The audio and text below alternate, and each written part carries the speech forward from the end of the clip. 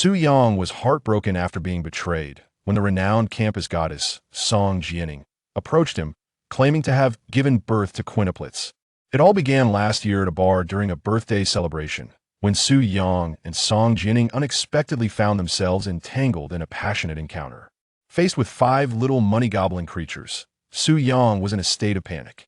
However, the system urged him to remain calm. Ding! The Super Daddy system is now online. Name the babies, and you will be rewarded with a top-of-the-line Xiaomi U7. Hold the baby for a moment and receive a reward of 500 yuan. Be responsible for Song Jianing, and you will earn a luxurious apartment in the city. Thus, Su Yang embarked on the journey of fatherhood, unknowingly ascending to the pinnacle of his life. Chapter 1. The Super Daddy System. Su Yang, I must formally inform you that you've been dumped. At the entrance of a university, Shun Linlin shouted loudly at Su Yang, indifferent to the onlookers.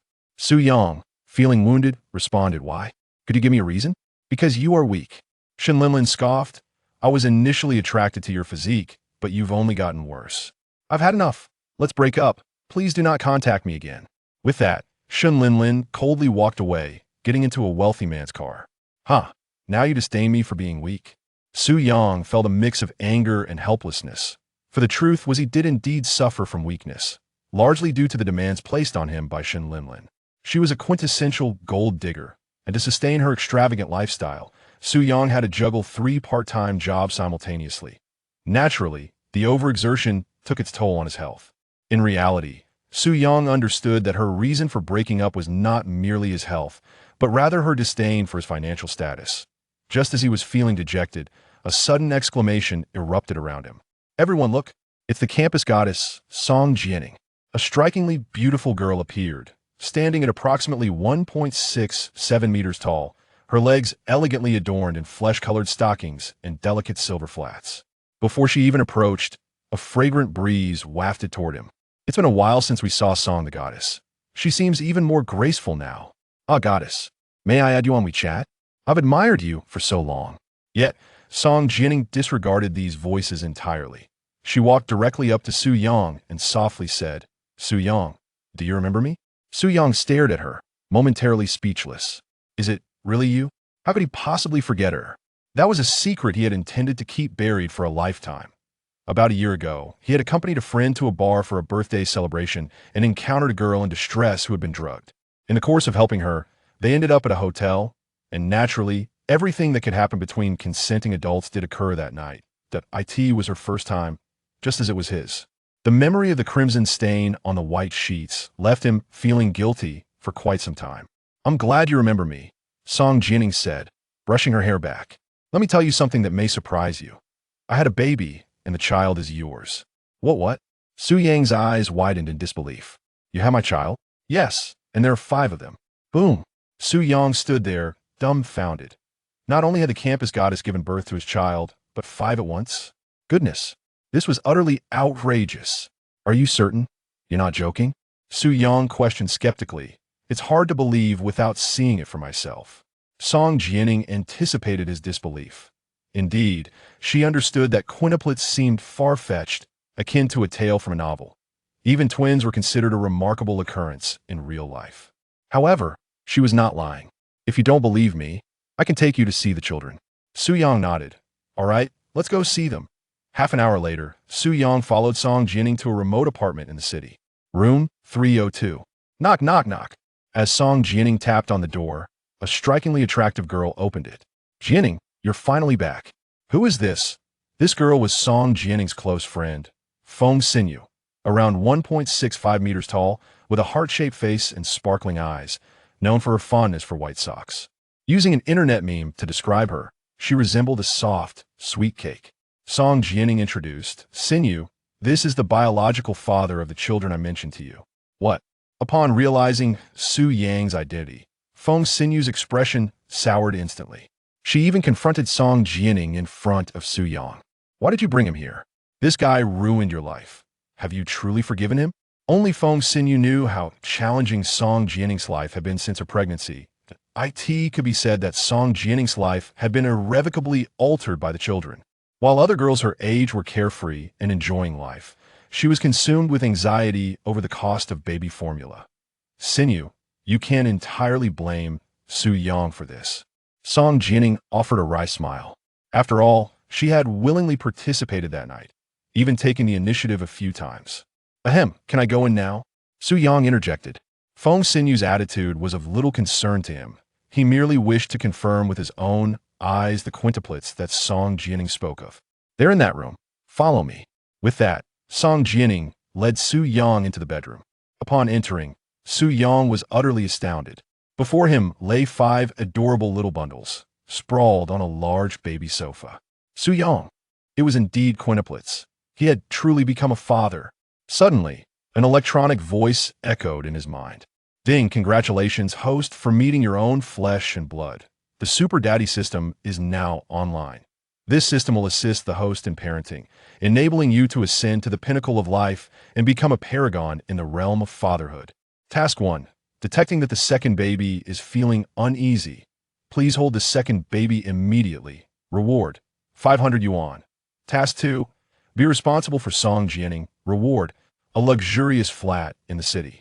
Task 3. The babies currently lack names. Please provide each of the quintuplets with a beautiful name. Reward, a top-tier Xiaomi U7. As the system concluded its announcement, Su Yang stood there in a daze. Wow, I actually have a system now. Anyone familiar with novels knew how extraordinary a system could be. His life would no longer be ordinary. Just then, one of the babies on the bed stirred awake. What's wrong, little one? Are you hungry? Seeing this, Song Jining hurriedly bent down to pick up the baby before it began to cry. How adorable! Su Yang couldn't help but reach out to pinch the little face of the baby. That I must say, the baby looks just as beautiful as I did when I was a child.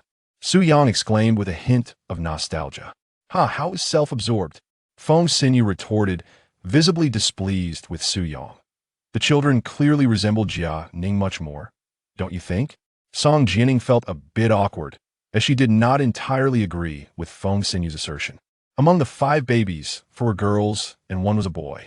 Aside from her son, who bore a slight resemblance to her, the 4 daughters undeniably inherited Su Yang's features. My dear lady, it seems you harbor quite a strong bias against me, Su Yang remarked, frowning at Feng Sinew. So what? I have every right to be critical of a scoundrel like you who brings harm to Jia Ning. Feng Sinew huffed in response. Chapter 2. The goddess's best friend is stunned. Noticing the tension in the atmosphere, Song Jining hurriedly intervened to ease the situation. Shortly thereafter, Feng Sinew stormed out in a huff. Su Yang, unfazed, turned to Song Jining with a smile. May I hold the baby? Of course, she replied, promptly placing the second baby in his arms. Be careful. The children are only 2 months old. Their bodies are still quite delicate. So please handle them gently. Song Jining cautioned that I understand. Su Yang assured her, feeling quite knowledgeable, perhaps due to the nurturing system he had acquired. Initially clueless about childcare, he had since amassed a wealth of knowledge about baby care, including how to hold a child. This little one is a girl, right? She seems to enjoy being held by me, he observed as the second baby fell asleep comfortably in his embrace within a minute, prompting a smile to grace his lips. Yes, the first, second, and 4th babies are all girls, Song Jining informed him. Only the 3rd one is a boy. How wonderful! Su Yang mused that in the future, their son would be fortunate, not only having older sisters, but also younger ones. He could seek guidance from his 2 elder sisters while cherishing his younger sisters, relishing the fulfillment of being an older brother from the perspective of their son. This was indeed the epitome of a perfect family arrangement. Ding! Task completed. A sum of 500 yuan has been credited to the host's bank card. Please check, chime the system. Note, the funds provided by the system are secure and can be spent freely, it added reassuringly. Su Yang quickly checked his phone and was delighted to find a message from his bank confirming the deposit. This money was earned far too easily. He exclaimed, overjoyed. Just as he was reveling in his excitement, Song Jining requested to hold the second baby. Then she unexpectedly said to Su Yang, you should leave. Leave? What do you mean by that? Su Yang asked, puzzled. Did you not bring me here to see the babies to imply that I should take responsibility for you and them? Song Jining shook her head. Of course not. I simply wanted you to be aware of the children's existence. Deep down, you must not want to take on that responsibility, right? After all, 5 children come with immense pressure, just the formula costs several thousand each month. Alongside diapers and other daily necessities, it is impossible to afford raising them without an income of at least 10,000 a month. Upon hearing Song Jianning's words, Su Yang couldn't help but chuckle. Not only was he now a man with a system, but even without it, he would strive tirelessly to provide for his quintuplets. How could he possibly not want to take responsibility? They were his own children. Moreover, quintuplets were such a rarity. Jianning, it seems you still do not understand me well enough, Su Yang said, taking her hand with sincerity. Let me make myself clear. I, Su Yang, will take responsibility for you. From your friend's earlier attitude, I can see that you have sacrificed much for the children, and life has not been easy for you. But rest assured, he continued confidently, I will support this family. All expenses for the children, including yours, will be my responsibility. I promise to ensure that you and the children live happily. Su Yang spoke with unwavering conviction, not merely painting a rosy picture for Song Jianning, but genuinely capable of fulfilling his promises thanks to the system he had acquired.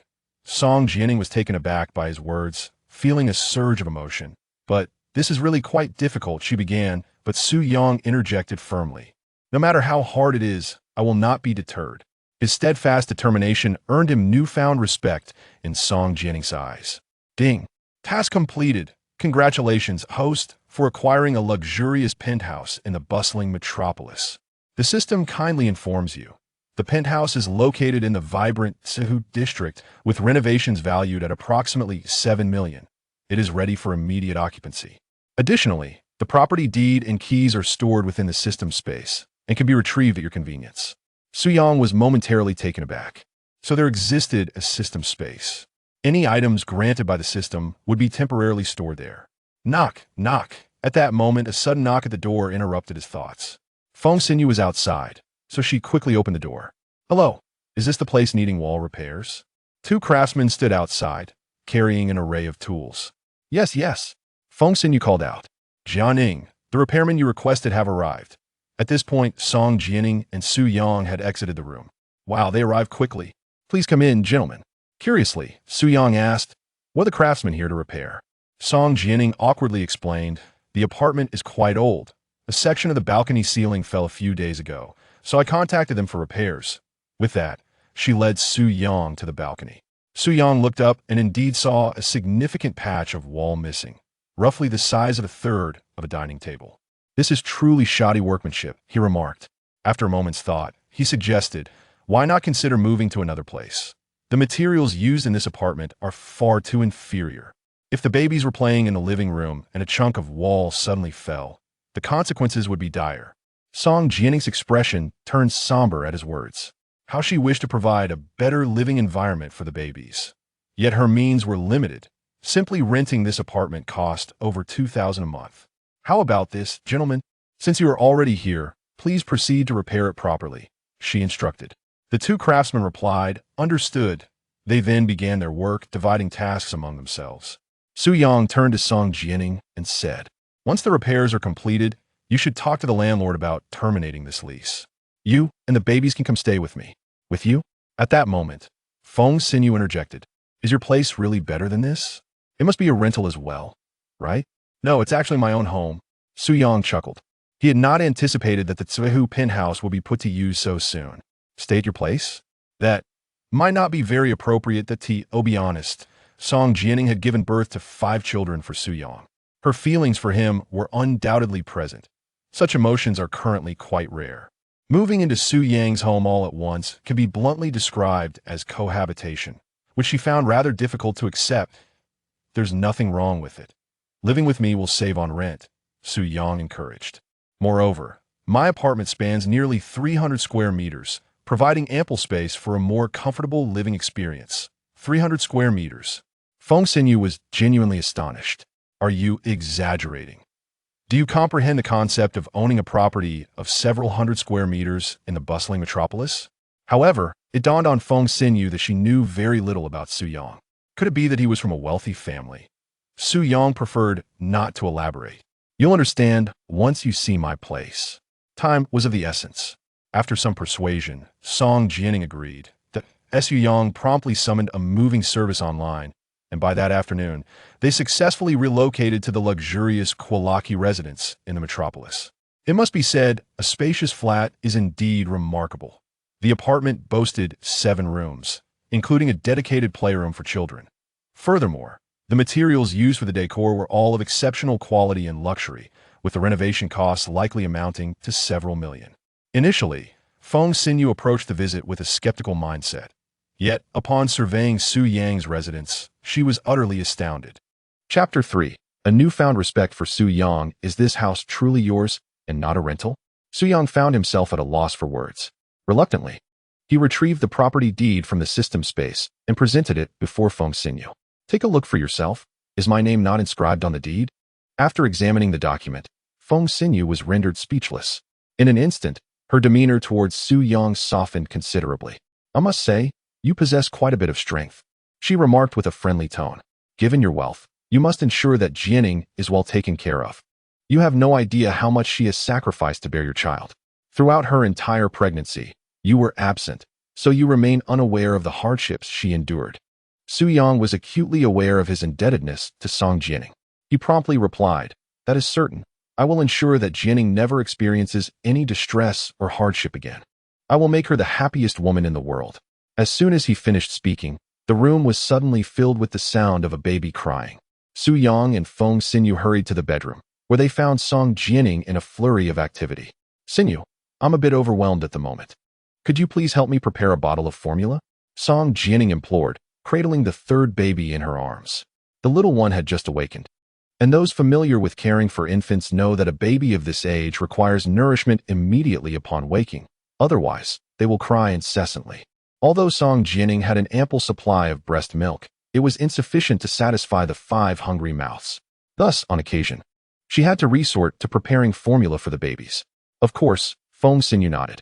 As Song Jianing's closest friend, she had been a steadfast support since the quintuplets were born, having assisted in their care numerous times. She was quite adept at preparing formula by now. However, at that moment, Su Yang interjected, leave the formula preparation to me. You assist Jianing in soothing the babies. Feng Xinyu shook her head. No, I'll handle it. You wouldn't know how to prepare it. Su Yang retorted, what do you mean I wouldn't know? Preparing formula is a simple task. Feng Xinyu replied earnestly. It's not that simple. There is a profound knowledge involved. Tell me, do you know the correct ratio of formula to water? She scrutinized Su Yang, testing his knowledge. 1 part formula to 4 parts water should suffice, Su Yang confidently stated. Feng Xinyu was taken aback. How do you know that? Su Yang, somewhat speechless, replied. I told you, it's a very straightforward matter. In truth, Su Yang had no prior experience in preparing formula and was unaware that the correct ratio was indeed 1 to 4. This knowledge had been imparted to him by the daddy system, which had equipped him with such insights. Without a hint of arrogance, one might argue that the so-called parenting experts online could hardly rival Su Yang's understanding of childcare. The formula was on its way. 2 minutes later, Su Yang handed the prepared milk powder to Song Jianing, who promptly began feeding Sambao. Gulp, gulp. Sambao appeared genuinely hungry, quickly consuming half of the bottle. Don't drink so fast, you little rascal, Su Yang teased, pinching Sanbao's cheek. Let me hold him while he drinks. You should take a break. Although Song Jianing wasn't particularly tired, she could see that Su Yang was eager to bond with the child. All right, he's all yours. After taking Sambao, Su Yang smiled as he fed him from the bottle. Ding. Congratulations to the host for successfully feeding the baby for the first time. Reward, super culinary skills. A gentle reminder, this skill will elevate the host's cooking abilities to the level of a national banquet. Su Yang's face lit up with surprise and delight. This reward is incredibly practical. From now on, I shall be the kind of man who excels in both the dining room and the kitchen. After finishing feeding Sambao, it was nearly time for dinner. What would you like to eat tonight? Su Yang inquired of Song Jianing and Feng Xinyu. Since Feng Xinyu was Song Jianing's close friend and had helped with the moving, it was only right to invite her to dinner. Are you planning to cook dinner for us? Song Jianing smiled. I didn't realize you could cook, Su Yang smugly replied. A man as handsome as me usually knows his way around the kitchen. Song Jianing laughed. In that case, I would like to have sauerkraut fish. Make sure it's delicious. Sauerkraut fish. No problem, Su Yang assured. He then turned to Feng Xinyu, asking what she would like to eat. Anything is fine, just prepare your specialty. Feng Xinyu replied with a gentle smile. All right, Su Yang nodded. However, since it was the first day in their new home, there were no ingredients available. Thus, Su-young had to go out to purchase some. An hour later, dinner is ready. Su-young called Song Jianing and Feng Xinyu to the table, presenting 4 dishes: stir-fried pork with green peppers, eggplant and abalone sauce, 3-cup chicken, and of course, the sauerkraut fish that Song Jianing had been looking forward to. Su-young, your sauerkraut fish is absolutely fantastic. After tasting a piece of fish, Song Jianing was astonished. This is far better than what you get at restaurants. It's delicious beyond compare. Wow, this 3-cup chicken is incredibly tasty. Feng Xinyu exclaimed after her own taste, unable to contain her admiration. I never would have guessed you were such a good cook, Su-young. Jianing is certainly in for a treat. Su-young chuckled. Well, you two should eat your fill. I'll check on the baby. It is, after all, dinner time, and the little ones must be hungry. Upon seeing the eagerly waiting Si Bao, he hurriedly prepared another bottle of milk. Ding! The host has fed the baby. Reward, 500 yuan. Su-young was taken aback. Feeding the baby comes with a monetary reward? The system elucidated that each affectionate interaction between the host and the little ones possesses a chance to trigger monetary rewards. Such an enticing prospect? Su-young's mind sparked with a sudden idea. 5 treasure, why not partake in a sip of milk as well? In the next moment, Su-young chose to feed 5 treasure. As anticipated, the system's notification sounded. Ding! The host has fed the baby. Reward funds, 500 yuan. A wave of joy surged within Su-young, prompting him to continue this endeavor. Ding! The host has fed the baby. Reward funds, 500 yuan. However, a subsequent notification followed. Ding! Host detected to be deliberately exploiting the system, deducting funds, 1,000 yuan. Su-young's expression shifted to one of mild embarrassment. It appeared that the system was quite astute. One must not be overly intentional in triggering rewards with the babies. Rather, a natural interaction was essential. Meanwhile, on the other side, having indulged to her heart's content, Feng Xinyu glanced at the time, realizing it was nearly time for her to depart. Jianing, I must admit, I initially harbored some biases against Su-young. Before leaving, Feng Xinyu remarked to Song Jianing, he seems quite commendable, possesses wealth, and is proactive in alleviating the burdens of childcare. Moreover, he boasts remarkable culinary skills. Upon finishing her words, Feng Xinyu found herself feeling envious of Song Jianing. Who wouldn't be enamored by such a man? At that moment, Feng Xinyu finally grasped why Song Jianing had resolutely chosen to bear a child, rather than resorting to a heartless termination. Indeed, Su-young was deserving. Perhaps Feng Xinyu had not realized that from the moment she met Su-young until now, no more than 6 hours had elapsed. Nevertheless, her impression of him had undergone a significant transformation. Indeed, a sweet smile graced Song Jianing's face. Jianing, I shall take my leave now. Next time, I will come to visit when I have time. All right, do take care on your way back. After bidding farewell to Feng Xinyu, Song Jianing regained her composure, only to find Su-young silently tidying up the dining table. Allow me, she hurriedly interjected, this task is for us women.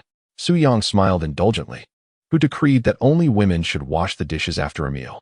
Song Jianing was momentarily rendered speechless. Ding! Congratulations to the host for the first time exerting affectionate care towards his wife. Reward funds, 10,000 yuan. Astonished, Su-young reveled in the ease of receiving such a reward. Song Jianing found herself at a loss against Su-young's charm. All right, you wash. I will check on the baby in the room. Go ahead. Shortly after, Su-young efficiently washed the dishes. However, upon emerging from the kitchen, he inadvertently caught sight of the recently discarded stockings in the bathroom. The sheer, flesh-toned stockings rested atop a pair of high-heeled sandals. Chapter 4. Enlisting Mom to help with the baby. Su-young paused for a brief moment before decisively stepping forward to pick up the stockings for washing. The child's mother was already quite fatigued from childcare, and it was only right for him to share in the workload. However, to speak candidly, why does it seem that Song Jianing's socks, worn throughout the day, carry no odor? Before long, as Song Jianing exited the room after tending to the child, she stumbled upon Su-young washing her socks. Oh my! In an instant, her face turned as red as an apple. She had worn her stockings all day long, and with the sweltering heat, she could scarcely fathom how pungent they might be. Su-young, you really didn't have to wash my socks, she exclaimed. Her cheeks flushed as she stepped forward. I can manage that myself. Su-young, with a sense of righteousness, replied, you have borne 5 children for me. Seeing you toil all day, what is amiss with me lending a hand with your socks? But they're quite dirty. Not at all. They are perfectly clean. And certainly not odorous, Su Yang declared, thumping his chest. From now on, I shall take care of all your socks. You are a new mother and require ample rest. Henceforth, you need not concern yourself with any household chores. Let me handle everything. Song Jianing pouted. I have already completed my confinement period. I can still manage some light household tasks. Just then, she recalled something and said to Su Yang, by the way, do you have time tomorrow? Could you accompany me to the hospital? Su Yang inquired curiously, what do you need to go to the hospital for? Song Jianing explained, since I had a cesarean section, the doctor requires me to return for a checkup within 3 months postpartum. They will assess how well my body is healing and whether there are any issues with scar tissue. Now understanding, Su Yang readily agreed. Of course, I will accompany you. He then added, but if we both leave, who will take care of the child? Song Jianing suggested, I could hire a temporary maternity nurse for half a day. Or I could ask Sinyu to come over and watch the baby. Su Yang pondered, it wouldn't be ideal to keep bothering Sinyu. She likely has her own commitments. As for a maternity nurse, I find that rather unreliable. It must be said that Su Yang's personality is quite cautious, largely due to the numerous reports he had encountered online regarding maternity nurses mistreating children in the absence of parents. What difference is that from inviting a wolf into the house? I could ask my mother to come and help us with the baby. Your mother? Song Jianing hesitated. Are you sure you want your family to know about the child so soon? Yes. Su Yang smiled. There is no need to conceal such matters from my family. Besides, my parents are quite open-minded. Since my sophomore year, they have been encouraging me to find a girlfriend. If they learn that I have become a father, especially to quintuplets, they will undoubtedly be overjoyed. Hearing this, Song Jianing lowered her head, contemplating her own parents, remaining silent. Subsequently, Su Yang dialed the family phone number. In a bustling eatery in the metropolis, a relatively young couple was busy with their business. Suddenly, the phone in the woman's pocket rang. Glancing at the caller ID, she quickly wiped her hands and stepped into a corner to answer the call.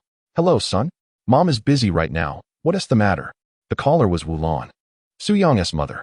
Su Yang's parents operated a food stall. Their business was neither thriving nor failing. Mom, I have wonderful news. What news? Upon hearing what Su Yang had to say, Wulan was momentarily stunned. What do you mean you're a father? And quintuplets? At this, Su Jiandong, who had been busy nearby, abruptly paused. Quintuplets? What are you discussing with our son? Wulan exclaimed. We are going to be grandparents. Su Yang and that girl had quintuplets. Quintuplets? Su Jiandong's eyes widened as he gulped hard. Hey, this little rascal has pulled off something so monumental behind my back. Son, you're not joking with your mother, are you? Wulan could hardly fathom the news. Quintuplets were utterly astonishing. There was no choice to provide proof. Su Yang switched to a video call. Upon seeing the 5 tiny bundles lying in bed, Wulan finally accepted the reality. Son, send me your location. I'll be over first thing in the morning. Sure, just remember to come early, Su Yang replied with a smile. After resolving the matter of childcare, Song Jianing felt a wave of relief wash over her. However, the thought of meeting Su Yang's family the next day made her feel a bit anxious. Su Yang, what is your mother like? Is she easy to get along with? Hearing her question, Su Yang instantly understood her concerns. Don't worry. My mom has a very gentle temperament and is quite stable emotionally. He chuckled. Otherwise, I wouldn't have her come to help with the baby. That is good to hear, Song Jianing smiled. I'll go take a shower now. You keep an eye on the little ones. With that, she took her clothes and entered the bathroom. Not long after, she emerged from the shower. Su Yang merely glanced at her, but felt an intense dryness in his throat. How strange. Could it be that my vitality has returned? Previously, when he spent time with Shen Lin, he would often feel exhausted, and their intimate moments were always rushed, leading to her disappointment.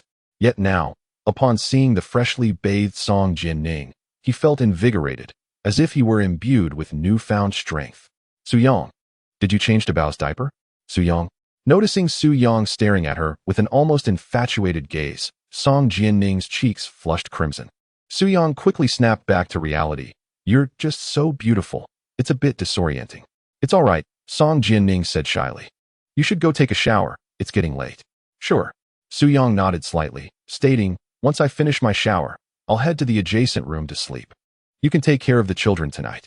If anything arises in the middle of the night, just come and get me. With that, Su Yang went to take his shower. It was not that he did not wish to sleep alongside Song Jianing. Rather, he was acutely aware that the moment was not yet ripe. Song Jianing harbored similar thoughts. The events of the day had unfolded like a vivid dream, and she needed a little time to process it all. The following day, bright and early, Su Jiandong drove Wu Lan to the entrance of the Tsuhu community. "Dear, are you certain this is the right location? You haven't made a mistake, have you?" Su Jiandong inquired, perplexed. The Tsuehu community in the metropolis was undoubtedly an affluent area, and he found it hard to believe that his son could afford a residence there. Wu Lan repeatedly checked the coordinates sent by Su Yang on her phone. "I Haven T made an error. The location is indeed here. Perhaps it's just a small rental unit." Su Jiandong scoffed. "Even renting a small unit here must cost a considerable amount. I must say, our son is rather extravagant with his spending. He is not even married yet, and he is already splurging on such a fine neighborhood." Wu Lan nodded in agreement. "Indeed, I must have a word with him when we see him." Chapter 5. Naming the child. Xiaomi U7 arrives. After waiting for a few minutes, Su Yang appeared from his home. "Mom, Dad, over here." He waved. "Son, why have you moved into such a luxurious residence? This is far too extravagant." Upon seeing Su Yang, Wu Lan began to implore him. "We are an ordinary family. Renting a modest home would suffice. There is no need for such opulence. You must learn to manage your finances, especially as you are not yet officially a family man." Upon hearing this, Su Yang could only smile helplessly. He understood that, given his parents' mindset, no explanation would suffice. Thus, he conceded, "All right, I was just joking. This house is indeed rented. However, the monthly rent is not as exorbitant as you might think. I can fully manage it without any strain, so please don't worry." Upon hearing this, Su Jiandong and Wu Lan ceased their inquiries. They took the elevator to the 16th floor. As Su Yang opened the door to his home, Wu Lan rushed inside. "Where is your mother and the child?" She cast her gaze around the room just as Song Jianing emerged from the bedroom. "Hello, uncle and aunt." Song Jianing greeted Su Jiandong and his wife with a sweet smile. Wu Lan was taken aback, exclaiming, "Is this the mother of the child?" A wave of astonishment washed over her. She had never imagined her son could find such a beautiful partner. Her figure, facial features, and demeanor were all exceptionally striking. Stunning. Absolutely stunning. "Hello there, what is your name?" Wu Lan inquired, her face beaming, her eyes fixed on Song Jianing. With a gentle smile, Song Jianing replied, "My name is Song Jianing. Song from the Song dynasty, Jia from beauty, and Ning from peace. Jianing, you resemble a star from the television. It is truly a blessing for my Su Yang to be with you." Wu Lan sincerely expressed. Song Jianing smiled modestly. "Annie, Su Yang is wonderful as well." "Jianing, Su Yang mentioned you have given birth to quintuplets. His mother and I only just learned of this. We regret not being able to support you during your pregnancy and confinement, and we hope you won't hold it against us," Su Jiandong said, a hint of guilt in his tone.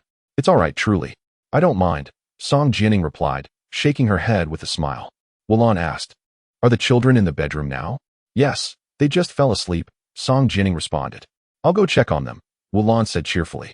Immediately, she and Su Jiandong hurried to the master bedroom, with Song Jianing and Su Yang following closely behind. "Mom and Dad, please keep your voices down. The babies are very easily disturbed," Su Yang reminded them with a grin. "I understand." Following closely, they entered the room where 5 adorable little ones lay on a large bed. Su Jiandong and his wife gasped in unison, their eyes wide with astonishment. "Indeed, quintuplets. My goodness, this is something one can only see in the news, and it has happened in our family." Wu Lan's emotions were beyond words. Perhaps the babies were well fed, for each of their faces was pleasantly plump. The most typical among them was the third child, sporting a profile reminiscent of the cartoon character Shinshan, a delightful chubby little boy. "This is simply my dream grandchild," Wu Lan exclaimed with immense joy. Su Jiandong shared her excitement, saying, "Wonderful. I can't believe I am only 45 and have already become a grandfather, with both grandsons and granddaughters all at once." With that, Su Jiandong happily pulled out 2 large red envelopes from his pocket. "Jianing, these 2 red envelopes are for you. Consider them a greeting gift from me and Su Yang's mother. It is customary in our culture to give a greeting gift upon meeting one's future daughter-in-law for the first time." "Future daughter-in-law? Greeting gift?" A faint blush crept across Song Jianing's cheeks, and she hesitated to accept them. Su Yang smiled and said, "Jianing, please accept this. It is the proper courtesy from my parents to you." Upon hearing this, Song Jianing graciously accepted the 2 large red envelopes, expressing her gratitude. "Thank you, uncle and aunt." "No need for thanks. From now on, we are family," Wu Lan replied with a beaming smile. setting aside the quintuplets for the moment. Wu Lan felt a sense of pride in having such a beautiful daughter-in-law, making her feel esteemed. She couldn't help but wish that Song Jining would start calling her mom right away. Su Jiandong inquired, "By the way, what are the children's names?" "They've been here for over 2 months. Have you named them yet?" "Not yet." Song Jining shook her head. "I intended to, but with so much going on, I haven't thought of any good names."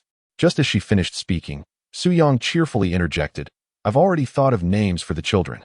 Song Jining was taken aback and asked, "What names do you have in mind?" "Well," Su Yang replied, having pondered this deeply the previous evening, "I have 5 lovely names. The eldest will be Su Ruiyao, the second will be Su Jinxian, the third will be Su Chun, the fourth will be Su Zhixia, and the youngest will be Su Xinyu. What do you think? Aren't they delightful?" Song Jining's eyes lit up instantly. They are indeed quite nice. Especially the third, Su Chun. While not particularly rare, it certainly sounds like the name of a protagonist in a novel. "What do you think, Mom and Dad?" Wu Lan responded, "Your education surpasses mine. If you think they are good, that is all that matters." Ruoyao, Jinxian, Su Chun, Zhixia, Xinyu, Su Jiandong nodded in agreement. They are quite smooth to pronounce. These names will do nicely for the children. "All right then, from now on, they shall be called these names." Su Yang chuckled. No sooner had he spoken than the system's voice chimed in. "Ding. Congratulations, host, on completing the task and receiving a Xiaomi U7 Gem Green fully equipped vehicle." The system warmly reminded, "The U7 is currently parked in the host's underground garage. The car keys, contract, compliance certificate, and other necessary documents are stored in the system space. Please retrieve them as needed." With the car now in hand, Su Yang felt a surge of joy. He could finally count himself among those with a vehicle. Although the U7 may not be regarded as an extravagant luxury car, it certainly holds a prominent place in the current market for new energy vehicles. After all, its appearance is reminiscent of a Ferrari, boasting undeniable aesthetics. Now that he had a car, he could take Jining to the hospital for her follow-up checkup without needing to hail a taxi. Su Yang smiled slightly and said to his parents, "Mom and Dad, please take care of the babies. Jining needs me to accompany her to the hospital." "All right, your father and I will look after them. You can go without worry," Wu Lan said with a smile. After making slight adjustments, Song Jining followed Su Yang downstairs to their community. "Please wait for me here for a moment. I will fetch the car from the garage," Su Yang said before striding towards the garage alone. Song Jining instinctively thought to ask if he owned a car, but then recalled that Su Yang even possessed a luxurious residence in Sihu community. It was quite normal for him to have a vehicle. However, when Su Yang drove the car up to her, Song Jining gasped in awe, nearly mesmerized by the sight of the latest Xiaomi U7 model. Once she settled into the passenger seat, Su Yang cheerfully inquired, "What do you think? It seems you quite like my car." "Not bad, but I prefer the SU7. Song Jining replied with a smile. Chapter 6. Song Jining's postpartum recovery. Su Yang was well aware that the SU7 was another model from Xiaomi, differing in appearance and specifications from the U7. To be fair, the SU7 was indeed beautiful, and most women seemed to favor it, particularly the stunning female drivers.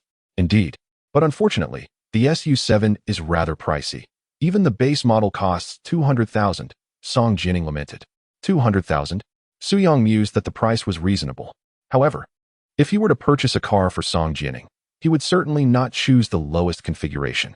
"In the future, I shall gift you the top-spec Xiaomi SU7, he remarked nonchalantly. "All right, I shall await that," Song Jining replied joyfully. Though she answered cheerfully, she did not take the matter to heart. Despite Su Yang's wealth, the thought of spending hundreds of thousands on a car was still substantial in her eyes. "I've fastened my seatbelt. Let us depart. The sooner we go, the sooner we return." Song Jining redirected the conversation. "Sure." Half an hour later, at the First People's Hospital of Magic City, in the bustling corridor, Song Jining suddenly said to Su Yang, "I need to use the restroom. Please wait for me here." "All right." After watching her walk towards the restroom, aboard, Su Yang took out his phone to pass the time. Just then, he felt a tap on his back. Yang Gu. Turning around, he saw a bespectacled, plump face with a somewhat lewd demeanor. "Ma Chanfeng, what brings you here?" he asked, recognizing his old friend. Beside him stood 2 other familiar faces, Zhang Yang and Huang Junkai, all classmates and good friends from university. "Wang Chang is hospitalized for a circumcision. We came to visit him," Ma Chanfeng explained with concern. "By the way, what about you? Are you feeling unwell?" "Oh, I'm perfectly fine. I'm here accompanying my girlfriend for a checkup," Su Yang replied candidly. Your girlfriend? Huang Junkai seemed to recall something, patting Su Yang on the shoulder as he consoled. Yanggu, we are all aware of your situation. Who would have thought that Shen Linlin would betray you? Indeed, it has been quite a toil for you to work 3 part-time jobs for her. Zhang Yang expressed his indignation. This Shen Linlin is nothing short of a thankless wretch. Su Yang, you must not allow such a woman to wound your spirit. I firmly believe that with your charm, you shall soon find a girlfriend even more beautiful than her. Su Yang smiled lightly. I have already found her. As soon as the words left his lips, Song Jianing emerged from the restroom, striding towards Su Yang. Su Yang, are these your friends? Indeed, he replied with a gentle smile. Then, under the astonished gaze of Ma Chenfeng and the others, Su Yang drew Song Jianing closer. Allow me to introduce you all. This is my girlfriend, Song Jianing. You should all be familiar with her. In that moment, Ma Chenfeng and the others felt as if they had been struck by 1,000 thunderclaps. Their faces painted with disbelief. The goddess Song? Given Song Jianing's renown at Moda University, nearly every male student was well aware of her. For Ma Chenfeng and his companions, she represented an unattainable, ethereal beauty. They had previously only dared to steal a distant glance at her within the confines of the academy, their hearts filled with admiration. Wow, Su Yang, you are truly impressive to have won the heart of the goddess Song. Remarkable indeed. Ma Chenfeng and his friends could not help but give him a thumbs up. They never expected that Su Yang, who had just been jilted by Shen Linlin, would effortlessly capture the fantasy of every male student in the school. His fortune and love was indeed unparalleled. One could only say they were green with envy, so much so that their jealousy was palpable. What goddess Song? We should be calling her sister-in-law. Upon hearing Su Yang's words, Song Jianing shot him a playful glare. Does that imply you are openly acknowledging me as your partner? Yet, to be fair, given that she has borne him quintuplets, referring to her as a girlfriend is hardly inaccurate. After all, in her lifetime, she could never allow any other man to be called father by their 5 children. Sister-in-law, huzzah! Ma Chenfeng and the others cheered, their voices echoing through the hospital corridor, leaving Song Jianing quite flustered. All right, I have some matters to attend to. Let us get together again when you have the time. Sure, Su Yang replied, taking Song Jianing's hand as they departed. As they walked away, hand in hand, their sweet demeanor elicited another round of admiration from Ma Chenfeng and the others. Su Yang is truly remarkable. It seems we must refer to him as the master of romance. If they were to discover that not only was Song Jianing with Su Yang, but she had also blessed him with 5 children, they could scarcely fathom the extent of their astonishment. A few minutes later, Su Yang finally managed to secure an appointment, leading Song Jianing to the office of the obstetrics and gynecology department head. Without hesitation, the director issued a requisition for her to undergo 2 examinations. After a back and forth for over an hour, the results were finally revealed, and Song Jianing received the feedback. Everything was normal, and her recovery was progressing splendidly. The female obstetrician, smiling, addressed Song Jianing. This person beside you is your beloved, am I correct? She cast a glance at Su Yang before continuing. You may now resume a normal marital life, but do remember to practice contraception, as you have just welcomed 5 little ones. If you are considering a second child, I would advise waiting at least 8 months postpartum. Upon hearing this, Song Jianing's lovely face flushed with embarrassment. Thank you, doctor, I understand. If Song Jianing had been alone to hear such advice, it would not have affected her much. However, with Su Yang present, she felt quite shy. At this moment, Su Yang interjected, inquiring of the doctor, is there anything my partner should avoid in her diet? The attending physician replied, for now, a light diet is advisable. Ensure she supplements her protein intake, and after 3 months postpartum, she can eat whatever she desires. Su Yang nodded, understood, thank you, doctor. The doctor smiled, you are welcome. It is merely my duty. Upon exiting the hospital, Song Jianing joyfully remarked to Su Yang, having someone by my side is truly wonderful. If I were alone, I certainly would not have been able to leave so quickly. Su Yang asked, have you always come to the hospital for checkups by yourself? Song Jianing replied, sometimes my friends accompany me, but most of the time, I am alone. Su Yang felt a pang of guilt upon hearing this. He found it hard to envision Song Jianing, a pregnant woman with a large belly, undergoing checkups alone. It must have been incredibly lonely and daunting. Jianing, I am truly sorry. From now on, I promise to stand by you through whatever may come, Su Yang said earnestly, grasping her hand tightly. Song Jianing smiled, all right, but you must keep your word. Absolutely. As they walked to the parking lot, They noticed a bubble tea shop across the street. Due to the sweltering heat, Song Jining began to perspire. She glanced at the shop, feeling a bit parched. Ding! The system detected Song Jining's strong desire for fruit tea and rewarded the host with the skill, handmade fruit tea preparation. Indeed, as soon as the system's voice faded, Song Jining turned to Su Yang and said, Su Yang, I'm feeling a bit thirsty. Let's go buy 2 cups of fruit tea. Chapter 7. Friends arrive. Is Su Yang a scoundrel? Su Yang, having just acquired the method for making fruit tea, was confident that his concoction would be the finest in the world. Therefore, he wished to impress Song Jining. Jining, in this day and age, one must be cautious of the technology and practices out there. And scrupulous vendors may add saccharin. And the ingredients may not be fresh, which is detrimental to one's health. After all, you have only recently completed your confinement period. Your body requires proper care. Instead of purchasing fruit tea, why not allow me to prepare it for you? Song Jining was taken aback by his declaration. You can make fruit tea by hand? Indeed. As Su Yang smiled, he suggested, let us procure some ingredients for making fruit tea. Once we return home, I shall prepare several cups of sweet and healthy fruit tea for you to savor, ensuring to delight your taste buds. That sounds wonderful, Song Jining thought, eagerly anticipating the moment she could indulge in the fruit tea crafted by Su Yang's own hands, and suddenly felt less parched. After approximately 40 minutes, Su Yang and Song Jining arrived home. Upon entering, Song Jining was immediately greeted by the sound of babies crying, prompting her to rush over and assist Wu Lan and her husband in caring for the children. Jining, how did your checkup go? Was there any issue? Wu Lan inquired with concern. Song Jining shook her head, reassuring her, everything is fine. The doctor said my recovery is going splendidly. After glancing at the 4 babies, she added, they must be hungry. Auntie, could you please hand me the 4th baby? I shall feed her. Of course, of course. After receiving the baby from Wu Lan, Su Jiandong, realizing that Song Jining was about to lift her shirt to nurse, discreetly chose to step away. Meanwhile, Su Yang had already entered his kitchen, where he opened the ingredients for fruit tea that he had just purchased, intending to craft several cups immediately, in less than 15 minutes. As he completed the preparation of 6 cups of fruit tea, the doorbell rang. That must be my friends. Upon hearing the sound, Song Jining hurried to open the door. Standing before her were 3 young ladies, each possessing their own unique beauty and excellent figures. Jining, we've come to see you and the baby. One of them greeted with a smile. Please come in. No need to take off your shoes, Song Jining invited joyfully. Just then, Su Yang emerged from the kitchen, carrying the freshly made fruit tea.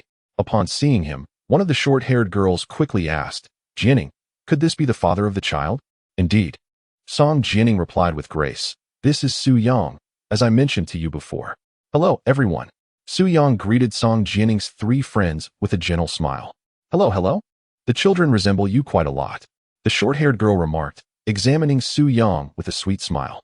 Thank you, Su Yang replied. It's quite hot today. Let us enjoy a cup of fruit tea together. Jining expressed her desire for it, and I happened to prepare a few extra cups. With that, he generously distributed the fruit tea. As the 3 ladies received their cups, a shared question filled their minds. Did you truly make this fruit tea yourself? It appears quite impressive. Indeed, from its appearance and color, Su Yang's fruit tea looked comparable to that from a tea shop, perhaps even more exquisite. Yes, do try it. Su Yang encouraged with a smile. Upon tasting, the 3 women initially thought it might not be very delicious. After all, how delightful could a fruit tea crafted by a man truly be? However, upon tasting it, I realized my assumptions were shallow. Goodness, this is incredibly delicious. The 3 young ladies' eyes sparkled, and their gazes towards Su Yang transformed entirely. Is it really that exquisite? Observing the sisters' reactions, Song Jining hastily took a sip herself. The flavor awakened her senses, filling her with astonishment. Su Yang, your fruit tea is marvelous, she praised sincerely, feeling an unexpected thrill as if she had uncovered yet another remarkable facet of Su Yang. Su Yang chuckled, if you find it delicious, I shall prepare it for you every day. Oh, that sounds wonderful. Song Jining replied, beaming with joy. Lin Chern remarked, I detect the scent of love in the air. The short-haired girl, Zhou Huimei, appeared completely enraptured by the delightful fruit tea. In disbelief, she asked Su Yang once more. This fruit tea is extraordinary. Did you truly make it yourself? Of course, Su Yang replied, slightly exasperated. Would I have bought it from somewhere else? Zhou Huimei giggled. I believe you. Even if it were purchased, it couldn't possibly taste this good. Deng Yufei looked at Su Yang. You are impressive. I've never met a boy who can make fruit tea before. You should open your own fruit tea shop. I guarantee it would thrive. Zhou Huimei chimed in. Yes, yes. Open a shop, and I will be your first loyal customer. Lin Chuan added. Jianing, your husband is truly talented. He surpasses my boyfriend by leaps and bounds. My boyfriend struggles to even brew a simple cup of tea. Amidst the various praises from her close friends, Song Jianing smiled happily. Then, recalling something, she shifted the topic. By the way, where is Jiahui? Didn't she say she was coming with you? Jiahui, whose full name is Shun Jiahui, is also a close friend of theirs. Zhou Huimei replied. Jiahui just messaged, saying she was caught in traffic, but at this time, she should be arriving soon. No sooner had she finished speaking than the doorbell rang. Su Yang went to open the door, and indeed, it was Shun Jiahui. Jiahui, why are you carrying so many things? Song Jianing asked with a helpless smile, as Shun Jiahui's hands were nearly full of fruits and milk. I came to see you and the children. How could I arrive empty-handed? Shun Jiahui smiled gently as she entered the room. Then her attention was drawn to the person who had opened the door. Su Yang. Shun Jiahui stared at him, her expression one of surprise. How come you're here? Su Yang was equally astonished that Shun Jiahui recognized him, as this was their first meeting. This is my home, he replied calmly. And what is your relationship with Jianing? Shun Jiahui asked, slightly frowning, addressing the group. What do you think? Su Yang's implication was clear. It was precisely the relationship you see before you. Then, Shun Jiahui couldn't help but inquire, but aren't you in a relationship with Shen Linlin? How could you also be with Jianing? Upon her utterance, the atmosphere in the room shifted dramatically. Zhou Huimei, Lin Chuan, and others wore expressions as if they had just uncovered a juicy secret. In fact, Song Jianing had long been aware of Su Yang's past relationship. Jiahui, how do you know Su Yang? Song Jianing asked with curiosity. Shen Jiahui explained. I was once roommates with Shen Linlin, so I am familiar with her romantic history. Just last week, I saw Shen Linlin with him at the cafeteria of Modi University. He, undoubtedly, referred to Su Yang. Chapter 8. The multifunctional baby stroller. At that moment, Su Yang suddenly realized. So you know Shen Linlin. No wonder you are acquainted with me. Well, you're not one of those scoundrels who straddle two boats, are you? Zhou Huimei interjected, leaving it uncertain whether she was jesting or serious. Su Yang pondered. How did I become the scoundrel? Please do not misunderstand me. My situation with Shen Linlin is rather complicated. Although reluctant to elaborate, Su Yang felt compelled to clarify. He wished to avoid any misconceptions from Song Jianing's friends and, more importantly, to protect her from any potential hurt. What? You mean Shen Linlin was the one who strayed and cheated on you? The women, upon hearing his explanation, realized the unfortunate plight Su Yang had endured. He replied nonchalantly, yes, but I must express my gratitude to her. If she hadn't ended things, I wouldn't have the opportunity to be with Jianing. That makes sense, Shun Jiahui said apologetically. It turns out it was a misunderstanding. I'm sorry for misjudging you as a scoundrel. Su Yang waved his hand graciously. No worries, as long as you are aware of the true situation. Following this, the group did not dwell on the topic for long. After all, having an ex is rather commonplace these days. From their perspective, as long as Su Yang remained faithful, that sufficed. Perhaps it's time to prepare lunch. What would everyone like to eat? Su Yang glanced at the clock and asked with a smile. Anything is fine. Only Zhou Huimei was not shy with Su Yang. I would like to have sauerkraut beef and spicy diced chicken. Can you make those? Of course. Su Yang replied confidently with a smile. You all continue reminiscing while I prepare the meal. After lunch, Song Jianing's friends first played with the children in the bedroom. Then, Shen Jiahui suddenly pulled out a red envelope. Jianing, congratulations on becoming a wonderful mother. This is a little token from me for you and the babies. As she finished speaking, Lin Chuan, Deng Yufei, and Zhou Huimei also produced red envelopes, clearly having conspired beforehand. You brought so many gifts. How can I accept more red envelopes? Song Jianing was deeply touched. Her friends were truly generous. Lin Chuan remarked, with limited funds. Let us consider it a purchase of clothing for the little ones. Zhou Huimei added, Jianing, we are your dearest friends. There is no need for such formality with us. Deng Yufei chimed in. Refusing our red envelopes is tantamount to disregarding our esteem. All right, I shall accept. Song Jianing said, half amused. On behalf of the little ones, I extend my heartfelt gratitude to everyone. Song Jianing collected each red envelope from her friends. In truth, she understood the nuances of social obligations. One day, When her friends married and had children, she would be expected to reciprocate. Before long, after a brief stay, her friends took their leave. Once they departed, Soo-young noticed a slight shift in Song Jianning's demeanor. She appeared somewhat melancholy. "Darling, do you mind that I am dating Shin Linlin?" Soo-young tentatively inquired. "Not at all." "Really?" Song Jianning pouted. "I merely regret not having informed you of the children's existence sooner. Had I done so, other girls would not have had a chance."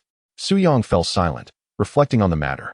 Indeed, he had been unaware that an unexpected night had led to Song Jianning conceiving quintuplets.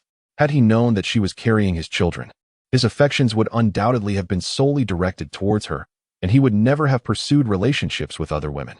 After all, in terms of beauty, grace, and character, Shin Linlin could not hold a candle to Song Jianning. "It's all right. It's not too late for me to understand now," Soo-young reassured her. "Do not be disheartened, my love.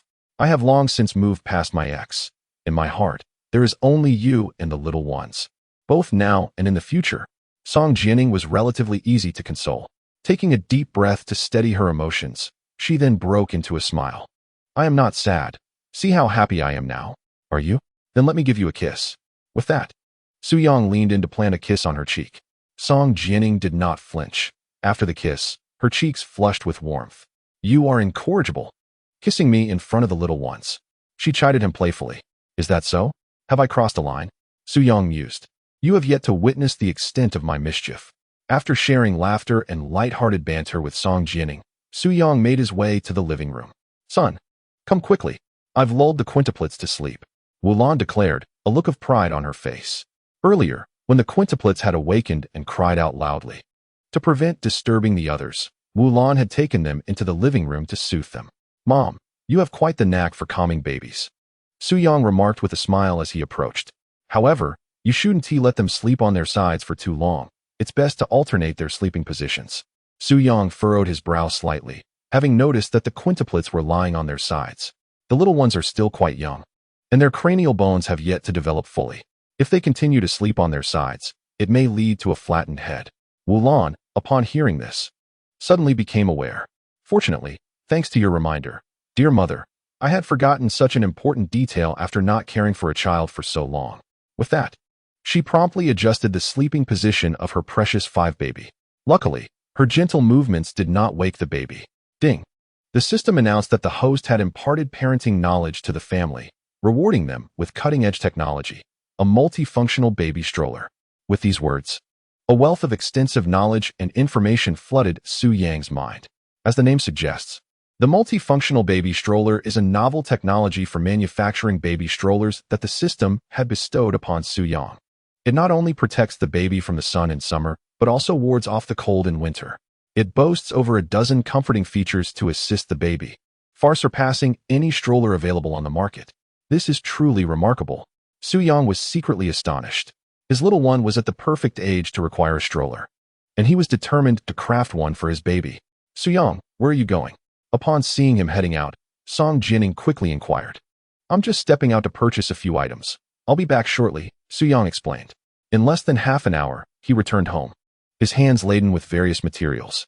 Some of the special supplies could not be found in local stores, so he had already placed orders online.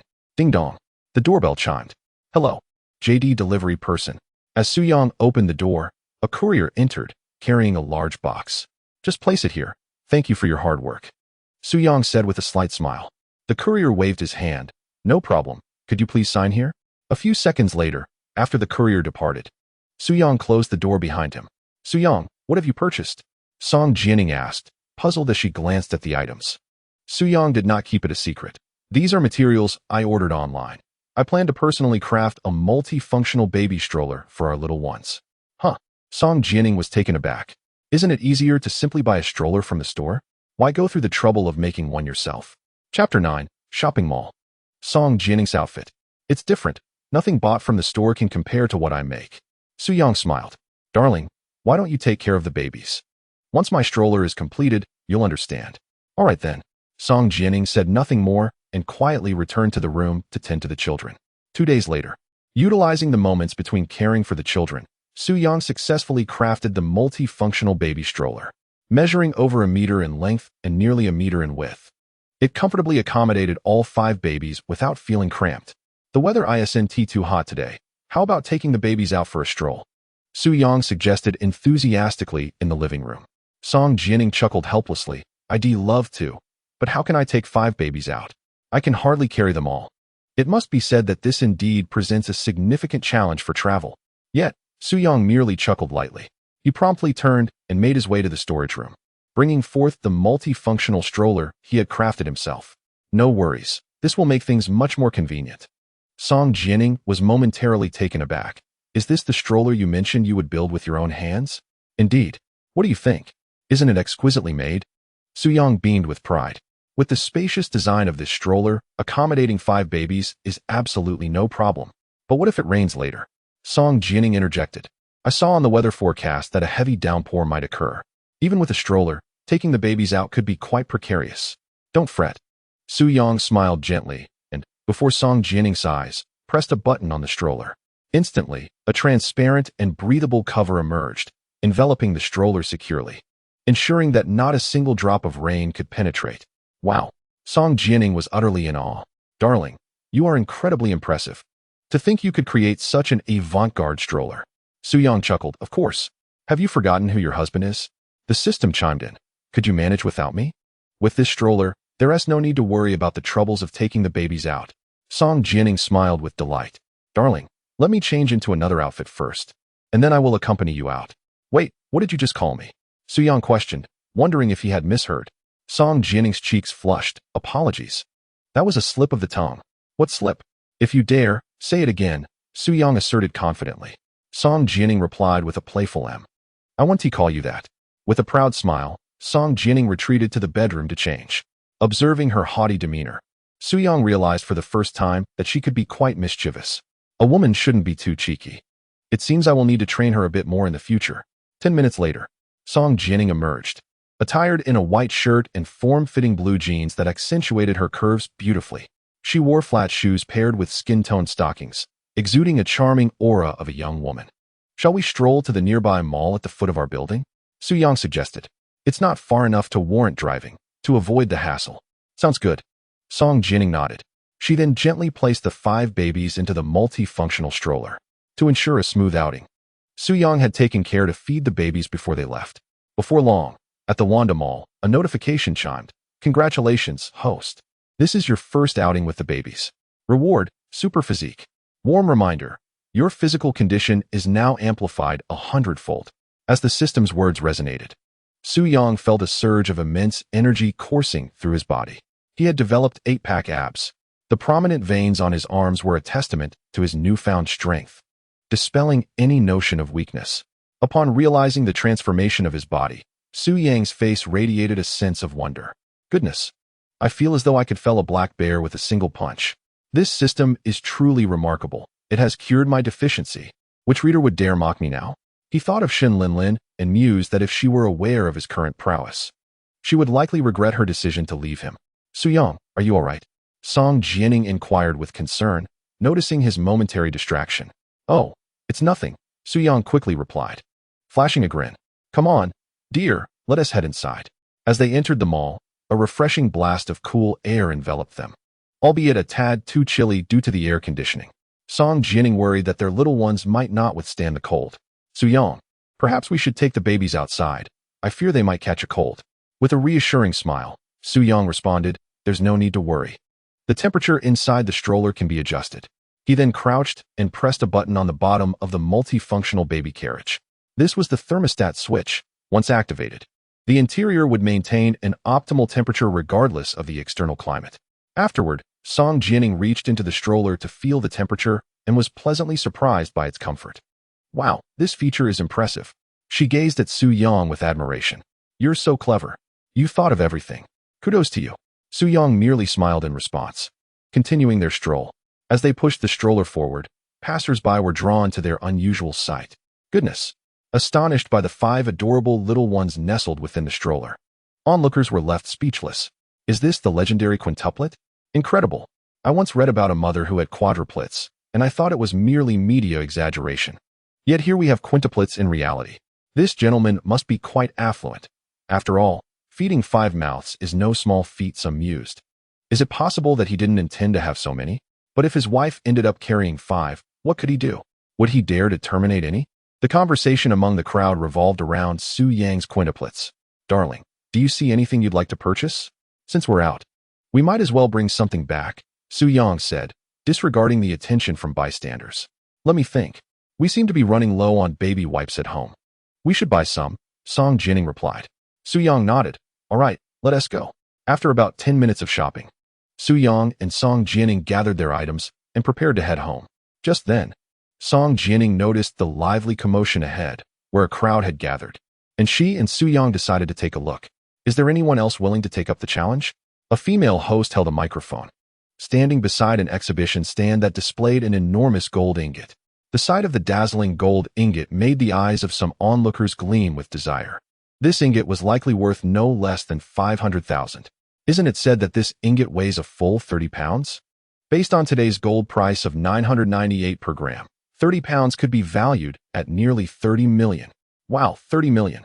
If someone successfully challenges and takes the ingot home, they would achieve financial freedom for life. The spectators appeared eager to participate. At that moment, Su Yang and Song Jining understood the situation. It turned out that a prominent figure was hosting a challenge event open to the public. The challenge was to lift a 30-pound gold ingot with bare hands. If one could lift it and hold it in the air for 15 seconds, they would be allowed to take the ingot home. If the challenge was unsuccessful, there would be no loss. The organizers simply sought to attract an audience. I'm a construction worker. Let me give it a try. Just then, a confident man in a hat stepped forward. He seemed to have just finished work, as he hadn't even changed his clothes, which were speckled with dirt. Chapter 10. What to do if Sanbao chokes on milk. All right, best of luck with your challenge. The female host beamed. Under the watchful eyes of the crowd, the man began his attempt. However, he was unable even to lift the ingot. The rules stipulated that the back of the hand must face upward, and given the ingot's smooth surface, one had to rely on finger strength. Thus, lifting this 30-pound ingot and holding it for 10 seconds was no simple feat. An ordinary person could hardly achieve such a task. It was precisely because the challenge was so formidable that the organizers felt confident no one would be able to take away the ingot. I'm sorry, sir, but you have failed the challenge. Hearing this, the man felt somewhat disheartened, chuckling sheepishly. I didn't expect the ingot to be so heavy. I apologize for embarrassing myself. He then stepped down gracefully. Is there anyone else? I'll give it a try. Another man in gray approached, introducing himself as a carpenter from a state-owned enterprise. He seemed to have a chance, considering his profession involves considerable hand strength. Yet, within 5 seconds, the carpenter faltered and was declared unsuccessful. Quintuplets. At that moment, the female host's gaze shifted to Su Yang. Sir, raising 5 golden beasts mustn't be easy, right? She smiled. What do you say? Are you interested in taking up the challenge? If you succeed, the ingot is yours to take home, and you won't have to worry about your little one's milk money anymore. With that, she concluded her invitation. Song Jining smiled at Su Yang. Would you like to give it a try? You seem quite eager. Su Yang replied to the female host with a hint of skepticism. If I succeed, you won't back out, will you? We are reputable merchants. Of course, we won't. All right, then I'll give it a shot. Having recently undergone a significant enhancement in physical capabilities, Su Yang was curious to test his current strength. Go for it. Song Jining cheered him on. Su Yang nodded at her, then stepped into the spotlight. Let us begin, sir. There are others waiting behind you, the female host encouraged with a smile. Without hesitation, Su Yang approached the golden brick on the display, reached out, and effortlessly grasped it. Who would have thought this young man possesses considerable strength? Murmured the crowd. What is the big deal? A 30-kilogram gold brick is easily lifted by most. The real challenge is to hold it for 15 seconds. The spectators buzzed with excitement. 15, 14, 13. The female host commenced the countdown. A subtle smile graced Su Yang's lips as he thought, this gold brick feels rather light. Holding it for a mere 15 seconds? Even an hour would pose no challenge. Goodness, could it be that this young man is about to succeed? As the host called out one, her expression turned to one of astonishment, momentarily leaving her stunned. The crowd erupted in cheers. He did it. Oh my goodness, darling. You're amazing. Song Jining beamed with joy, bouncing on the spot in excitement. Even the quintuplets seemed to catch her enthusiasm, giggling in their stroller, joining in the merriment. I did it. So, can I take the gold brick now? Upon hearing Su Yang's question, the female host chuckled awkwardly. Sir, Please hold on. I need to report this to my supervisor. With that, she promptly made a call. Within half a minute, a breathless man arrived at the scene. Sir, did you succeed in your challenge? Su-Yang nodded affirmatively. The man then cautiously led Su-Yang to a secluded corner. Curious, Song Jianing pushed the stroller over to see what was happening. To Su-Yang's astonishment, the supervisor unexpectedly knelt before him without a word. What on earth is going on? Su-Yang exclaimed. The supervisor, visibly sweating, replied, Young man, I'm afraid we cannot allow you to take the gold brick. I sincerely apologize. Su-Yang's expression shifted slightly. Are you unable to afford it? The supervisor, filled with regret, responded, It's not that we can't afford it. The gold brick is worth 30 million. If we gave it to you, I would be ruined. Our true purpose for this event is merely to make a living, to attract traffic. I am truly sorry. Faced with the supervisor's repeated apologies, Su-Yang found himself at a loss for words. I had a feeling that the organizers would not be so generous. Song Jianing pouted, exclaiming helplessly, Su-Yang, why don't we just forget it? The supervisor interjected, if you don't mind. I'm willing to personally offer you 10,000 yuan as a reward for successfully completing the challenge. What do you say? Fine, Su-Yang retorted. If you can't afford it, then don't hold such events in the future. Even if someone succeeds, you won't actually reward them. Isn't that just ruining everyone's spirits? You are absolutely right. The gentleman agreed. We won't hold any more events like this. Seeing the other party's humble demeanor, Su-Yang chose not to pursue the matter further.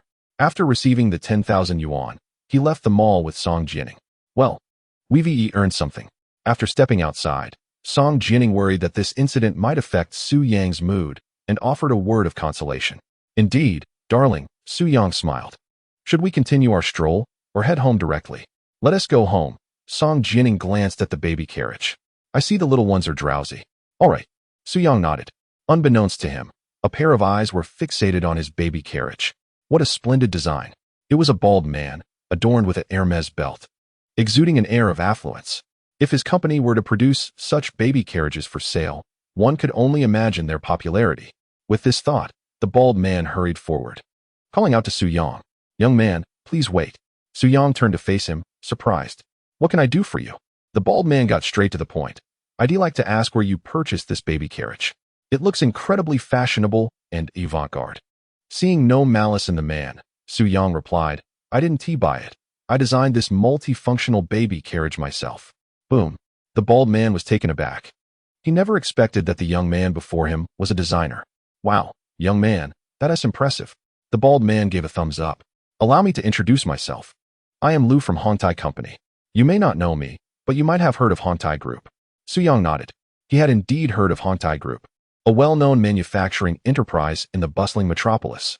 Lu continued politely, I'm willing to pay 600,000 for the design of your baby carriage. I wonder if you would consider selling it? 600,000? Song Jianing gasped quietly at the mention of such a sum. Lu added, moreover, I am only purchasing the rights to the design, not the patent for the product. If you ever wish to manufacture and sell this baby carriage yourself, I have no right to interfere. Su-Yang pondered for a moment. To be honest, he wasn't lacking in assets, but his cash flow was somewhat limited. I can consider this collaboration, Su-Yang responded. Lu was instantly delighted. Here is my business card. If you decide to proceed, just give me a call. Indeed. I can transfer the funds to you first.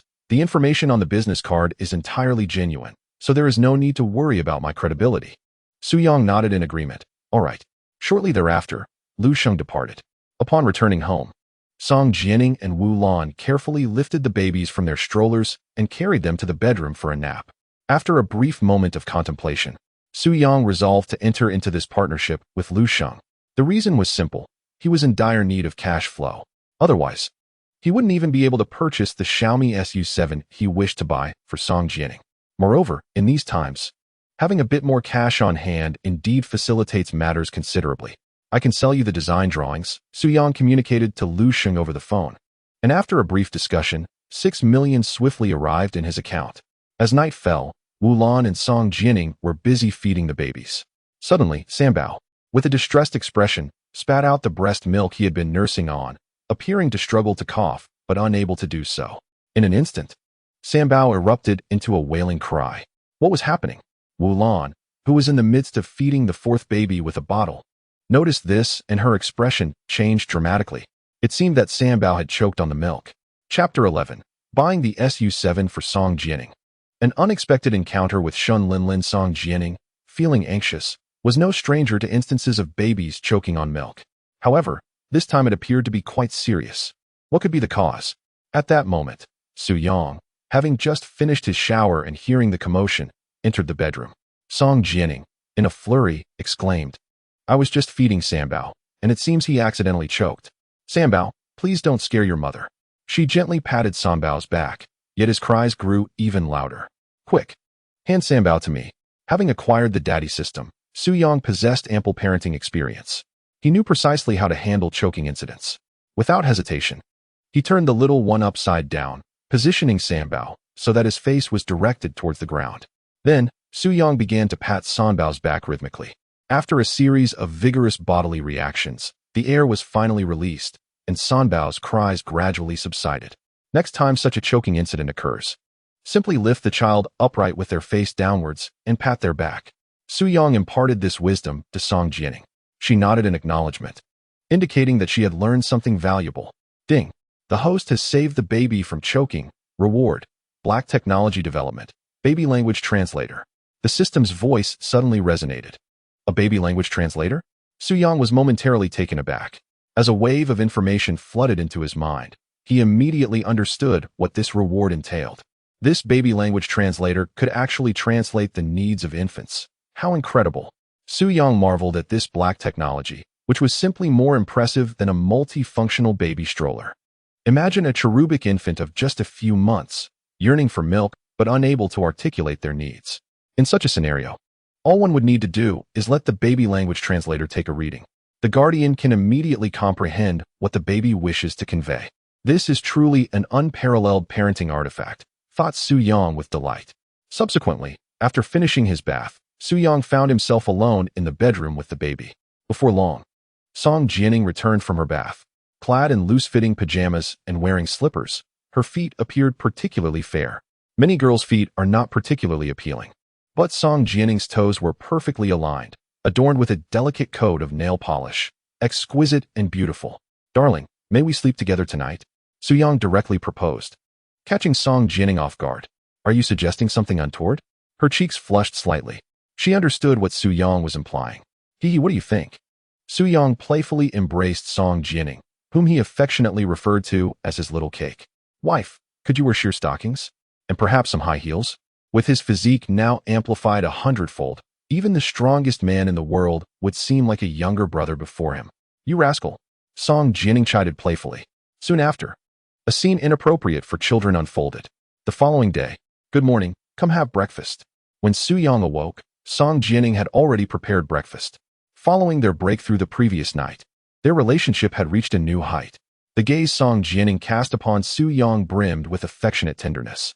"Honey, I just remembered something," Su Yang exclaimed. "After we finish breakfast, I'll take you to a special place." "Where are we going?" Song Jianing's beautiful eyes sparkled with curiosity. "That's a secret for now. You'll find out once we get there," Su Yang teased. Thus, Song Jianing was left in anticipation until Su Yang finished his breakfast and promptly took her to the destination. Song Jianing was astonished. Before her stood a flagship store for Xiaomi automobiles. "You brought me to a car dealership?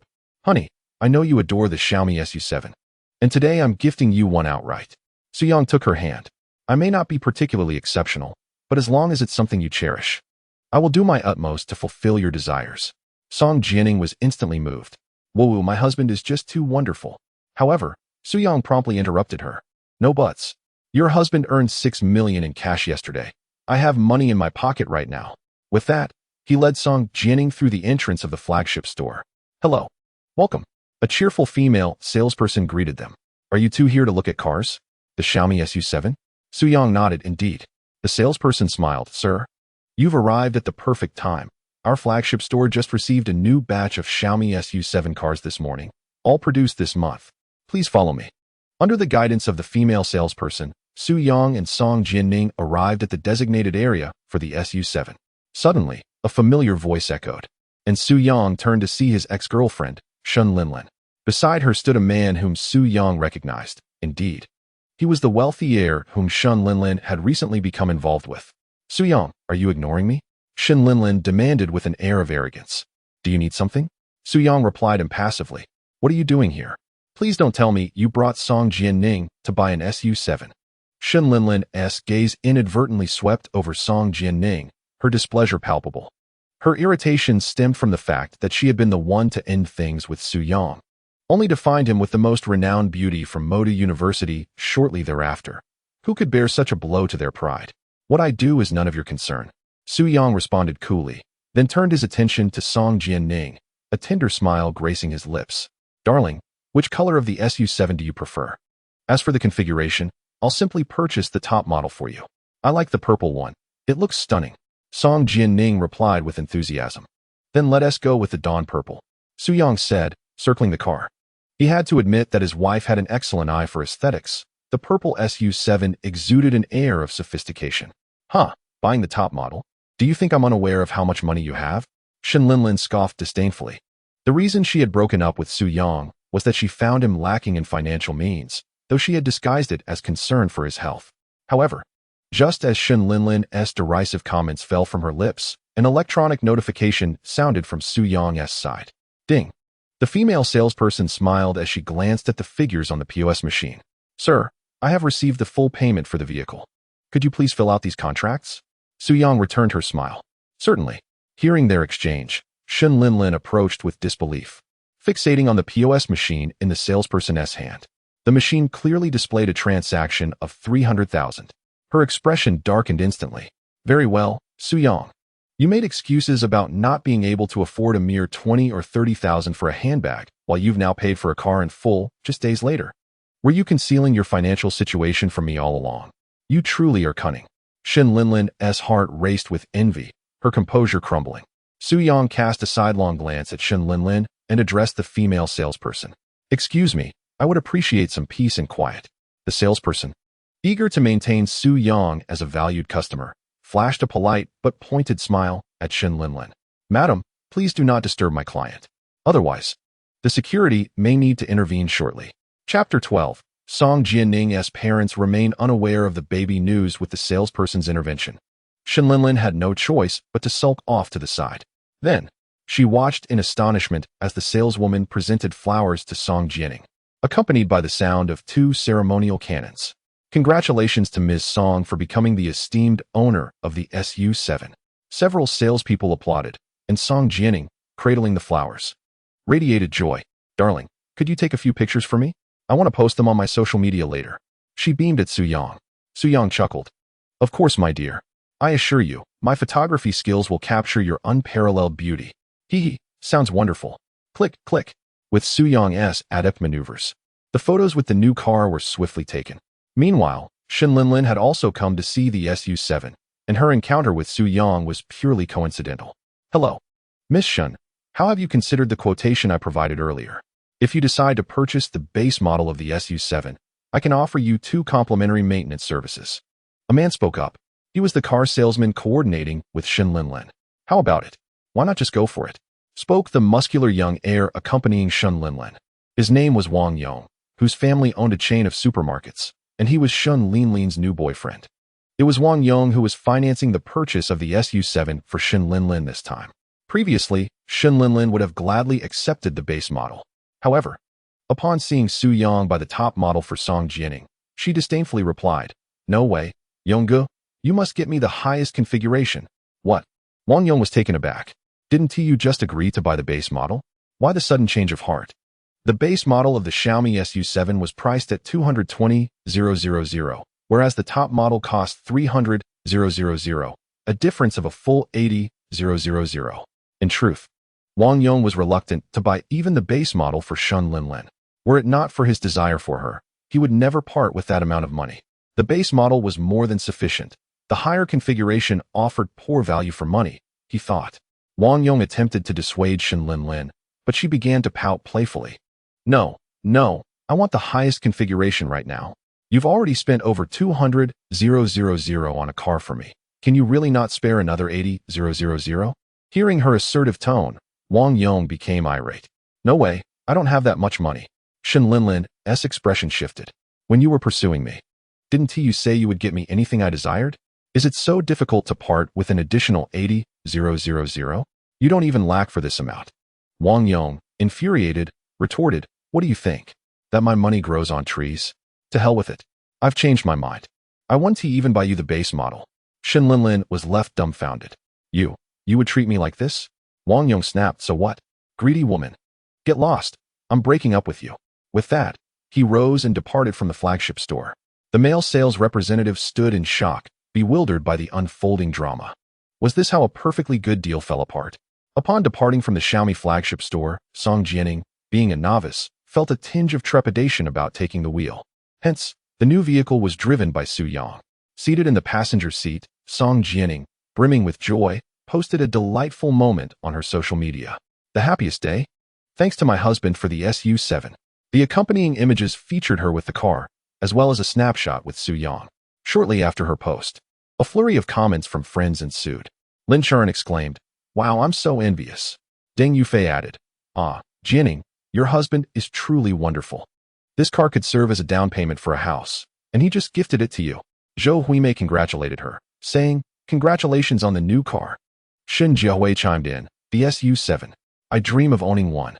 Is there a chance I could at least touch the steering wheel? Please." While exchanging playful banter with Su Yang, Song Jianing gleefully responded to her friend's comments. Suddenly, a phone call interrupted the moment. When Song Jianing noticed the caller ID read Mom, she felt a wave of panic wash over her. "Wife, why aren't you answering the phone?" Su Yang remarked, sensing her hesitation as the phone continued to ring unanswered. With a forced smile, she replied, "It's just a telemarketer." "Oh, I see," Su Yang responded, not probing further as they soon arrived home. Upon reaching home, Song Jianing first attended to her second, third, and fifth children, nursing them, before changing their diapers. With 5 little ones, it was evident that Wu Lan could not manage alone. "Jianing, I just noticed that the eldest and the fourth have developed some heat rash. It must be due to the hot weather. You and Su Yang keep an eye on the kids while I run out to buy some powder," Wu Lan said. "All right," Song Jianing replied absent-mindedly, as she was the type to wear her heart on her sleeve, unable to hide her worries. Su Yang, attentive to the subtle shift in her demeanor, inquired, "What's wrong, my dear? Are you unhappy?" After a moment of internal struggle, Song Jianing candidly spoke.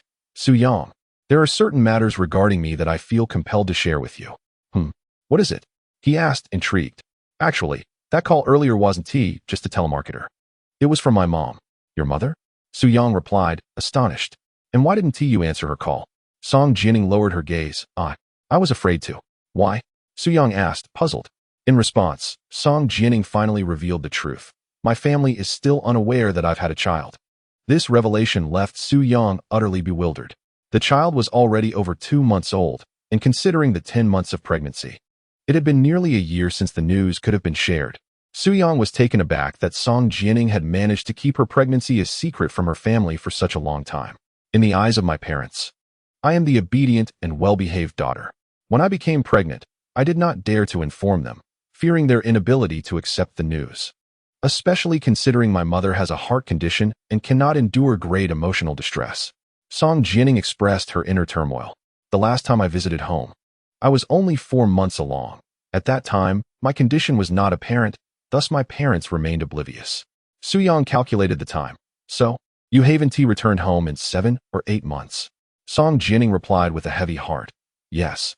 I have been too afraid to let my family know about the child." Upon hearing this, Su Yang's expression shifted to one of helplessness. "But it is unnecessary to conceal the truth. They will find out sooner or later." After a brief pause, Su Yang suggested, "Why not call your parents now and share the reality with them?" Song Jianing immediately felt overwhelmed with fear, her face betraying her anxiety. Witnessing this fragile side of Song Jianing filled Su Yang with compassion and sorrow. Had it not been for his failure to take precautions that fateful time, she would not have found herself in such a difficult predicament. He took her hand gently and said earnestly, "It will be all right, regardless of your parents' reaction to the truth. I will stand by you. Moreover, do not dwell on the worst outcomes. Consider the possibility that your parents might actually wish for you to marry and have children soon. Wouldn't that align with their desires?" Ultimately, with Su Yang's encouragement, Song Jianing mustered the courage to call her mother. Chapter 13. Upon learning of the child's existence, Song's mother fainted. "Mom, how have you and Dad been lately?" Song Jianing inquired. On the other end, A graceful woman clad in a cheapao responded with a smile in her eyes. Quite well, but why haven't you come home to visit your father and me? Your graduation project should be finished by now. Previously, Song Jining had always cited her busy schedule with her thesis and design work as reasons for not returning home. I've indeed completed it, Mom. I miss you both. Tears welled up in her eyes.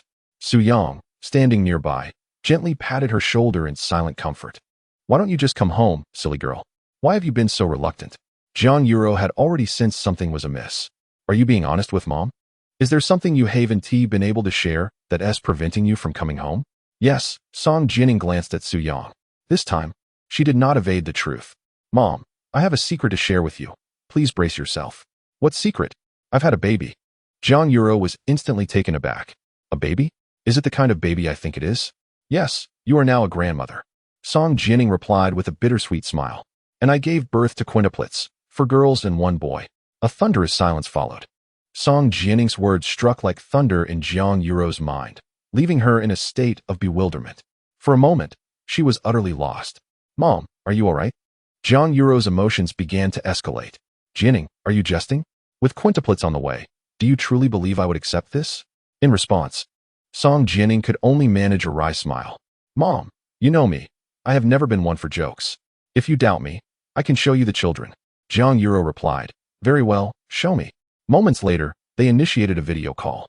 The instant Jiang Yuro laid eyes on the quintuplets, Song Jining had yet to utter a word. Bang! Overcome with excitement, Jiang Yuro felt the world around her fade to black, and her phone slipped from her grasp, crashing to the ground. In that instant, she fainted, collapsing heavily onto the floor. Fortunately, Song Jining's father, Song Di, had just returned home. Wife, what has happened to you? Not good. Mom seems to be in distress. On the other side, hearing the commotion, Song Jining was deeply worried. Jining, what on earth did you say to your mother? She fainted after hearing it. 20 minutes later, after having rushed his wife to the hospital, Song Di was perplexed. What? Mom fainted? Yes. Song Di replied helplessly. What on earth happened? Dad, which hospital are you at? I'm coming right now. After ending the call, Song Jining hurriedly took Su-young to the hospital. To be honest, Su-young had not anticipated the situation escalating in such a manner. One could say that his mother-in-law's capacity to handle emotional distress was rather fragile. At that moment, at the Second People's Hospital of Magic City, after urgent care from the nurses, Jiang Yuro had regained consciousness. Although the examination results were pending, the doctor assured that the patient was not in serious condition. It was likely a fainting spell triggered by overwhelming emotions. A doctor advised Song Di. It's best to keep the patient calm and shield her from emotional shocks. Song Di expressed his gratitude. Thank you, doctor. Shortly after the doctor departed, Su-young and Song Jining found their way to the hospital room. Dad, Mom. Song Jining looked at Jiang Yuro. Are you all right, Mom? Jiang Yuro managed a strained smile. I'm fine, dear. You were too impulsive. Song Jining felt a wave of guilt wash over her. I'm sorry, Mom. I shouldn't have kept this from you. Having learned the full story from the now conscious Jiang Yuro, Song Di's emotions flared upon seeing Su-young. So it's you, the scoundrel, who has made my daughter bear 5 children. His words were somewhat coarse, yet Su-young remained composed. Uncle, please don't be rash. In this critical moment, Su-young exhibited remarkable calmness.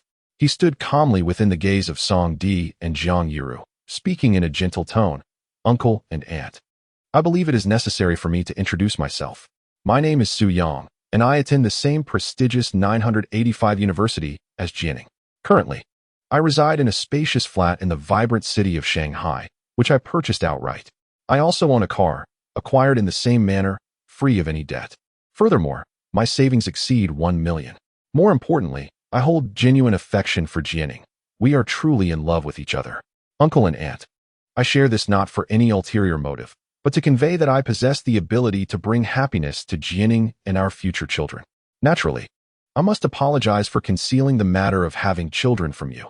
As the biological father, I sincerely apologize. Upon finishing his words, the expressions of Song Di and his wife towards Su-young shifted dramatically. This young man was impressive. Not only were his financial circumstances commendable, but his sincerity was also palpable, a quality highly regarded by the older generation. Just then, the doctor returned to the ward with the examination report. Upon hearing the news, Song Di immediately inquired, Doctor, my wife has fallen have caused any issues, right? The doctor replied, "Indeed, there are no problems from the fall. However, during the brain CT scan, we unexpectedly discovered a tumor." "What? A tumor?" Instantly, Song Di's demeanor changed. Song Jianing and Jiang Yuru were equally taken aback. The doctor continued, "Please remain calm. The tumor is benign, and it was discovered in a timely manner. A minor surgical procedure to remove it will suffice. If this had been delayed and discovered only after 6 months, the risk of it becoming malignant would have been significantly heightened." Su Yang interjected, "So, in a way, Auntie has turned misfortune into fortune?" "Indeed, that is one way to interpret it," the doctor nodded, advising Song Di, "Please proceed with the hospitalization procedures. I will arrange for the surgery promptly." Song Di responded, "Thank you, Doctor Jianing. It seems we should be grateful that you inadvertently stimulated your mother. Otherwise, we might never have uncovered this hidden health danger." Jiang Yuru offered a wry smile, acknowledging the situation. Chapter 14. My father-in-law is the chief of the Shanghai Traffic Police.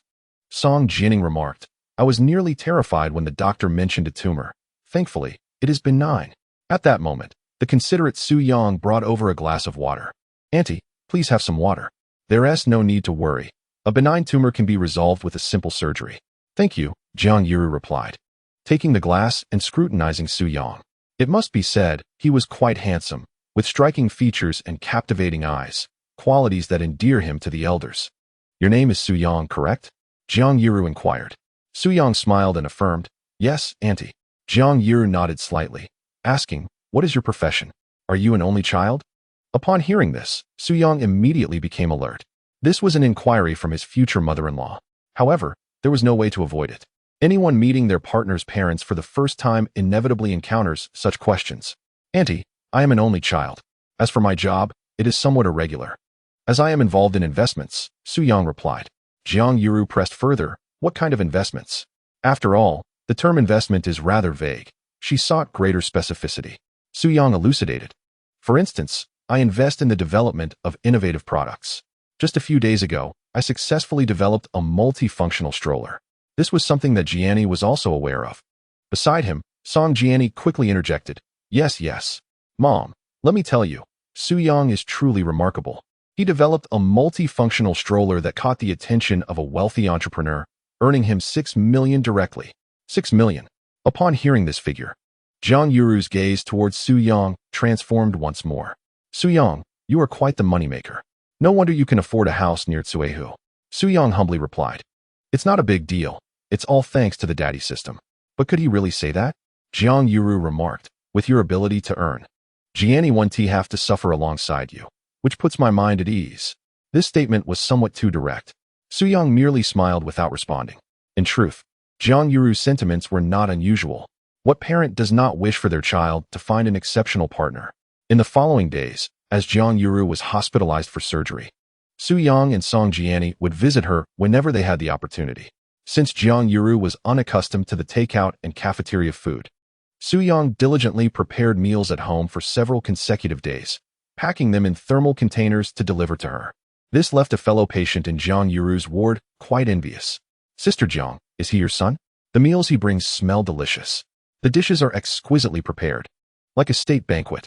One day, after Su Yang once again delivered lunch to Jiang Yuru, this lady could no longer contain her curiosity and asked Jiang Yuru.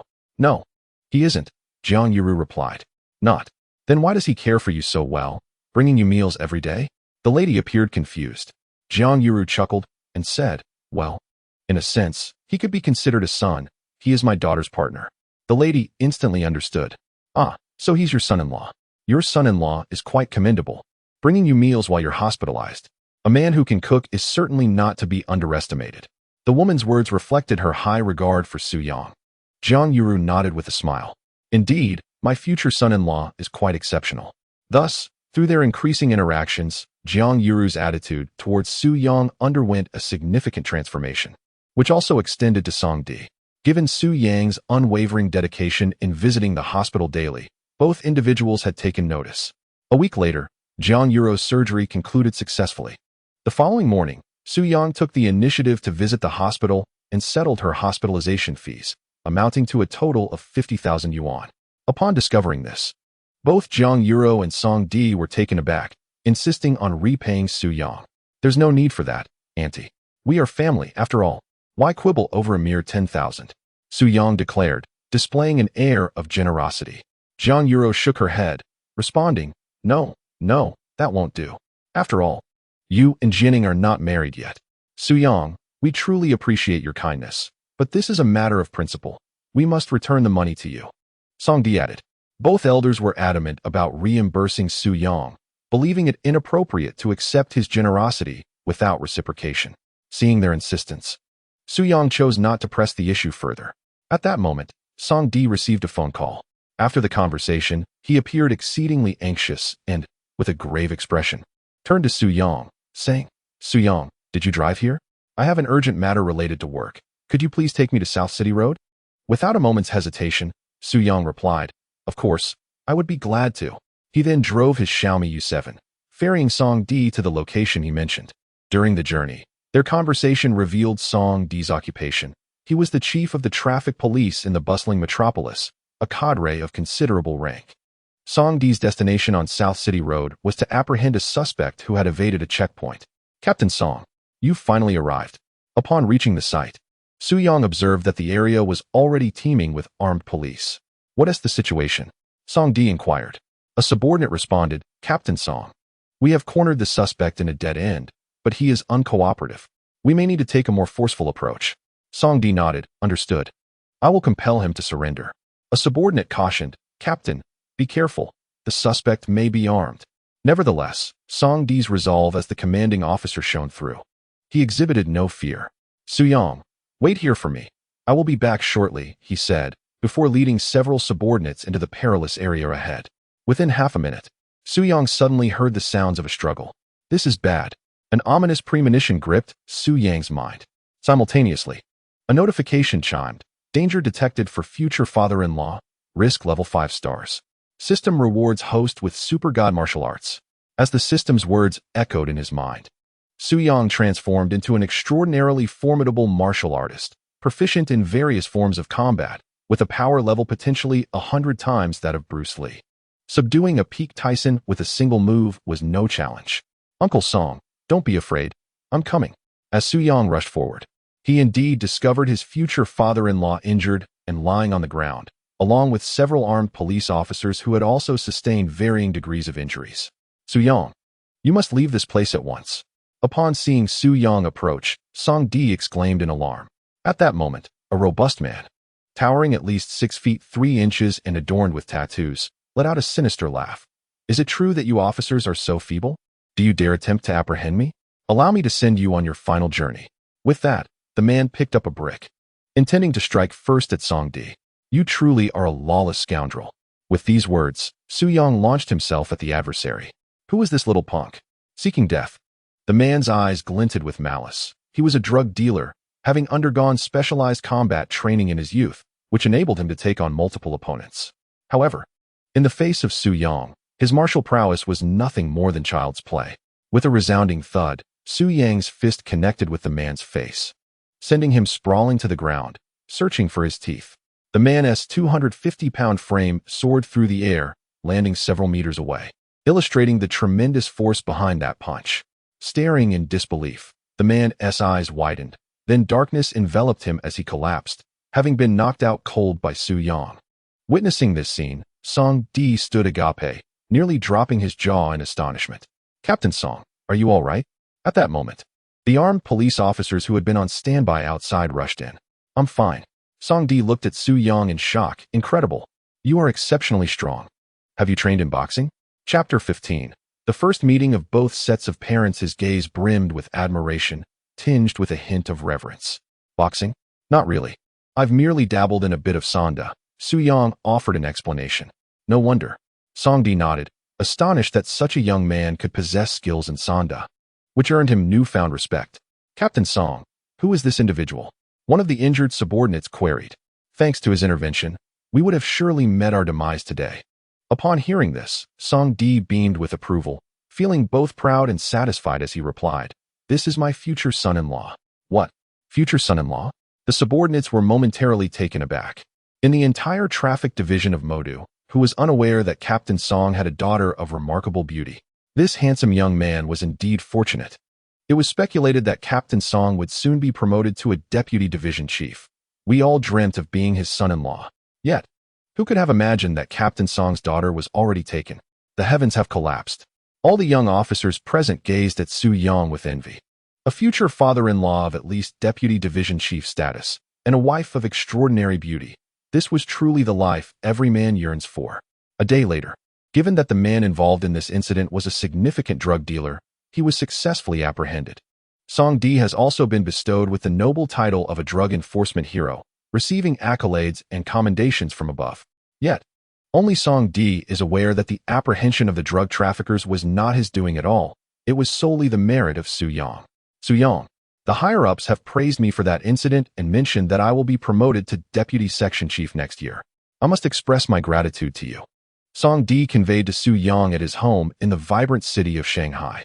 Uncle, as the father of Jining, I am genuinely delighted to assist you in your career advancement. Su Yang's response was laced with double entendre.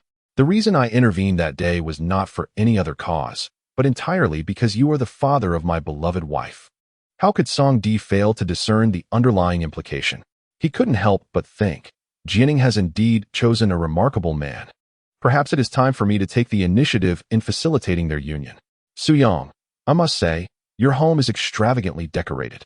The renovations must have cost at least 5 million, if not more. At that moment, Jiang Yuro, having wandered around the house, exclaimed in admiration. The monetary aspect is of little consequence. What matters is providing a comfortable and happy living environment for the family. Su Yang's words exuded emotional intelligence. This was his first occasion hosting Song Di and his wife at his residence. The quintuplets had already seen it, and it can be said that Song Di and his wife were thoroughly impressed. In fact, Jiang Yuro even bestowed a nickname upon their youngest, Su Chun, Sui Sui, symbolizing peace and safety. Uncle and Auntie, my parents are aware of your visit and will be up shortly. Su Yang informed Song Di and his wife as he glanced at his phone. Upon hearing this, Song Di smiled and replied, "That's wonderful. I am quite eager to meet your parents." He was curious to see what kind of individuals could raise such an exceptional son. Just as he finished speaking, the doorbell rang. "That must be my parents. I shall go answer it." Opening the door revealed Su Jiandong and Wu Lan standing outside. "Uncle and Auntie, allow me to introduce you. These are my parents." Su Yang smiled, and then turned to Su Jiandong and his wife. "Mom and Dad, these two are Jining as parents." "Hello, hello." Both sets of parents greeted each other with smiles, radiating warmth on their first meeting. "In-laws, please have a seat and let us chat," Su Jiandong invited politely. Subsequently, the two sets of parents settled on the sofa, engaging in conversation centered around Su Yang and Song Jining. Recognizing the flow of the dialogue, Su Yang excused himself under the pretext of checking on the children and retreated to the bedroom. As he stepped inside, Song Jining eagerly inquired, "So, what are your parents discussing with mine?" "Not much, just talking about us and our marriage," Su Yang replied, joyfully lifting Song Jining in his arms. "You know, my dear, your parents seem to hold me in high regard. I must be their ideal son-in-law. Is that for real?" Song Jining was also filled with joy. "Darling, you are remarkable. You've won over my parents so quickly." Su Yang smiled. "Are the children asleep?" Song Jining replied, "I just fed them, and now they are all sound asleep." "I want some milk too," Su Yang suddenly exclaimed. Song Jining looked puzzled. "Sweetheart, you look incredibly elegant and alluring today," he added, suddenly feeling a surge of desire as he pressed her against the wall. "Su Yang, we mustn't be inappropriate." Song Jining's cheeks flushed a deep crimson, resembling a tempting apple, making one wish to take a bite. One could only say that the arrow was knocked, and it must be released. Su Yang was already intoxicated, and under his guidance, a silent battle began to unfold. After a while, Song Jining playfully chastised Su Yang. "You are so lewd. Can't you control yourself? Now I have to change my clothes." Due to their vigorous movements, her dress had become slightly torn. Su Yang chuckled. "It's all right, we can continue tonight." Song Jining responded, "What kind of wolfish words are these?" Su Yang grinned. "Indeed, you wouldn't be able to resist, would you? Oh, please. Have you not heard the saying? There are no fields ruined by plowing. Only bulls that tire out." Song Jining retorted, "Just don't overexert yourself." Su Yang laughed as well. His current physique had been enhanced 100-fold. Even the world's best athletes could not compare. How could such endeavors possibly tire him? Without exaggeration, even 20 times in one night would not exhaust him. Before long, Su Yang made his way to the living room. "Son, Come here for a moment. Seizing a moment when no one was paying attention, his father, Su Jiandong, pulled him aside into a corner. What is it, Dad? Su Yang inquired. Su Jiandong produced a bank card from his pocket and handed it to Su Yang, saying, I just spoke with your fiancé's parents regarding your marriage. They mentioned a betrothal gift of 88,000, which will be fully returned. I have 200,000 in this card. It should be sufficient for your wedding, and if it's not enough, just ask me for more. Upon hearing this, Su Yang could only smile helplessly. Dad, do I really seem that poor?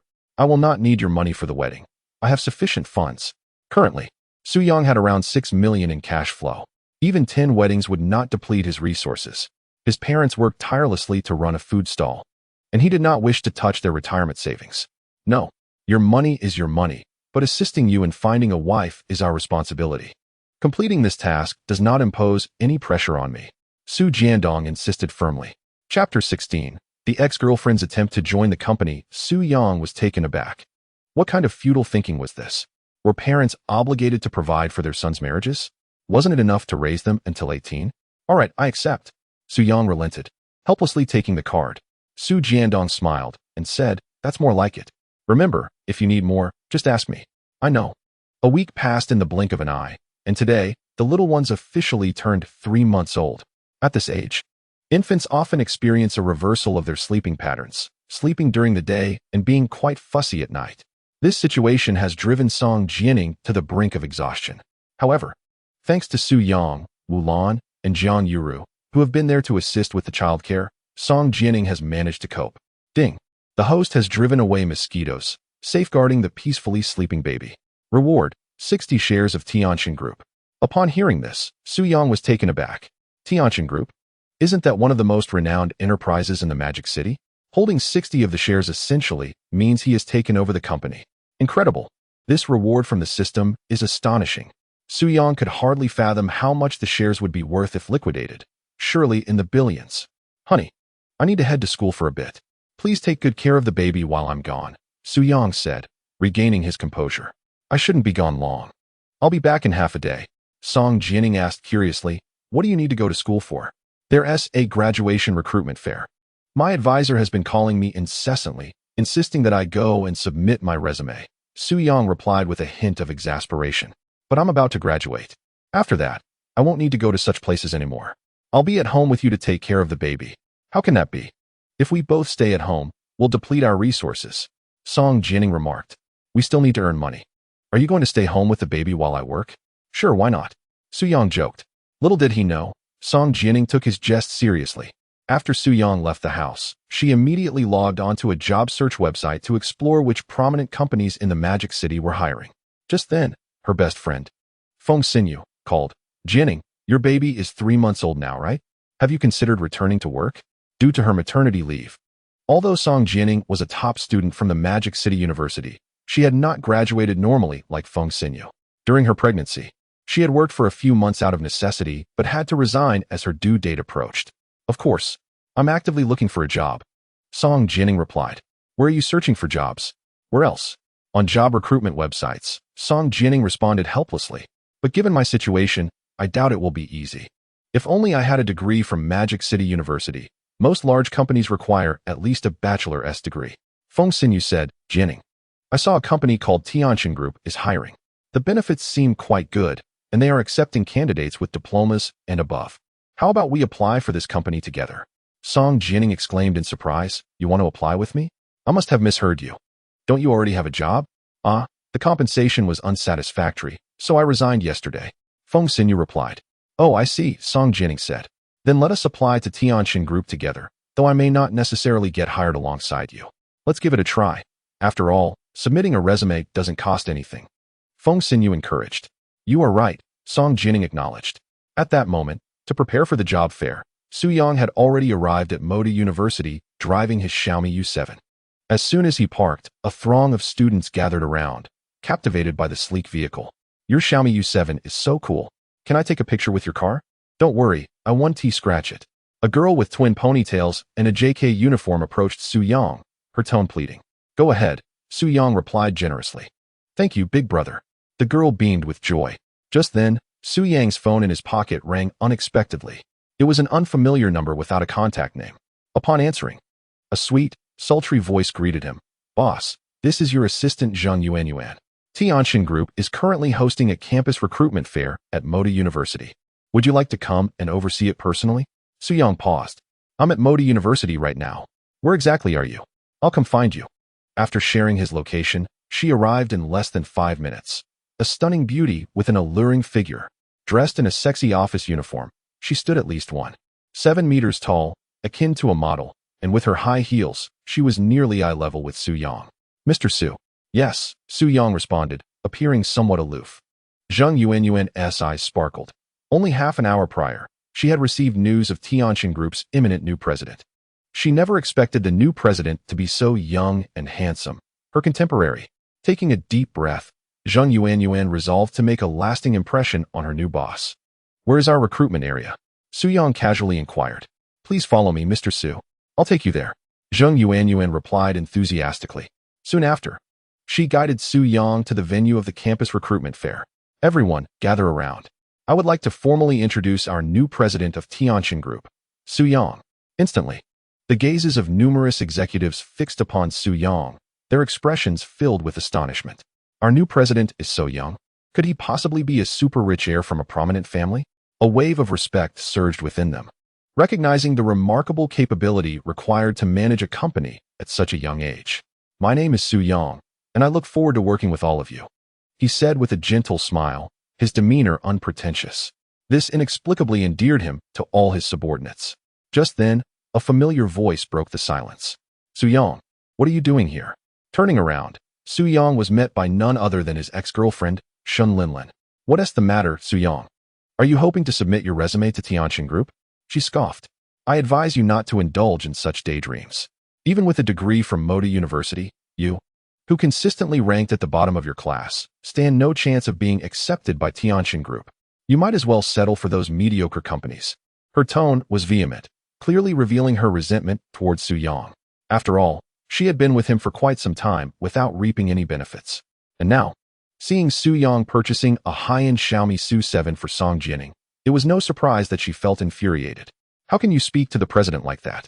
Some executives were taken aback. Shun Linlin, undeterred, produced a letter and addressed Zheng Yuanyuan, Manager Zheng. This is a recommendation letter from my uncle, who is an executive at your esteemed company. I wish to apply for the position of sales director. Although I lack relevant work experience, I am a distinguished graduate of Moda University, and I am confident I can excel in this role. Chapter 17. Song Jianing joins Tianxin Group. Zheng Yuanyuan was momentarily stunned. Did she not realize that our president was standing right beside her? To attempt to use connections in front of the president? She hesitated to respond, simply gazing at Su Yang. What is your uncle's name? Su Yang inquired nonchalantly. He had not anticipated that on his very first day managing the company, he would have to deal with a pest. What does my uncle's name have to do with you? Shin Linlin retorted, exasperated. Su Yang ignored her and instructed Zheng Yuanyuan. Investigate her uncle to see if there are any allegations of embezzlement, and ensure he is expelled from the company immediately. Understood, President Su. Zheng Yuanyuan replied earnestly. What do you call him?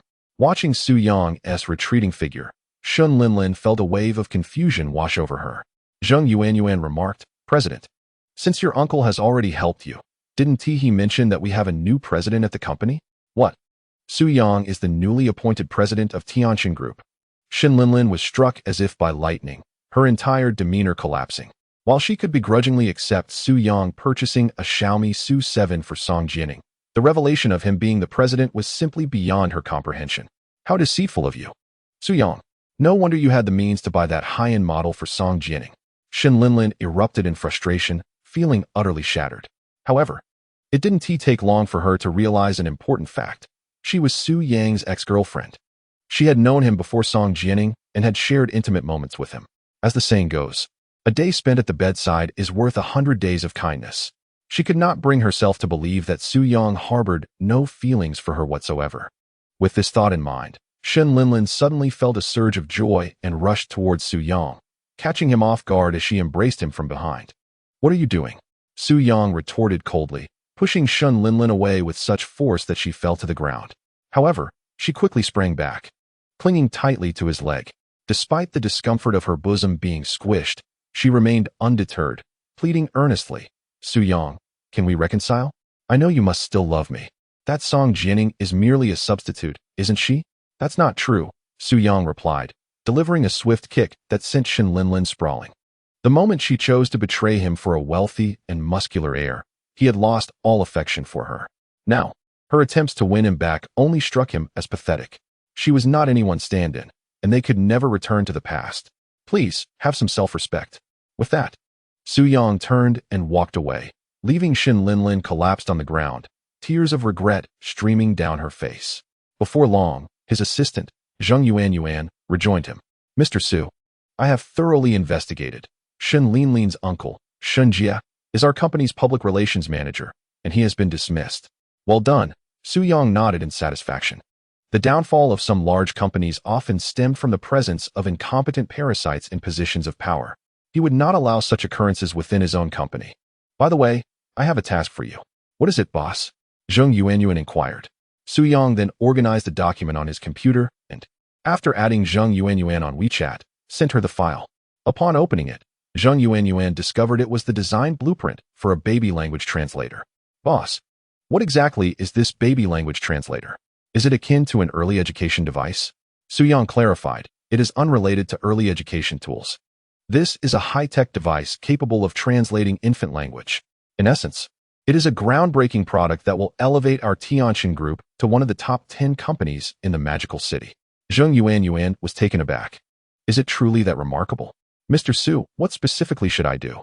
After all, our company has not previously engaged in technological ventures. Feeling a bit embarrassed, she sought guidance. Su Yang replied, it's quite simple. You need to recruit 2 engineers and get the product developed first. Once that is accomplished, we will follow the standard procedures for product launch and sales. Understood. Zheng Yuan nodded earnestly. All right then, I shall head back now. Mr. Su, take care. Upon returning home, as soon as he stepped through the door, Su Yang noticed Song Jianing wearing an expression of anxious anticipation. After inquiring further, he discovered that she and her friend, Feng Xinyu, had both submitted job applications to Tianjin Group. What a fortunate coincidence. My dear wife, there is truly no necessity for you to work. I possess ample means to support you, so it is not a matter of financial inability. Su Yang felt a sense of helplessness. Song Jianing chuckled wryly in response. However, I am reluctant to embrace the role of a full-time mother. Such a lifestyle confines me socially, revolving solely around the child, and I fear it may lead to feelings of depression. Noticing the earnestness in Song Jianing's demeanor, Su Yang refrained from pressing the matter further. He understood that she harbored her own aspirations. Yet, I doubt I can gain entry into Tianjin Group, considering I lack a diploma from Moda University. Upon hearing this, Su Yang felt a twinge of guilt. Had he not been reluctant to wear protection, leading to her unexpected pregnancy, her life might have taken a different trajectory. With Song Jianing's remarkable intelligence, how could she not have graduated successfully? Rest assured, my dear wife, you will undoubtedly join Tianjin Group. After their conversation, Su Yang quietly retreated to a corner. Yuan, could you check the company's job application database? Are there 2 resumes under the names Song Jianing and Feng Xinyu? He inquired, calling his assistant. Please hold for a moment, Mr. Su, she replied. After approximately half a minute, Zheng Yuan responded, Indeed, Mr. Su. There are resumes from both individuals. Su Yang calmly instructed, approve their applications and ensure they receive ample support. Understood, Mr. Su. Once the call ended, Zheng Yuan's curiosity piqued. What was the connection between these 2 women and Mr. Su? Could they be his mistresses or lovers? No, that couldn't be right. Mr. Su is quite the handsome gentleman.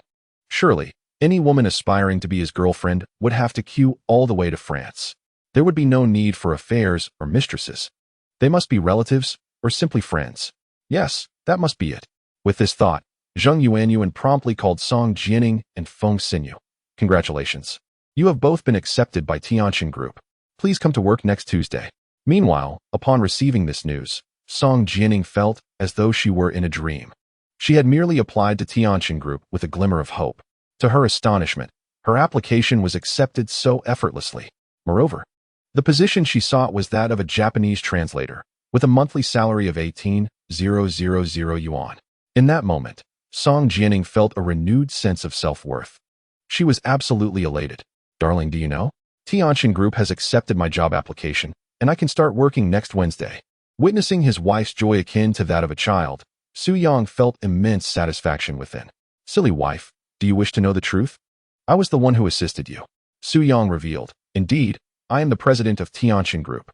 With a laugh, Song Jianing could not contain herself at Su Yang's serious expression. Please, do not jest, my dear husband. While I recognize your greatness, do you comprehend what it means to be the president of Tianjin Group? Su Yang intended to elaborate, but at that moment, the sound of a child crying abruptly filled the air. Chapter 18. A Proposal on a Yacht. What is happening? Suddenly, Su Yang and Song Jianing rushed into the bedroom. Wu Lan remarked, I didn't notice earlier, but San Bao nearly tumbled off the bed just now. Fortunately, he was surrounded by the mosquito net. Otherwise, he would have surely suffered a nasty bump. As she spoke, Wu Lan lifted San Bao Su Chun, who had gotten caught in the mosquito net, and the little one finally ceased his cries. Ah, the little fellow has mastered the art of rolling over so swiftly. Su Yang smiled faintly. Typically, infants take at least 4 to 5 months to learn to roll over, but unexpectedly, San Bao displayed remarkable talent. At just 3 months old, he had accomplished this feat effortlessly. At that moment, De Bao Su Ruoyao broke into a wide grin. Su Yang lifted her up and playfully teased. Seeing your brother roll over makes you wish to learn the skill as well, doesn't he? De Bao laughed innocently. Come, my little silly. Let daddy teach you how to roll over. A few minutes later, a chime echoed. Congratulations, host. You have successfully taught your baby to roll over for the first time. Reward, a lifetime experience card to the top yacht club in Magic City. The system's voice suddenly rang out. Su Yang was taken aback. A lifetime experience card? So, I can freely use the premier yachts in Magic City from now on? Splendid. Girls adore romance. And this is the perfect opportunity to arrange a romantic ceremony for my wife with a yacht. As he regained his composure, Su Yang inadvertently caught sight of San Bao Su Chin's little brother. Since he wasn't wearing a diaper at the moment, it was quite evident. Indeed, the magnificent dragon's form has evidently been inherited through my genes. Upon hearing this, Song Jianing rolled her eyes in disbelief. How inappropriate. However, on the other hand, Su Yang's comment did make her blush with embarrassment, as it evoked certain thoughts. I merely mentioned it casually, yet you grasped it immediately, my dear wife. You have quite the dirty mind. Su Yang teased. Song Jianing, exasperated yet amused, retorted, I have a dirty mind? You made such an obvious statement. How could I not understand? Truly, that afternoon, while taking care of the baby at home, Su Yang ventured to an upscale diamond ring store in Magic City. Indeed, Su Yang intended to stage a supplementary proposal for Song Jianing, and naturally, a diamond ring was essential for such an occasion. Hello, how much is this particular diamond ring? Upon entering the store, Su Yang immediately spotted one that caught his eye and inquired of the elegantly dressed saleswoman. The saleswoman smiled brightly as she assessed the ring. Sir, you truly have exquisite taste. This diamond ring is crafted by a top designer from France, and it features the finest South African blue diamond. The price is 3.06 million, and there are only 2 in the world. The other is with a princess of the British royal family. Upon hearing this, Su Yang nodded and boldly said, All right, I'll take it. Please wrap it up for me. Sir, today is the Qixi festival, and we are running a promotion. This diamond ring is available at a 5% discount. The saleswoman anticipated that her words would delight Su Yang. Unexpectedly, Su Yang shook his head and declared, There is no need for a discount. Let us proceed at the original price. Upon hearing this, the sales assistant was momentarily taken aback. What did this mean? Was he truly refusing a discount? Was this not a good thing? Su Yang replied nonchalantly, This diamond ring is a gift for my wife. If it is discounted, it would appear cheap. At this proclamation, every female employee in the store turned their gaze towards Su Yang, their eyes sparkling with admiration. What a remarkable man. While the average monthly salary for many was merely 3,000 to 4,000, here was someone effortlessly purchasing a diamond ring worth 3 million, yet rejecting a discount. If my partner gifted me a diamond ring of 3 million, I would weep uncontrollably on the spot. I feel the same. Oh dear. One cannot deny that wealthy men possess an undeniable charm. No wonder so many beautiful women seek to become mistresses, willingly indulging in lavish lifestyles. The allure of wealth is indeed hard to resist. Young man, do you still need a wife? I wouldn't mind being a mistress. Naturally, Su Yang was oblivious to these women-esque thoughts. After completing the payment of over 3 million, he departed the store amidst a sea of envious glances. The diamond ring in hand, Brothers, come help me out. I am proposing today. Su-Yang opened his close friends' WeChat group and sent this message. Upon seeing it, Ma Chenfeng and Zhang Yang immediately expressed their willingness to assist. Su-Yang then shared the location of the yacht. The reason for calling them over was not for trivial matters, but to help set up the yacht. Brother Yang, renting such a luxurious yacht must not be cheap, right? Ma Chenfeng and the others were astonished at the sight of the yacht. They had only seen such opulence on Douyin. Actually, it's not that bad. Su-Yang chuckled in response. He possessed a lifetime experience card for the club, granting him free access to the yachts. Of course, without the experience card, the rental would cost 12,000, more expensive than renting a Rolls-Royce. With the enthusiastic support of his friends, the yacht was soon decorated for a romantic proposal. At that moment, Su-Yang turned to Ma Chenfeng and said, later on, give my wife a call and trick her into thinking I'm drowning here. Urge her to come quickly. Upon hearing Su-Yang's plan, Ma Chenfeng gave a thumbs up. Brother Yang, you're amazing. Truly the master of the dating realm. Zhang Yang added. Brother Yang has a romantic side. Perhaps that's why we remain single while he can win over Goddess Song. Listening to their flattery, Su-Yang chuckled. All right. My wife has a few attractive friends. If you help me out well, I might introduce you to them. Ma Chenfeng and the others exclaimed. What? Brother Yang, no? Long live the father-in-law. As time swiftly passed, evening approached. Around 7 o'clock, Song Jianing, at home, began to feel a wave of concern when Su-Yang had yet to return and was not responding to messages. Just as Song Jianing was about to call Su-Yang, an unfamiliar number rang through. Hello, is this Song Jianing? Su-Yang has drowned at the bund. Thud. Her phone slipped from her grip, shattering the screen upon impact. Picking it up again, she demanded, Who are you? Are you playing a prank? This is no joke. Come to the bund and you'll understand. With that, Ma Chenfeng ended the call. Meanwhile, Song Jianing's face turned ashen. Although she had only been with Su-Yang for a few days, she had already been completely captivated by him. She couldn't bear to be apart from him. Upon hearing the news, she was instantly thrown into a panic, rushing out of her home without even informing Wu Lan. At the bund, the anticipation was palpable. As soon as Song Jianing arrived, Su-Yang stealthily slipped behind her. Chapter 19. Feng Sinu's Online Romance Darling. With those words, a delicate wedding veil was draped over Song Jianing's head, startling her. Su-Yang. Upon seeing him, she excitedly embraced him. Oh no, a call just told me you drowned. You nearly scared me to death. I knew it was a prank. Su-Yang tightened his embrace and reassured her, Don't cry. It was my idea to have someone call you. I wanted you to come here. He then took her hand.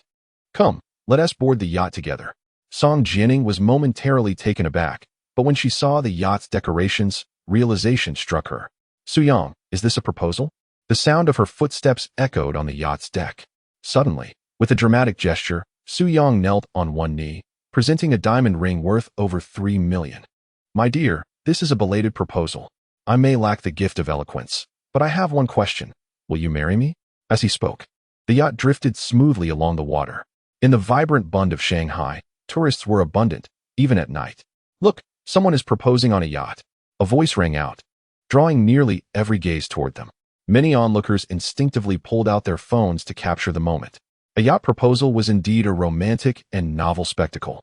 I'll compete with you wealthy folks. Which rich young master and heiress is this love story about? I'm not ashamed to say. My husband proposed to me in a small grove. A grove proposal? Aren't you worried about snakes? I wish my boyfriend would propose like that. I would cherish it forever. But alas, he could never muster the effort or the expense. Onlookers buzzed with chatter. Amidst countless fervent gazes, Song Jianing offered her response. I am more than willing. Her face radiated surprise as she covered her mouth, tears shimmering in her eyes. Su-Yang smiled. Come here, my dear, let me adorn you with this ring. He grasped her delicate hand, which appeared even more exquisite adorned with a $3 million diamond ring. Thank you, my husband. I love you. Song Jianing embraced Su-Yang. Gazing into her pure yet alluringly refined face, Su-Yang could not resist leaning in for a kiss. As their lips met, an undeniable spark ignited between them. Soon, Su-Yang swept her up in a princess carry, transporting her into the luxurious interior of the yacht. What transpired next is understood by those who know. The gentle waves caressed the yacht, creating a rhythmic dance. At 9 o'clock that evening, Su-Yang and Song Jianing prepared to depart from the yacht and head home. En route, Song Jianing suddenly noticed a figure by the roadside. Upon closer inspection, She realized it was her best friend, Feng Xinyu. Stop, that's my friend. Su Yang quickly pressed the brakes. You shameless scoundrel. If you resist me any longer, I swear I will deal with you right here. A repulsive man was tugging at Feng Xinyu. Despite being unaware of the specifics, Song Jianing could not stand idly by while her friend was mistreated. Let Xinyu go. Jianing? Upon seeing Song Jianing, a glimmer of hope ignited in Feng Xinyu's eyes. Well, another stunning beauty. Your figure is remarkable, the man leered, his eyes watering at the sight of Song Jianing's superior beauty compared to Feng Xinyu. Your mouth reeks, Su Yang retorted, delivering a resounding slap that sent the man staggering back several meters, scattering his teeth in the process. Oh, the man howled in agony, blood seeping from his mouth, accompanied by a few shattered teeth, utterly demoralized. I'll fight you. The man brandished a small knife, charging at Su Yang with reckless abandon. Be careful, husband, Song Jianing instinctively warned, noticing the weapon in the man's grasp. In the past, Su Yang might have hesitated at the sight of a knife. However, he was now a man rewarded by the system with extraordinary combat prowess. With a flurry of movements, Su Yang seized the man, unleashing a series of swift strikes, followed by a powerful kick to his abdomen that sent him flying. This time, the man was completely incapacitated, lacking even the strength to rise. You two, get in the car, Su Yang instructed. Once Song Jianing and Feng Xinyu were inside, he took the driver's seat. Xinyu, who was that man? What happened between you two, and why did he want to harm you? As the car moved forward, Song Jianing inquired with utmost curiosity. She was fully aware that her best friend's social circle was quite pristine, and logically, she should not be acquainted with such a pervert. Feng Xinyu felt an overwhelming urge to weep. I must confess, please do not mock me. He is my online romantic partner. What? Both Su Yang and Song Jianing exclaimed. Utterly bewildered, Feng Xinyu, in a state of helplessness, explained, we met while playing Honor of Kings. He led me to victory in several matches, and we subsequently added each other as friends. Over time, we frequently conversed, and eventually, we confirmed our romantic relationship online. Today marks our first day of meeting in person. However, I never anticipated that he would be so revolting. Upon our first meeting, he insisted on taking me to a hotel, which I, of course, refused, leading to the unfortunate events that followed. Upon hearing this, Song Jianing could only express her disbelief. I am astounded. You are so beautiful. Yet you felt the need to engage in an online romance? Feng Xinyu sighed. I suppose I simply had the misfortune of encountering unsuitable individuals. Thankfully, you and Su Yang were there just in time. Su Yang, thank you for your assistance tonight. I will treat you and Jianing to dinner another day. If it weren't for your intervention, I would have been in a dire situation. Su Yang chuckled. Just make sure to avoid online dating in the future. It comes with its own risks. Feng Xinyu sobbed. Rest assured, I shall never dare to do so again. Subsequently, Feng Xinyu accompanied Su Yang and Song Jianing back to their home. Due to the unsettling encounter with that perverse man, she expressed her reluctance to return home alone, preferring to spend the night at Su Yang's place. As a close friend of his girlfriend, Su Yang had no objections. Jianing, just thinking about that man frightens me. I feel like I will have nightmares about him tonight. Despite her height of 167 centimeters, Feng Xinyu possessed an exceptionally timid disposition. She even asked Su Yang and Song Jianing, would it be alright if I sleep with you tonight? I can sleep on the floor. Su Yang responded with confusion, while Song Jianing hesitated. Is that really appropriate? Su Yang firmly declined, noting that many men might find their girlfriend's friends appealing, but he was not that type of person. Feng Xinyu suggested, if that is not possible, I could sleep with the babies instead. Just having someone nearby would make me feel more secure. The quintuplets chimed in. What are you trying to do? You should just sleep with our mom. Su Yang sighed, pondering whether Feng Xinyu might suffer some psychological trauma from this incident, leaving her unable to sleep alone in the future. Sleeping with Auntie. Feng Xinyu's eyes lit up. That could work. I'll ask her if she would be willing to sleep with me. Su Yang and Song Jianing exchanged glances, both bemused by the situation. And so it was that Feng Xinyu ended up sleeping with Wulan that night, while Su Yang and Song Jianing, after engaging in some playful activities, also fell asleep alongside the quintuplets. Chapter 20. The children's first haircut. In the following days, a significant event occurred in Su Yang's life. He successfully obtained his diploma from Moda University, officially becoming a full-time dad. Indeed, while Su Yang typically tends to the children at home, Song Jianing is employed at Tianqin Group. Unbeknownst to her, Su Yang is the president of Tianqin Group. When he mentioned it, She assumed he was jesting. Suddenly, a system notification echoed in his mind. Host has assisted the baby with urination over 20 times. Reward: super medical skills. In the bedroom, as Su Yang helped Five treasure, he was struck by the remarkable nature of this reward. With the system's assistance, he transformed into a super doctor, rendering ailments such as cancer and AIDS mere trifles. With a mere thought, there was no complex illness in the world that he could not cure. "Darling, I'm back," Song Jianing announced during lunchtime as she returned home, shedding her high heels and revealing a hint of fatigue. "Finished with work? I've prepared lunch. First, have a glass of water." Su Yang poured her a glass, noticing her weary expression and his brow furrowed in concern. "Did the company assign you an excessive workload?" He had previously instructed his assistant to take care of his wife, and it was evident that she was overwhelmed. "It's not work-related," Song Jianing replied with a frown. "My mother just called. My uncle is ill." "What illness?" Su Yang inquired. With a pained expression, she responded, "He has late-stage liver cancer. Time may be short. I have the afternoon off. Let us visit him." Given the close familial ties, it was essential to pay him a visit. Su Yang nodded in agreement. "All right, I'll accompany you." Thus, after lunch, they arrived at the first hospital of Magic City. In room 37, a man lay frail on the hospital bed, his weight perhaps barely reaching 80 pounds. His skin and eyes tinged with yellow. "Uncle." The man was indeed Song Jianing's uncle, Jiang Bai. "Jianing, you're here. Is this your boyfriend?" Jiang Bai, having just undergone chemotherapy, spoke with great difficulty. "Yes, this is Su Yang, my fiancé," she replied. With a weak smile, Jiang Bai said, "Ah, with this illness, I may not have long left. I wonder if I will even get to attend your wedding." "Of course you will. You must believe that you can recover," Song Jianing reassured him. With a bittersweet smile, Jiang Bai echoed her sentiment, wishing for recovery. But the harsh reality of late-stage liver cancer loomed over him at the age of 40. At that moment, a doctor entered the room. Dr. Qiao. This was Jiang Bai's attending physician, Qiao Fei. Mistaking Su Yang as a family member, Qiao pulled him aside and whispered, "You should apply for discharge tomorrow. There's no need to prolong the stay in the hospital. There's no hope, and continuing treatment is merely a waste of resources." "Who says there is no hope?" Su Yang's expression suddenly turned serious. "May I borrow your pen and paper?" "What do you intend to do?" Qiao Fei asked, taken aback. He always carried a pen and paper with him, so he handed them over to Su Yang, albeit with some confusion. Before long, Su Yang composed a prescription right there on the spot. He handed the prescription to Qiao Fei. "Follow my instructions to treat the patient. It can cure late-stage liver cancer." "What?" Qiao Fei was momentarily stunned, doubting whether he had misheard.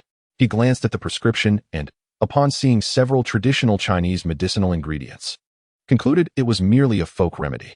"Forgive me, but we live in an era dominated by Western medicine. Traditional Chinese medicine for cancer treatment is outdated." Qiao Fei retorted coldly.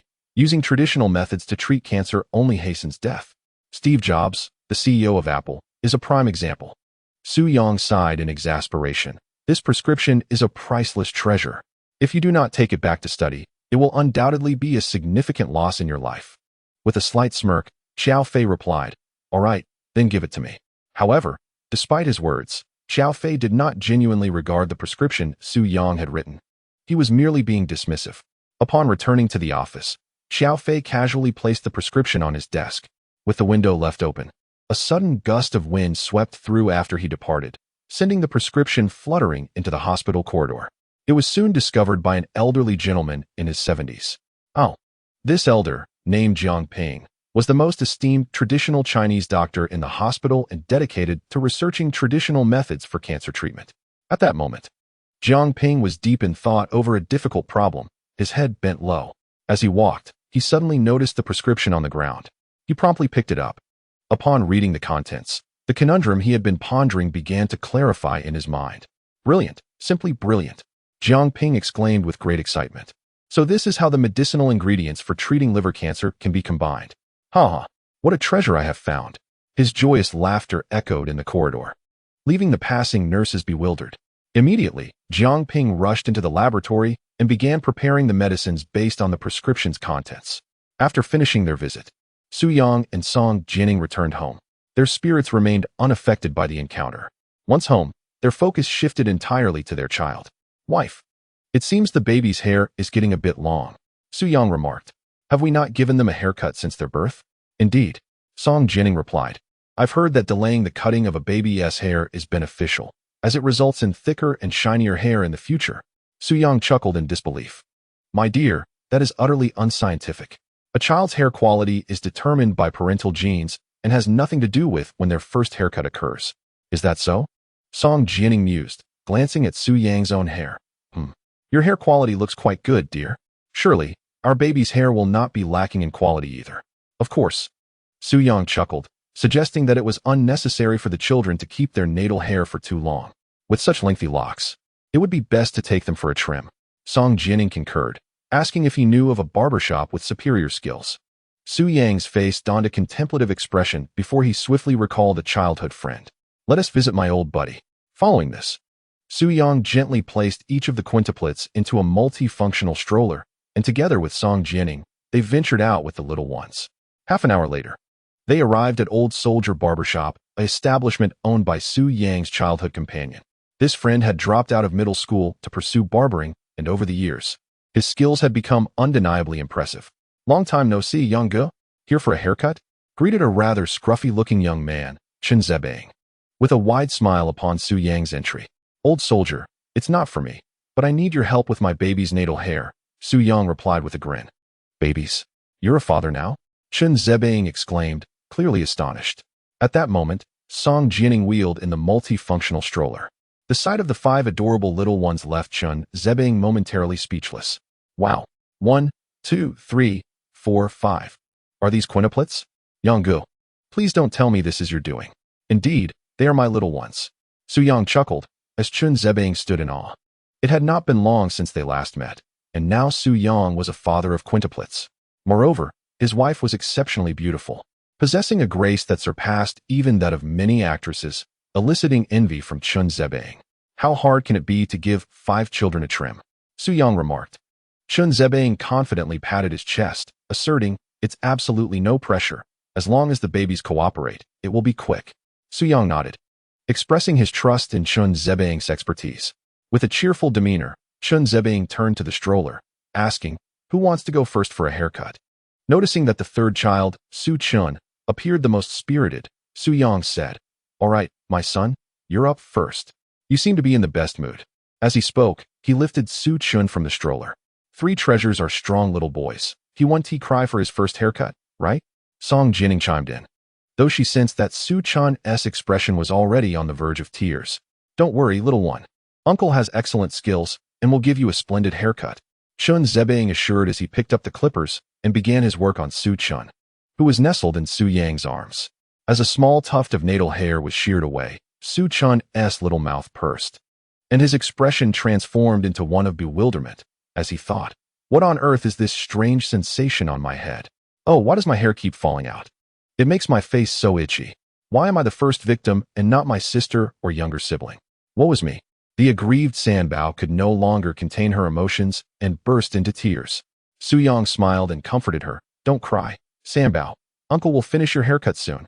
Meanwhile, Song Jining cheerfully picked up her phone to record a video of Sanbao, capturing this moment as it was the children's inaugural experience with a haircut. Of course, it was essential to document it beautifully. Don't cry, Sanbao. Be good, she reassured while recording. After approximately 7 or 8 minutes, Sanbao completed her haircut and finally ceased her sobbing.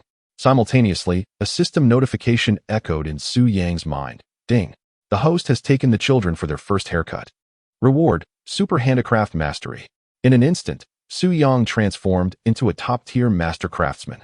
Give him a piece of wood, and his casual carvings would yield extraordinary works of art. What a delightful reward.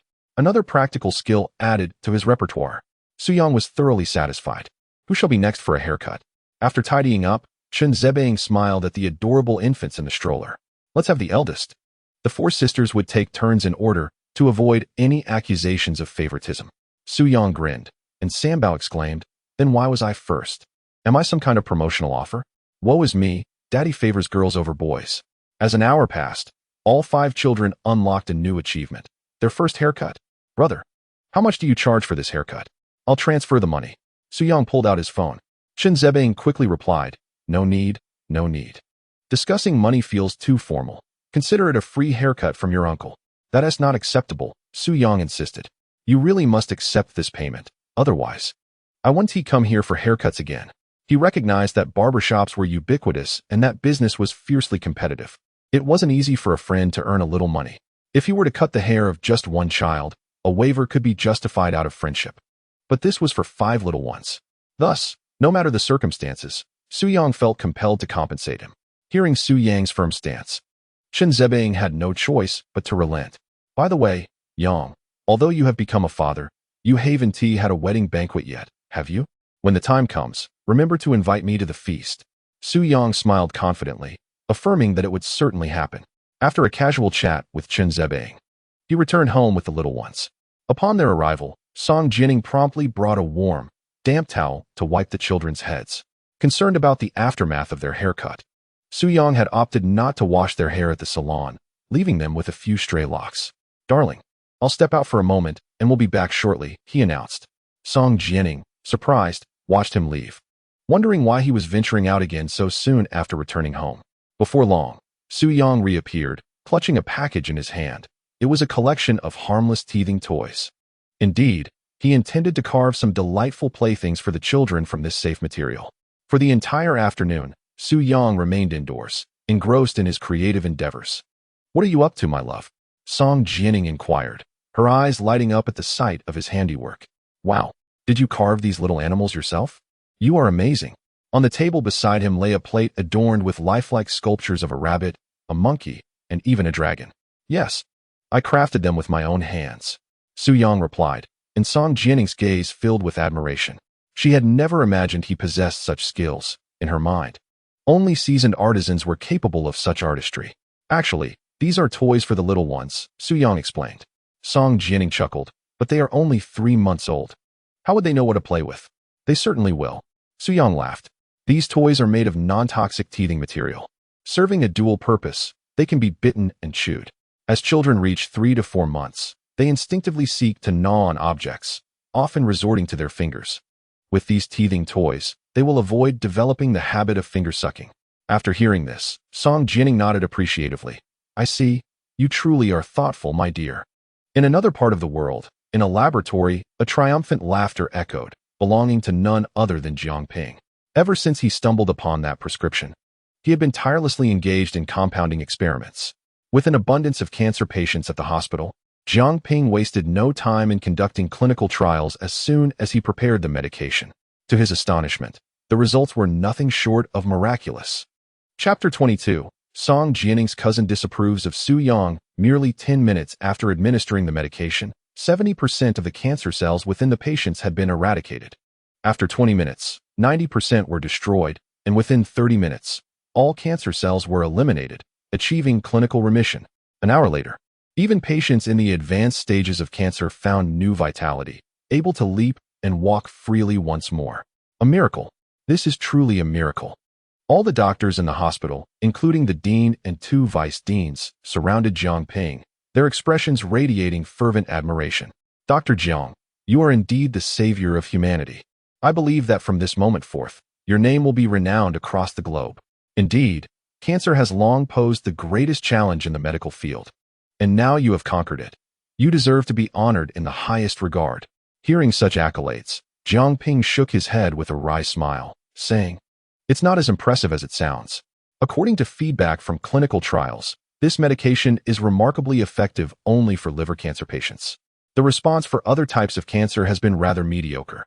Upon hearing this, the dean immediately replied, To be able to cure liver cancer is already quite impressive.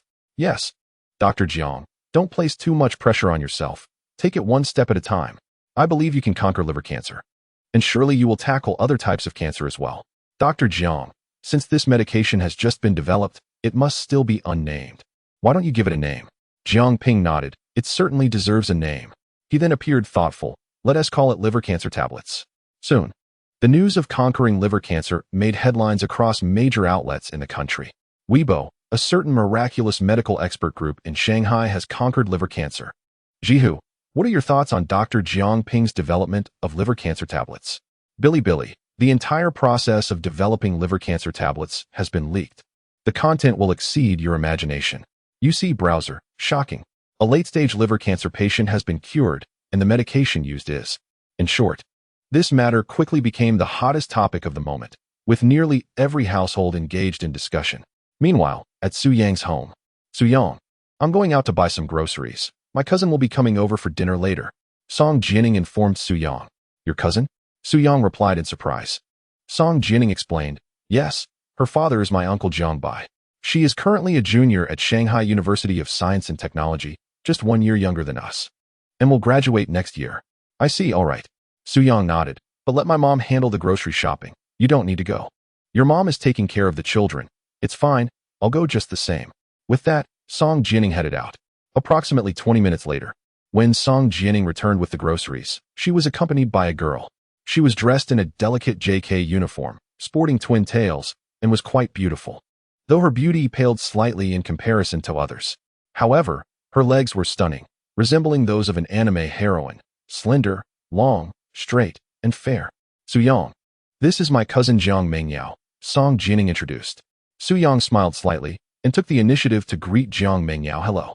To his surprise, Jiang Mengyao displayed an extremely aloof demeanor, seemingly uninterested in engaging with Su Yang. She merely responded with a faint hum. However, Su Yang did not pay much attention, as she was merely his wife's cousin and their relationship was not particularly close. Come in and have a seat. After Jiang Mengyao entered the room, and while Song Jining went to the kitchen, she took the initiative to converse with Su Yang. You must be my cousin's partner, right? Indeed, Su Yang replied nonchalantly. A flicker of disdain crossed Jiang Mingyao's face as she retorted, why did you make my cousin pregnant before marriage? Do you have any idea how much scorn she has faced from others because of it?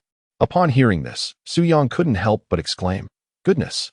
Regarding the unexpected development that led to Song Jining expecting quintuplets, he acknowledged that he had indeed made some missteps. However, Song Jining herself had no objections, and both her parents had come to accept him. You, a mere cousin, are in no position to pass judgment. One might think you were her biological sister. And then what? What do you wish to convey? Su Yang said dismissively.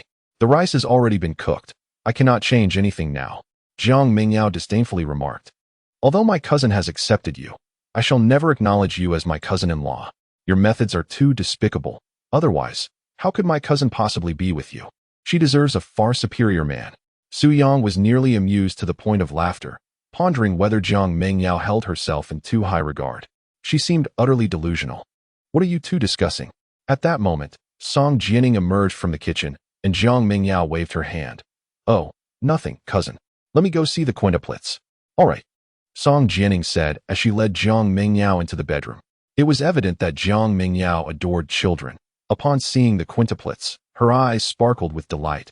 Oh, what adorable little ones. Let me hold them. With that, Jiang Mengyao affectionately kissed the face of the second baby several times. Cousin, I saw your Xiaomi SU7 on my way upstairs. You're amazing for being able to afford such a car right after graduation. Jiang Mengyao exclaimed enviously. My aspirations are modest. I would be content if I could buy a BYD on my own after graduation. Song Jining chuckled and shook her head. Actually, that SU7 was a gift from Su Yang. Oh, Jiang Mengyao was taken aback, and her expression instantly shifted. He made you pregnant before marriage. It is only fitting that he spends money on you. Song Jining smiled wryly, as she did not concur with that sentiment. Mengyao, nothing between adults is taken for granted. Love is all about conscience. You'll understand once you start dating. Jiang Mengyao remained silent, but scoffed at the remark. Soon, lunch was ready. With Jiang Mingyao's arrival, her father-in-law and mother-in-law also came to join the meal. There were a total of 8 dishes and a soup, prepared by her mother, Wulan. Mengyao, has your father improved a lot lately? At the dining table, Song Di reminisced about Jiang Mingyao's father's late-stage liver cancer and inquired about it. The mere mention of this topic brought joy to Jiang Mengyao. Indeed, do you know that Dr. Jiang Ping is remarkable? He has invented a liver cancer pill specifically for late-stage liver cancer. Thanks to this treatment, my father is nearly ready for discharge. Upon hearing this news, both Song Di and Jiang Yuru displayed smiles of relief. That's wonderful. I saw the announcement of the liver cancer pill on the news this morning. Dr. Jiang truly deserves the title of a contemporary miracle worker. Song Di exclaimed in admiration. Liver cancer pill? Su Yang pondered. Isn't that the prescription I wrote for that doctor? How has it become Jiang Ping's achievement? Chapter 23. Jiang Mingyao's fantasy at that moment. An urgent news bulletin interrupted the television broadcast. The emergence of the liver cancer pill has brought hope to countless liver cancer patients. Today, I will represent Modu television station to conduct an interview with Dr. Jiang Ping. A sweet-faced female host smiled at the camera while holding a microphone. As the screen shifted, an amiable elderly man appeared, none other than Jiang Ping. Dr. Jiang, I'm going to ask you a few questions that many netizens are very curious about. The female host continued. The first question, is it true that the liver cancer pill you developed can achieve a 100% cure rate for liver cancer, even in late-stage patients? Upon hearing this question, Jiang Ping smiled slightly. Of course. According to clinical trial results, the liver cancer pill can indeed save late-stage liver cancer patients 100%. For those with milder conditions, clinical recovery can be achieved in just 1 day. The host responded with enthusiasm. That's truly impressive. I love what one netizen said. Dr. Jiang, you deserve to be honored in the temple of the gods. Jiang Ping humbly replied, oh, not at all. The second question, it is said that you have been researching traditional Chinese cancer therapies for many years. What inspired you to develop the liver cancer pill? The moment this question was posed, all listeners instinctively perked up their ears, curious about how Jiang Ping had devised the liver cancer pill. To be precise, I am not the original developer of the liver cancer pill, Jiang Ping stated candidly. The prescription was something I found. I merely followed the instructions written on it to concoct the medicine. A stunned silence enveloped the audience. The liver cancer pill was not Jiang Ping's creation? He had found the prescription? The host was taken aback. Such a valuable prescription, and you just stumbled upon it? Dr. Jiang, are you joking? I wish I were joking. It would mean all the credit was mine. Jiang Ping replied earnestly. But that is the truth. I do not wish to mislead anyone. He continued, however. The prescription was found in the corridor of our hospital. In other words, the true mastermind behind the liver cancer medication is a certain doctor from our hospital who wishes to remain anonymous. The couple, Song Di, who were eating in front of the television, were taken aback. So was Jiang Mingyao. She never imagined that the miracle worker who saved her father's life was not Jiang Ping, but someone entirely different. The key point is, this individual prefers to remain unnamed. Oh my. In that moment, Jiang Mingyao felt a surge of admiration for him. It is astonishing that such a modest man exists in the world. Despite having created something so beneficial to humanity, he chooses to stay in the shadows, unwilling to be celebrated or receive any accolades. How enchanting! Jiang Mingyao suddenly wore a look of reverence, unable to suppress her imagination. What kind of man could he be? Is he young? Is he handsome? Song Jining playfully asked Jiang Mingyao. Who do you love? Dr. Jiang Ping? Jiang Mingyao replied. Certainly not. I adore the true developer of the liver cancer medication. That understated miracle worker. He. Song Jining nodded. Indeed, he is quite low-key. It made me think that overcoming liver cancer was solely the achievement of Dr. Jiang Ping. Yes, it turns out there is another true miracle worker behind the scenes. Song Di added, observing the astonished expressions of everyone. Su Yang could no longer contain himself. You might not believe this, but the prescription that Dr. Jiang Ping found was actually written by me. The true creator of the liver cancer medication is I, not some other low-profile doctor from the hospital. Upon hearing this, Song Jining, the couple Song Di, Jiang Mingyao, and her mother Wu Lan were all taken aback. The Song couple thought they had misheard. Wu Lan and Song Jining assumed Su Yang was joking. Only Jiang Mingyao, unable to contain her laughter, exclaimed, stop boasting, will you? You claim to be the one who developed the liver cancer medication? I am not boasting. It is indeed true. Su Yang replied with a clear conscience. Jiang Mingyao looked at him disdainfully. Dr. Jiang Ping has stated that it was a prescription written by other doctors at the hospital. Are you a colleague of Dr. Jiang Ping? I am not his colleague, but that prescription did indeed originate from my hand. Su Yang replied calmly. All right, dear. Let us not dwell on this, Song Jining interjected. Clearly, even Song Jining found it hard to believe it was Su Yang. Although she was present when Su Yang handed the prescription to Qiao Fei, she had not witnessed it herself. Fine, consider it a joke, Su Yang said helplessly, feeling a hint of frustration. Thus, the unusually tense lunch came to a swift conclusion. Jiang Mingyao, who had initially come for lunch, was now ready to leave. My birthday is the day after tomorrow. Cousin, remember to come to my birthday party. Before leaving, Jiang Mingyao said to Song Jining. Certainly. I will make time to come by, Song Jining assured. Meanwhile, at the first hospital of Magic City, a surveillance technician informed Jiang Ping, Dr. Jiang, I have just repaired the surveillance for this corridor. You can now return to the monitoring room to review the footage you wish to see. Without hesitation, Jiang Ping proceeded to the monitoring room. Indeed, he was eager to uncover the identity of the colleague responsible for the prescription. He aimed to identify this discreet physician and cultivate a rapport with him. Xiao Fei. Upon reviewing the footage, Jiang Ping was momentarily taken aback to see the prescription emanating from Xiao Fei's office. He had previously guided Xiao Fei during his internship at the hospital, and it would not be an exaggeration to refer to him as his protégé. Goodness, how remarkable it was that Xiao Fei had achieved such success. Consequently, Jiang Ping hurriedly sought out Xiao Fei, opening their conversation with, "Goodness, you have been quite adept at concealing your talents." A question mark slowly emerged in Xiao Fei's mind. "What have I concealed? Director Jiang, is there some misunderstanding?" Jiang Ping produced the prescription and inquired, "I ask you, is this prescription your handiwork?" Xiao Fei's response astonished Jiang Ping. "No, this is not a prescription I authored." Jiang Ping was taken aback. Could it be that he had misinterpreted the surveillance footage? "Examine the contents closely," he urged. Xiao Fei removed his glasses and scrutinized the prescription, suddenly recalling, "I remember now. This was given to me by a family member of one of my patients. They claimed that following this prescription would cure late-stage liver cancer. At the time, I dismissed it and carelessly tossed it onto my desk." As Xiao Fei spoke, a realization struck him, and he appeared astonished. "Director Jiang, could it be that the liver cancer medication you developed was formulated based on that very prescription?" "Indeed," Jiang Ping responded, bemused. "It turned out that the true miracle worker was a patient's family member. Incredible. Could it be that this prescription truly held such miraculous properties?" Xiao Fei began to feel a sense of regret. If the liver cancer medication had originated from his hands, then the reputation Jiang Ping had garnered rightfully belonged to Xiao Fei. Perhaps this would pave the way for Xiao Fei to ascend to remarkable heights in his career. "Is your patient still at the hospital?"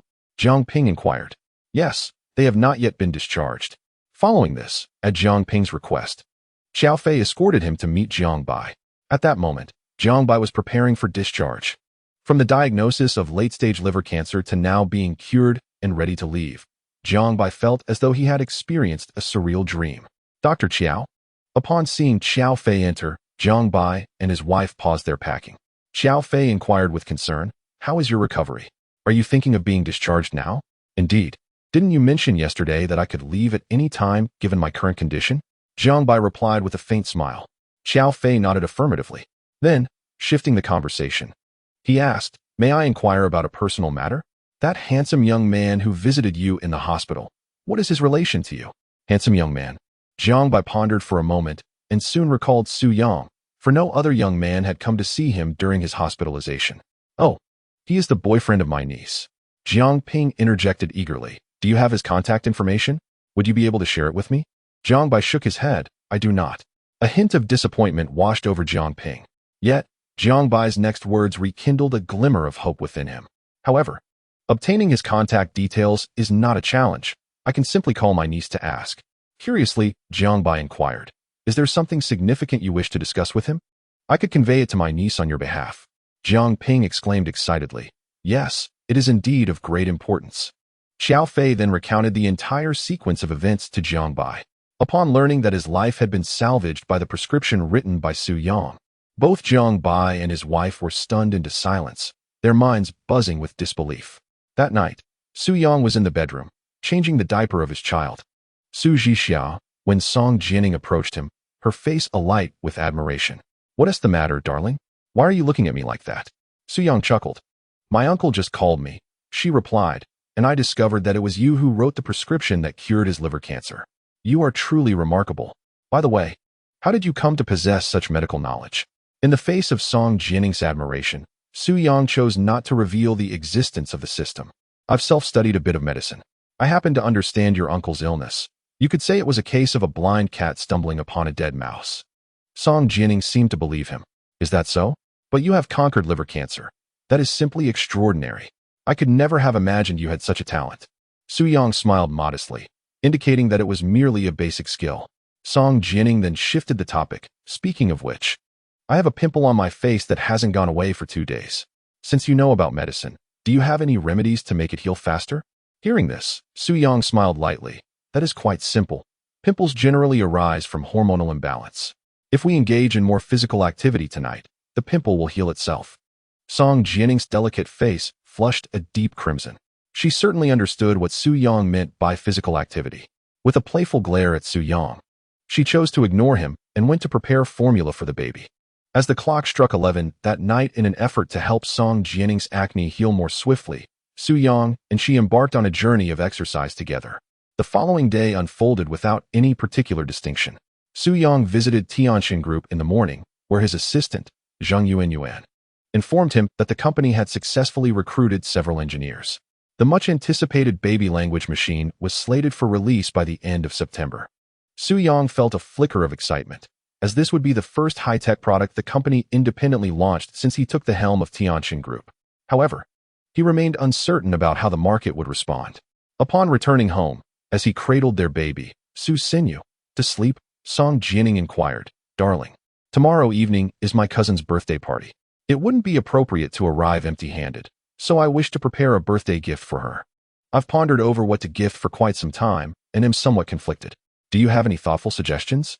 At her words, Su Yang's mind involuntarily conjured the image of Jiang Mingyao's proud visage. "I'm not quite sure. Perhaps something like lipstick, face masks, or skincare products." "Huh." Song Jianning chuckled. "You are such a typical man. The gifts you mentioned are precisely what men most enjoy giving. Never mind. I shall think of something myself. If I can't come up with an idea, I'll simply transfer some money to her. After all, I must express my sentiments." Su Yang nodded. "Should I prepare a gift as well?" He recalled that Song Jianning had mentioned bringing him along to Jiang Mingyao's birthday celebration, and though he was somewhat reluctant, he acquiesced for his wife's sake. "It's fine. You don't have to. I'll take care of it." After their conversation, Su Yang spent some time playing with the babies before he resumed his artistic endeavors in carving. Earlier, he had deliberately purchased some high-quality wood. He intended to carve a bracelet of significant meaning and beauty for Song Jianning. Half an hour later, once he had completed the bracelet, he presented it to Song Jianning, asking, "Do you like it?" Upon her first glance at the bracelet, Song Jianning exclaimed in delight, instantly captivated by its charm. She was already aware of Su Yang's carving skills, as he had previously crafted some teething toys for their children. "It's absolutely beautiful. I adore it, darling," she exclaimed. "Be clear, what exactly do you like about it?" "You are rather mischievous," she replied, giving him a playful glare, her cheeks slightly flushed. Su Yang chuckled. "Don't be upset. My love, I was merely teasing you. Come, allow me to put the bracelet on you." He gently grasped her delicate hand, adorning her wrist with the intricately carved wooden bracelet. It must be said that it suited her perfectly, perhaps it was due to her grace. But the wooden bracelet appeared even more exquisite on Song Jianning's wrist, exuding an air of elegance rather than cheapness, and radiating a noble quality. "How lovely." Seeing how much Song Jianning cherished it, Su Yang inquired, "Do you prefer it over one made of gold?" "Of course," Song Jianning sincerely remarked. "This is far more beautiful than a gold bracelet. It resembles a rare piece of art rather than just a wooden bracelet." In truth, she was quite correct. Should an expert from the outside world glimpse the intricate carvings on this bracelet, they would undoubtedly offer an astronomical price to acquire it. "Oh, what's this additional bracelet?" Song Jianning inquired, noticing something.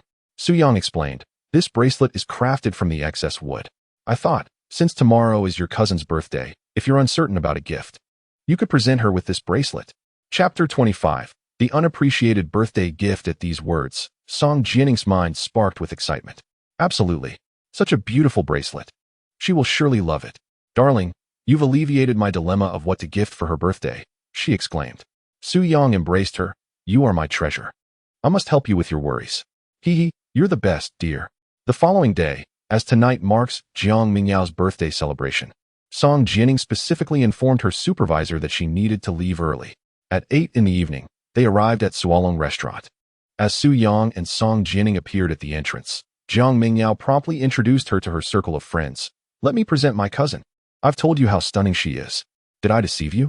As for Su Yang, Jiang Mingyao chose to disregard him, not making any special introduction of her cousin's husband. "Indeed, she is beautiful.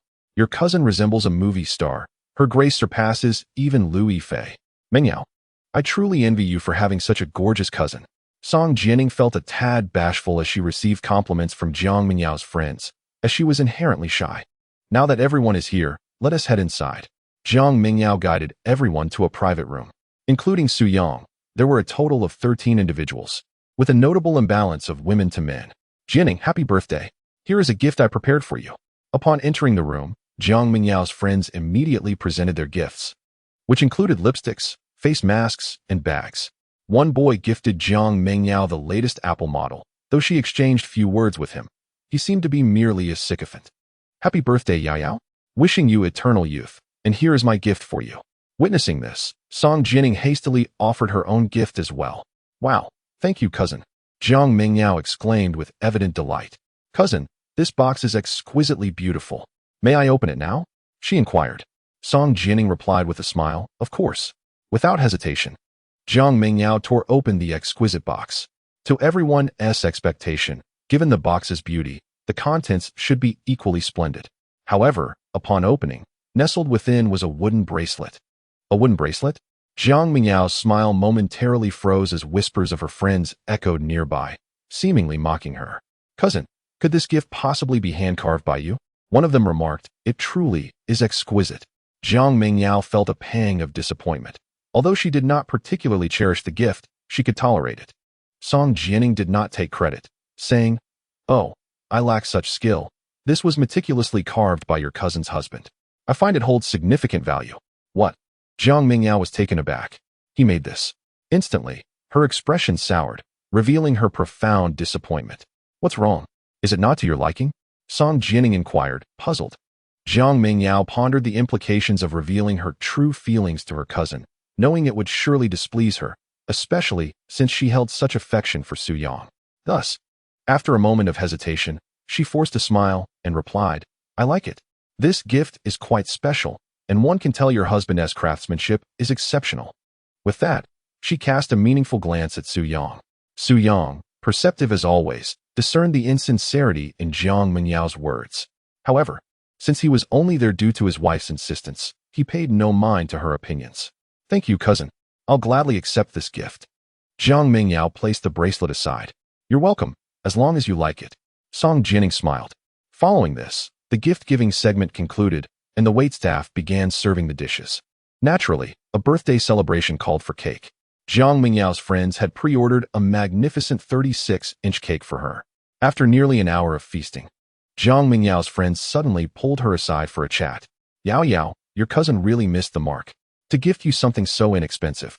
It seems that although she is beautiful, she is rather stingy. Another chimed in. Indeed, she claims her husband carved it, but who knows? I saw a similar wooden bracelet sold outside for just $10 a pair. Your cousin is quite miserly and clearly did not put much thought into your birthday gift. These friends, with their sharp tongues, stirred the pot further. Jiang Mingyao, initially indifferent, felt a surge of indignation at their provocations. My cousin is not stingy. This gift was undoubtedly Su Yang's idea. She retorted. In her eyes, if not for Su Yang, her cousin would have surely presented her with something far more valuable, rather than a mere piece of ordinary woodcraft. The friends chuckled, revealing their true colors, and continued to fan the flames. So it is your cousin's husband who is stingy. In this day and age, who still gifts handmade items. It feels rather out of touch. Your cousin-in-law seems to hold you in little regard, especially when compared to Su Tao, who gifted you the latest model of an Apple phone, worth over 10,000 yuan. The Su Tao mentioned is none other than the devoted admirer of Jiang Mingyao. Mingyao, I quite fancy this intricately carved bracelet. If you find it unappealing, why not gift it to me? Spoke a rather quiet yet beautiful girl. Without a moment's hesitation, Jiang Mingyao replied, Sure, if you like it, take it. It's not of much value to me anyway. Really? Thank you so much. At that moment, Su Yang and Song Jianing had just returned from the restroom. Suddenly, a figure appeared at the entrance of the private room. Stout and standing around 1.60 meters, clad in a Hermes belt and sporting gold-rimmed glasses. He presented quite the polished appearance. Mingyao, is it your birthday here? Professor Huang. Jiang Mingyao exclaimed, her face reflecting surprise. The Professor Huang she referred to was indeed the well-groomed man, full name Huang Bo, a professor in the music department at the prestigious University of Science and Technology in the Magic City. In simpler terms, he was Jiang Mingyao's instructor, having taught her several classes. Due to her strikingly beautiful legs, Huang Bo had a lasting impression of her. Professor, what brings you here? Are you dining with friends? Jiang Mingyao inquired with a smile. Huang Bo chuckled. Indeed, I am enjoying a drink with a few friends next door. I happened to pass by and saw you. What a coincidence, Mingyao. It is hard to fathom that a man in his 50s would utter such frivolous remarks to an attractive female student. Yet, his following words were even more inappropriate. Mingyao, I assume you are not in a hurry to leave? How about joining me next door for a drink? Upon hearing this, the atmosphere in the room shifted dramatically. I'm afraid, Professor Huang, but I do not drink, Jiang Mingyao instinctively declined. Huang Bo, appearing slightly inebriated, replied, How can one understand the essence of wine without tasting it? Young ladies ought to learn to drink. It will be beneficial for socializing in the workplace in the future. As he spoke, the lecherous Huang Bo's gaze roamed over Jiang Mingyao's figure. He could hardly imagine what it would be like to have those stunning legs draped over his shoulder. Just as Jiang Mingyao appeared troubled, Su Yang stepped forward. If you were seeking company for a drink, I would be more than willing to join you. Who asked for your company? Huang Bo's expression darkened, contemplating his own sexual orientation. Are you really so dense as to not understand human language? And you call yourself a professor? What kind of educator invites a female student to drink? You must be a beast. Laughter erupted among the attendees, with some girls secretly giving Su Yang a thumbs up for his audacity. Are you insulting me? Huang Bo's temper flared, anger surging within him. What else could it be? It was you who disrespected my relatives first. Relatives? Huang Bo gazed intently at Su Yang, his mind suddenly clearing considerably. Subsequently, reason triumphed over desire. Huang Bo delivered a stern warning, vowing to not let their next encounter go unpunished before departing. Wow, Mingyao, your brother-in-law is quite impressive, remarked a close friend. Jiang Mingyao turned to her. What do you mean? The friend replied. At a crucial moment, he stood up to protect you. Just look at the other boys. They are utterly cowardly, and I don't wish to elaborate further. Indeed, Mingyao, your brother-in-law exudes a profound sense of security. Jiang Mingyao scoffed disdainfully. Don't think that I will be grateful for his actions. He will never earn my approval. Su Yang remained unaware of Jiang Mingyao's thoughts. He glanced at the time. It was 8:10 p.m. It was nearly time to return for the feeding. Dear, it's getting late. Shall we head back? Song Jianing checked the time and nodded in agreement. Then let us leave. I'll inform Mingyao. Following closely, Song Jianing conveyed their early departure to Jiang Mingyao, who said nothing in response.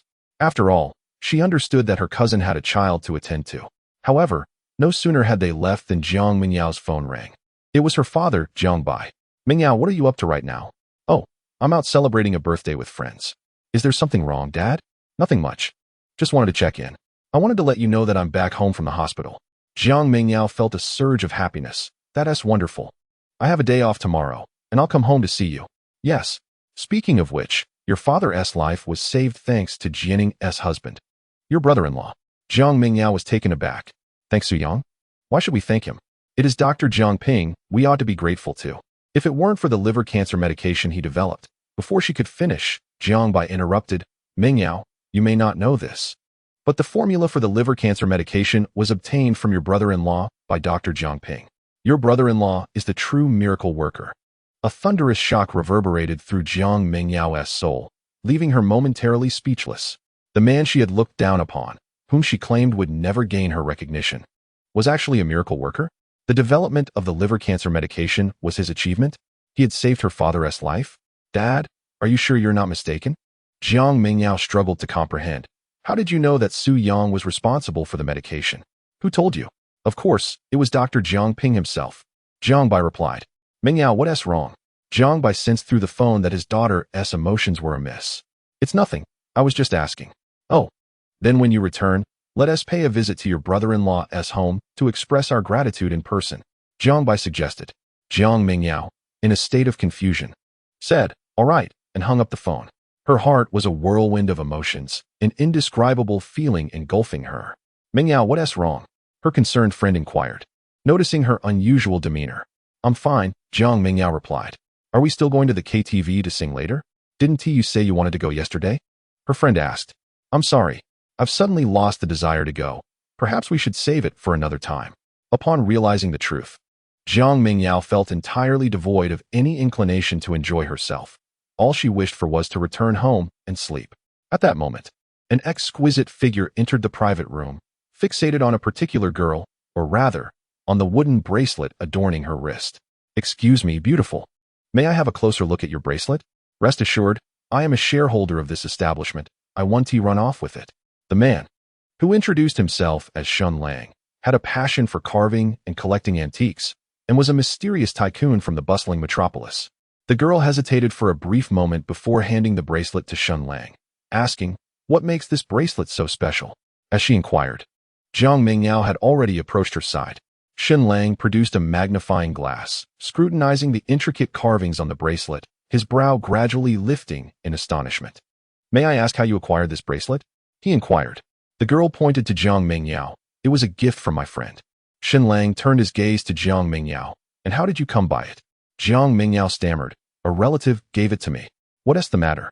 Is there something wrong with this bracelet?" Shun Lang expressed his respect. "Remarkable. Your relative is quite extraordinary. There are no more than 5 individuals in the world with such exquisite carving skills. Would you consider selling this bracelet? I am willing to offer 100,000 yuan for it."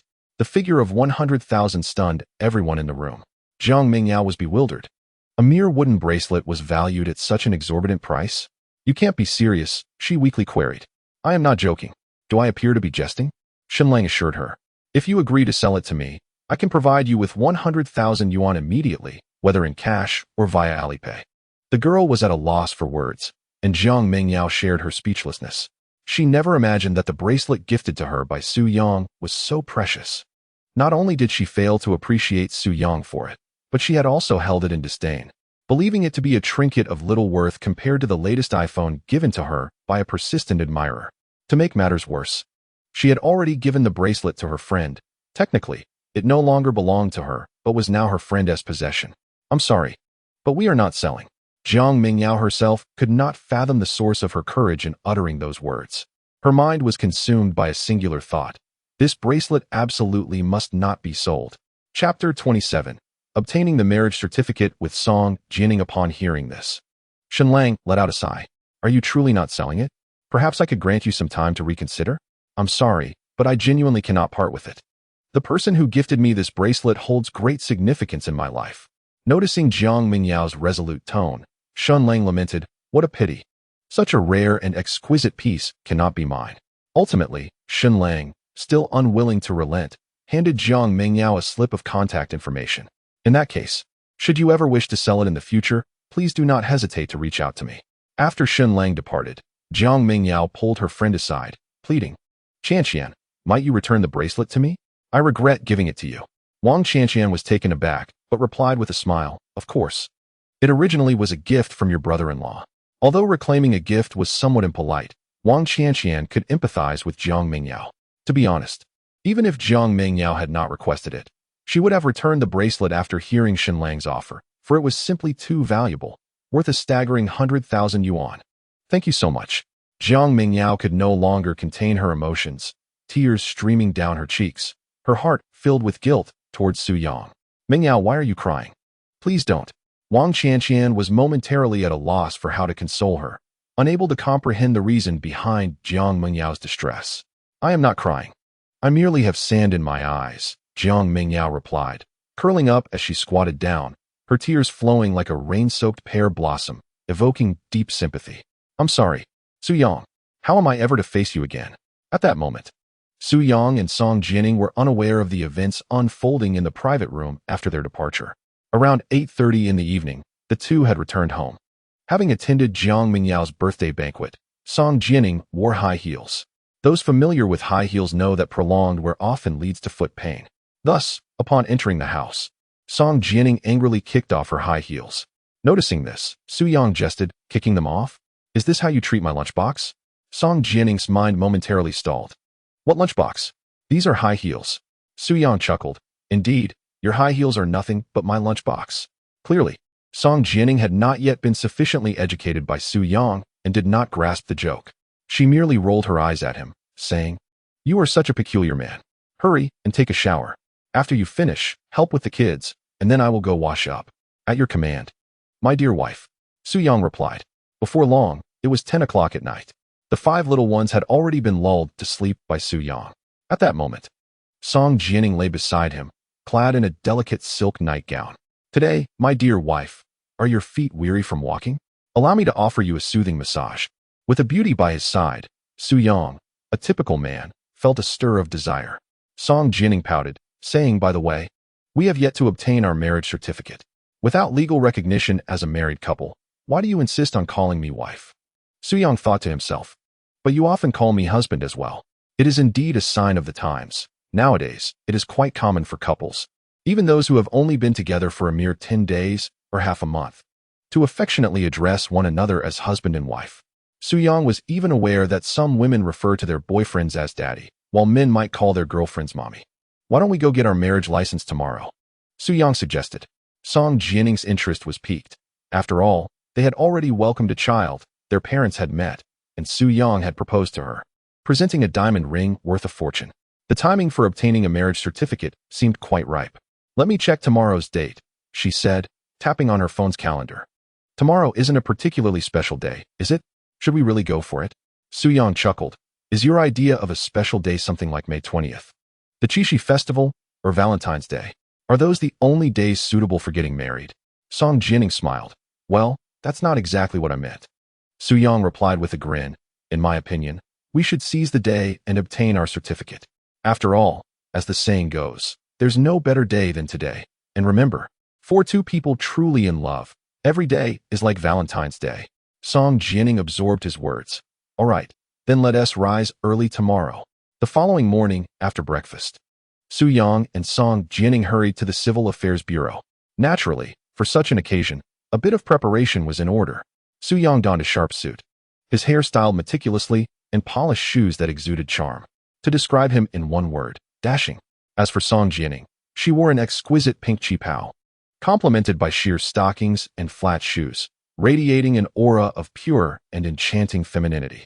Inside the Civil Affairs Bureau, they approached the counter. We would like to apply for our marriage certificate, please, Soo-young said, holding Song Jianning's hand. Have you made an online appointment? Do you both have your identification? The attendant inquired. Of course we have our IDs, though we did not make an appointment online, Soo-young replied. The attendant asked to see their identification.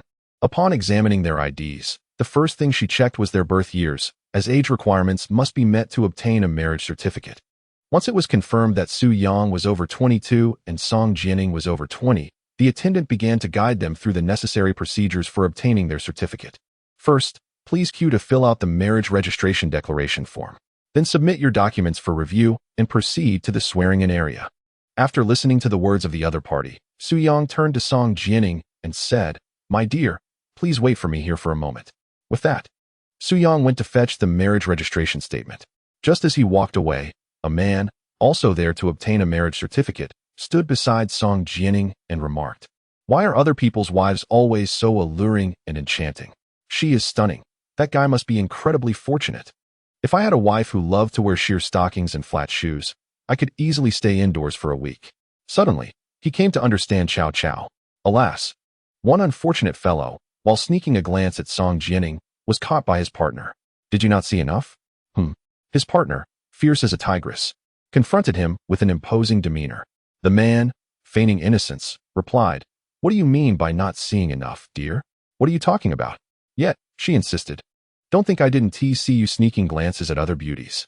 With that, she fiercely tugged at his ear. Ouch! Spare me. I won't do it again. I'm sorry. The girl was relentless. It seems our relationship is not yet strong enough to warrant a marriage certificate. Let us break up. Come back when you are ready to treat me properly. With that, she stormed off, leaving him in despair.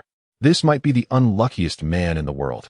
Coming to obtain a marriage certificate only to be caught stealing glances at Song Jianning and ending up broken-hearted on the spot. Half an hour later, having completed all the formalities, Soo-young and Song Jianning each held a little red book in their hands. Once back in the car, Soo-young's first words to Song Jianning were, My lady, we are now a legally protected couple. I look forward to your guidance for the rest of our lives. Song Jianning, feeling a bit proud, asked, Who will cook at home? Who will wash the dishes? Who will take care of the children? I. Soo-young replied without hesitation. Wife, you just focus on being the woman above me. I will handle all the dirty and tiring chores at home. All right. I suppose you are quite sensible. A sweet smile blossomed on Song Jianning's lips. Suddenly, a voice echoed in Soo-young's mind. Congratulations, host. You have achieved the accomplishment of obtaining a marriage certificate. Reward, super singing talent. As the words faded, Soo-young's inherent talent was transformed. From someone who knew nothing about singing and whose voice was less than pleasant, he became a singer with an ethereal voice. with just a slight parting of his lips. The melody he produced could easily outshine any superstar. To say he was the most melodious singer in the world would not be an exaggeration. Incredible. Soo-young couldn't help but marvel. With the support of this nurturing system, it would be challenging not to become a well-rounded, perfect man. Darling, shall we go shopping before heading home? At that moment, Song Jianning's voice brought Soo-young back to reality. As Soo-young pressed the accelerator, he exclaimed, "All right." 10 minutes later, at the entrance of Wanda Plaza. Upon his arrival, he spotted a familiar figure. The individual was holding a guitar, donned with glasses, and possessed a charming appearance. A microphone rested before him, and his melodious voice resonated as he sang at the plaza's entrance. "Wang Yuan?" Soo-young called out as he approached. "Brother Yang?" Wang Yuan appeared taken aback upon recognizing Soo-young and immediately halted his performance. "Are you here doing charity singing?" Soo-young inquired. Wang Yuan was a high school classmate with whom he had shared a close bond. Soo-young even recalled how Wang Yuan had once sought his advice while pursuing a girl. "It's not charity singing. I'm afraid you'll laugh, but I'm here to busk," Wang Yuan revealed, a hint of helplessness on his face. "Busking?" Soo-young was taken aback. "Aren't you enrolled at the prestigious Shanghai Electric Power University? Shouldn't you be graduating this year? How did you end up busking?" Soo-young found it difficult to comprehend. After all, Shanghai Electric Power University was a well-respected institution, and he believed Wang Yuan deserved better than this. The job market is tough. Finding employment is exceedingly difficult." Wang Yuan sighed in frustration. "My major is rather unremarkable, and good jobs are scarce. I've seen many people making decent income by singing on the streets or live streaming. Since I self-studied vocal techniques and guitar in college, I thought I'd try my hand at this path." I see." Soo-young patted Wang Yuan's shoulder. "Well, good luck. By the way, I noticed some issues with your pronunciation in that song Blue and White Porcelain. Thanks to the system's bestowed super singing talent. Not only had Soo-young acquired the ability to sing beautifully, but it also enhanced his musical appreciation and expertise. Song Jianning, who had accompanied him, laughed. "You're giving pointers to others. Can you even sing yourself?" Soo-young chuckled. "Of course I can. Would you like to hear me sing? Just call me Daddy, and I might consider dedicating a song to you." Song Jianning. Wang Yuan inquired, "Brother Yang, is this your girlfriend?" With a smile, Soo-young replied, "No longer just a girlfriend. She's my wife. We just got our marriage certificate today." "How enviable." Wang Yuan expressed genuine admiration, for Song Jianning was indeed stunningly beautiful. He too wished to find such an attractive girlfriend. "Do you want to get beaten up? And you dare call yourself Daddy?" Song Jianning retorted, her expression one of playful pride. She had only one daddy in her life and would never call another. "Just a joke, don't take it to heart," Soo-young said, his gaze affectionate as he addressed Song Jianning. "What song would you like to hear? We have the equipment here. I can sing one for you." With enthusiasm, Song Jianning replied, "Sure. Let me think about what song I'd like you to sing." After a moment of contemplation, Song Jianning recalled a song she wished to hear, one that she hoped Soo-young would perform. "Why not? Can you sing it?" she inquired. Soo-young chuckled, "Of course. I can sing it. I quite enjoy this song." Observing their exchange, Wang Yuan silently handed the microphone to Soo-young. "Go for it, brother. I'll provide the accompaniment." Wang Yuan smiled and stepped aside, and in that moment, the spotlight unmistakably shone on Soo-young. As the lively accompaniment began to play, Soo-young commenced his performance. "The sky seems to be raining. I long to dwell next to you." Original artist and songwriter, Soo-song. "Standing foolishly beneath your building, I gaze upward, counting the clouds. If a piano were to appear in this scene, I would sing for you, even if torrents of water were to pour down." "Wow, Yang-gu, your singing is surprisingly melodious." Wang Yuan was taken aback. He had assumed Soo-young's singing would be mediocre, but just a few lines left him feeling inferior. "Beautiful, beautiful." Song Jianning was equally astonished. This was her first time hearing Soo-young sing, and she had not anticipated such enchanting vocals. Even passers-by paused to listen, as if they were instantly captivated by the song. As summer wanes, please buy fewer ice creams. When it cools, refrain from wearing short skirts. Do not be so mischievous. The crowd of onlookers grew, and soon the climax of the song arrived. "I sing this song for you, with no particular style. It simply signifies my desire to bring you joy, to thaw the frozen river for you, to become a moth drawn to the flame. There is nothing unworthy of this." "Excellent. You sing beautifully, young man. Even an old lady like me, who never listens to pop music, is entranced by your voice." The crowd, which had started with a mere 10 people, swelled to 60 or 70, and one might have thought a little internet celebrity was hosting a fan meetup. For you, I toss and turn. For you, I forsake the world. Why not? Before long, as the song concluded, Su Yang returned the microphone and guitar to Wang Yuan. Thank you all for your support. He politely bowed to the gathered crowd, unaware that his performance had already been uploaded to Douyin. Young man, sing another. Sing another. I can reward you. A passerby immediately scanned a QR code beside Su Yang, donating 50 yuan in support. This QR code was, of course, Wang Yuan's. Apologies, everyone. But I cannot continue singing. Now, let my friend take over. Su Yang declared, turning to Wang Yuan. This is your stage now. Let us arrange to meet again next time. He then took Song Jianning's hand and swiftly left the scene. 2 hours later, in an apartment, a beautiful woman was shedding her clothes, preparing to take a shower. Girls generally possess the habit of appreciating their own figures. Upon arriving before a full-length mirror, she admired her form for a moment before exclaiming, I wonder which unfortunate man will benefit from this in the future. She then promptly settled into the bathtub for a soak. While indulging in the soothing bath, she did not let her hands remain idle. She reached for her phone beside her and began scrolling through short videos. Isn't that our boss singing? A sudden video caught Zheng Yuan by surprise. Chapter 29. Song Jianning faces challenges at the company. Her boss possesses an extraordinary singing talent.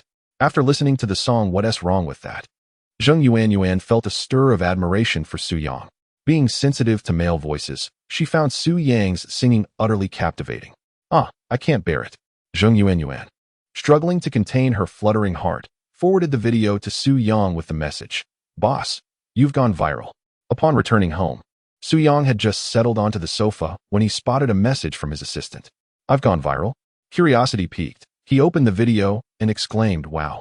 Truly, in this era of TikTok, the speed of dissemination is remarkable.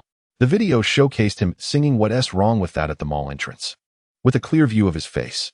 Currently, it boasts over 300,000 likes and more than 10,000 comments, with both metrics climbing at an astonishing rate.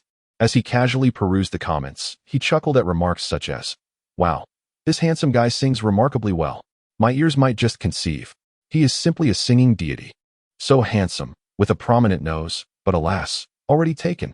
That voice, I could listen to it forever. Could someone clarify what refers to? The light-hearted banter in the comments amused Su Yang, prompting him to share the incident with Song Jianning. In jest, she suggested, you should go public on TikTok and start live streaming. Many internet celebrities have gained fame that way. Su Yang shook his head. I have no interest in becoming an internet celebrity. Song Jianning playfully inquired, why not? Being an internet celebrity can be quite lucrative. If I had that opportunity, I would seize it. Su Yang responded, I prefer to focus my life on you and our children, rather than getting involved in trivial matters that would divert my attention. Upon hearing this, Song Jianning was deeply touched. Oh my, how wonderful you are, my dear husband. She leaped into Su Yang's embrace, wrapping her arms around his waist. And he reciprocated the gesture. The next day began with the routine of rising, brushing teeth, preparing milk powder for the children, and changing diapers, followed by a sumptuous breakfast prepared by his mother, Wu Lan. This was how Su Yang started his day. Meanwhile, Song Jianning hurriedly prepared for work, opting for a simple yet elegant look and slipping into her refined flats, ready to head out.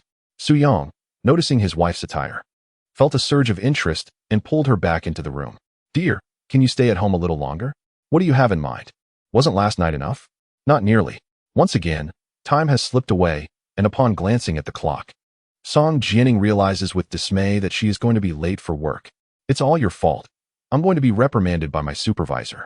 With a look of exasperation, she expresses her frustration. Oh, come now, who would dare to criticize you?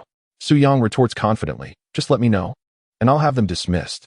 Song Jianning can't help but chuckle at Su Yang's earnest jest. As if you're the president of Tianjin Group. She quips, but I can't chat any longer, darling. I'm in a hurry. She hastily tidies her clothes and heads out. At that moment, Su Yang suggests, how about I drive you to work? Considering that Su Yang's ride would undoubtedly be swifter than her own, she agrees. Sure, that would be great. 20 minutes later, Su Yang drops Song Jianning off at the entrance of Tianjin Group. Since taking over the company, Su Yang has primarily been at home caring for their child, seldom visiting the office. Typically, he delegates any company matters to Zheng Yuan. Consequently, many newly hired employees have never encountered Su Yang and are unaware that he is, in fact, the president of Tianjin Group. Upon entering her office, Song Jianing is immediately surrounded by a few younger female colleagues. "Jianing, we just saw everything," they exclaim, bewildered. She asks, "What did you see?" One colleague, eager to gossip, chimes in, "We saw your husband drop you off at work." Another adds, "Jianing, your husband is so handsome. How wonderful of him to personally drive you to the office." A third colleague remarks, "I've been married for nearly 6 years, and my husband has never driven me to work once." Another chimes in, "Jianing, you must be so happy. Your husband looks so approachable, and he seems to treat you exceptionally well." Song Jianing finds herself both amused and overwhelmed by her colleagues' enthusiasm. In truth, many women are quite experienced in matters of the heart.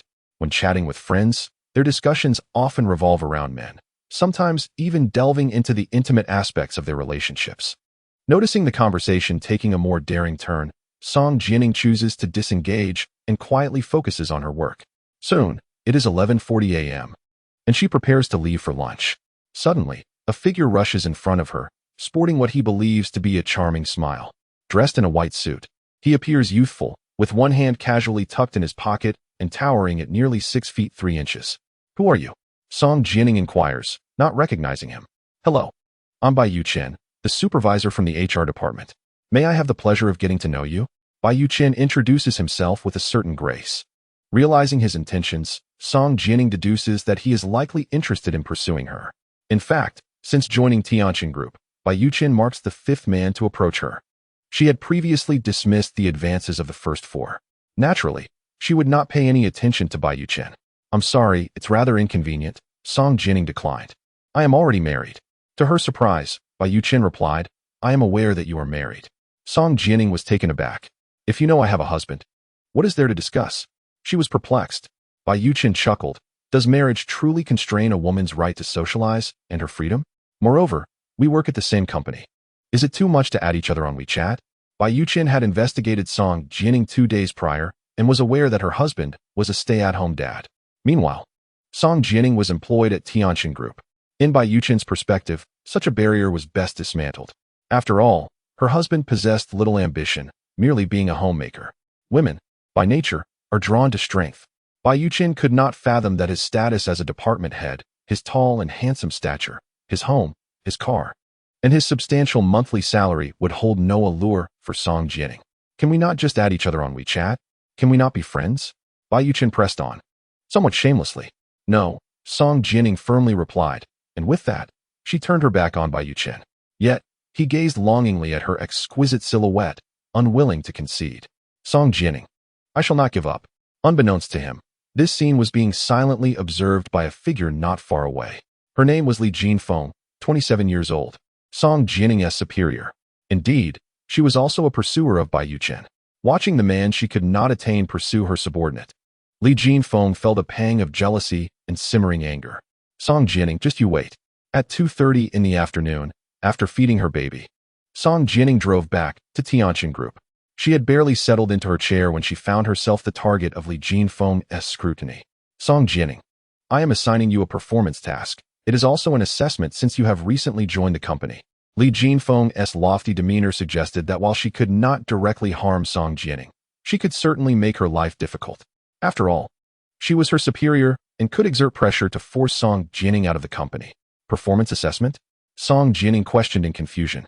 "I have never heard of such a thing." "That is because you are unfamiliar with the company's rules," Li Jinfeng fabricated.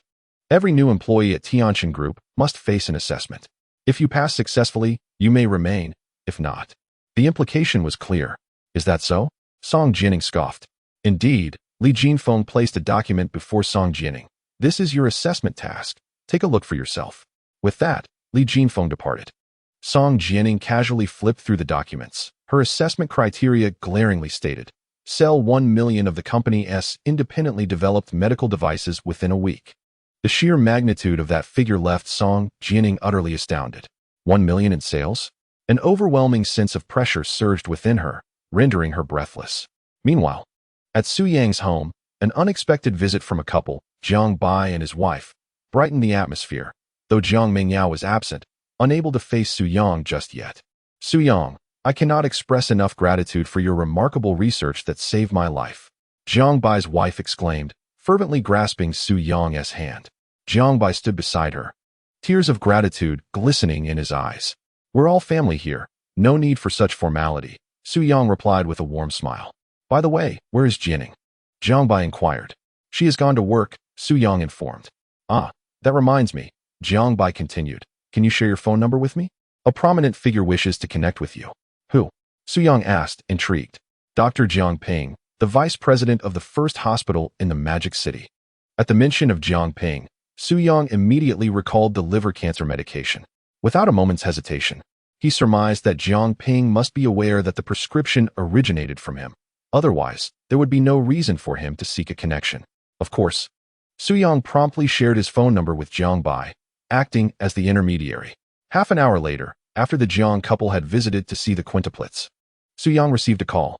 The caller introduced himself as Jiang Ping, his voice filled with excitement. "Mr. Su Yang, I'm thrilled to finally reach you. Thank you for your invaluable contributions to combating liver cancer. May I invite you to dinner? I would love to establish a connection."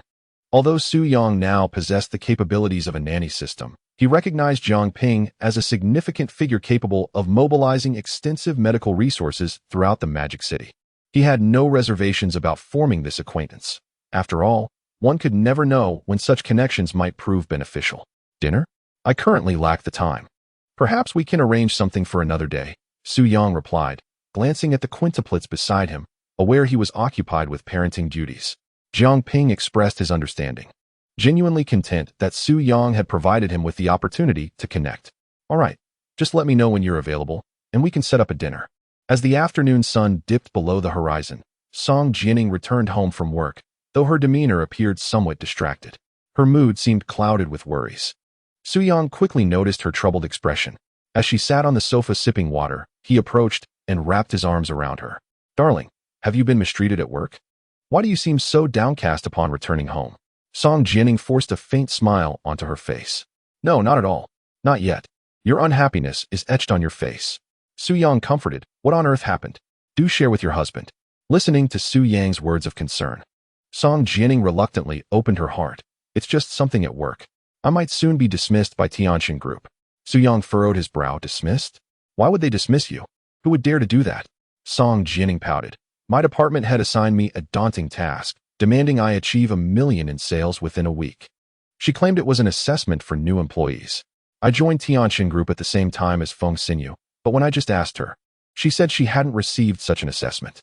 Therefore, I believe my superior is deliberately making things difficult for me. Yet, I pondered, I haven't offended her. Why is she treating me this way?" Song Jianing was utterly perplexed. Upon hearing this, Su Yang grew furious. "What is the name of this superior of yours? What is the matter? Why do you want to ask her?" "Just curious. I think her name is Li Jinfeng." Su Yang narrowed his eyes sharply. "Li Jinfeng, is it? Just wait. Tianxin Group treats me well.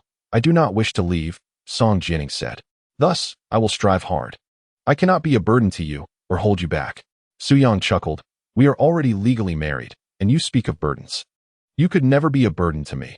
My wife is the most outstanding and beautiful in the world." Song Jianing felt a surge of joy from Su Yang's words. She shifted the topic. "I've gathered information through various channels that the first hospital in Modu is in need of a batch of medical equipment. Tomorrow, I will go negotiate, hoping to establish a partnership. If the cooperation is successful, I can remain at Tianxin Group." "The first hospital in Modu?" Su Yang instantly recalled a phone call he had received from Jiang Ping earlier. As the vice president, he should have the authority to make decisions regarding such collaborations. Knowing he could assist his wife filled Su Yang with happiness. "Dear, I believe in you. Go and give it a try tomorrow. I am confident you can do it." After discussing this matter with Song Jianing, Su Yang went to the villa's balcony and quietly dialed Jiang Ping's number.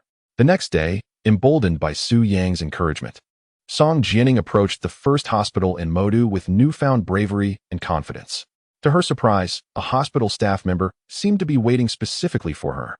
"You must be Miss Song Jianing, representing Tianxin Group to discuss the collaboration, correct?" Song Jianing was taken aback. "How did you know I was here to negotiate?" The other party merely smiled slightly, offering no further explanation. "Follow me." With that, Song Jianing followed the individual into an unremarkable office.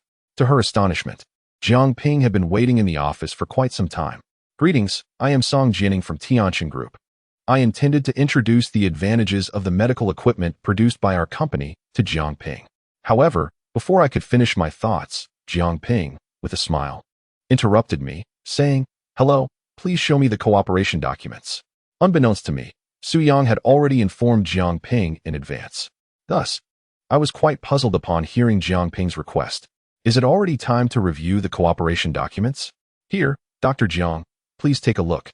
I promptly handed over the documents. Jiangping received them and, without even glancing at the contents, signed immediately. Miss Song, I look forward to a pleasant cooperation. Chapter 31. Song Jianning's Promotion and Raise.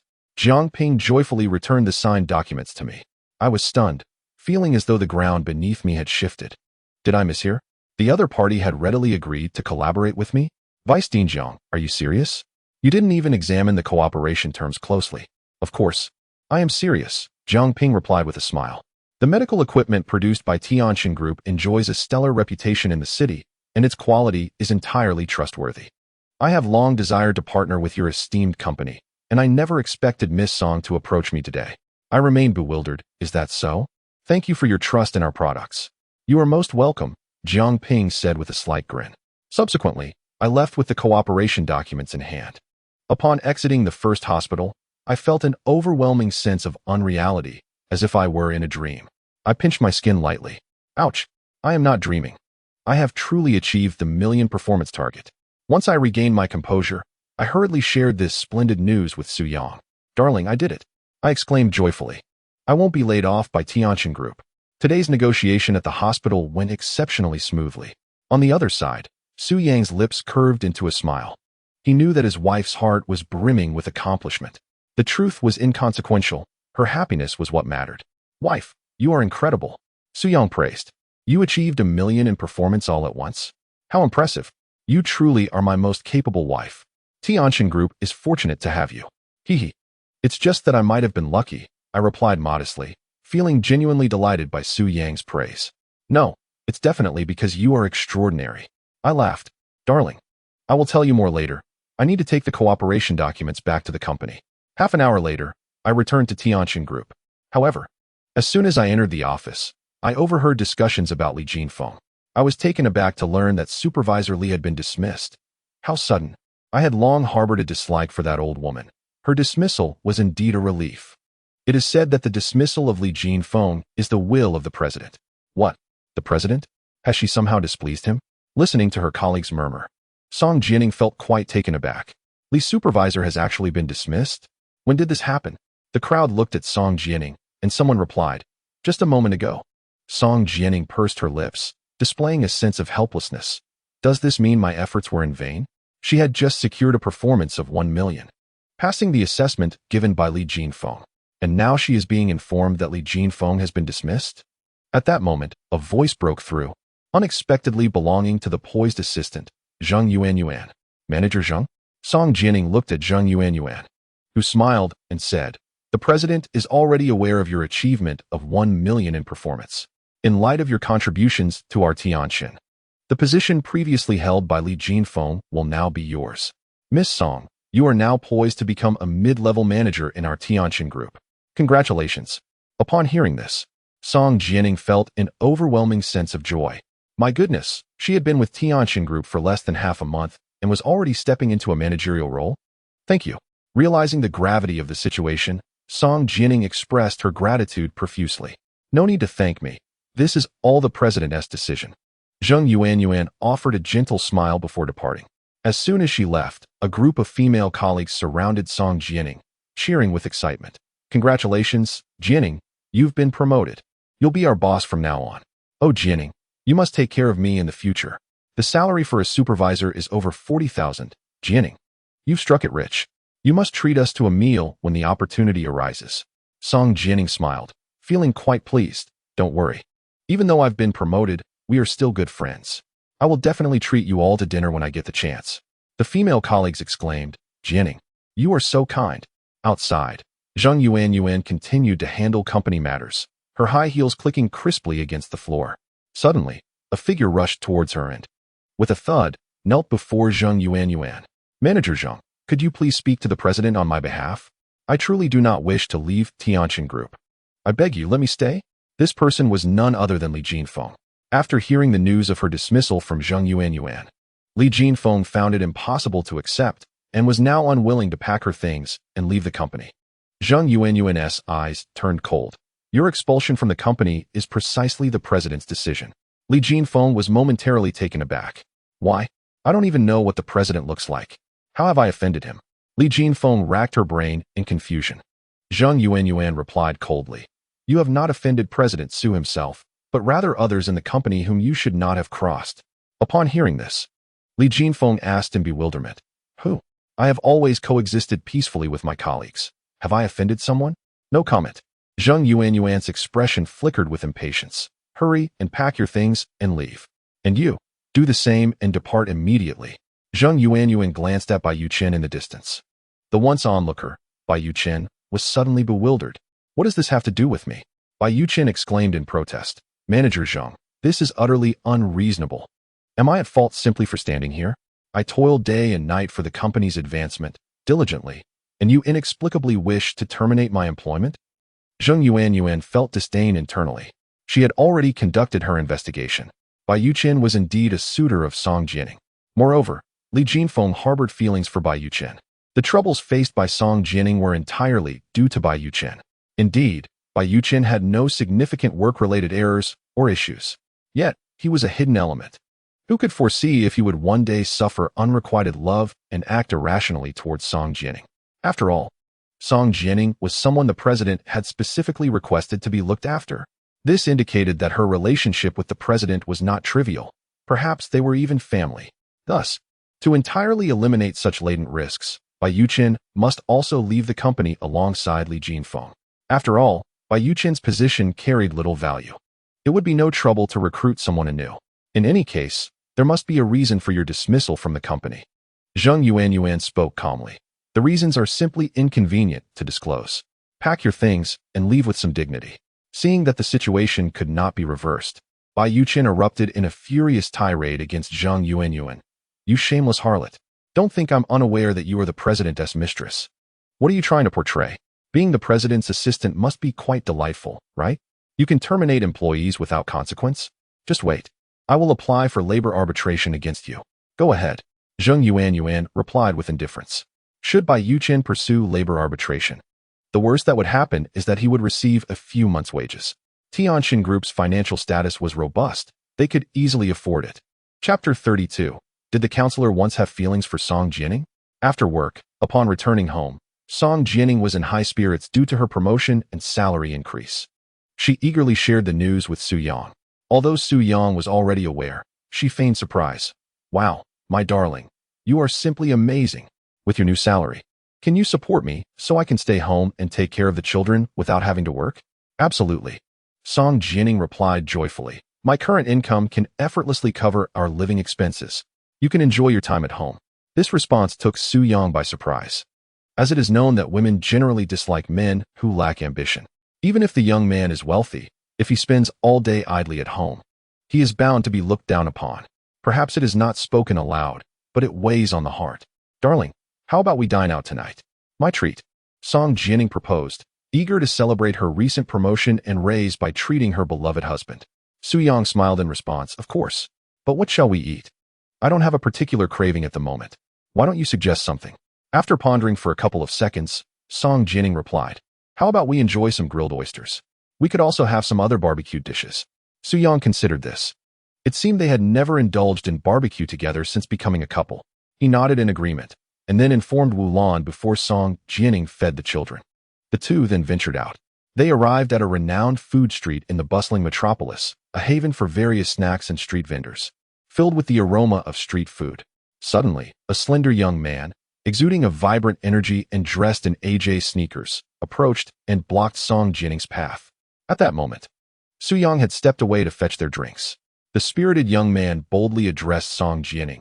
Excuse me, miss, you look absolutely stunning. May I add you on WeChat? Song Jianing looked at him, noting he could only be a fresh college student, truly a younger brother figure. That is fine, but you must first ask my husband for permission. Her teasing remark left the young man momentarily stunned. You already have a husband? Just then, Su Yang returned with 2 drinks, observing the scene with curiosity. Song Jianing smiled and said, "Yes, my husband is right here." The young man glanced at Su Yang, and with a gasp, he swiftly fled as if he had seen a ghost. "What was that about, darling? Who was that guy?" Su Yang inquired, raising an eyebrow. Song Jianing chuckled. "You're so amusing, calling him a silly boy." She then recounted the incident to Su Yang in detail. After listening, Su Yang felt a deep sense of resignation. There was little he could do. Having a beautiful young wife inevitably attracted attention from other men. This was a reality he could not escape, as it was impossible for him to be by her side at every moment. Sensing Su Yang's helplessness, Song Jianing took his hand reassuringly. "Don't worry, my love. I never pay attention to strangers. I am forever yours." Su Yang smiled. "I trust you, my dear." With that, he held Song Jianing's hand and led her to a roadside barbecue stall. The two attractive individuals contemplated what to order. The stall owner was a woman in her 30s, possessing a curvaceous figure, fair skin, and adorned in a striking purple qipao paired with sheer stockings. Indeed, it is the qipao and the sheer stockings. One can only remark that the competitive landscape in the culinary industry has become exceedingly fierce. In a bid to captivate patrons, these female proprietors spare no effort. "Let us have 50 grilled oysters and 15 skewers of lamb," Su Yang declared, casting a glance at the ingredients displayed in the refrigerator. 50 oysters? Song Jianing queried. "Isn't that a bit excessive? Can the two of us possibly consume that many?" The proprietress interjected. "Ah, dear lady, you may not comprehend this. Men ought to indulge in a greater quantity of grilled oysters, for they are known to bolster vitality. If your partner partakes more, he will undoubtedly excel in that regard." Such unabashed remarks left Song Jianing blushing furiously. "Ah," Su Yang chuckled. "What a curious notion of vitality." The proprietress was indeed quite the seasoned conversationalist. "I can easily finish them. I can devour an oyster in a single bite," Su Yang asserted.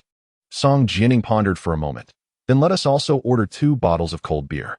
How about we enjoy a few drinks tonight?" Seeing his companion so spirited, Su Yang readily acquiesced. "Certainly." Thus, Su Yang and Song Jianing settled into a nearby spot, drawing the attention of many passers-by. Goodness, am I seeing this correctly? Such a stunning beauty dining at a street stall? Aren't street stalls typically frequented by people like us?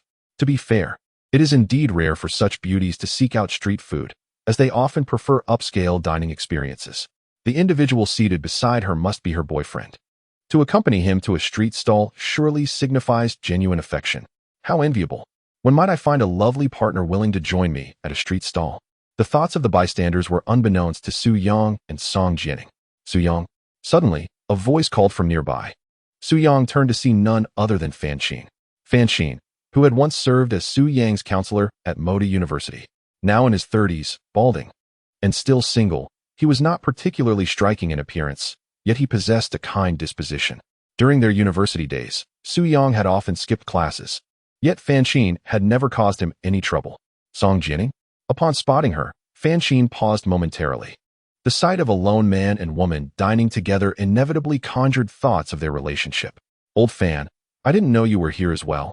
Su Yang smiled slightly. Old Fan was a nickname given to him by classmates back in the day.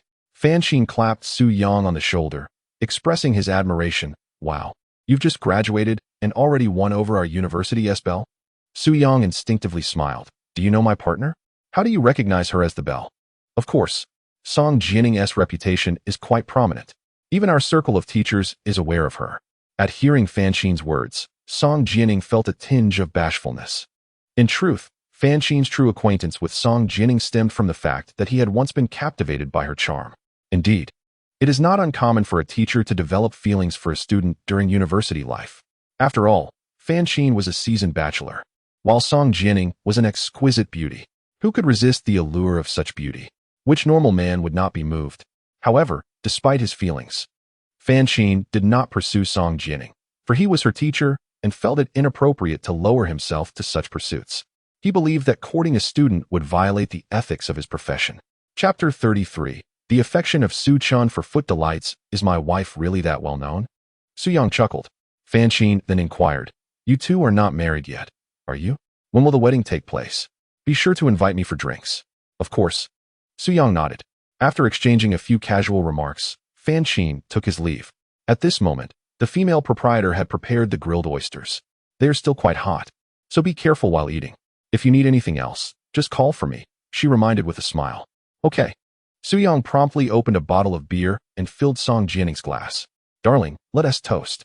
Sounds good. Gazing at Song Jianning's stunning visage, Soo-young felt a sense of euphoria. How about I record a Douyin video? He suggested, wanting to capture this blissful moment. Without hesitation, Song Jianning replied, sure, go ahead. Soo-young then activated the recording function on his phone, pointing the camera at the barbecue, the beer, and of course, Song Jianning. Garlic, barbecue, beer, beloved wife, cheers. The clinking of their glasses resonated with a crisp sound. Soo-young then lifted his head and downed his glass of icy beer in one go, while Song Jianning merely took a delicate sip, viewing the beer as a refreshing beverage rather than an alcoholic drink, as her tolerance was not particularly high. Oh. Soo-young let out a satisfied belch when suddenly Song Jianning asked, honey, shouldn't we drink less? What if we get drunk? Soo-young chuckled, if we get drunk, we'll just indulge in some mischief when we return. Song Jianning rolled her eyes. You are so lewd. Always thinking about mischief. I'm only lewd towards you. In that moment, happiness was palpably tangible. After finishing their barbecue, it was already 8:30. Although it was not particularly late, Soo-young and Song Jianning were preparing to head home, as they had 5 mischievous little ones waiting for them. Honey, can I ride the electric bike? She asked, considering they might drink. Soo-young had opted for the electric bike instead of driving. With a smile, he inquired about her request. Why? Song Jianning replied, it's just that I haven't ridden in a while, and I suddenly feel like it. Soo-young responded, perhaps I should ride instead. It's been a long time since you've ridden. Song Jianning inquired, do you doubt my cycling skills? Rest assured, I won't let you fall. With a playful pout, she added, oh dear husband, just let me ride, won't you? Her charming demeanor compelled Soo-young to reluctantly concede. All right, you can ride. He obediently settled himself behind her. As Song Jianning took her place in front, Soo-young instinctively wrapped his arms around her waist, gently squeezing her soft, unblemished flesh. Husband, no wandering hands, please. Save that for when we're at home, she chided. At that moment, a middle-aged man wearing a cap approached them. Excuse me, beautiful. May I have 2 minutes of your time? Song Jianning was taken aback. Is there something you need? The man smiled. Allow me to introduce myself. I am a talent scout from an entertainment company. I believe your poise and appearance are quite remarkable. Have you ever considered debuting as a star? Becoming a star? Song Jianning was slightly taken aback. She had never entertained such thoughts. Soo-young chuckled, surprised to find that talent scouts did indeed exist in the country. An invitation to debut? Was this an acknowledgement of his wife's beauty? I'm sorry, but I must decline, she replied. The scout persisted, we charge no fees. We offer free training for your debut. Would you consider it? No, thank you, she reiterated. The scout sighed. You know, your aura is truly exceptional. If you choose to debut, you would likely achieve great fame. Don't you wish to stand out? He aimed to convey that opportunities like this were rare. But hearing his disparaging remarks about the industry only made Song Jianning more resistant. I apologize, but I am a mother of 5. I have no interest in entering the entertainment industry. Perhaps you could look for someone else? There are many girls like me. The scout was momentarily stunned. What did you say? A mother of 5? Wow. The realization struck him. She was a super mom. With a resigned smile, Song Jianning confirmed, yes. And that disqualifies me from your criteria. I'm sorry for the disturbance. As the scout walked away, Soo-young teased. Who would have thought I would be so fortunate to have a woman with such star potential bear me 5 children? Song Jianning laughed. That's right. So you better treat me well. If you ever mistreat me, I might just run off with another man. Soo-young wholeheartedly agreed. Rest assured. I will cherish you for a lifetime, my dear. As he spoke, his hands wandered playfully. Upon returning home, Soo-young suddenly discovered that the video he had recorded of Song Jianning during their barbecue outing had gone viral. The likes accumulate rapidly, and the comments continue to increase. Curiously, I opened the comment section, not to be rude, but how do you eat so well? I envy you. That woman has a strikingly good demeanor. She clearly embodies the qualities of a devoted wife and mother. Let us be candid, your wife is my ideal type. Once upon a time, I too had a girlfriend who was willing to share street food with me, but I inadvertently lost her along the way. From above, another commented, you're such a scoundrel. Why act so sentimental? I envy this blogger. If my partner were as beautiful, I could spend an entire month in bed without a care. After glancing through the comments, Soo-young promptly hid the Douyin post. The platform was rife with lecherous individuals. When he initially shared the work, he had not anticipated its popularity. Hurry over here, came the voice of Song Jianning. Su-young quickly shut off his phone and hurried to her side. What's the matter, my dear? Look at Sambao. Su-young glanced down at the bed, where he saw Sambao with his mouth around the small foot of Su Jinxian, suckling on it, which instantly darkened Su-young's expression. This child, both Song Jianing and Su-young, wore expressions of helplessness. They were well aware of Sambao Su-chun's peculiar habit of enjoying the feet of his sisters. Song Jianing had intervened previously, yet it appeared the behavior had not been corrected. Dear, this habit of Sanbao's is quite serious. I worry he might develop a foot fetish like you when he grows up. Su-young responded. Are you implying that I have such a proclivity? Song Jianing retorted confidently. Isn't that the case? However, it's quite normal for men to have some inclination. Su-young chuckled. With a serious tone, Song Jianing remarked. You do realize he is merely a few months old. You must think of a solution quickly. Such behavior is quite unsanitary. While it's typical for a child, it can easily lead to hand-foot-mouth disease. Let me ponder, Su-young suggested. Sambao has developed this bad habit primarily because he sleeps with his sisters daily. Perhaps we should separate him for playtime and care, and over time, this habit should dissipate. Great idea, let us proceed with that. Song Jianing expressed her support. Thus, for the following week, the family made a concerted effort to care for Sambao Su-chan separately. The little one, being merely months old, is highly adaptable. Unlike habits formed later in life, these early behaviors can be corrected with ease. Under Su-yang's guidance, Sambao Su-chan swiftly abandoned this undesirable habit. Ding! The host has corrected the baby's bad habit. Reward, innate skill in painting. The voice of the system suddenly resonated. Su-young trembled with excitement. Painting skills? In the next moment, the system transformed Su-young's innate talent, elevating him to the status of a master painter. Whether it be landscape painting, ink wash art, or even abstract expressions such as graffiti, Su-young handles them all with remarkable ease. It's truly impressive. Su-young is exceedingly pleased with this accolade. In the future, should his daughters wish to learn the art of painting as they grow, he can teach them personally, nurturing them into prodigies of artistry.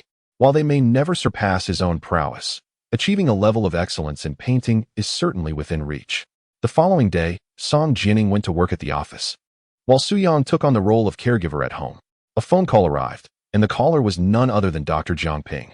Mr. Su-young, do you have time today? Let us share a meal. Jiang Ping extended another invitation, adding, I would also like to discuss a collaboration regarding the production of liver cancer medication. Last time, Su-young had to decline due to his childcare responsibilities, and to refuse again would not be appropriate. All right, where shall we dine? Su-young acquiesced.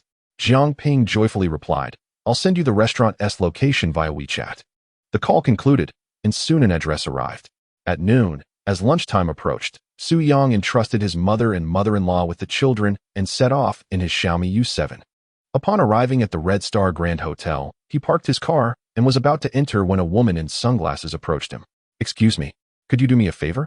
Despite her shades, her elegance was undeniable, and her figure was strikingly graceful, revealing her as a stunning beauty. What is it? Su-young responded nonchalantly. We are filming a short drama, but we are short on an extra. It's difficult to find someone on short notice, and I think you would be perfect for a 30-minute role. Don't worry, it's a simple part. Just shout my goddess along with the others. We can offer you 200 yuan plus lunch. Earning 200 yuan for 30 minutes of work, including a meal, would entice many, yet Su-young felt repulsed. Boring, he retorted, resuming his stride toward the entrance. Wait, the woman was not willing to let him pass. She quickly stepped in front of him and removed her sunglasses. All right, I'll be straightforward. I am Lin Wantong, a social media influencer with millions of followers. You must know me, right? Please, do me the favor of taking this role. Lin Wantong believed she had humbled herself sufficiently. If Su-young refused again, it would be quite unreasonable. Face, why should I extend you any favor? Su-young replied coolly. Lin Wantong was taken aback. You don't recognize me? Why should I? Su-young found the situation absurd. Lin Wantong's expression shifted dramatically. I am a top-tier influencer. You must be lacking in internet exposure. She suspected that Su-young must not frequent online platforms. Otherwise, how could he possibly not know her? What significance does it hold to be an internet celebrity? Is it truly impressive? Su-young, feeling exasperated, retorted, Please step aside. Do not waste my time. Lin Wantong, with a cold smile, refused to yield. Are you attempting to play hard to get? Very well, you have succeeded in capturing my attention. You are insane. As the words escaped his lips, Su Yang's expression shifted subtly. He had noticed a peculiar small red rash on her neck. Being knowledgeable in medicine, Su Yang immediately recognized it as a potential precursor to AIDS. You might have AIDS. You should urgently seek medical attention. Upon hearing this, Lin Wantong erupted with fury. You are the one with AIDS. Your entire family has it. With that, she raised her hand, intending to slap Su Yang's face. Miss Lin, do not act impulsively. A hand grasped Lin Wantong's arm, revealing the director. You are a public figure. You must be mindful of your image. The director's words calmed her somewhat. Though she remained incensed, she promptly took out her phone and snapped a few pictures of Su Yang. Just wait. How dare you insult me? I will make you pay for this. Su Yang, unfazed, continued on his way, without Lin Wantong's interference. He swiftly entered the private dining room of the restaurant and met the legendary Dr. Jiang Ping. Are you Mr. Su Yang? Jiang Ping gazed at Su Yang in astonishment, seemingly in disbelief. Su Yang chuckled. What? Did you invite another Su Yang to dinner? No, I am just quite surprised. Jiang Ping exclaimed, Mr. Su Yang, you appear much younger than I had anticipated. Truly, you are a remarkable young talent. May I ask how old you are? Su Yang, having just graduated from university, was not yet 24. Upon learning this, Jiang Ping sighed deeply. Some achieve groundbreaking medical advancements by the age of 24, while others are merely beginning their careers in factories. Jiang Ping self-deprecatingly remarked. Dr. Jiang, you jest. Su Yang redirected the conversation. Aren't we here to discuss the profit sharing for the liver cancer medication?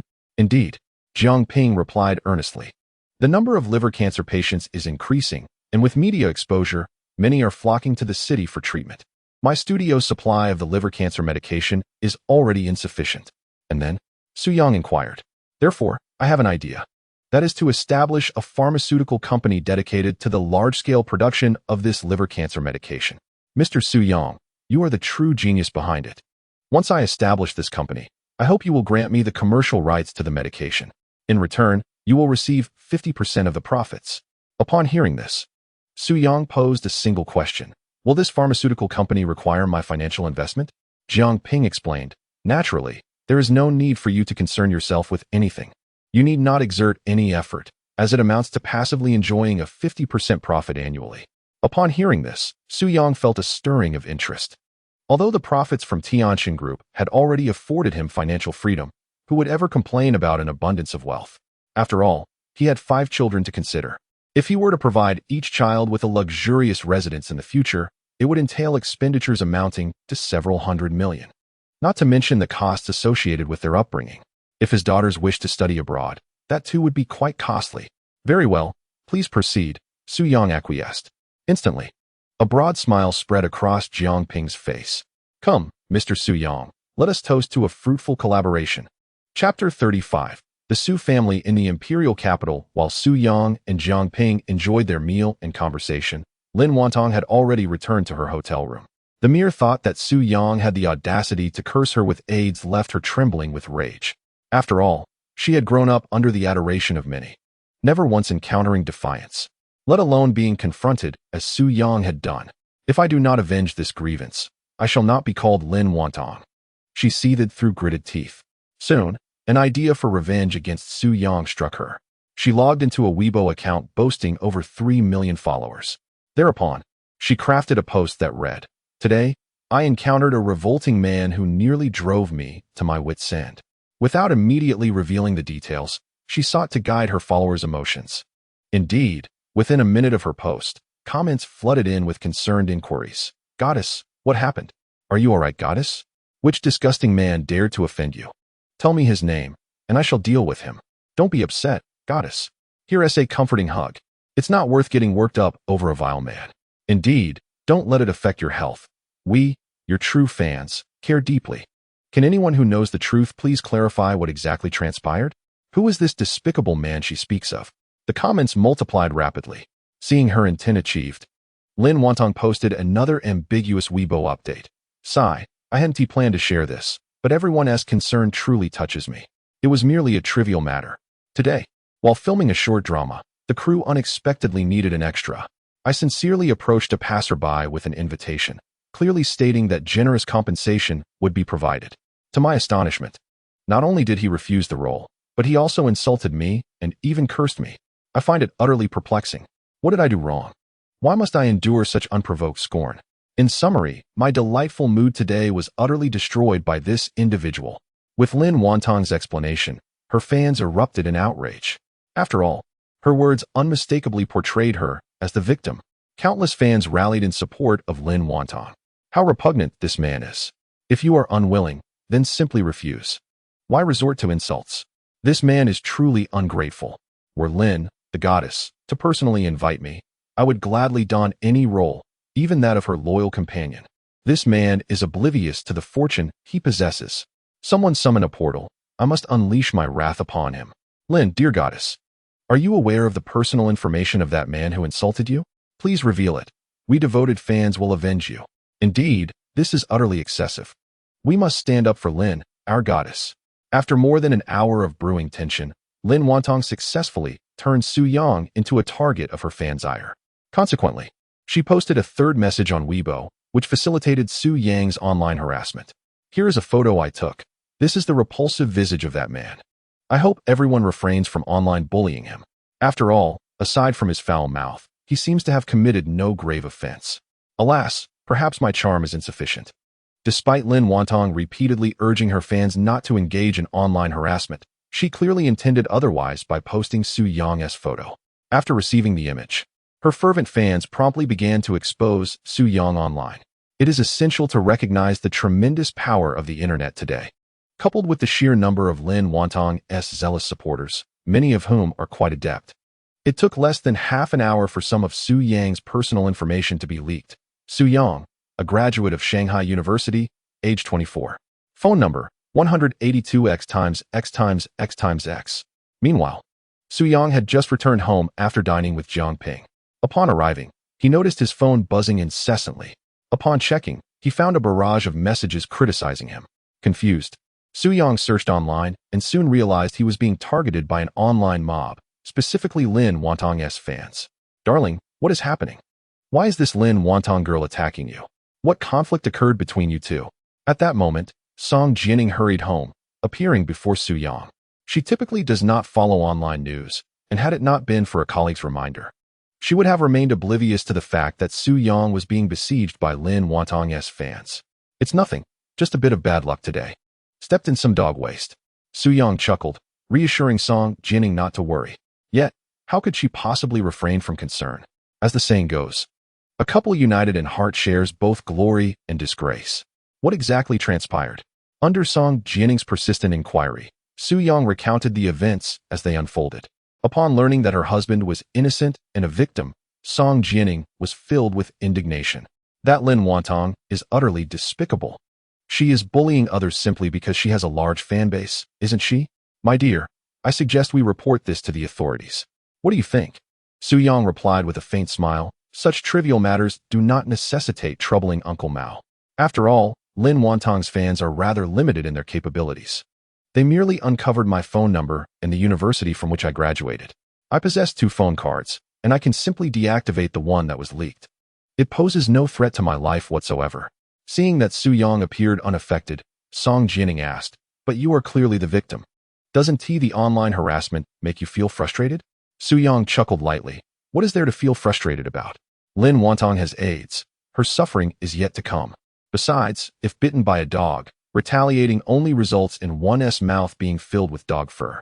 Upon hearing this, Song Jianing felt an overwhelming sense of admiration.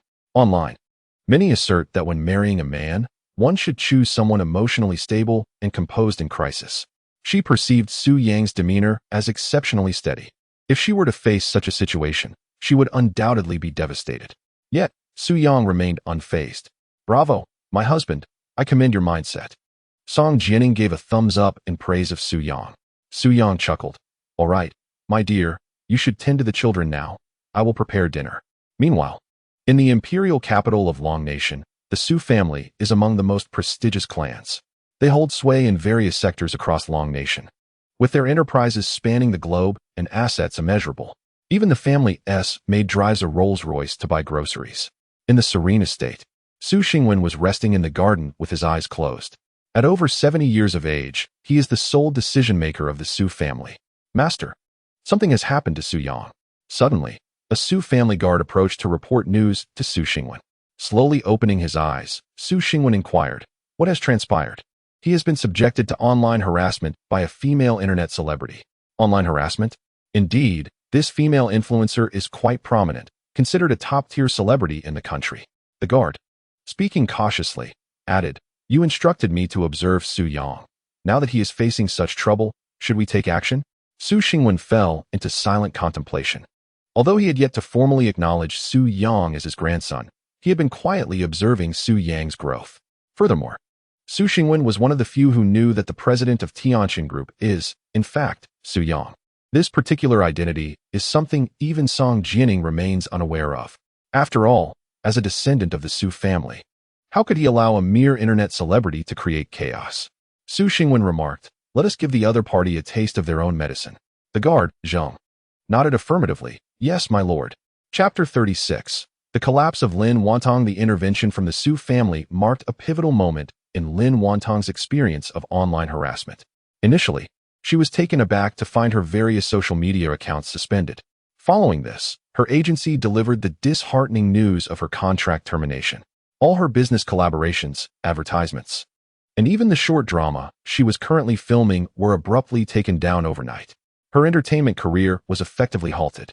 Lin Wantong was left in a state of confusion, unable to grasp the unfolding events. "Mr. Wang, why are you terminating my contract? Could you please clarify the reason?" "A contract termination is simply that. There are no further explanations required," Mr. Wang retorted dismissively. Lin Wantong, filled with resentment, insisted, without a clear reason, "I refuse to accept the termination." "Very well, let me enlighten you," Mr. Wang scoffed. "It is because you have provoked someone you ought not to have.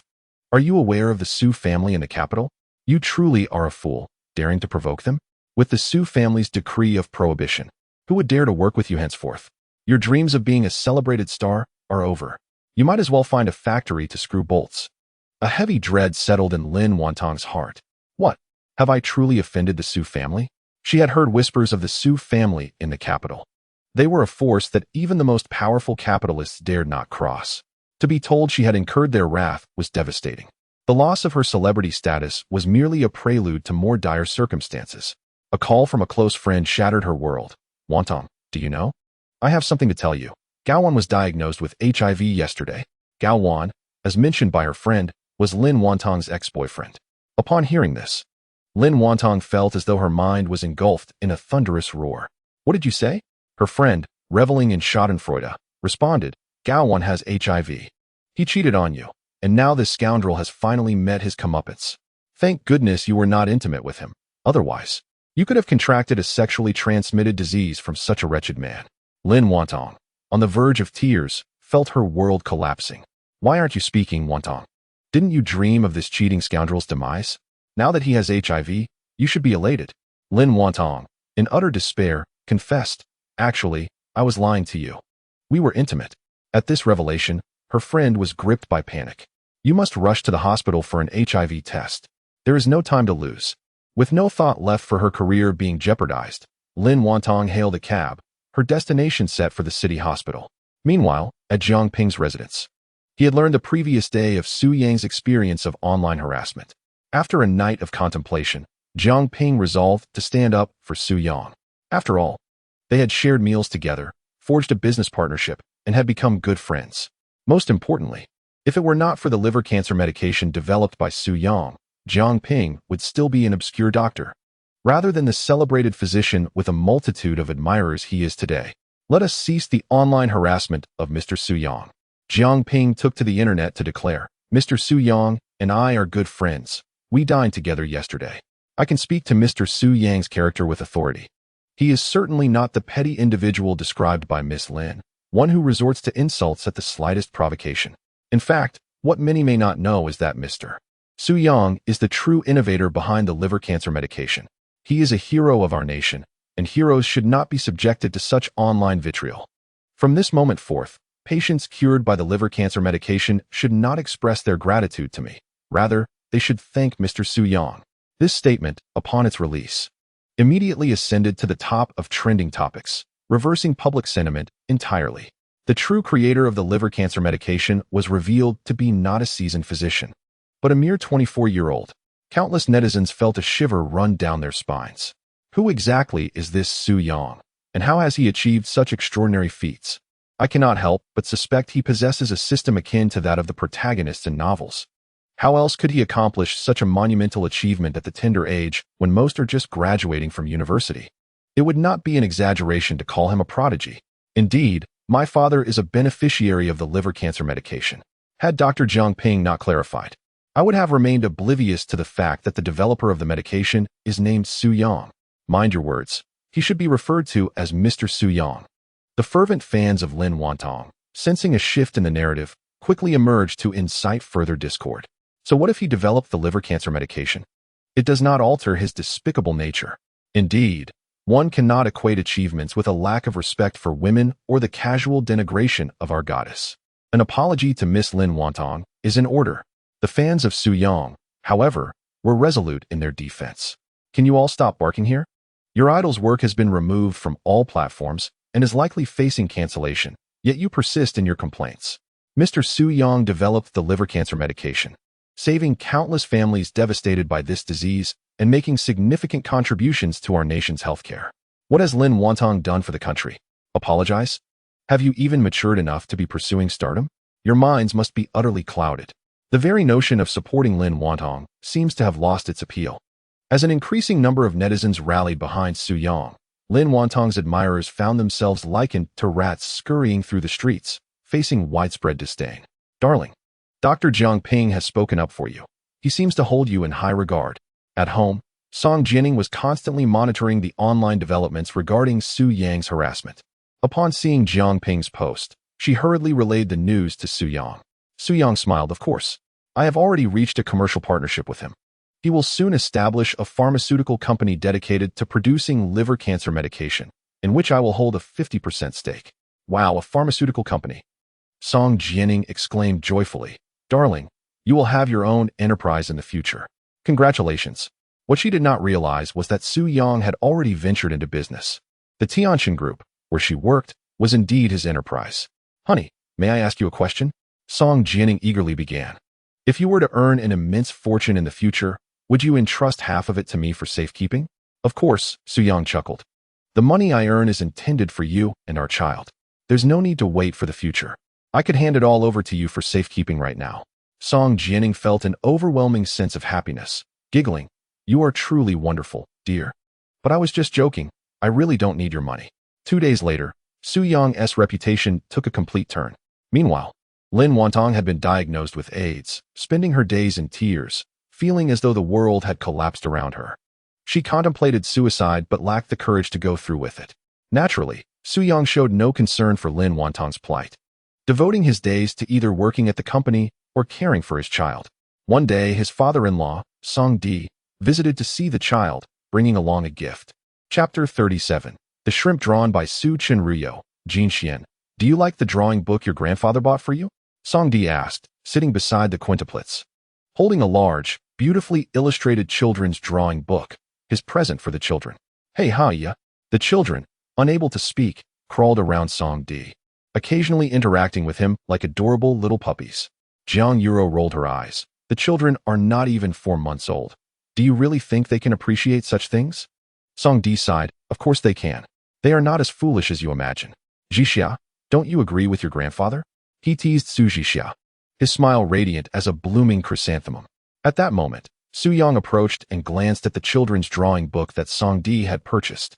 He casually flipped through a few pages and found the illustrations to be quite unappealing. Having recently acquired artistic skills, Su Yang's aesthetic judgment had sharpened, and he felt the artist's work was subpar. This won't suffice. The children deserve better, he thought suddenly. An idea struck him. Since he was bored at home anyway, why not create some educational illustrations for the children to enjoy himself? Confident in his abilities, Su Yang believed he could easily surpass the artist's work.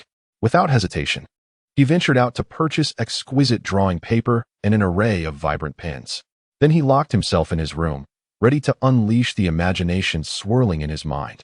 She began to sketch various adorable animals. Half an hour later, wow, darling, did you create all of these? Song Jianing, passing by the doorway, caught sight of Su Yang engrossed in his drawing. She stepped inside and inhaled sharply. Your artistic skills are exceptionally high. Su Yang chuckled. How high? Well, it's like 3 or 4 stories tall. In any case, you're simply incredible. Much better than my own creations. Song Jianing had been an art student in high school, specializing in both dance and painting. During her art entrance examination, she ranked 3rd in all of Magic City. Undoubtedly, her artistic prowess was commendable. However, upon witnessing Su Yang's artwork, she felt a profound sense of inadequacy. In her eyes, even the professional instructors could not surpass Su Yang's talent. His painting skills undoubtedly reached the level of a domestic master. I'm merely doodling, just teaching myself haphazardly without any formal training, Su Yang remarked casually. Song Jianing was once again astonished. To create such beauty without systematic education was hard to fathom. Just imagine what he could achieve with guidance from a renowned teacher. By the way, darling, can you draw a shrimp? Song Jianing suddenly inquired, recalling something. A shrimp? Su Yang replied with a smile. Of course, I can draw that. It just takes hands, right? Song Jianing exclaimed with joy. Then could you draw one for me? I plan to enter it into a competition hosted by the National Art Association. Su Yang looked puzzled, and she quickly explained, the association is holding a painting contest, and the theme is shrimp. The first prize is a reward of 1 million. Su Yang understood at last. Oh, I see. Well, I don't expect your shrimp to win. But participating is what matters. Even making it into the top 20 brings some reward. Song Jianing replied, what if your shrimp is lucky and we secure the first prize? Anything is possible. Su Yang chuckled. All right, I'll draw a shrimp for you to enter. Song Jianing nodded. I'm heading out to buy some groceries. A friend of mine might bring her boyfriend over for dinner. Su Yang acknowledged her with a nod, not probing into which friend it was, as he had no objections to her inviting friends over for a meal. Soon, noon arrived, and Su Yang completed the shrimp drawing, presenting it to Song Jianing, who was exceedingly pleased. Just as she was about to mail the artwork for the competition, the doorbell unexpectedly rang. It must be my friend, Song Jianing said, casually placing the drawing on the sofa as she went to answer the door. Upon opening it, she was greeted by a striking couple. Jianing, Bingrong.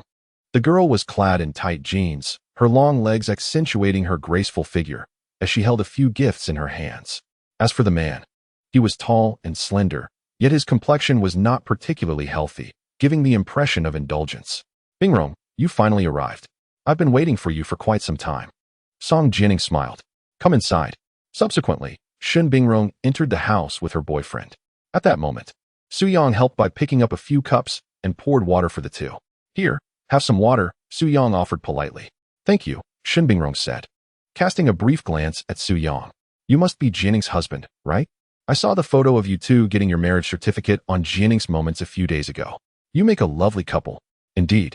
Su Yang replied with a faint smile. Shen Bingrong disdainfully averted her gaze, recognizing her compliment as mere courtesy. In reality, she found Su Yang's appearance rather ordinary and felt a sense of superiority, believing her taste to be far superior to Song Jianing's.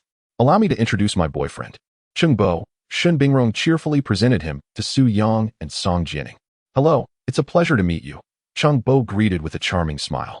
At that moment, Song Jianing noticed Cheng Bo's long hair. Bingrong, your boyfriend seems rather extraordinary. Shen Bingrong smiled proudly. Yes, he's an artist, a professional painter. Wow, impressive. Song Jianing complimented him politely. Cheng Bo chuckled softly, yet his gaze remained fixated on Song Jianing since their first meeting, as he deemed her far more attractive than Shen Bingrong. Cheng Bo felt a twinge of discontent, pondering the unfairness of fate. Why was such beauty not his to claim? Why was it that the person he met first was not Song Jianing, but his current girlfriend, Shen Bingrong? While Shen Bingrong had beautiful legs, her face was merely average. In contrast, Song Jianing was the epitome of perfection, possessing both beauty and an enviable figure. Ah, my friend is truly fortunate, Cheng Bo mused inwardly, gazing at Su Yang with envy. I'll go prepare dinner. You all chat for now. With Wulan absent and Jiang Yuru occupied with babysitting, Song Jianing had no choice but to cook. All right, Jianing, don't make too many dishes. Both Cheng Bo and I prefer a more casual meal, Shen Bingrong remarked. Understood. Song Jianing smiled. Just as she entered the kitchen, the sound of a baby's cry echoed from the bedroom. I'll go check on the child. Excuse me, Su Yang said. For him, the children's needs were undoubtedly more pressing than entertaining Shen Bingrong. Shen Bingrong's interest was piqued. I'll go take a look as well. I've never seen quintuplets in person. With that, she followed Su Yang into the bedroom, leaving only Cheng Bo seated on the sofa. as he had no interest in tending to children. Suddenly, Chung Bo's gaze was drawn to a painting nearby, and he swiftly reached out to admire it. Chapter 38. The Stolen Artwork. This shrimp painting is simply extraordinary. After a few seconds of observation, a storm of emotions surged within Chung Bo. As an aficionado of art, he naturally possessed a discerning eye, instantly recognizing the painting's exceptional qualities. Curiosity piqued. He wondered how such a magnificent piece of art could be carelessly left on the sofa. The ink was still wet, indicating it had just been completed. What a coincidence! The theme of the art competition held by the Art Association was precisely shrimp. This shrimp painting was so lifelike that it could easily be mistaken for a masterpiece by a top-tier artist. A bold idea suddenly flickered in Chung Bo's mind. This painting is destined to be mine. He squinted his eyes and, after ensuring there were no cameras in the living room, decisively rolled up the painting and tucked it into his waistband, covering it with his clothing. Having stolen someone else's belongings, it was prudent to leave the premises swiftly. He approached Shun Bingrong and said, "I apologize, but I must attend to a pressing matter and cannot join you for lunch." "What urgent matter?" Shun Bingrong inquired, puzzled. "My kitchen back home is on fire. I need to return quickly to extinguish it," Chung Bo fabricated hastily. "I'm truly sorry, my dear. I will make it up to you next time." With that, he gallantly planted a kiss on Shun Bingrong's cheek. Pouting, Shun Bingrong was reluctant for Chung Bo to leave, yet had no choice. "All right then, I'll see you out."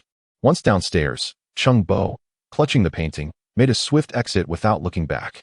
Shun Bingrong returned upstairs. "Hey, where's your boyfriend? Has he left?" Song Jianing asked upon noticing Chung Bo's absence. "Yes, he suddenly had an urgent matter to attend to," Shun Bingrong replied, somewhat absent-mindedly. "I see," Song Jianing smiled. "No worries. We can still enjoy our meal." "Yes, indeed," Shun Bingrong nodded. "Cooking can be quite exhausting. Let me assist you." At that moment, Su Yang emerged from the bedroom, cradling the recently soothed Wu Bao Su sinew. He immediately noticed something was amiss on the sofa. "Hey, wife, where's the painting you just placed here? The one you asked me to create of the shrimp?" Song Jianing approached the sofa, astonished. "It's truly missing. I distinctly remember placing it right here. How could it just vanish? I'll go check the room." With that, she turned and left. Shortly thereafter, she returned, stating she had found nothing. At that moment, upon learning that Chung Bo had just departed, Su Yang's expression suddenly turned vigilant. "What painting? What are you two discussing?" Shin Bingrong inquired. Song Jianing explained. "My husband painted a shrimp, which I intended to submit for a competition, but it has mysteriously vanished." She sighed. "What a trivial matter." Shin Bingrong, with a proud expression, replied, "Jianing, have you forgotten that my boyfriend is an artist? I can ask him to paint a shrimp for you. You can then submit it for the competition. Perhaps you'll secure the grand prize." No, that's unnecessary," Song Jianing replied, not wishing to impose on others. "Since it's gone, I can simply ask my husband to create another one."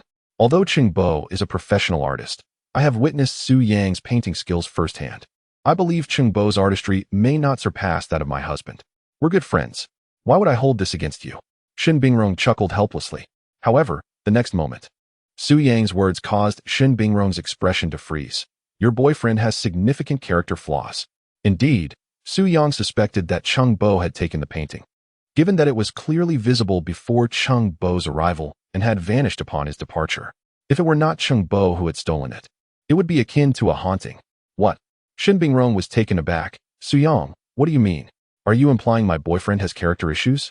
"Yes," Su Yang stated seriously. "For Jianing's sake, I advise you to break up with him swiftly. His character is lacking, and he is prone to theft. The piece I painted earlier was taken by him, and I can assert this with absolute certainty."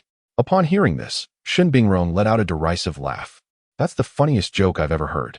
Su Yang, do you know what my boyfriend does for a living?" Su Yang replied. "Did you not say he is an artist?" "Exactly. Since you know he can paint, what motive would he have to steal your work?" Shin Bingrong challenged. "Or do you consider yourself a master painter whose work would incite envy? How well do you truly know him? Clearly, you mislaid it yourself. How can you blame him for its loss? Why are you maligning him?" Shin Bingrong's tone was filled with injustice. Observing her naivety, Su Yang felt a pang of sorrow. One day, if she were deceived, she might foolishly help Chung Bo count money. "I am not slandering your partner. Where is your evidence?" "Present it," Shin Bingrong insisted. Her demeanor confrontational. Her love for Chung Bo was genuine, or rather, She had been deceived by him to such an extent that she would unreservedly defend him. Unless presented with concrete evidence, she would never doubt Chung Bo. You cannot provide evidence. On what basis do you accuse him of stealing your belongings? At that moment, Song Jianing, sensing the escalating tension, intervened. Why are we arguing? It's just a painting. If it's lost, then it's lost. Song Jianing cherished the gifts bestowed upon her by Su Yang, yet presently, she found herself at an impasse. I trust your boyfriend. He is surely not that kind of person, she declared, her heart contradicting her words. Of course, she had greater faith in Su Yang. However, at that moment, Shin Bingrong's emotions were somewhat volatile. Should he be? What does should even mean? Shin Bingrong asserted with righteous indignation. He is simply not that type of person, I assure you. If you don't believe me, I can video call him right now. With that, Shin Bingrong activated her phone and initiated a WeChat video call to Chung Bo in the presence of Su Yang and Song Jianing. The call was answered promptly. What is up, darling? Chung Bo inquired, a smile gracing his face as he sat in his vehicle. Shin Bingrong directly posed her question. When you were at my friend S house earlier, did you happen to see a painting? It depicted shrimp. Chung Bo felt a jolt of alarm within. The painting was indeed right beside him. However, he was certainly not foolish enough to admit it. After all, there were no witnesses present, nor was there surveillance footage. Who would know that he had pilfered it? With this thought, Chung Bo felt emboldened. What painting?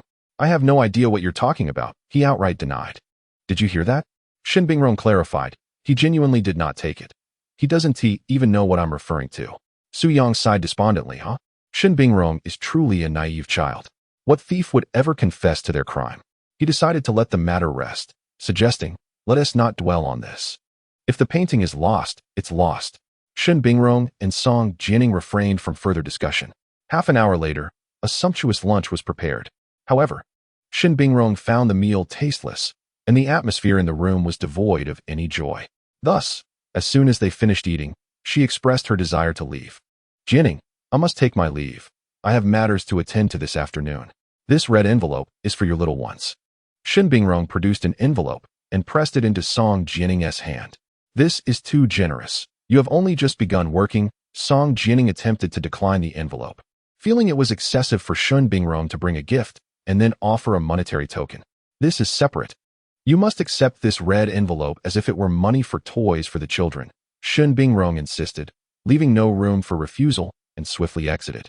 Song Jianing shook her head in resignation. Don't leave so hastily. Let me see you out.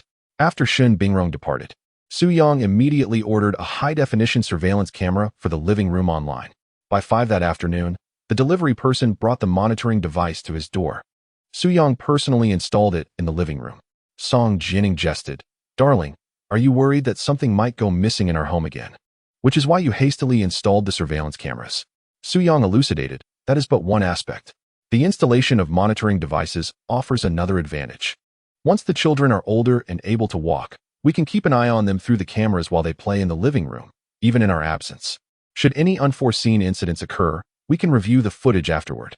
In summary, having home surveillance is indeed necessary. The only drawback may be that our activities in the living room will become less private. Su Yang chuckled mischievously, otherwise, it might be recorded.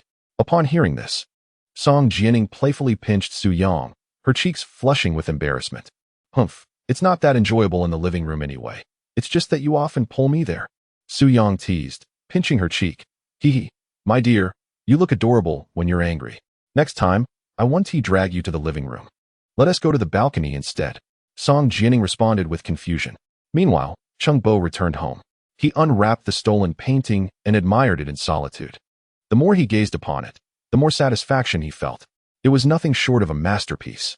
Absolutely splendid.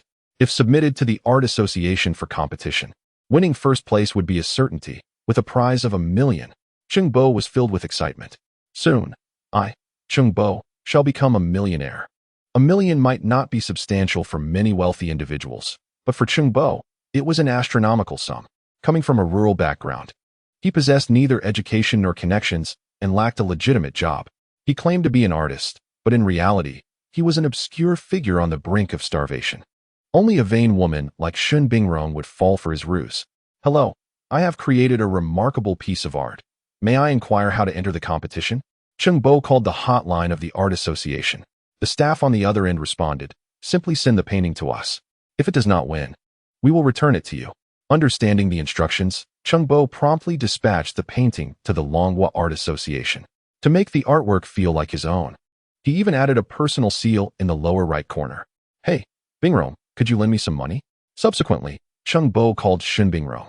At that moment, she had just returned home from Su Yang's place, and upon receiving this unexpected request for money, she instinctively asked, "Why do you need to borrow money?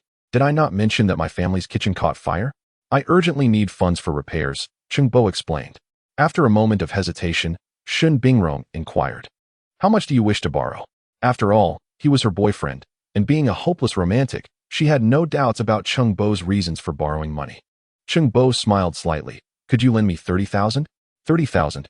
Upon hearing this figure, Shun Bingrong furrowed her brow slightly. "So much?" Chengbo replied. "I know you can produce it, rest assured. I have already registered for the painting competition organized by the Art Association, and the first prize is a staggering 1 million. I just completed a piece and submitted it for the contest. Securing the first place should be a cinch." Hearing this, Shun Bingrong questioned with skepticism. "Last time we discussed this matter, you mentioned that such competitions are exclusively for true masters of painting, and you felt unworthy to participate. How could you?" Chengbo awkwardly explained, "I just had a surge of inspiration and completed a remarkable piece, so I mustered the courage to give it a try. However, I am truly confident. You must believe that I can win the grand prize." "All right, I believe in you." Subsequently, Shun Bingrong transferred 30,000 yuan to Chengbo. Upon receiving the money, Chengbo's first action was to settle the overdue rent that had been pending for several months. He then generously messaged Shun Bingrong, saying, "Tonight, I will treat you to a Western dinner. Remember to wear black stockings." This was Chengbo's unscrupulous strategy, borrowing money from Shun Bingrong, then using her funds to dine with her and take her to bed. The Dragon Kingdom Art Association. What a disappointment. After perusing for quite some time, I have yet to find a single satisfactory piece. Is the level of artistry among this year's contestants truly so dismal? A group of esteemed elders gathered, each one a top-notch master of painting in the country. Before them lay a mountain of submitted artworks from participants across the globe. Their task was to select the top 10 pieces from this collection. An elder with a receding hairline expressed his disdain. This year's submissions make it seem as if the painting standards of the Dragon Kingdom have regressed by at least 20 years. It's infuriating. Not a single good piece in sight. It feels worse than high school art. In frustration, the elder declared, "I'm done looking. You all can take your time selecting." Suddenly, at that moment, an elderly man wearing gold-rimmed glasses exclaimed in surprise, "Come take a look at this piece. It's quite impressive." Following his words, two elders immediately approached to examine it, and their eyes widened in astonishment. What a magnificent painting. Absolutely astounding. The skill displayed here is at least 60 years in the making. An elder dressed in traditional Tang attire approached next. His name was Deng Tao, the president of the Art Association. "President, you must see this painting. It's extraordinary." Upon hearing this, Deng Tao pondered whether it could truly be that remarkable. A few seconds later, as the artwork came into view, Deng Tao nearly dropped his jaw in disbelief. Throughout his lifetime, he had encountered countless exceptional works, particularly those themed around shrimp. Yet none had ever evoked the sense of wonder that this one did. The lively, dynamic shrimp seemed as though it would leap off the canvas.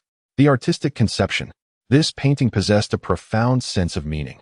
As Deng Tao's breathing grew heavier, he continued to admire the artwork, soon exclaiming, "This depiction of shrimp rivals, if not surpasses, the masterpieces of Master Zhang Daqian." Who is Zhang Daqian, you may ask? He is regarded as one of the foremost painters of the Republic of China, celebrated worldwide as the finest shrimp painter. Each of his surviving works is valued at over 100 million. In Chapter 40, the recipient of the $1 million prize is Chengbo. The previously disgruntled Mediterranean elder now found himself captivated by the allure of the painting. By heavens, I must retract my earlier statement.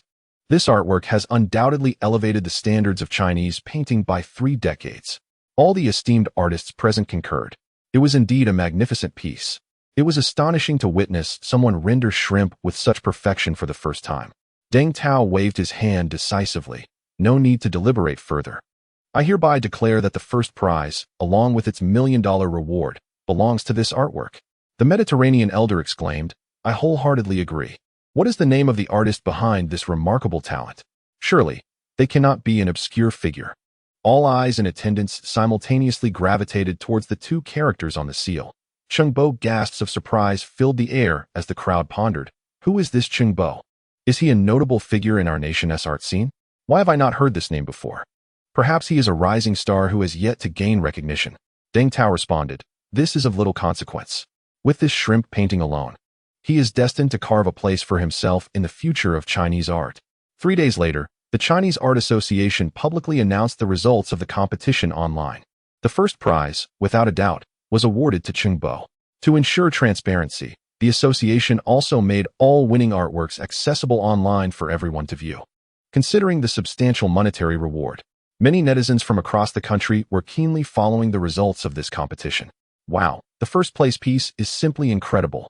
It gave me goosebumps. One could not deny that the winner truly deserved the accolade. Throughout my life, I have painted countless shrimp, yet this Chengbo's rendition has won my utmost admiration. Chengbo is phenomenal. How can he render shrimp so lifelike? Even drawing a simple circle is a challenge for me. Such artistic talent is a gift from the heavens. I have a premonition that this Chengbo will become a new master of painting in our country, renowned across the globe. As Chengbo received accolades from countless netizens. At home, Su Yang had just changed the diaper of his little one, Su Xinyu, and lulled the children to sleep. He then began to enjoy some free time. After playing a game for a while, he found it rather uninteresting. At that moment, his mother, Wu Lan, unexpectedly walked into the bedroom. Su Yang, I just noticed that we are running low on baby formula at home. Could you please step out and purchase a few cans? I could go myself. But I am busy tending to the soup in the kitchen, so I would appreciate your help. Su Yang replied, I'll go instead. I have nothing pressing to do at home. With that, he took the car keys and left. Before long, Su Yang arrived at the largest maternal and infant store in the bustling metropolis.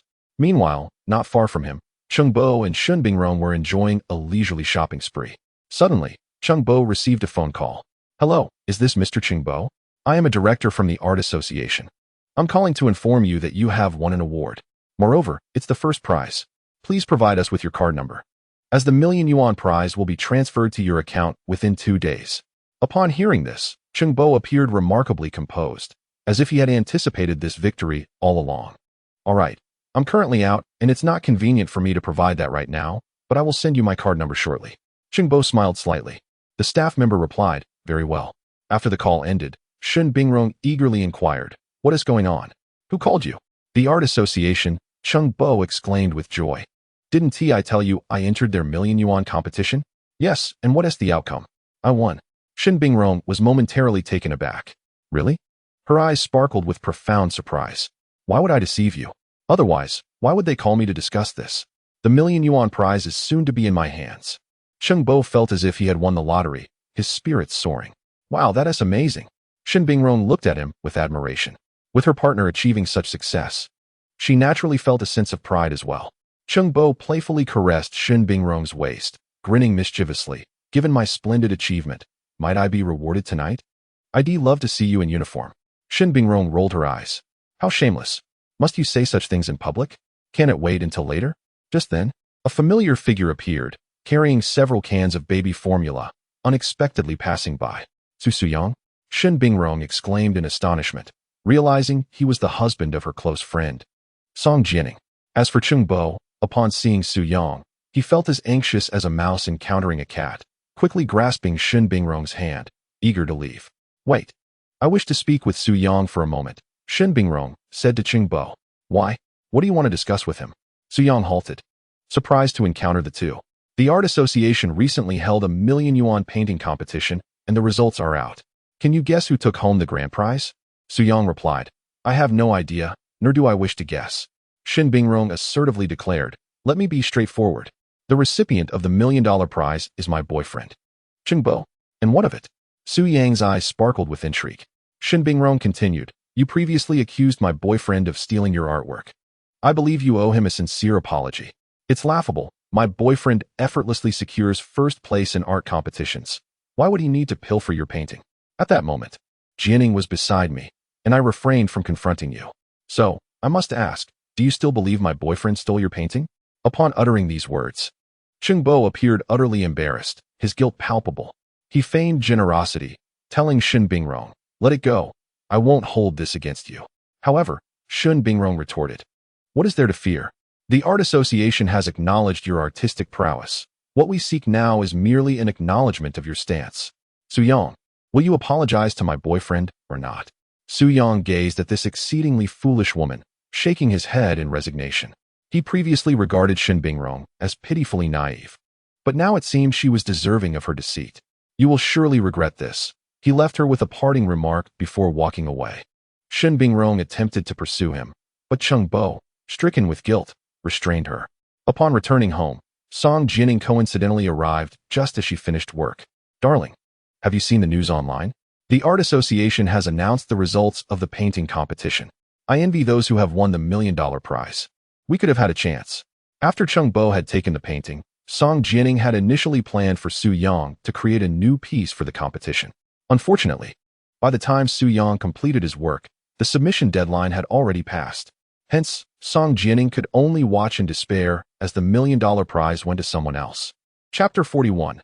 Song Jining's formal report. I haven't seen it yet, Su Yang replied, but while I was out buying baby formula, I ran into your friend and her partner, the couple who dined at our home a few days ago. Song Jining inquired. You mean Shin Bingrong and her boyfriend? Precisely. And what happened next? Su Yang continued. Your friend boasted to me that her boyfriend secured first place in the painting competition. She even expected me to apologize for the misunderstanding regarding her boyfriend. Upon hearing this, Song Jining grimaced, clearly astonished. Is her boyfriend truly that remarkable? She mused, surprised. You didn't apologize, did you? Song Jining pressed. Absolutely not. Su Yang asserted fiercely. Apologize for what? That painting was originally taken by her boyfriend. They should be the ones apologizing to me. Song Jining refrained from responding, but a thought suddenly crossed her mind. She was determined to see her boyfriend's work and understand what made it worthy of first place. Given that the Art Association had voluntarily made the winning pieces public. Upon searching online, Song Jining swiftly discovered Chung Bo's award-winning artwork. Upon viewing the painting, she was utterly astonished, her expression one of disbelief. Could it be that this was the very piece painted by her husband? In a flurry of excitement, she called out to Su Yang, Darling, it turns out your painting has indeed been stolen by Chung Bo. What a shameless individual. And he has even used your work to win a prize. Su Yang approached her side, gazing at the award-winning piece that bore his signature, exhibiting an unusual calmness. Thinking of your friend S' insistence that I apologize makes me want to laugh. I suspect she has been played by Chung Bo, completely oblivious to reality. With a sigh, Song Jining responded, Indeed. My dear, may I ask you something? If, because of me, your relationship with your friend were to sour, what would you do? Would you blame me? Without hesitation, Song Jining replied, What kind of question is that? Your importance far surpasses that of any friend. For you, I would sever all ties with her for a lifetime. Su Yang felt a wave of gratitude wash over him. Many women possess the unfortunate tendency to belittle their husbands for the sake of their friends, yet it seemed his wife was not one of them. That's wonderful. He smiled. Song Jining then inquired, Darling, do you have any plans? This fellow has won an award with your work. It infuriates me. Su Yang shook his head. He has already been declared the winner. There is likely no way to reverse the situation. After all, we lack concrete evidence. And the $1 million prize may very well have already lined Chung Bo's pockets. His tone suggested an air of indifference, but Song Jining's resolute nature emerged. No, we cannot allow this scoundrel to falsely claim fame. I will report him, if necessary. Determined not to see Su Yang suffer a loss. She felt personally responsible for the theft of the painting.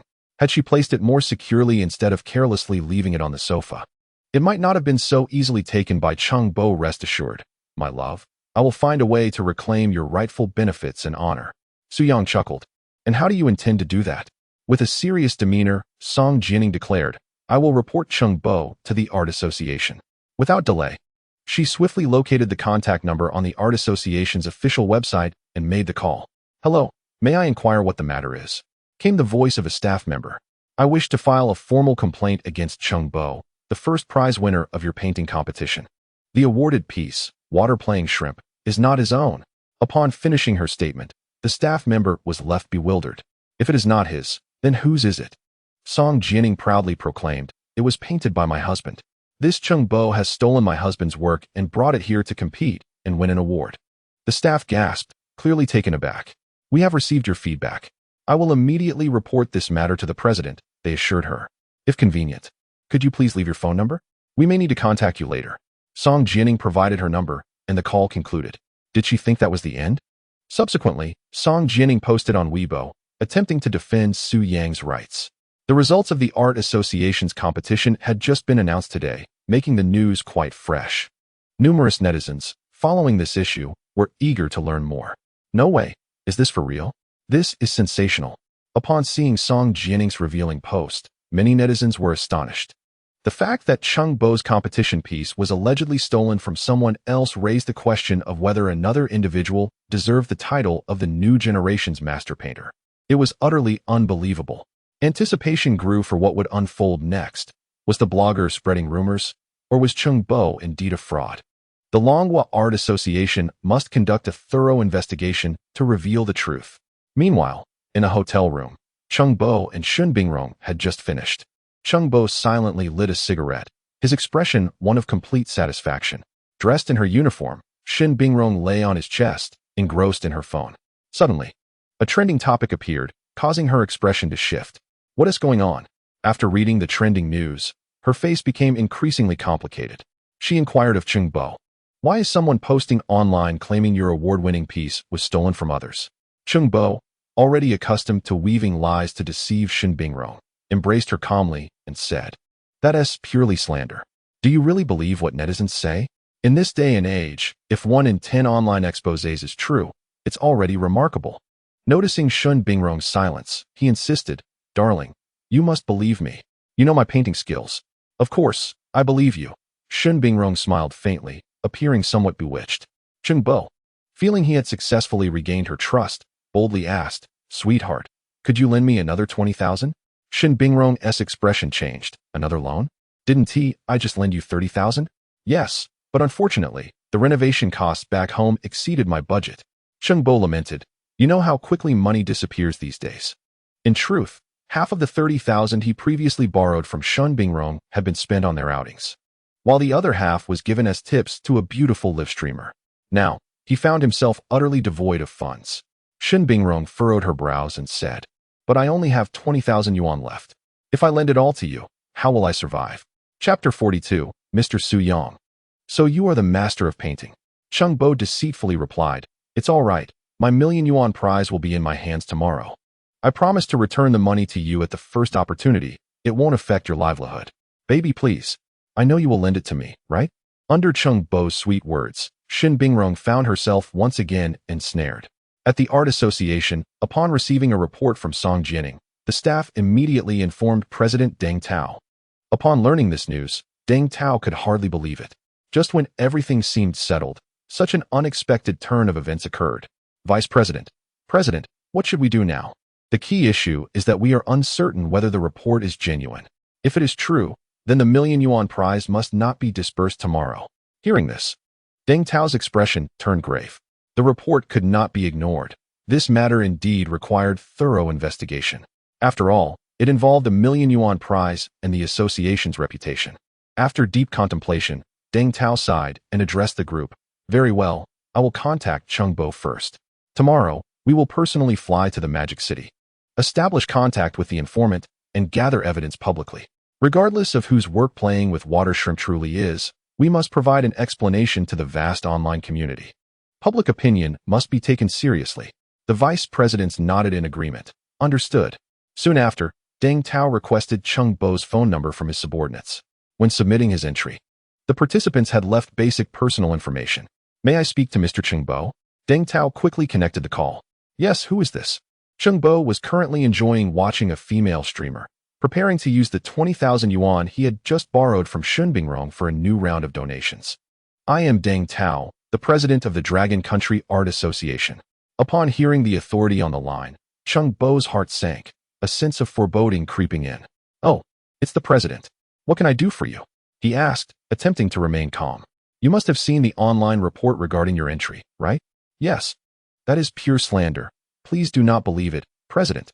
By the way, the million-yuan prize is set to be awarded to me tomorrow, correct? Is it possible to expedite the process?" Deng Tao politely declined. "I'm afraid the million-yuan prize cannot be disbursed to you at this moment.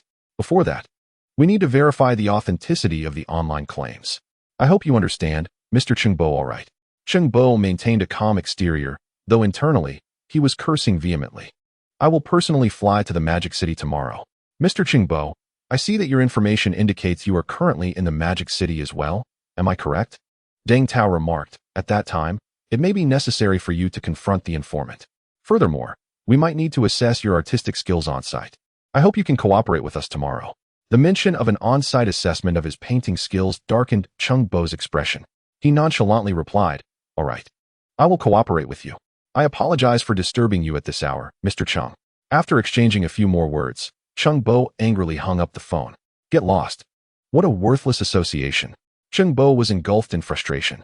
He had never anticipated that due to the report, his substantial prize money would be jeopardized. He resolved not to remain passive. Thus, he hastily booked a flight abroad, seeking to evade the turmoil. The following day, Deng Tao, accompanied by 2 subordinates, flew directly to the bustling metropolis. Upon arriving at the airport, Deng Tao attempted to call Cheng Bo several times, but each call was met with an inability to connect. Ultimately, the final attempt resulted in a notification that the phone was turned off. At that moment, Deng Tao sensed something amiss. He then reached out to the informant. Song Jianing. Miss Song, I am Deng Tao, the president of the Art Association. I have personally arrived in the metropolis regarding your report on Cheng Bo. May I ask if we could meet? Song Jianing, enjoying a day off, cheerfully responded, of course. Following Mr. Su Yang's suggestion, she invited Deng Tao to her home. Upon meeting Mr. Su Yang, Deng Tao was taken aback, rendered speechless. Su Yang inquired, do you know me? Not just know you, you are my idol. Deng Tao exclaimed with fervor.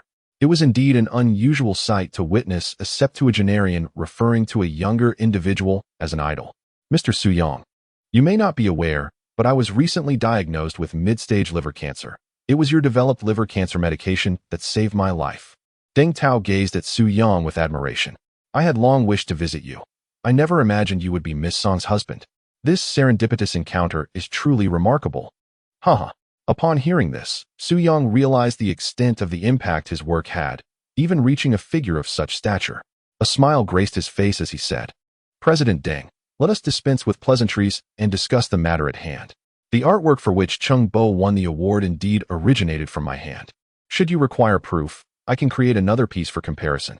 Deng Tao responded with joy, I wholeheartedly believe your words. However, your willingness to create another piece for our comparison is an excellent solution. Please, follow me, Su Yang replied, leading the group into his study. The study was spacious, and even with a group present, it felt quite open. Mr. Su Yang, are all of these your paintings? Scattered across the ground were several sheets of drawing paper, which Deng Tao picked up and admired with astonishment. These are merely my discarded drafts, Su Yang remarked casually. Though he was hailed as one of the world's foremost masters of painting, he, like any human, was prone to err. Some works that Su Yang deemed flawed were carelessly abandoned on the ground. As Deng Tao examined the designs on the paper, he found them to be nothing short of perfect and classic. Yet, in Su Yang's eyes, they were merely worthless scraps. I shall commence painting now. Kindly wait for me for about 3 minutes, Su Yang declared before, under the gaze of many, he grasped his brush and began to recreate a classic piece. Deng Tao had already brought the award-winning original painting. Once Su Yang completed his work, he promptly lifted both paintings for comparison. Astounding. Absolutely astounding. Deng Tao exclaimed, his scalp prickling. Mr. Su Yang, your second piece, Waterplay with Shrimp, is even more exquisite than the first. Is that so? Su Yang smiled. It is quite possible. After all, the first piece was merely a casual creation, not executed with utmost care. Mr. Su, you are indeed the true master of painting. Allow me to pay my respects. With that, Deng Tao knelt before Su Yang. Please, do not do that. Rise, Su Yang quickly assisted him, exclaiming, as a senior, your kneeling to a junior like me would only shorten my lifespan. Deng Tao stood up, though the admiration and respect in his expression were impossible to conceal. You seem to be quite fond of this painting, Su Yang remarked to Deng Tao. If you cherish it so much, I shall gift you this freshly completed work. Deng Tao was taken aback, uncertain if he had misheard, overwhelmed by the unexpected generosity. Mr. Su Yang, do you realize how much this painting could fetch at auction? Su Yang shrugged. It matters not. I can create such paintings in 3 minutes, and producing dozens in a day is hardly a challenge. Deng Tao nearly choked on his astonishment. It was the first time he had ever heard painting described in terms of wholesale. What a prodigious talent. Such genius. The two subordinates accompanying Deng Tao were equally stunned. Mr. Su Yang is simply extraordinary. It's all right. Please accept it, Su Yang replied with a smile. In my eyes, this painting holds little value.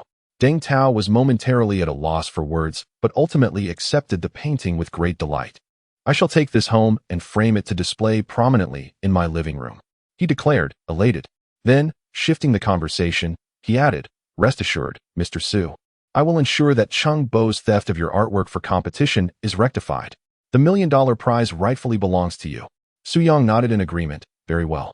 Beside her, Song Jianing felt a surge of joy upon hearing the news. In her perspective, her husband's interests were finally safeguarded. Miss Song, I must express my gratitude for your timely report. Otherwise, we would have unwittingly transferred that $1 million prize to the other party. Song Jianing smiled lightly. No need for thanks. I merely acted to protect my husband's interests.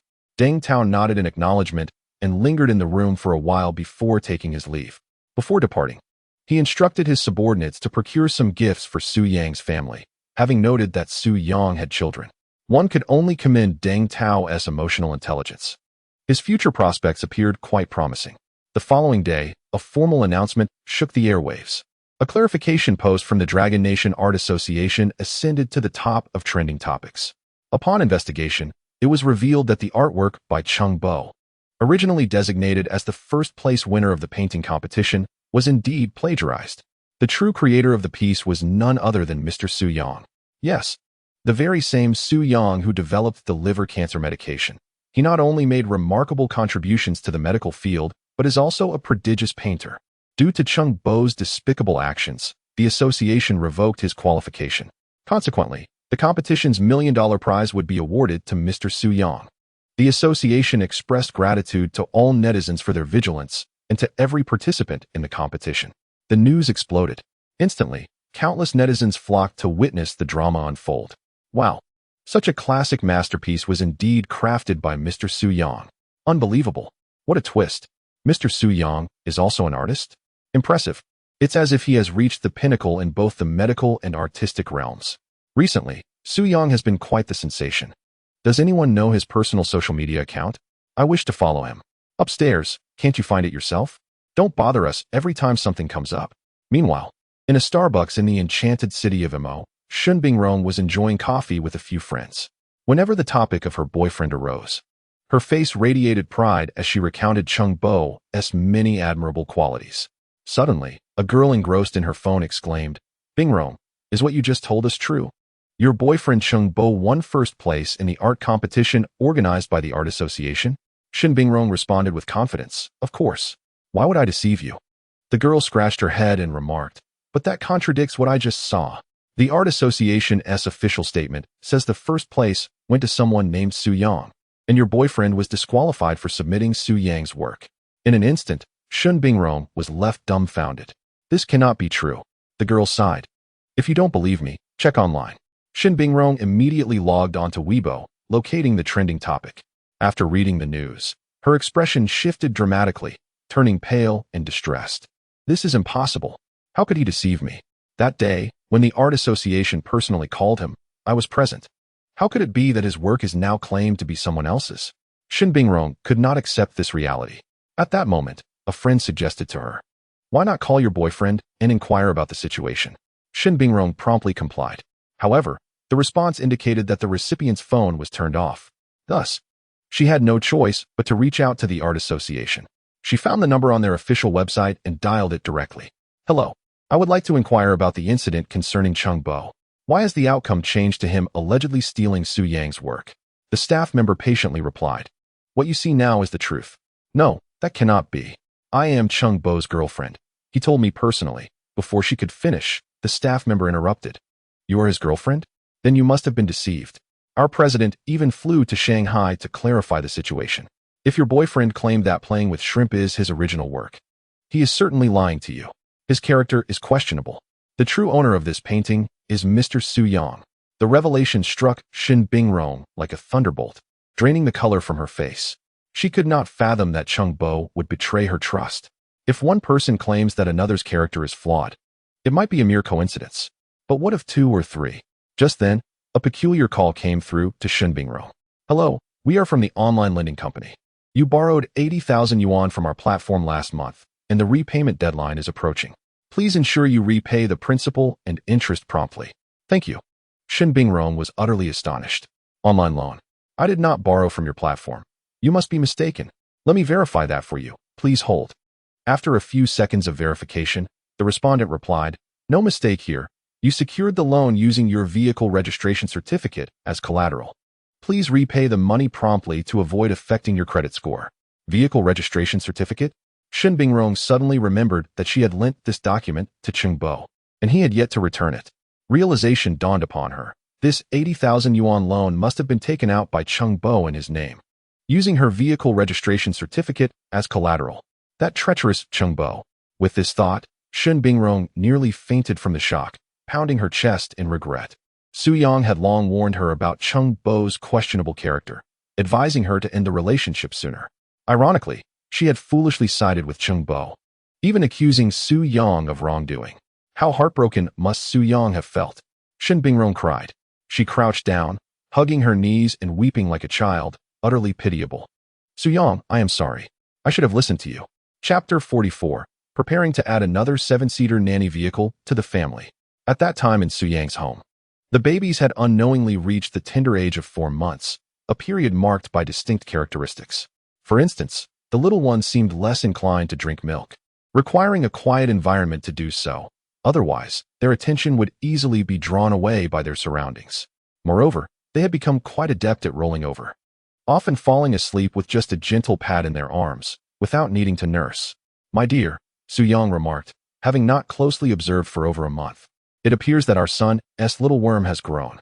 In the bedroom, he playfully poked at the little worm of their third child, Su Chun, and marveled. What a majestic dragon. Truly, he is my son. Song Jining retorted, majestic? You silly fool. Must you go on endlessly? Su Yang chuckled. Children are meant to be enjoyed. Song Jining rolled her eyes.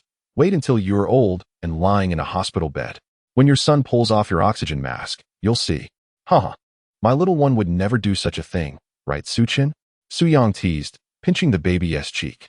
You must always be kind to your father. The third baby, Su Chun, seemed to express his confusion with a blank stare. Just then, Su Yang recalled something important.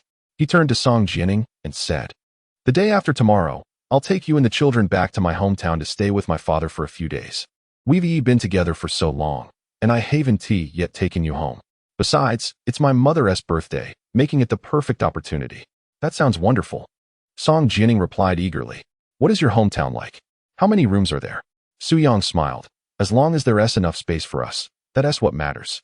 I'm currently pondering whether to purchase another car. Buy a car? Song Jining asked with surprise. We already have 2 little cars at home. Why do we need more? Su Yang explained. If we go back, we must take all 5 little ones with us. While our current vehicle has decent space, accommodating 7 people becomes somewhat awkward. Driving 2 cars feels unnecessary, so I'm considering whether to buy a Toyota Alphard 7-seater van. What do you think, dear? Would you support my decision to acquire a 7-seater van? Song Jining responded, it could be a good idea. Having a 7-seater would certainly make it easier to take the children out as they grow. However, I imagine a 7-seater van isn't cheap. We already have 2 cars. And adding another, well, it's a significant expense. Su Yang chuckled helplessly. You know my savings well. Even if the van costs several million, I can easily afford it. Song Jining rolled her eyes at this rate of spending. The 6 million you earned from the multifunctional stroller patent will be gone in no time. Little did she know that Su Yang was the president of Tianqin Group. To him, 6 million was a mere trifle. Even 60 million could be casually dispensed. The wealth was such that it seemed inexhaustible. Su Yang sighed. Money is something that can be earned. Have you forgotten that Dr. Jiangping and I have established a pharmaceutical company together? I don't have to manage anything. I simply collect income while reclining each year. Song Jining chuckled. All right. My husband is the most capable and the best at making money. It's just adding another 7-seater luxury vehicle to the family. Come, let's head to the dealership right now. Without further ado, an hour later, Su Yang and Song Jining arrived at a Toyota dealership in the bustling metropolis. Good day. Which model of Toyota would you like to see? Asked the saleswoman. Dressed in elegant black heels, her face adorned with a warm smile, Su Yang replied nonchalantly, I would like to see the Alphard 7-seater. The saleswoman was momentarily taken aback. Her gaze towards Su Yang transformed into one of reverence. Initially, she had presumed he would be interested in the Toyota Corolla, the brand's best-selling model with the highest number of inquiries. To her astonishment, Su Yang's choice was the seven-seater Alphard, a vehicle that costs nearly $1 million. Inquire about it. And few would dare, as it is beyond the reach of the average individual, typically sought after by affluent entrepreneurs with fortunes exceeding $50 million. Sir, we do have the Alphard seven-seater in stock. Allow me to show you. Following the saleswoman, Su Yang and Song Jianing soon found themselves before a line of brand-new vehicles. All Toyota Alphards. Song Jianing circled the car, her eyes sparkling with excitement. Wow, darling, this vehicle seems to have such spaciousness. Su Yang smiled. After all, it is a seven-seater luxury SUV. Spaciousness is a given. Let us take a seat and try it out. With that, he led Song Jianing inside the vehicle, while the saleswoman enthusiastically leaned against the window, providing an array of details about the car. It must be said, being a luxury vehicle, the interior materials and configurations were quite impressive. However, the most significant aspect was indeed the ample space. It was roomy enough to watch television inside. I'll take one with the highest configuration, and let us go for white, as it looks quite stylish. Su Yang felt that white was more striking, while black leaned more towards a business aesthetic, reminiscent of a company vehicle. Besides, Song Jianing had previously expressed her preference for white. The saleswoman inquired with a smile. Would you like to take it for a test drive? No need. I trust the driving experience of the Alphard. Su Yang replied. Very well. Let us discuss the pricing over here on the sofa, she suggested, leading them to a seating area. She graciously served them 2 cups of hot tea, demonstrating impeccable service. Sir, let me quote you a price directly. Before we proceed, have you had the opportunity to explore other dealerships? The saleswoman pulled out paper and a pen. And upon hearing her question, Su Yang's instincts heightened. He understood well the common tactics employed in sales. If your response is negative, the quote provided to you will be somewhat inflated.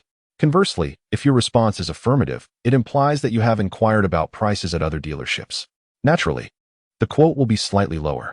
Of course, it won't be significantly reduced, but saving a few hundred to $1,000 is still noteworthy. I have researched the pricing of this vehicle, replied Su Yang. Well, in that case, I can offer you a discount of $15,000 for a full payment. The saleswoman smiled. Should you consider financing and opt for a car loan, the discount could reach $35,000. That is excessively high, Song Jianing interjected, furrowing her brow. I have seen online that the full payment discounts for this model start at $50,000. Why is your full payment discount only $15,000? The saleswoman offered a wry smile. Miss, a $15,000 discount for full payment is already the best I can do. This vehicle has minimal room for discounts. Moreover, I can assure you that you will not find another dealership in the city offering a lesser discount, as we are the largest dealership in the area. I don't believe that, Song Jianing retorted, firmly negotiating. Let us settle on a $50,000 discount for full payment, and we will take the car home now. The saleswoman sighed helplessly. Miss, I truly cannot offer you a discount of $50,000 for full payment. Perhaps you would consider financing? A car loan? Chapter 45. Bargaining expert Song Jianing. When purchasing a vehicle from a dealership, the sales staff particularly favors customers opting for financing packages, typically spanning 3 to 5 years. This is because, upon completing the financing procedures, they earn an additional commission. Hence, the discounts provided for financing packages are invariably several thousand greater than those for full payments. Apologies, but we prefer not to engage in car loans, Su Yang declined without hesitation. Why would we resort to loans when we possess the means for full payment? Upon hearing Su Yang's statement, the saleswoman immediately recognized his financial capability, thus refusing to budge on the price. A full payment could only warrant a discount of $15,000, though we can offer you some additional perks, such as window tinting and multiple maintenance services. Exchanging glances with Su Yang, Song Jianing resolutely stated, a discount of $50,000 for full payment. I believe you can offer us that price. The saleswoman responded with resignation. It's not that I don't want to, but I genuinely cannot provide you with that price, dear. Song Jianing stood up decisively. Then we shall explore other options. Other dealerships are able to offer a full payment discount of $50,000. Your establishment cannot. There are plenty of dealerships in the city. Wait a moment, the saleswoman, feeling pressured by Song Jianing's adept negotiating skills, feared losing this potential sale. All right, I will grant you a discount of $50,000. You certainly know how to negotiate for your age. It seems your husband is indifferent to the price. Hearing this, Su Yang chuckled. He indeed possessed considerable financial resources and was, at present, rather indifferent to prices. In the realm of consumerism, who does not relish the prospect of saving money? Song Jianing adeptly haggled, managing to save several tens of thousands of yuan. Surely, those funds could be better spent on other delightful purchases. Darling, you are truly remarkable, Su Yang exclaimed, giving her a playful squeeze on the rear as the saleswoman temporarily stepped away to finalize paperwork. Of course, you should learn from me, Song Jianing retorted with a hint of pride. You think I'm like you? I reckon if I hadn't accompanied you to buy a car, and the discount was only a little over 10,000, you would have accepted it without hesitation, incurring a loss of several tens of thousands. Su Yang nodded in agreement, acknowledging the truth in her words. On the way here, I did my research online. I knew this car could indeed be discounted by 50,000 yuan. So I was determined to negotiate down to that price, Song Jianing explained. Indeed, my dear wife, you are a master of bargaining. From now on, I shall bring you along for any significant purchases, Su Yang declared. Song Jianing smiled in response, sure. As the two engaged in light-hearted banter, the saleswoman returned with the finalized paperwork. Half an hour later, Su Yang drove away from the dealership in a brand-new 7-seater Alphard, taking Song Jianing to a nearby shopping mall. Today was the Qixi festival, and Su Yang intended to surprise Song Jianing with a gift. Darling, you mentioned that your favorite pair of high heels was damaged. Since today is Qixi, I shall buy you a new pair. Song Jianing brightened at his words, saying, you can get me high heels, but please don't choose anything too extravagant. I understand, Su Yang smiled, taking her hand as they walked into the most luxurious high-heeled shoe store in the mall. However, just as they arrived at the entrance, Song Jianing noticed a restroom nearby. Honey, I need to use the restroom. Please wait for me here, she said. All right, I'll accompany you, Su Yang replied. Song Jianing chuckled. You really want to accompany me to the restroom? You can't enter the ladies' room, so just wait here patiently. I'll be back shortly. As he watched his wife walk away, Su Yang nonchalantly took out his phone to check the time. Just then, two young women standing at the entrance of the shoe store looked at him in astonishment. Did you just call me? Su Yang asked, somewhat perplexed. The two women exclaimed. Mr. Su, we are employees of Tianqin Group. Tianqin Group? Employees? Su Yang raised his head and glanced at the store's name, finally recalling that this brand of high-heeled shoes was indeed one of Tianqin Group's ventures. Ah, I see, Su Yang acknowledged with a nod. One of the women asked with a smile, Mr. Su, are you waiting for someone? With no hint of arrogance, Su Yang calmly replied, I am waiting for my wife. Oh, so you are waiting for the president's wife. The two women, having not noticed Song Jianing earlier, were now visibly surprised. They had heard whispers about the president being married, but they never expected the rumors to be true. One cannot help but wonder what the presidential spouse looks like. Given the striking handsomeness of the president, it stands to reason that his wife must be equally captivating. Just as the two young women were lost in thought, a stunning figure approached, exuding an air of noble elegance that was simply enchanting. Darling, I'm back. Shall we go inside? Song Jianing affectionately linked her arm with Su Yang's. Su Yang teased, did you wash your hands after using the restroom? You just came back and are already holding on to me. Song Jianing rolled her eyes and playfully tapped his cheek. Of course I did. Just look at my hands. They're damp. Indeed, they were moist, and Su Yang chuckled. Song Jianing retorted, you needn't remind me. We both know who often forgets to wash their hands after using the restroom. The two bantered as they entered the high-heeled shoe store. Meanwhile, the attention of the two female employees was thoroughly captivated by Song Jianing's beauty, rendering them utterly spellbound. Oftentimes, it is true that women appreciate beauty even more than men do. However, unlike men, women tend to feel envious and aspire to possess similar beauty when they encounter other attractive women. Wow, the presidential spouse is absolutely stunning. Just look at her skin, her figure, her face, how unfairly blessed she is. Hello, we would like to see high-heeled shoes, Song Jianing initiated, prompting the two female employees to snap back to reality. Madam, may I inquire which style of high-heeled shoes you are interested in? We have a wide variety. Madam, Song Jianing was momentarily taken aback. What an unusual form of address. Is this how the staff refers to female customers? Su Yang pointed to a pair in the display. What about those silver-white ones? They look quite nice. After saying this, Su Yang picked up the pair he had just admired. Song Jianing scrutinized them and replied, let's not go with those. I already have several pairs in that color. Su Yang nodded. All right then, you browse and choose whichever pair you like, and I shall buy them for you. Upon hearing this, Song Jining noticed a pair in a crystal hue and picked them up, asking Su Yang with a smile, "Darling, what do you think of these?" "Well, they look good on me." One of the female employees instinctively interjected, "Madam, you have impeccable taste.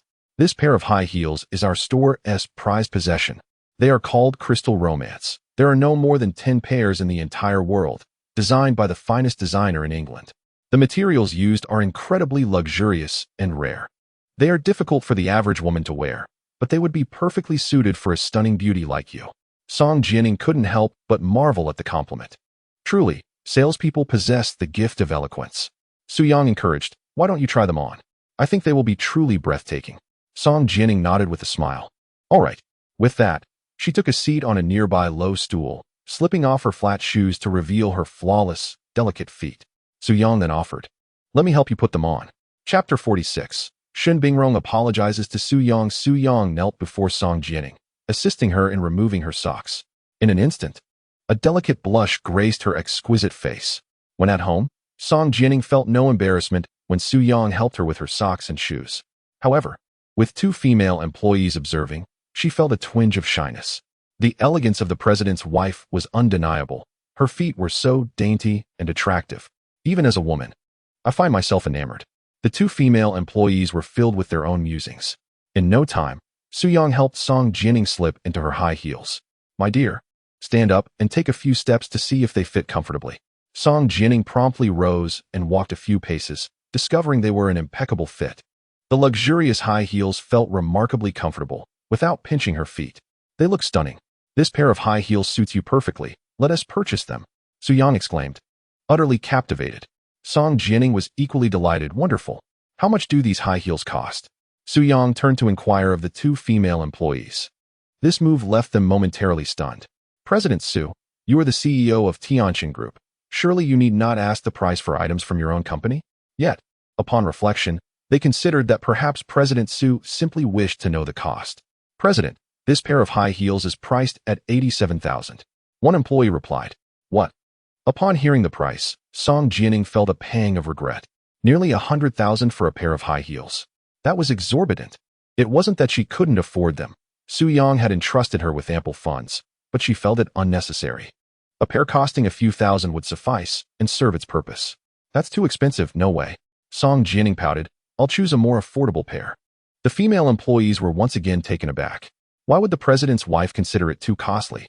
Did she not realize this was a product of her own company? This seemed illogical. "Don't worry, I can certainly afford it regardless of the price," Su Yang asserted. "If you like them, let us buy this pair. They truly look wonderful on you." Without giving Song Jining a chance to refuse, he turned to the employee, "Please pack this pair of high heels." The employee responded enthusiastically. Of course, President Su. As he needed to reconcile accounts, even for items from his own company, Su Yang would have to front the cost. Naturally, he could avoid this, but it would complicate matters with the finance department. "Really, it's too expensive. I truly don't want it. I'll select another pair." Song Jining still hesitated. Su Yang replied, "You want to find another pair you like as much, nor one that fits as well. We're getting this pair." He was resolute in his decision to purchase these high heels for Song Jining. If he couldn't even splurge on a pair costing over 80,000, then his efforts in earning money would hold no significance. At that moment, the emotionally intelligent female employee discerned the underlying motives and spoke up. "Madam, I almost forgot to mention, our store is having a promotion on these high heels. If you make your purchase before midnight tonight, you can enjoy a 50% discount. This offer is exclusive to today." Upon hearing this, Song Jining felt a jolt of excitement. A 50% discount? That meant half the price. Su Yang cast an approving glance at the employee, considering her cleverness in persuading Song Jining. He smiled and said, "Indeed, with the discount. It comes to just over 40,000 yuan. And since the offer is only valid today, let us make the purchase." Song Jining still felt bewildered. Something seemed off. How could such luxury items be offered at such a steep discount? It was utterly preposterous, something she had never encountered before. Moreover, she sensed that the two female staff members were a tad overly deferential towards both her and Su Yang. A few minutes later, Su Yang held Song Jining's hand as they exited the store. "Darling, don't you think the employees at that store were a bit strange? They were overly enthusiastic," Song Jining remarked. "They seemed so afraid of offending us, especially when you were making the payment. They were so cautious." Seeing his wife's adorably naive expression, Su-young could not resist revealing the truth. That high-heel shop is mine. As the owner, they naturally treat me with respect. Song Jining burst into laughter. Don't joke with me, dear. You, a man, running a women's high-heel store? Unless you're peculiar. Su-young grinned mischievously. Well, I suppose I am peculiar. You already know that. Indeed, Song Jining recalled certain moments Su-young had shared with her and blushed, rolling her eyes. You are undoubtedly the man in the world who loves high heels the most. Upon returning home, Su-young's first priority was to play with the children, while Song Jining busied herself washing their bottles.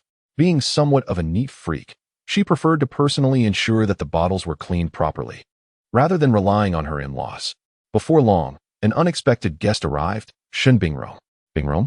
What's wrong? Song Jining inquired, surprised by Shun Bingrong's sudden visit. Jining, I. At that moment, Shun Bingrong looked quite distressed, her face betraying signs of recent tears, clearly indicating she had been crying not long ago. Is Su-young at home? Yes, he is, Song Jining replied, then called out. Moments later, Su-young emerged from the bedroom, joyfully cradling their youngest child, Su-jin. Su-young, I'm so sorry.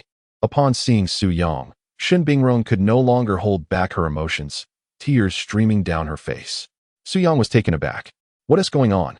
Song Jining wiped her hands and moved closer to Shun Bingrong, offering comfort. What happened? Did Chungbo bully you? Do not mention that despicable scoundrel. Shun Bingrong lamented. It is only now that I realize his entire persona was merely a facade. He is a worthless painter who has been deceiving me all along. He has swindled me of my money, my affection, and my trust. Su-young, I regret not heeding your advice. You were right. His character is indeed questionable. Had I listened to you and ended things with him sooner, I could have mitigated my losses and not been duped out of so much money. Upon hearing this, Song Jining was utterly astonished. She could not fathom that Chungbo not only pilfered art, but also swindled Shun Bingrong out of her finances. As for Su-young, he could only sigh. If only he had known this would unfold, perhaps things could have been different. Regret is a luxury that does not exist in this world. We are all adults and must bear the consequences of our choices. Thus, Shun Bingrong's pleas fell on deaf ears for Su-young. He merely inquired, how much did he deceive you out of? Shun Bingrong replied, he borrowed a total of 50,000 in cash from me and also secured an online loan of 80,000 in my name. The loan company is incessantly hounding me for repayment, and I am at a loss regarding what to do. As she spoke, her voice trembled, and she began to weep uncontrollably. Chapter 47. Chungbo captured, mastering the art of social media. Please, do not cry. Song Jining said helplessly. You must calm down to find a solution to the problem. Shun Bingrong pleaded, Jining, I know you have the means. Could you lend me 80,000 to settle the online loan? The tactics of those collectors are truly terrifying. They are constantly messaging me, and even my family has been affected. I swear I will repay you promptly. I promise. Desperation painted Shun Bingrong's demeanor as she implored for assistance. However, it was evident that she had no other recourse but to seek help from Song Jining. Absolutely not. Su-young interjected firmly, rejecting the request on behalf of Song Jining. You expect us to lend you money to repay a loan? The very thought repulses me, especially when I recall how you once demanded an apology from me. Lending you money is out of the question. Do not even entertain the idea. However, I can offer you a piece of advice. You must report this to the authorities immediately. It may help limit your losses. Report? I cannot even reach that scoundrel. How would reporting help? Shun Bingrong retorted. Su-young was left speechless. He found it hard to believe that some women truly lack problem-solving skills. Precisely because you cannot contact him, it is imperative to file a report. He has utilized your identity to secure loans and has vanished after borrowing money. This is a clear violation of the law. In any case, you must hurry and report him so the police can take action against him. After contemplating Su-young's words, Shun Bingrong felt a flicker of resolve. She promptly contacted the authorities, thankful that she had taken Su-young's advice. Meanwhile, Chungbo was blissfully awaiting his flight at the airport, with only half an hour remaining before his international departure. Had it not been for the timely intervention of the police, Chungbo might have successfully fled abroad. Apologies, but you were suspected of criminal activity. Please submit to our investigation. A contingent of officers promptly apprehended Chungbo. In that moment, his heart brimmed with regret. However, his remorse did not stem from deceiving Shun Bingrong, but rather from his own carelessness. Why had he not acted with greater swiftness? How could he have been caught at such a critical juncture? Consequently, Chengbo was subjected to the full extent of legal repercussions. With the assistance of the police, Shin Bingrong also managed to mitigate some of her losses. Of course, the specifics of the situation were of little concern to Su Yang and Song Jining, as their primary focus lay solely on their families. In the living room, the delightful laughter of the little ones filled the air. 5 adorable infants were either lying down, propped up, or being held. The atmosphere within the room was exceedingly harmonious. I observed that as the babies reached 4 months of age, they increasingly preferred being held upright rather than lying down. Wu Lan, with a gaze filled with affection, joyfully remarked to Su Yang and Song Jining, especially our 4th treasure. Ji Xia, now, apart from her naps, she cries whenever we lay her down. She insists on being held all day long, and I simply cannot manage her. Su Yang chuckled upon hearing this. He was acutely aware of the challenges of parenting. Mom, please let me hold the 4th treasure. He took Ji Xia from Wu Lan's arms, playfully pinching her little bottom and nuzzling her chubby cheeks. You little rascal, you must be held at all times, mustn't you? Ji Xia beamed back at him with a wide smile. You silly little one, still grinning. Su Yang lifted Ji Xia high into the air. Her expression was pure delight, and she erupted into joyful giggles, cooing incessantly. Ding! A notification echoed in Su Yang's mind. Host has brought joy to the baby. Reward, super self-media skills. Suddenly, the system's voice resonated within Su Yang's consciousness. He paused momentarily. Super self-media skills? A stream of information flooded into his mind, and he swiftly grasped an abundance of knowledge related to self-media. If one were to characterize the current era of the internet, it would undoubtedly be termed the age of self-media. Many internet celebrities worth billions, or even tens of billions, began their journeys in self-media. In simpler terms, self-media encompasses those engaged in short video production, including filming, editing, and management. Previously, Su Yang had been entirely uninformed in this domain. However, should he now venture into the self-media industry, he could effortlessly ascend to the pinnacle. He could easily establish a profile on Douyin and, utilizing the experience rewarded by the system, create short videos that could amass millions of followers with little effort. Excellent, excellent. This reward seems destined to be of great use in the future. Su Yang's face lit up with satisfaction. Just then, his phone suddenly buzzed in his pocket. He pulled it out to find that it was a call from his assistant, Zheng Yuan. Dear, could you please hold the little one for a moment while I take this call? After handing the child to Song Jining, Su Yang stepped out onto the balcony. What is it? He inquired as he answered the phone. Mr. Su, there are 2 matters I need to discuss with you, Zheng Yuan began. The first is that the baby language device we developed is expected to be launched in 10 days. Is it really that quick? Su Yang praised Zheng Yuan. It had only been a little over a month since he handed her the design sketches for the device. The rapid progress of the product was indeed impressive. Zheng Yuan, his capable assistant, was undoubtedly instrumental in this achievement. There is also another matter, she continued. Someone has sent you numerous paid messages through our company's official website. Who is it? Su Yang asked instinctively. Paid messages were a means for external parties to contact the president, and they had to go through the official website. Mr. Su, you might find this hard to believe, but the sender is the internet celebrity Lin Wantong. Lin Wantong? Su Yang recalled the name. Wasn't she the one who previously incited her fans to launch an online attack against him? Yes, that is her. What could she possibly want from me? Su Yang asked. Puzzled. After the incident, he had inadvertently learned that she had been banned from the internet. It seemed illogical for her to desperately seek him out now unless it was for something extraordinarily significant. She hopes you can help her, Zheng Yuan explained. How so? Well, she has been diagnosed with AIDS, Zheng Yuan stated.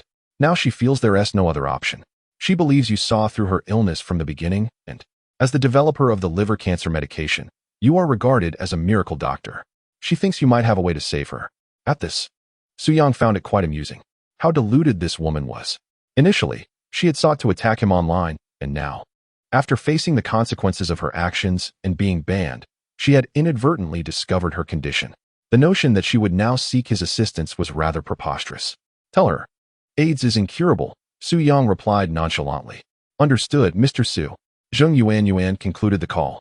For Su Yang, the ailment was certainly not insurmountable given his extraordinary medical skills. Yet he had no desire to assist Lin Wantong. Honey, what are you talking about? Who is AIDS? At that moment, Song Jining approached, cradling the child. having caught a few snippets of Su Yang's conversation. Su Yang smiled. It's that internet celebrity Lin Wantong, who previously targeted me online. I see, Song Jining remarked.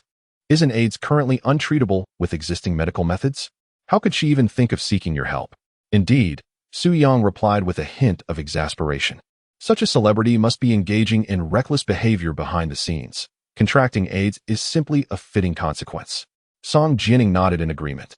Then she jokingly asked Su Yang, Darling, before you met me, did you ever stray?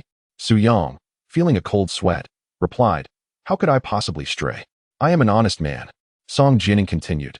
Then I have a question for you. You must answer me truthfully. Go ahead and ask. Song Jining inquired, Am I the first woman in your life? Without hesitation and with utmost sincerity, Su Yang responded, Of course you are. Although Su Yang had dated Shen Linlin, the truth remained that Song Jining was indeed the first woman in his life. He had not lied about that. His encounter with Shen Linlin occurred only after he had met Song Jining. Well, I believe you. Song Jining smiled joyfully. She then confided in Su Yang, Just between us. That time with you was also my first. I am aware, Su Yang chuckled. You know? Song Jining asked in surprise. Su Yang touched his head and replied with a grin, I noticed the blood on the sheets. It's a sign of a maideness' first experience. Typically, a girl bleeds during her first time. Upon hearing this, Song Jining blushed profusely. If time could be reshaped, she might still choose to give her first experience to Su Yang that night. After all, without Su Yang, her life would not be as vibrant as it is now. In the blink of an eye, the day after tomorrow arrived. Today marked Su Yang's first trip back to his hometown with Song Jining and the babies. Thus, the family joyfully rose early at around 8 o'clock. Inside the spacious seven-seater Alfred, Song Jining and Wu Lan accompanied the quintuplets in the back seat, which was so roomy that they could even lie down and sleep if the seats were reclined. In the driver's seat, Su Yang drove attentively, occasionally glancing at the babies in the rearview mirror. Ru Yao, Jin Xian, Su Chen, Ji Xia, Xinyu. Soon you will meet your long-lost grandfather. Are you excited? Song Jining inquired with a smile. Since the family had a bustling eatery to manage, life was already busy, and with Wu Lan now helping with the children, Su Jiandong was undoubtedly even more occupied. It had been a long time since Su Jiandong had visited the Tzu mansion to see the children, not for lack of desire, but due to the sheer absence of time. Aya, Su Yang laughed. The babies cannot speak yet. They don't even understand how to respond to you. Song Jining gazed at the babbling quintuplets, both amused and exasperated. What are you all babbling about? Mommy doesn't understand. She then sighed. If only I could comprehend what you wish to express. It wouldn't feel like each of you is just a silly little one. Her words reminded Su Yang of the news Zheng Yuan had shared with him yesterday. The baby language translator was set to launch in 10 days. My dear, I have recently been tinkering with an innovative invention that will soon enable you to comprehend the language of our little ones. Is that for real? I must say, I am eagerly anticipating it, exclaimed Song Jining. Wu Lan interjected. Is there truly such an invention? Son, you are not trying to pull a fast one on Jining, are you? Su Yang, brimming with pride, replied, What capabilities do you think I possess? You know very well. You have witnessed the multifunctional baby stroller. I ask you, is that not impressive? Wu Lan chuckled helplessly. Here we go again. Mother grants you 99 points, withholding 1 out of fear of inflating your ego. Is that how it is? As Su Yang drove, engaging in light-hearted banter with his family, they arrived at the Yi Lixiang Street stall. Outside, Su Jiandong sat on a stool, smoking, his gaze occasionally drifting toward the road as if he were awaiting something. At that moment, a mature woman in a sundress emerged from a nearby establishment. Old Su, I heard your son Su Yang is coming back today. The woman, Sun Xiaohong, was the proprietress of the neighboring shop. Indeed, Su Jiandong chuckled. Who else would I be waiting for? Sun Xiaohong remarked. I heard from Ergu that Su Yang is doing exceptionally well now. He is residing in a luxurious high-rise in the magical city, and he even drives a Xiaomi car. Old Su, I must say, you are quite fortunate to have such a successful son. He's doing all right, Su Jiandong replied modestly, though inwardly he felt immense pride for Su Yang.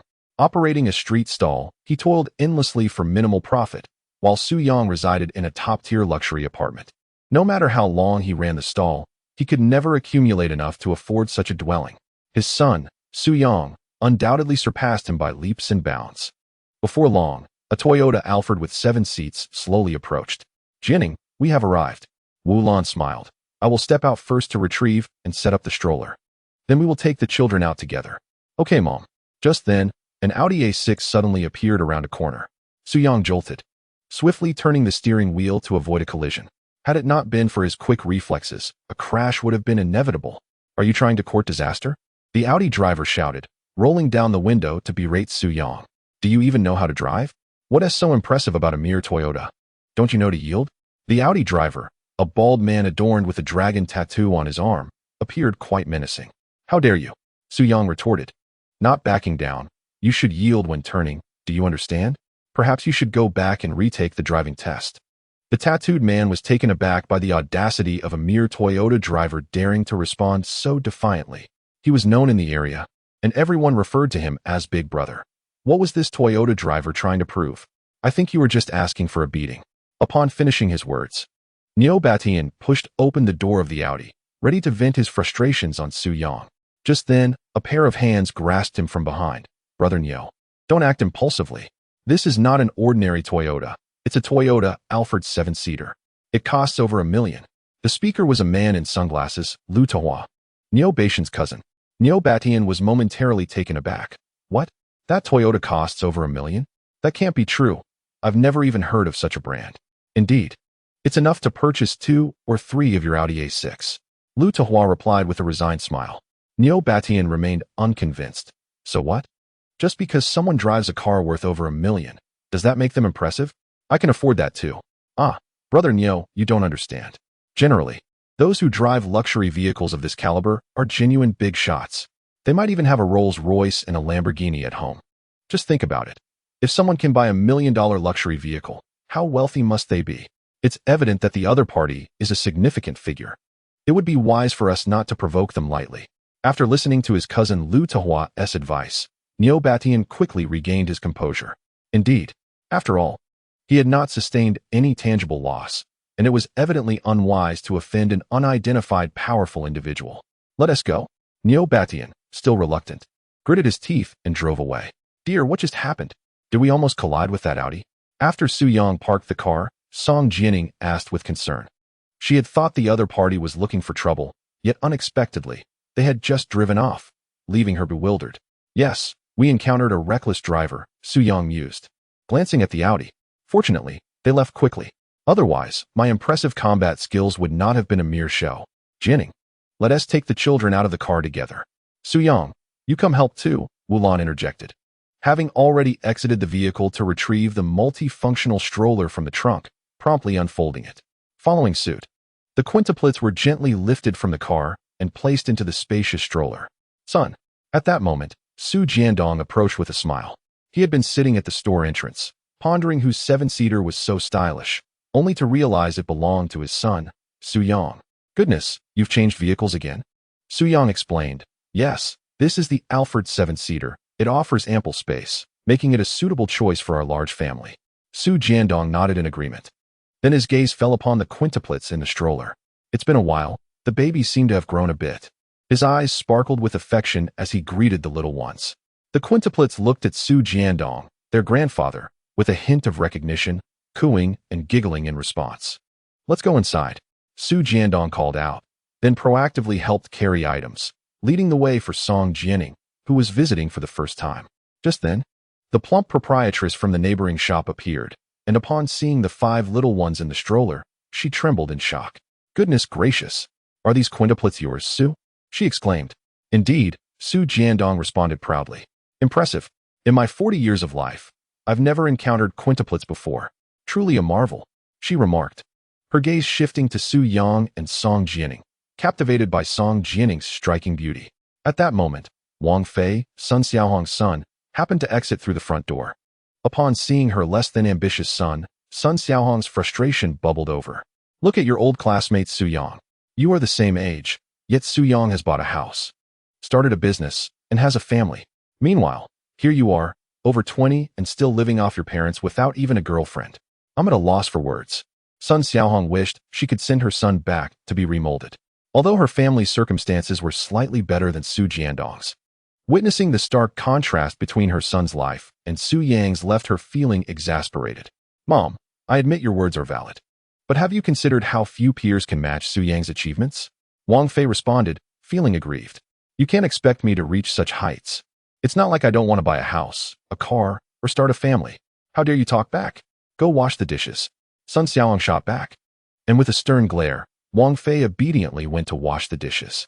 Su Yang, observing the scene, offered a polite smile. In truth, Wang Fei epitomized many young people today. If everyone had a super dad system like his, wouldn't the world be in chaos? Entering the establishment. This was Song Jianning's first experience in a food stall. The atmosphere, though somewhat chaotic, was surprisingly clean. The shop spanned approximately 150 square meters, with several tables and stacks of beer crates in the corners. The upstairs was for living accommodations, while the downstairs was for business. Is there not a single customer during the day? Song Jianning inquired, looking around in confusion. Su Yang chuckled. This is a food stall. Business is scarce during the day. It typically gets crowded at night. I see, Song Jianning nodded, following Su Yang upstairs to drop off their belongings. Oh dear. As soon as they reached the second floor, the quintuplet Su Xinyu began to make noise. Noticing her smacking her lips, Su Yang realized she was hungry. He hurriedly prepared a bottle of formula and began to feed her. Jianning, I must confess, my living conditions cannot compare to those at Suhu. We might even have cockroaches at home, so please bear with it. Su Jiandong felt somewhat awkward as he addressed Song Jianning. Dad, how could I possibly look down on it? Song Jianning replied with a helpless smile, asserting that she was not the kind of woman to disdain poverty while favoring wealth. After all, she had lived in places infested with cockroaches before. Even university dormitories occasionally had their share of such unwelcome guests. That's good to hear, Su Jiandong said with a faint smile. Wu Lan interjected, Old Su, could you please look after Sambao for a moment? I'll take advantage of the early hour to fetch some groceries. Mom, I'd like to go with you, Song Jianning insisted. Wu Lan, without much thought, replied, Jianning, it would be better for you to stay home with the child. The market is crowded, and you wouldn't want to be jostled about. But I really want to go. Su Yang said the market here is quite large, with all sorts of vegetables available, and I want to broaden my horizons, Song Jianning pleaded. Wu Lan found the situation amusing yet exasperating, observing that many young people today preferred the convenience of takeout over stepping out to shop for groceries. Yet here was Song Jianning, willingly volunteering to accompany her. All right, I'll take you with me. Wu Lan relented. Turning to Su Yang and Su Jiandong, she instructed, take good care of the child while Jianning and I are out buying groceries. We won't be long. Don't worry, you know my parenting skills well enough. You can take your time shopping, Su Yang chuckled. Wu Lan nodded, acknowledging that Su Yang was indeed adept at caring for children, even managing 5 at once. In fact, combined, she and Song Jianning couldn't match his proficiency. Just as Wu Lan and Song Jianning stepped out, a commotion erupted from within. Su Jiandong was seen playfully entertaining Sambao, Su Chun, eliciting joyful laughter from the little one. Suddenly, in a fit of excitement, the toddler kicked his short legs, and a stream of urine shot forth, landing precisely on Su Jiandong. Fortunately, Su Jiandong hadn't lifted the child too high. Otherwise, the outcome might have been quite different. You little rascal, how dare you urinate on your grandfather? You'll surely be quite mischievous when you grow up. Su Yang stood by, speechless. As he approached Su Chun to teach him, Sambao, this is your grandfather. How could you do that to him? However, at only 4 months old, the infant understood little of such reprimands. To put it bluntly, not defecating on his grandfather's head was already a feat. Thus, in response to Su Yang's admonishment, Su Chun merely grinned foolishly. Oh well, he surely didn't mean it. And after all, a child's urine is not a bad thing. It can ward off evil and cure ailments. This little incident might just bring me unexpected benefits, Su Yang remarked. One couldn't help but admire Su Jiandong's ability to console himself. Nevertheless, I should change my clothes. Son, could you hold on to Sambao for a moment? Of course.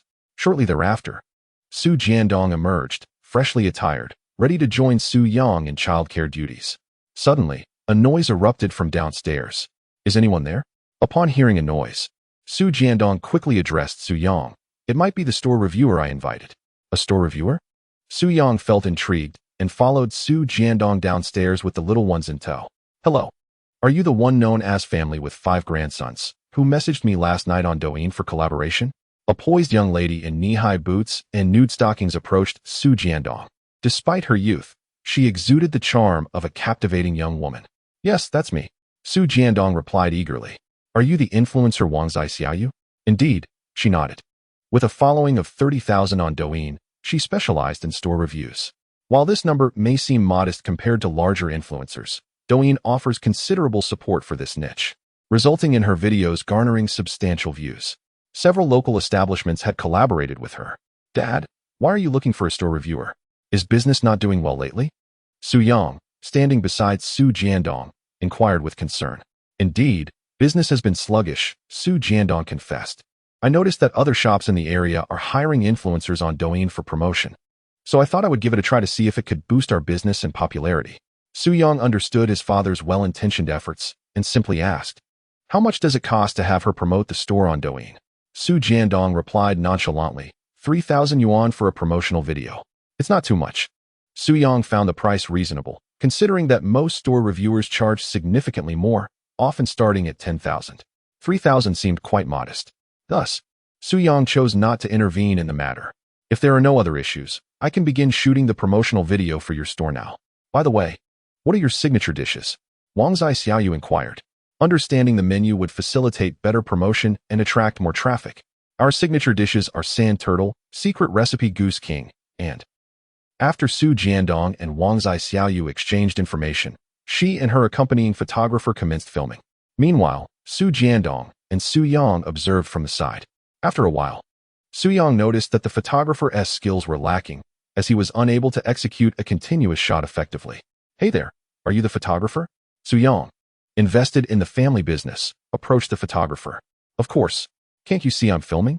The photographer replied. Su Yang sighed. Your shooting technique is subpar, which severely hampers efficiency. Would you like me to offer you some guidance? Su Yang has acquired extraordinary skills in self-media, whether it be editing, photography, or the operation of short videos.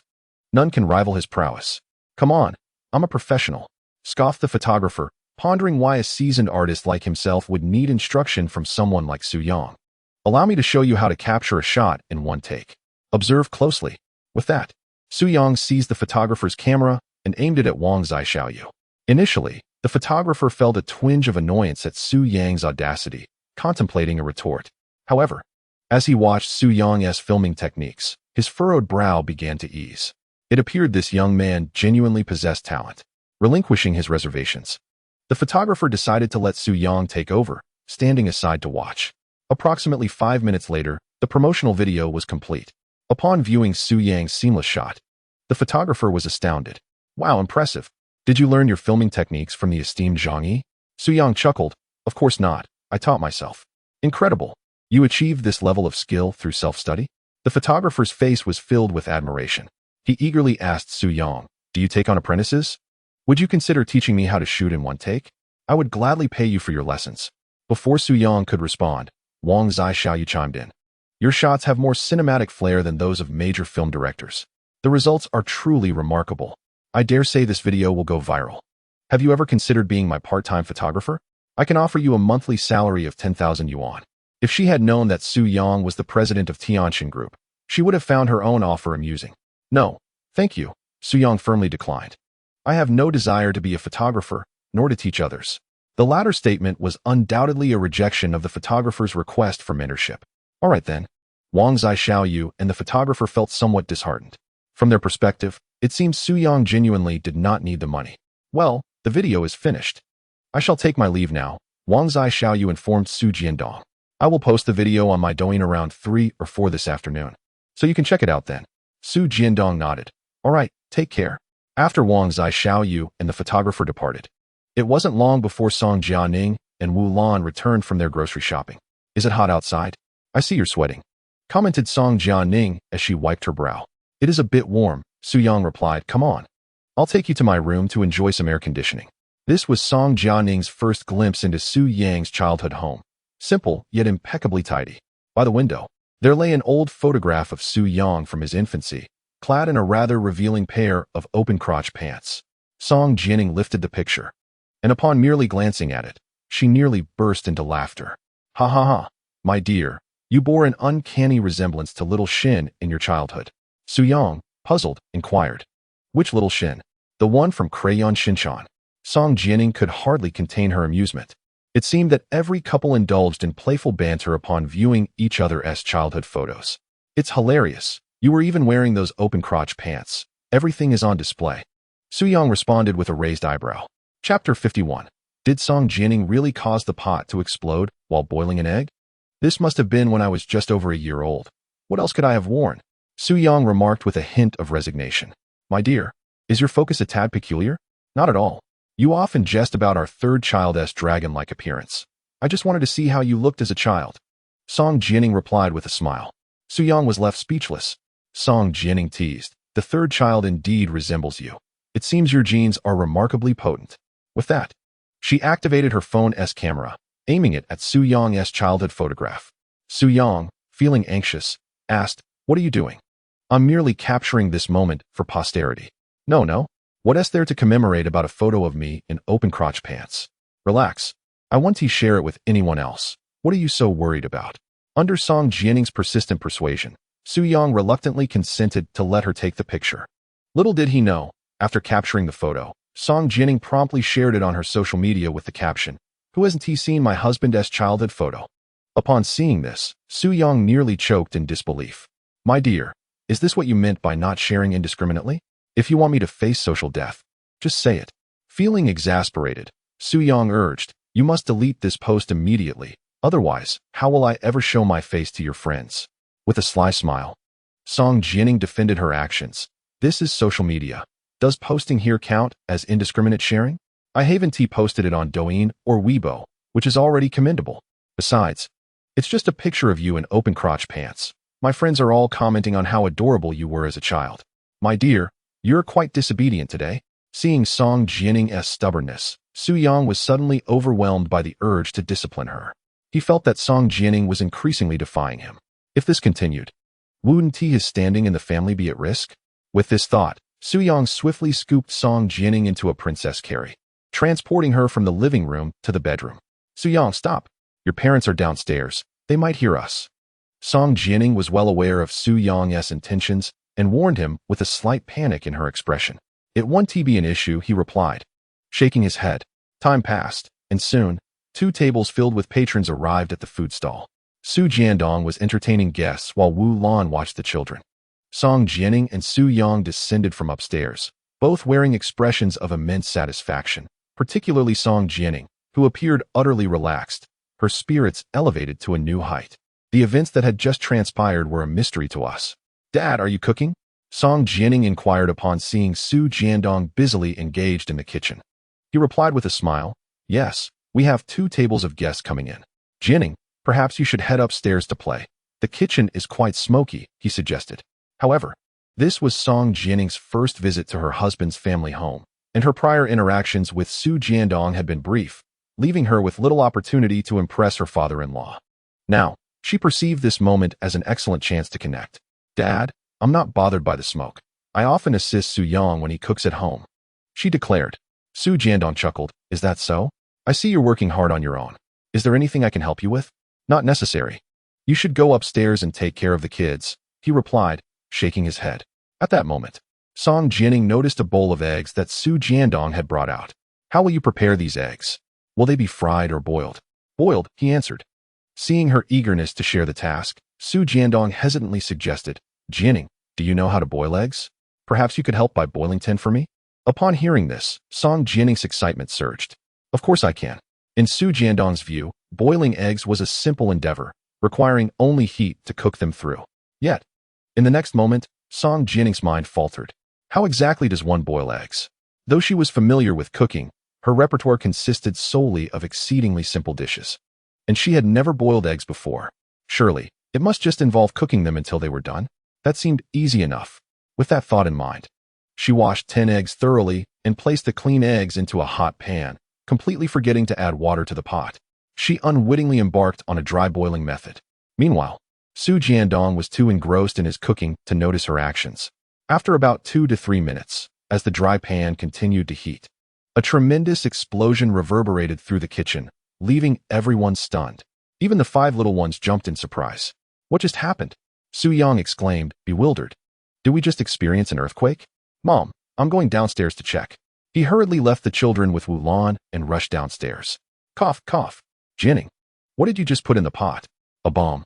Su Jiandong surveyed the chaotic scene around him, feeling as though his mind had momentarily short-circuited. I only asked for eggs.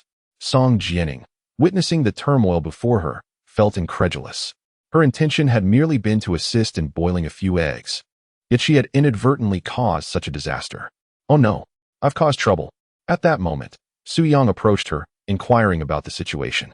With a wry smile, Su Jiandong explained, I asked Jianing to boil 10 eggs, but unexpectedly, the pot exploded.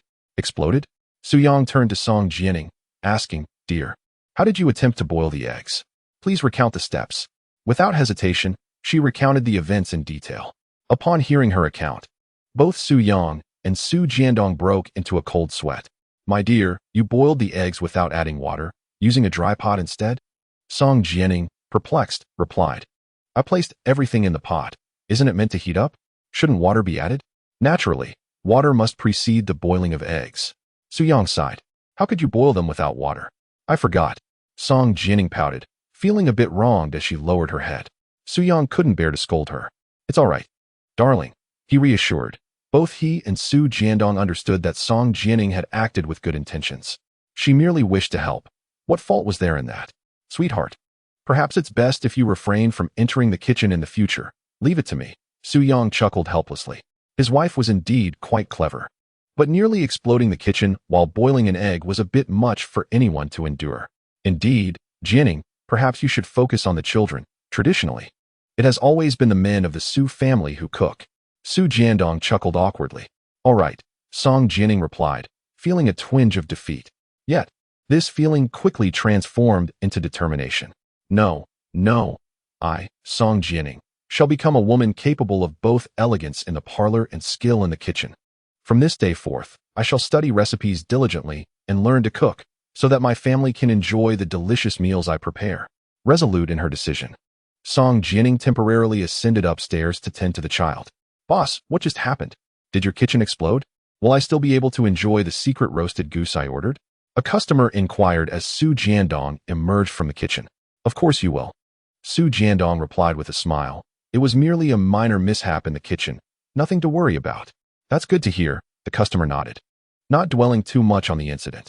However, Su Jiandong, adept in hospitality, sensed the customer's apprehension and feared they might hesitate to return. Thus, he generously offered complimentary sunflower seeds to 2 tables of patrons. Here, have some free seeds to calm your nerves. I will have your dishes out shortly. Thank you, boss. Wishing you 8 grandsons.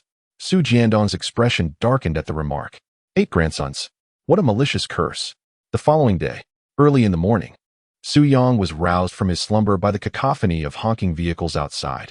After all, his hometown was situated right by a bustling thoroughfare, far from the serene tranquility of the Tsuhu luxury residential complex. However, the 5 adorable little ones were still in a deep slumber. Having not stirred even once during the night, nor had they cried out for milk, they had slept soundly until dawn. Dad, why do you look so troubled so early in the day? What is the matter? Su Yang inquired as he descended the stairs for breakfast, only to find Su Jiandong sitting alone on a chair, lost in thought. With a sigh, Su Jiandong lamented. Didn't T.I. invite that food blogger yesterday to shoot a promotional video? I just checked the video she posted, and it barely garnered a few hundred likes.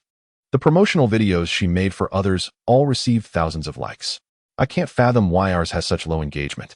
With numbers like these, it's unlikely to attract many customers. Upon hearing this, Su Yang asked, Dad, may I see the video? Su Jiandong promptly handed his phone to Su Yang, who proceeded to open the video. Given Su Yang's exceptional proficiency in social media, he had become quite attuned to the metrics of short videos. After a brief analysis, he stated, the engagement is indeed disappointingly low. However, it's not due to the quality of the video itself. The fundamental issue lies with Wang Zhixiaoyu. Su Yang opined that Wang Zhixiaoyu's appeal was insufficient to generate significant traffic. It was akin to a naturally beautiful goddess whose casual snapshots could easily accumulate hundreds of thousands, if not millions, of likes, whereas someone like Wang Zhixiaoyu, with an average appearance, would experience unstable traffic with a capped potential.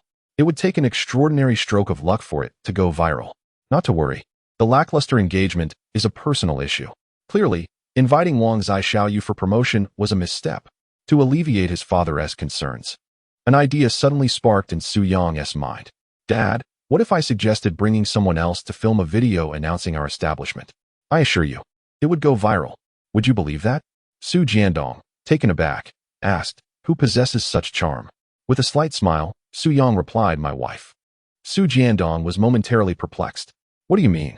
Are you suggesting that Jia Ning become the food blogger? Precisely, Su Yang asserted confidently. If it's her, combined with my strategic operations, I am certain we can achieve viral success. We could even make our restaurant known to the majority of netizens across the country. Su Jiandong felt a shiver run down his spine. Is that really true? You're that confident?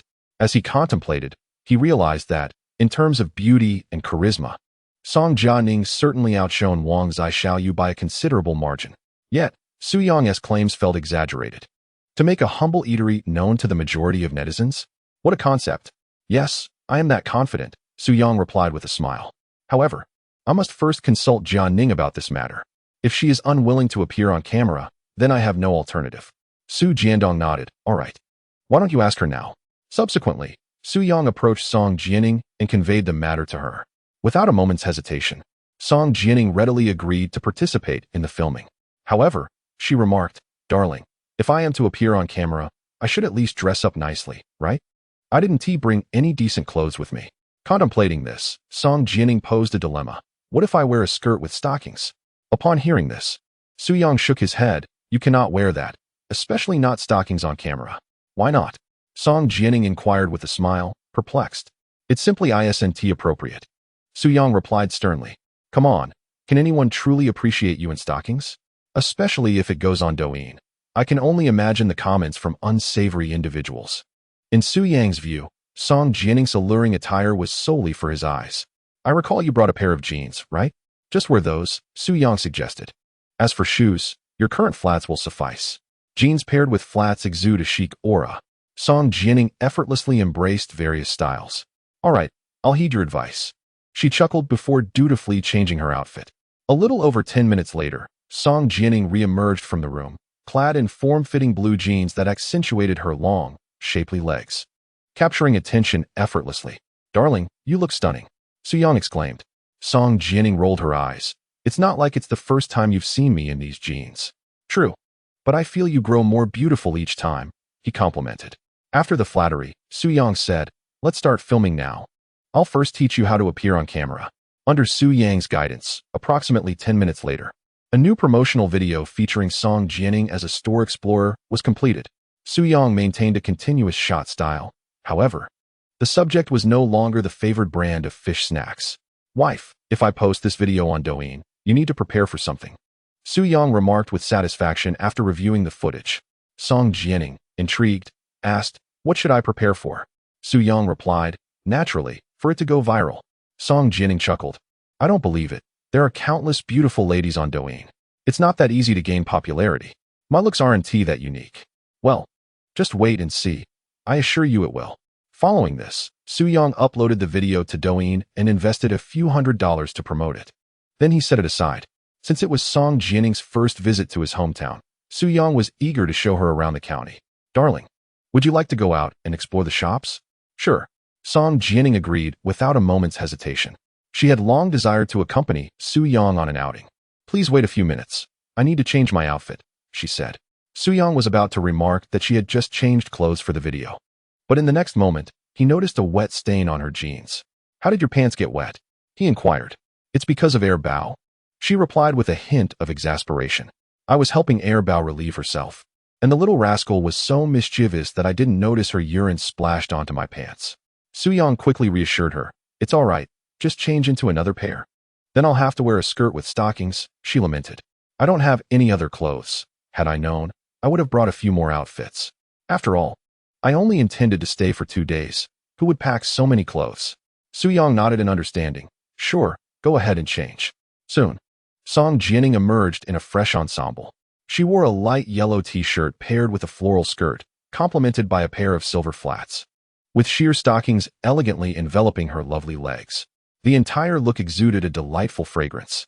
Su Yang couldn't help but marvel at her beauty, thinking, my wife truly has the innate grace of a stocking goddess. It's a pity that those high-end stocking brands haven't sought her as a spokesperson. Mom and Dad, Jia Ning and I are heading out for a bit. Please keep an eye on the children, Su-young announced. All right, stay safe, they replied. Shortly after, Su-young drove his 7-seater Alphard directly to a nearby shopping mall. Sweetheart, would you like something to drink? Su-young asked, holding Song Jianning's hand. The pair radiated sweetness, their striking looks eliciting envy from numerous single onlookers. Song Jianning wasn't particularly thirsty, but upon spotting a nearby Mijue shop, she felt an impulsive craving for fruit tea. Honey, let us go to Mijue and buy 2 cups of lemonade. It's on me. She smiled. Su-young returned her smile. All right. They entered the Mijue store together. As they stepped inside, a group of single men immediately noticed Song Jianning, their eyes lighting up. Wow, she is so beautiful and has such an aura. One exclaimed. Why can't I have a girlfriend like that? I wish I could get her contact information. Another lamented. Go ahead, if you're not afraid of getting punched. Can't you see her boyfriend is right beside her? With Su-young present, even if these strangers were captivated by Song Jianning, they only dared to steal glances. Hello. We'd like 2 cups of lemonade, Su-young said as he approached the front desk. The young female attendant, upon seeing Su-young and Song Jianning together, instinctively covered her mouth in surprise and asked, Excuse me, are you a couple? Su-young nodded yes. Would you be interested in participating in our store's event today? She inquired, pointing to a banner nearby. Su-young and Song Jianning then read the message. Couples who kiss on-site for 5 seconds can enjoy 2 drinks on the house. Su-young was astonished, pondering the purpose of such a trivial activity orchestrated by the merchants. After all, today was not the Qixi festival. Moreover, what amusement could there possibly be in witnessing others kiss? Just as he was about to decline, he was taken aback when, in the next moment, Song Jianning suddenly rose onto her toes, turned to the side, and pressed her lips against his. The crowd was left in utter astonishment. A girl initiating a kiss with a boy? Such occurrences are exceedingly rare. Those who have experienced romance know that it is improbable for a girl to take the lead, particularly one as beautiful as Song Jianning.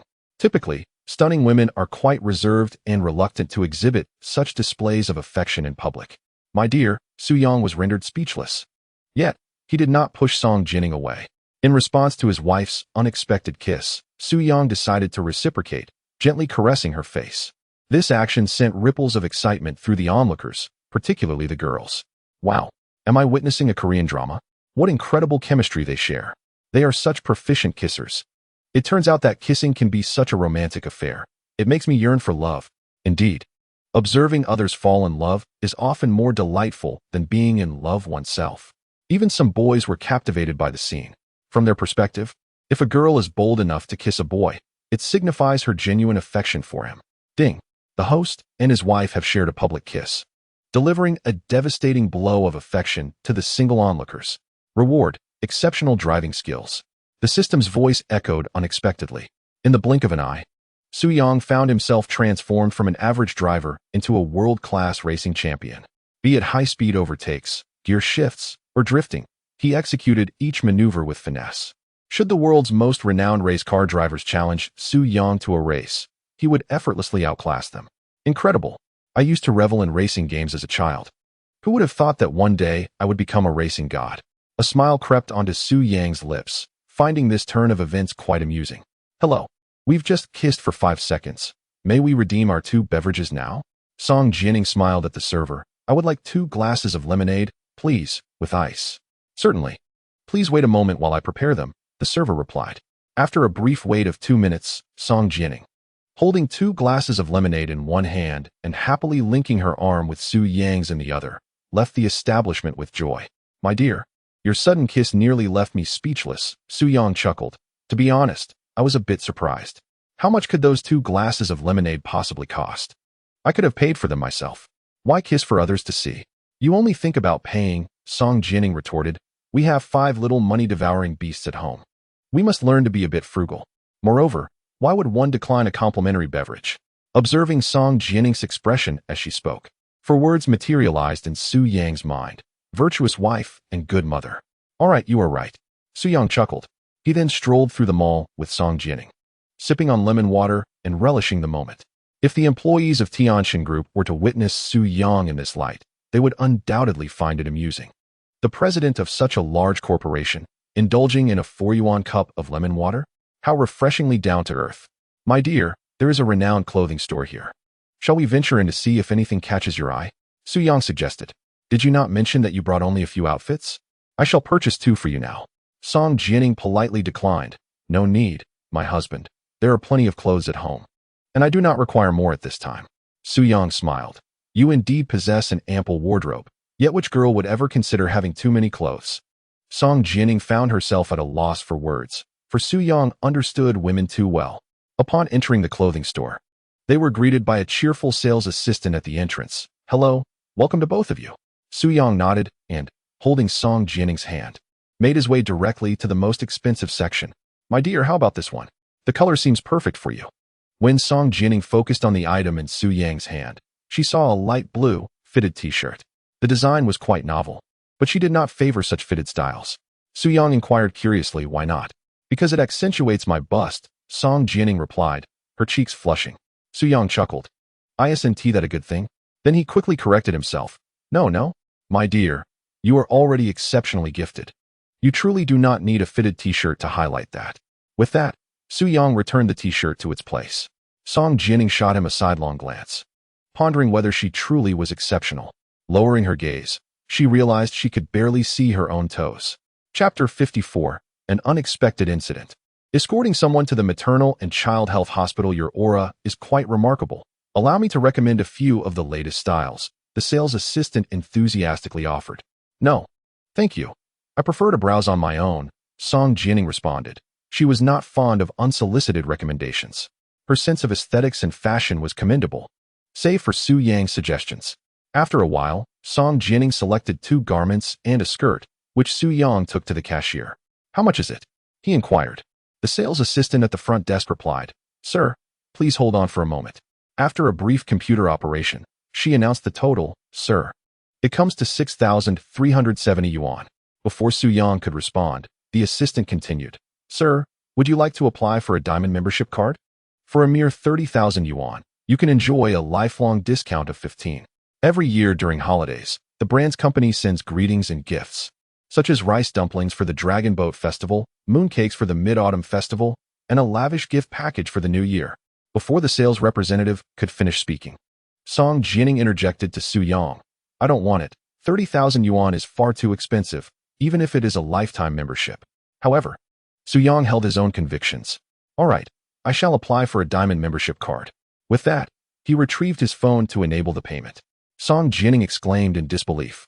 She attempted to prevent Su Yang from proceeding with the payment, but he was too quick. Beep. Payment of 36,370 yuan successful. Upon hearing this sound, Song Jianing felt a wave of dizziness wash over her. Darling, didn't I tell you? While you may have money, we should still learn to save. Su Yang smiled gently. This is but a trivial amount. As long as you are happy, that is all that matters. It is no exaggeration to say that for someone of Su Yang's stature, spending over 30,000 yuan at once is akin to an ordinary person spending 3 yuan. He felt no regret whatsoever. He continued, Moreover, I recall you mentioned that when you and Feng Xinyu go shopping for clothes, you typically choose this brand's flagship store. Thus, this 30,000 yuan is not a waste. In the long run, it is quite worthwhile, especially since you and Feng Xinyu frequent it. Su Yang could easily envision the scene. Song Jianing and Feng Xinyu shopping for clothes, and suddenly, Song Jianing produces the diamond membership card from the flagship store. Feng Xinyu, her good friend, would surely gaze at her with envy. Yet, there was no but. He had already made the payment. Su Yang chuckled. Carrying the clothes prepared by the sales representative in one hand and holding Song Jianing's hand with the other as they exited the store. Just as they left, the saleswomen inside began to gossip. That man is incredibly wealthy. 30,000 yuan for a diamond membership, just like that. Why? Why are other people's partners so generous? Am I doomed to be with a stingy man? Oh heavens, I dream of having a handsome and wealthy boyfriend like him. Please grant me one. You all only see the man, but I think that woman is wonderful too, not materialistic or vain at all. The man took the initiative to apply for the membership, and she is the one concerned about the money. Indeed, this woman is not only beautiful, but also knows how to live well.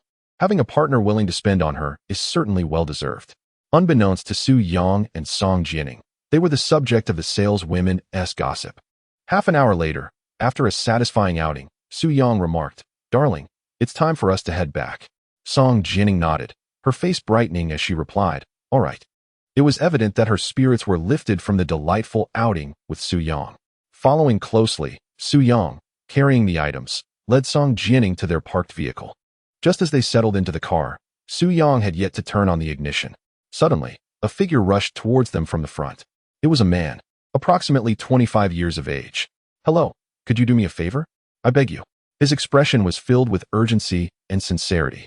Song Jianing and Su Yang exchanged glances, and Song Jianing tentatively inquired, "What's wrong?" The man replied, "I have an extremely urgent matter. My wife is about to give birth. My phone is dead, and I can't call a cab. Please, could you take me to the maternal and child health hospital? May good fortune accompany you." With that, the man knelt down before them. Su Yang, upon hearing this, urged him, "Please, get up. No need to kneel. I believe what you say is true, but we also need to return home. How about I order a cab for you to the hospital?" "That works, thank you." The man was overwhelmed with gratitude. Su Yang then opened the ride-hailing app on his phone.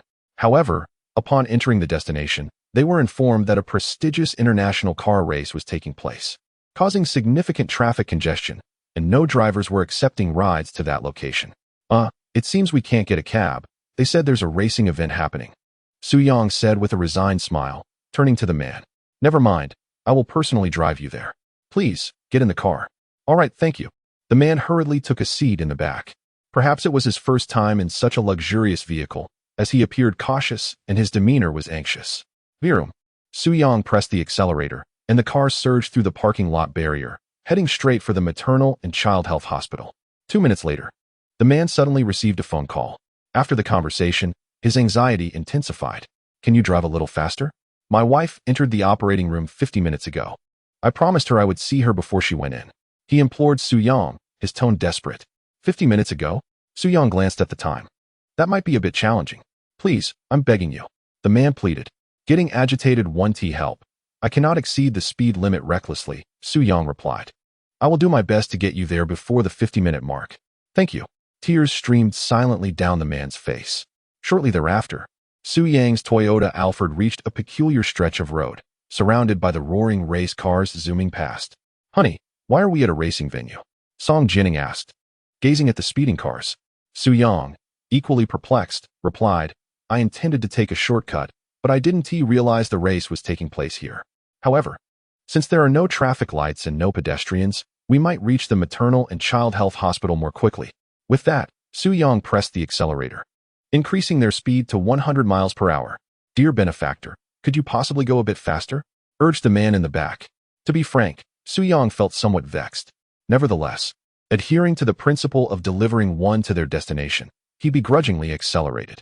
After all, it would be rather inappropriate to ask the passenger to disembark at such a critical moment, wouldn't it?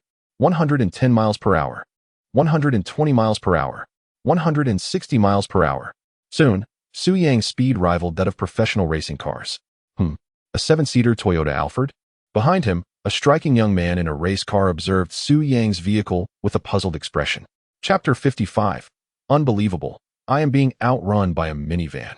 Driving such a vehicle in a race is akin to disrupting the competition. The handsome man mistakenly assumed that Su Yang was also a professional racer. If he were to be outpaced by a 7-seater Alphard, it would surely become a subject of ridicule.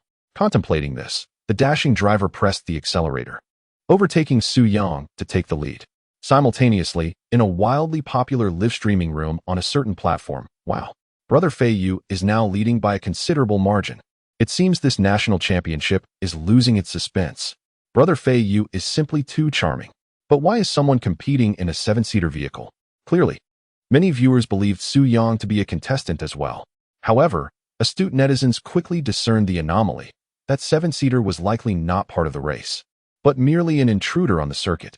Should Ling Fei Yu secure the championship, he would etch his name in history as the only double champion since the inception of the Dragon Kingdom GT Racing Championship, and he would be the defending champion. Go, Brother Fei Yu. The finish line is just ahead. Keep pushing. Indeed, the suave gentleman who had just overtaken Su Yang was none other than Ling Fei Yu, the most renowned racer in the nation. Perhaps feeling secure in his lead, he believed the pressure of winning had dissipated. Thus, Ling Fei Yu began to show off. With Su Yang temporarily positioned in second place, driving a minivan, Ling Fei Yu continually maneuvered his car to obstruct Su Yang's path. When Su Yang veered left, He followed suit. When Su Yang shifted right, he did the same. In essence, he treated Su Yang as a rival, intent on playing mind games to unsettle him. Dear benefactor, can we go a bit faster? We only have 5 minutes left. Inside the vehicle, the anxious passenger continued to press for speed. Su Yang remained silent, solely focused on the steering wheel. Accelerate, shift gears, drift. His actions flowed seamlessly, leaving the passenger, Song Jianing, utterly astonished. Darling, your driving skills are remarkable. Su Yang smiled and replied, how about if you give me a kiss? I'll overtake that race car ahead. Upon hearing this, Song Jianing rolled her eyes. What a thing to say. Even if you don't overtake that car, I'd still kiss you. With that, her soft, fragrant lips brushed against Su Yang's cheek. In an instant, Su Yang felt invigorated, his demeanor turning serious. Accelerate the vehicle to a staggering speed of 170 miles per hour. Such velocity is considered swift even on the expressway. In the past, if Su Yang were to drive at such a pace, he would undoubtedly feel a twinge of anxiety. However, now, equipped with the extraordinary driving skills awarded by the system, he is undaunted by the mere 170 miles per hour. Even the vehicle's maximum speed does not intimidate him. The championship title is rightfully mine. Ahead, Ling Feiyu continues to flaunt his prowess. Soon, the finish line comes into view. Whosoever crosses it first shall be crowned champion of this event. There remains a distance of 300 meters. Ling Feiyu is determined to reach it first. At this moment, his fans erupt in cheers, uncorking champagne in celebration. Feiyu brother is poised to seize victory once again. As a devoted follower of Feiyu brother, I am filled with joy. I shall henceforth be an admirer of the dual crown champion. Suddenly, amidst the excitement, no one seems to notice the thunderous roar of an engine reverberating across the racetrack. The source of this thunderous sound is none other than the 7-seater vehicle driven by Su Yang. Perhaps even Toyota did not foresee such performance from their own creation on a racetrack. They could not have imagined that someone could drive it to rival specialized racing cars. Oh no, someone is closing in from behind. Feiyu, accelerate. Ling Feiyu's earpiece crackled with urgency. He glanced into the rearview mirror, and to his astonishment, the previously distanced 7-seater Alpha had caught up. Startled, Ling Feiyu instinctively pressed the accelerator to the floor, unleashing a surge of speed. 200 meters, 100 meters as they approached the final 50 meters to the finish line. Su Yang overtook Ling Feiyu. His Toyota Alpha 7-seater was the first to cross the finish line. In that instant, the crowd erupted in jubilation. Every spectator was left in disbelief, including those watching the live stream. What just happened? Ling Feiyu placed second? This is the car god of our dragon nation. He has been bested by a 7-seater vehicle? Unbelievable. Had I not witnessed it myself, I would find it hard to believe. In the ultimate contest of speed, Ling Feiyu has actually lost. One cannot help but wonder about the identity of the owner of this 7-seater. How could their driving skills surpass those of Ling Feiyu? The irony is almost theatrical. If I were Ling Feiyu, my spirit would be shattered, having lost to a vehicle of such humble stature. Absurd. Could it be that Ling Feiyu deliberately orchestrated his defeat? How could he be surpassed in such a manner?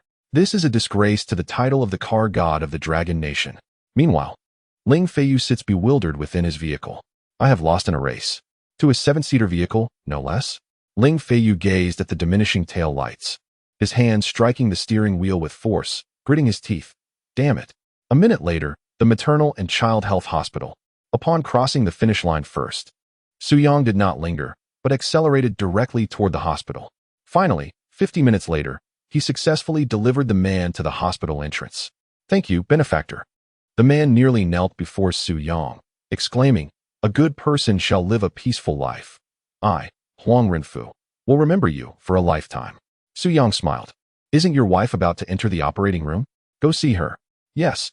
I hope one day I can thank you in person. With that, the man dashed into the hospital. With nothing pressing on their agenda, Su Yang and Song Jianing returned home. Upon arriving, Su Yang noticed several young women lingering at his doorstep. They appeared to be university students, their innocent looks adorned with various styles of dresses and white socks. Their legs fair.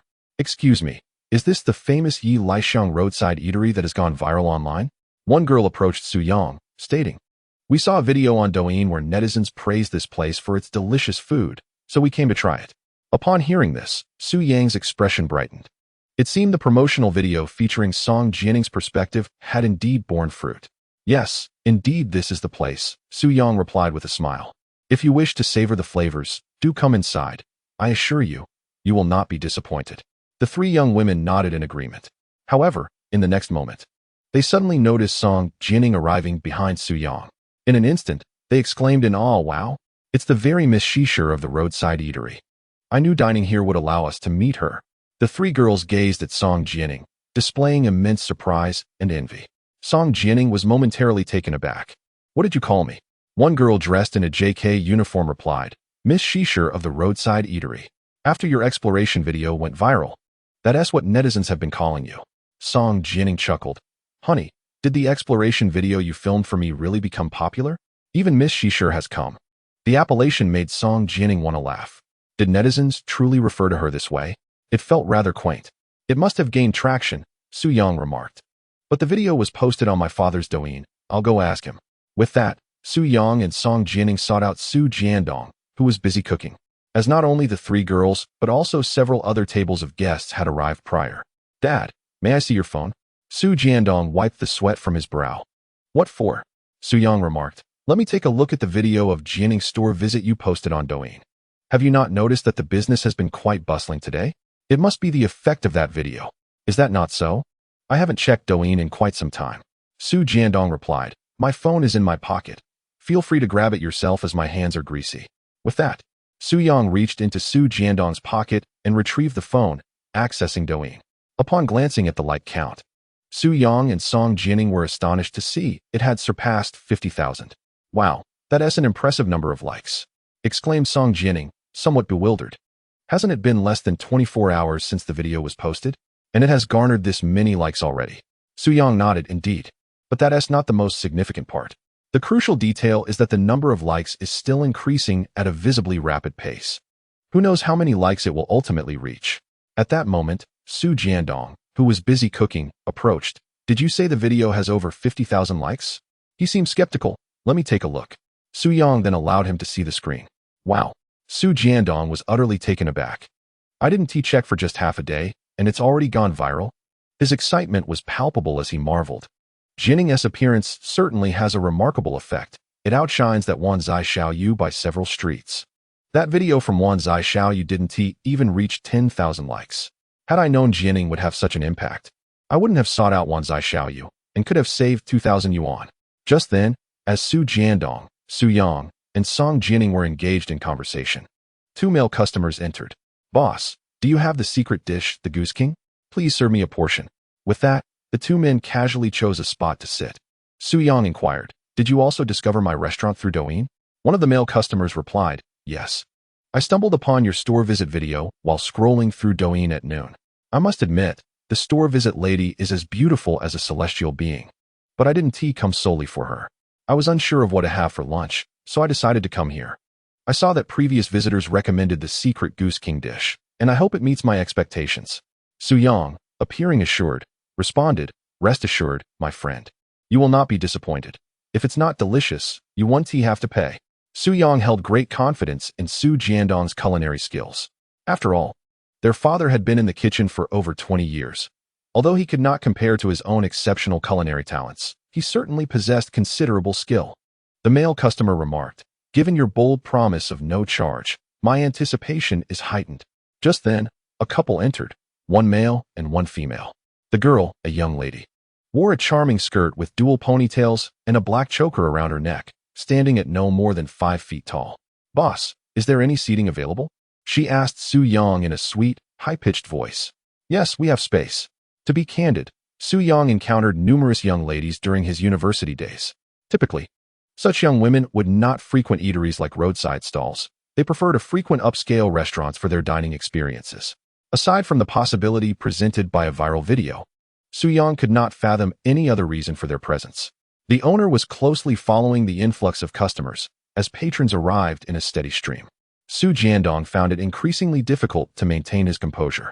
Previously, the daytime business at the roadside stall had been abysmal, verging on non-existent.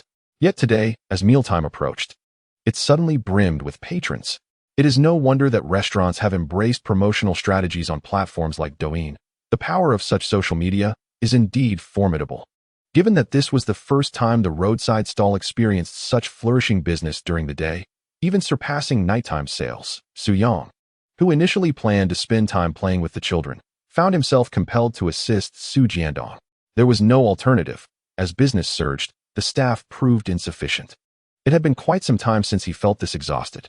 By 10 o'clock at night, Su Yang was nearly fatigued beyond measure. Since acquiring the dad system, he had never experienced such physical strain. "Dad, may I suggest hiring a couple of assistants?" Su Yang proposed. "With business booming, we've been relentlessly busy. Even the Bull Demon King would struggle to keep up." Su Jiandong, equally worn out, with his clothes damp from exertion, concurred, "Indeed. It seems we should recruit a couple of helpers. After all, your mother will likely not assist me anymore. She must focus on taking care of you." Su Yang nodded in agreement. "Yes, let us hire too. Don't hesitate to spend. I can cover their wages if necessary." Su Jiandong retorted with a hint of disdain. "Do you dare to underestimate your father? After years in the restaurant business, I do have some savings, you know." Su Yang smiled helplessly, thinking to himself that he merely wished to alleviate some of his father's financial burdens. "Fine, if you have money, that's all that matters." He chose not to elaborate further, understanding his father's stubborn and prideful nature. It could be said that even if Su Yang offered him $1 million, Su Jiandong would refuse it. Yet should Su Yang desperately need $1 million, Su Jiandong would go to great lengths to gather the funds. Subsequently, Su Jiandong stayed up late to print a recruitment notice, affixing it to the shop's door. They sought 2 kitchen assistants, aged between 30 and 55, to help with serving dishes, delivering water, washing dishes, sweeping the floor, and wiping tables. The offered salary was $4,800 per month, along with Social Security benefits. It must be noted that for a kitchen assistant, Su Jiandong's wage was relatively generous. Many workers on assembly lines, working in shifts, would struggle to earn $4,800. At 11 o'clock that night, after finishing his shower, Su Yang engaged in some physical activity with Song Jining, then laid down on the bed. Nearby, the quintuplets had already fallen asleep. Even Su Yang could hear the gentle breaths of the little ones. "Darling, I just revisited my store exploration video," she said. "And?" he inquired. "It has already garnered 700,000 likes," she replied. Su Yang smiled. "That's quite normal. I dare say 700,000 is merely the beginning. Your exploration video will surely exceed 2 million likes in the end." 2 million? Song Jining disagreed. "That seems a bit exaggerated. What does 2 million likes even signify? I don't believe it can reach that.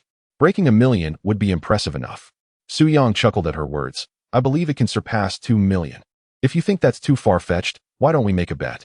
Song Jining's interest was piqued. "Sure, what are the stakes?" Chapter 57. The well-connected young girl visits Su Jiandong. "If this video exceeds 2 million likes, then I win." Su Yang had a mischievous grin. "If I win, you must wear XXXX for me." Upon hearing such a provocative suggestion, Song Jining's fair and flawless face turned crimson. The colors of the stockings she typically wore were limited to black and nude. However, the thought of Su Yang wanting to see her in that particular shade made her heart race. Nevertheless, Song Jining was confident in her judgment, which emboldened her to accept the wager. "All right." Su Yang's heart leapt with joy, "Really?" "Yes, but don't celebrate too soon. If you lose." Su Yang questioned. "What will you do to punish me if I lose?" Song Jining replied. I haven't thought it through yet, but I'll fulfill it when I decide." "Sounds good." Su Yang smirked. "No matter how you intend to punish me, I will agree." In Su Yang's view, his wife's punishment would surely not be too extreme, which gave him the confidence to be so audacious. Song Jining nodded. "However, we should set a deadline. Otherwise, with a month or a year passing, the accumulated likes could be unpredictable." Su Yang suggested, "Let us set the deadline for the day after tomorrow at noon. The data will be counted based on 12 o'clock the day after tomorrow to determine the winner." Agreed. Following this, Su Yang and Song Jining engaged in another round of activity, then fell asleep in each other's embrace, accompanied by the rhythmic breaths of the 5 little ones. The next day, thanks to the offline traffic generated by the exploration video, the business at the food stall was thriving. Before lunchtime even arrived, every seat in the establishment was filled. Fortunately, Su Jiandong had offered excellent recruitment incentives, and early in the morning, 2 kitchen helpers were hired, sparing Su Yang from having to lend a hand. "Old Su, your business is booming. I'm almost envious," exclaimed the neighboring restaurant owner, Sun Xiaohong, as she marveled at the bustling scene in Su Jiandong's shop. Once upon a time, the business at Su Jiandong's was far inferior to hers. Indeed. I stumbled upon the video of your daughter-in-law's recent shop visit yesterday. I must say, your daughter-in-law possesses a beauty that rivals that of prominent celebrities, which undoubtedly contributes to the popularity of your establishment. Old Sue, having such a stunning daughter-in-law is truly a stroke of fortune for you. I am envious. The neighbors and local shopkeepers gathered around Su Jiandong, expressing their admiration. The somewhat introverted Su Jiandong found himself at a loss for words. Suddenly, a young lady appeared before him, her arrival unannounced. She was exquisitely beautiful, with fair skin and bright eyes. Dressed in a black chiffon dress paired with black knee-high socks and sporting golden, curly hair, she radiated an extraordinary charm under the sunlight. Her demeanor was icy and noble, reminiscent of a true heiress from a distinguished family, evoking an involuntary sense of humility in those who met her gaze. Uncle, when will you return to the Su family? Grandfather has not been well lately and misses you dearly, she said with a smile. Upon seeing her, Su Jiandong's expression shifted dramatically. Shui, why have you come again? Did I not ask you not to visit me? Su Jiandong's unease was palpable.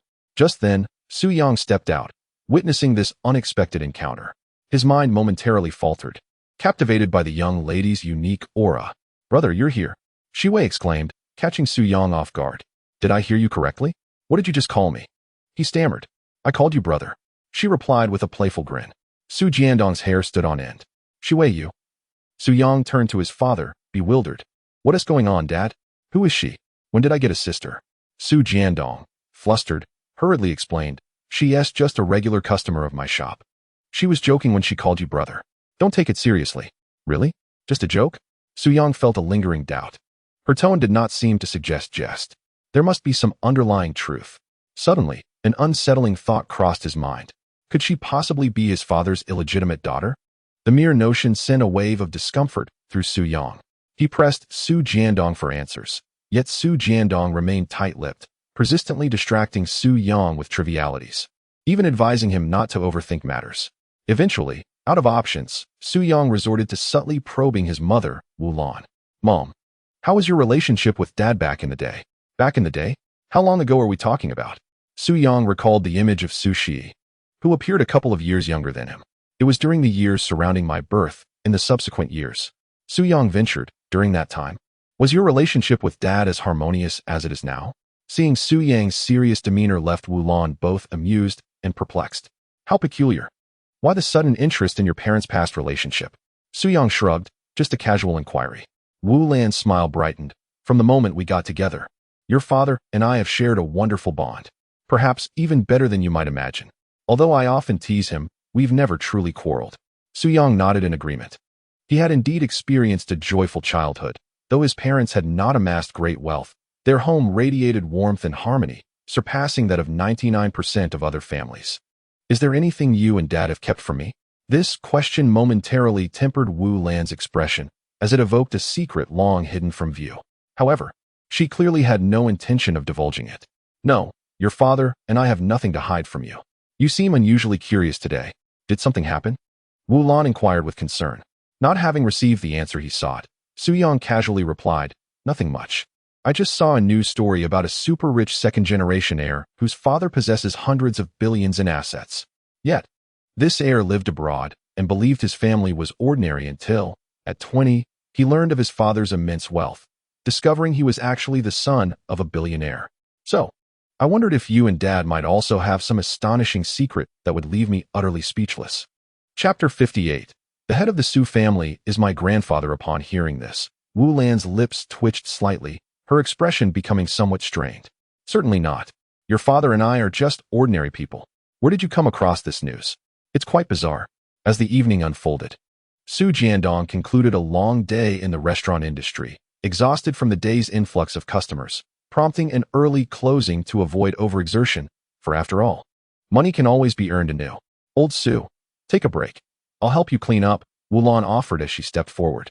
Gazing at the woman who had stood by him for over 20 years, Su Jiandong paused before speaking. Today, she came to see me again. While her visit itself is not concerning, what troubles me is that Su Yang witnessed it, and she even called him Brother Su Yang. As the words fell, Wu Lan's figure trembled slightly. At that moment, she suddenly realized.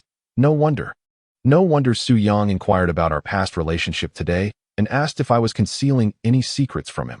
It seems that Su Yang has discovered something amiss and suspects that we are hiding something from him. Indeed. Su Jiandong sighed deeply. After a long pause, Wulan finally spoke, asking, "What should we do now? Are we to keep this secret from our son for a lifetime?" Upon hearing this, Su Jiandong fell into silence once more. After a while, he seemed to have made a firm decision and said, "Let it be.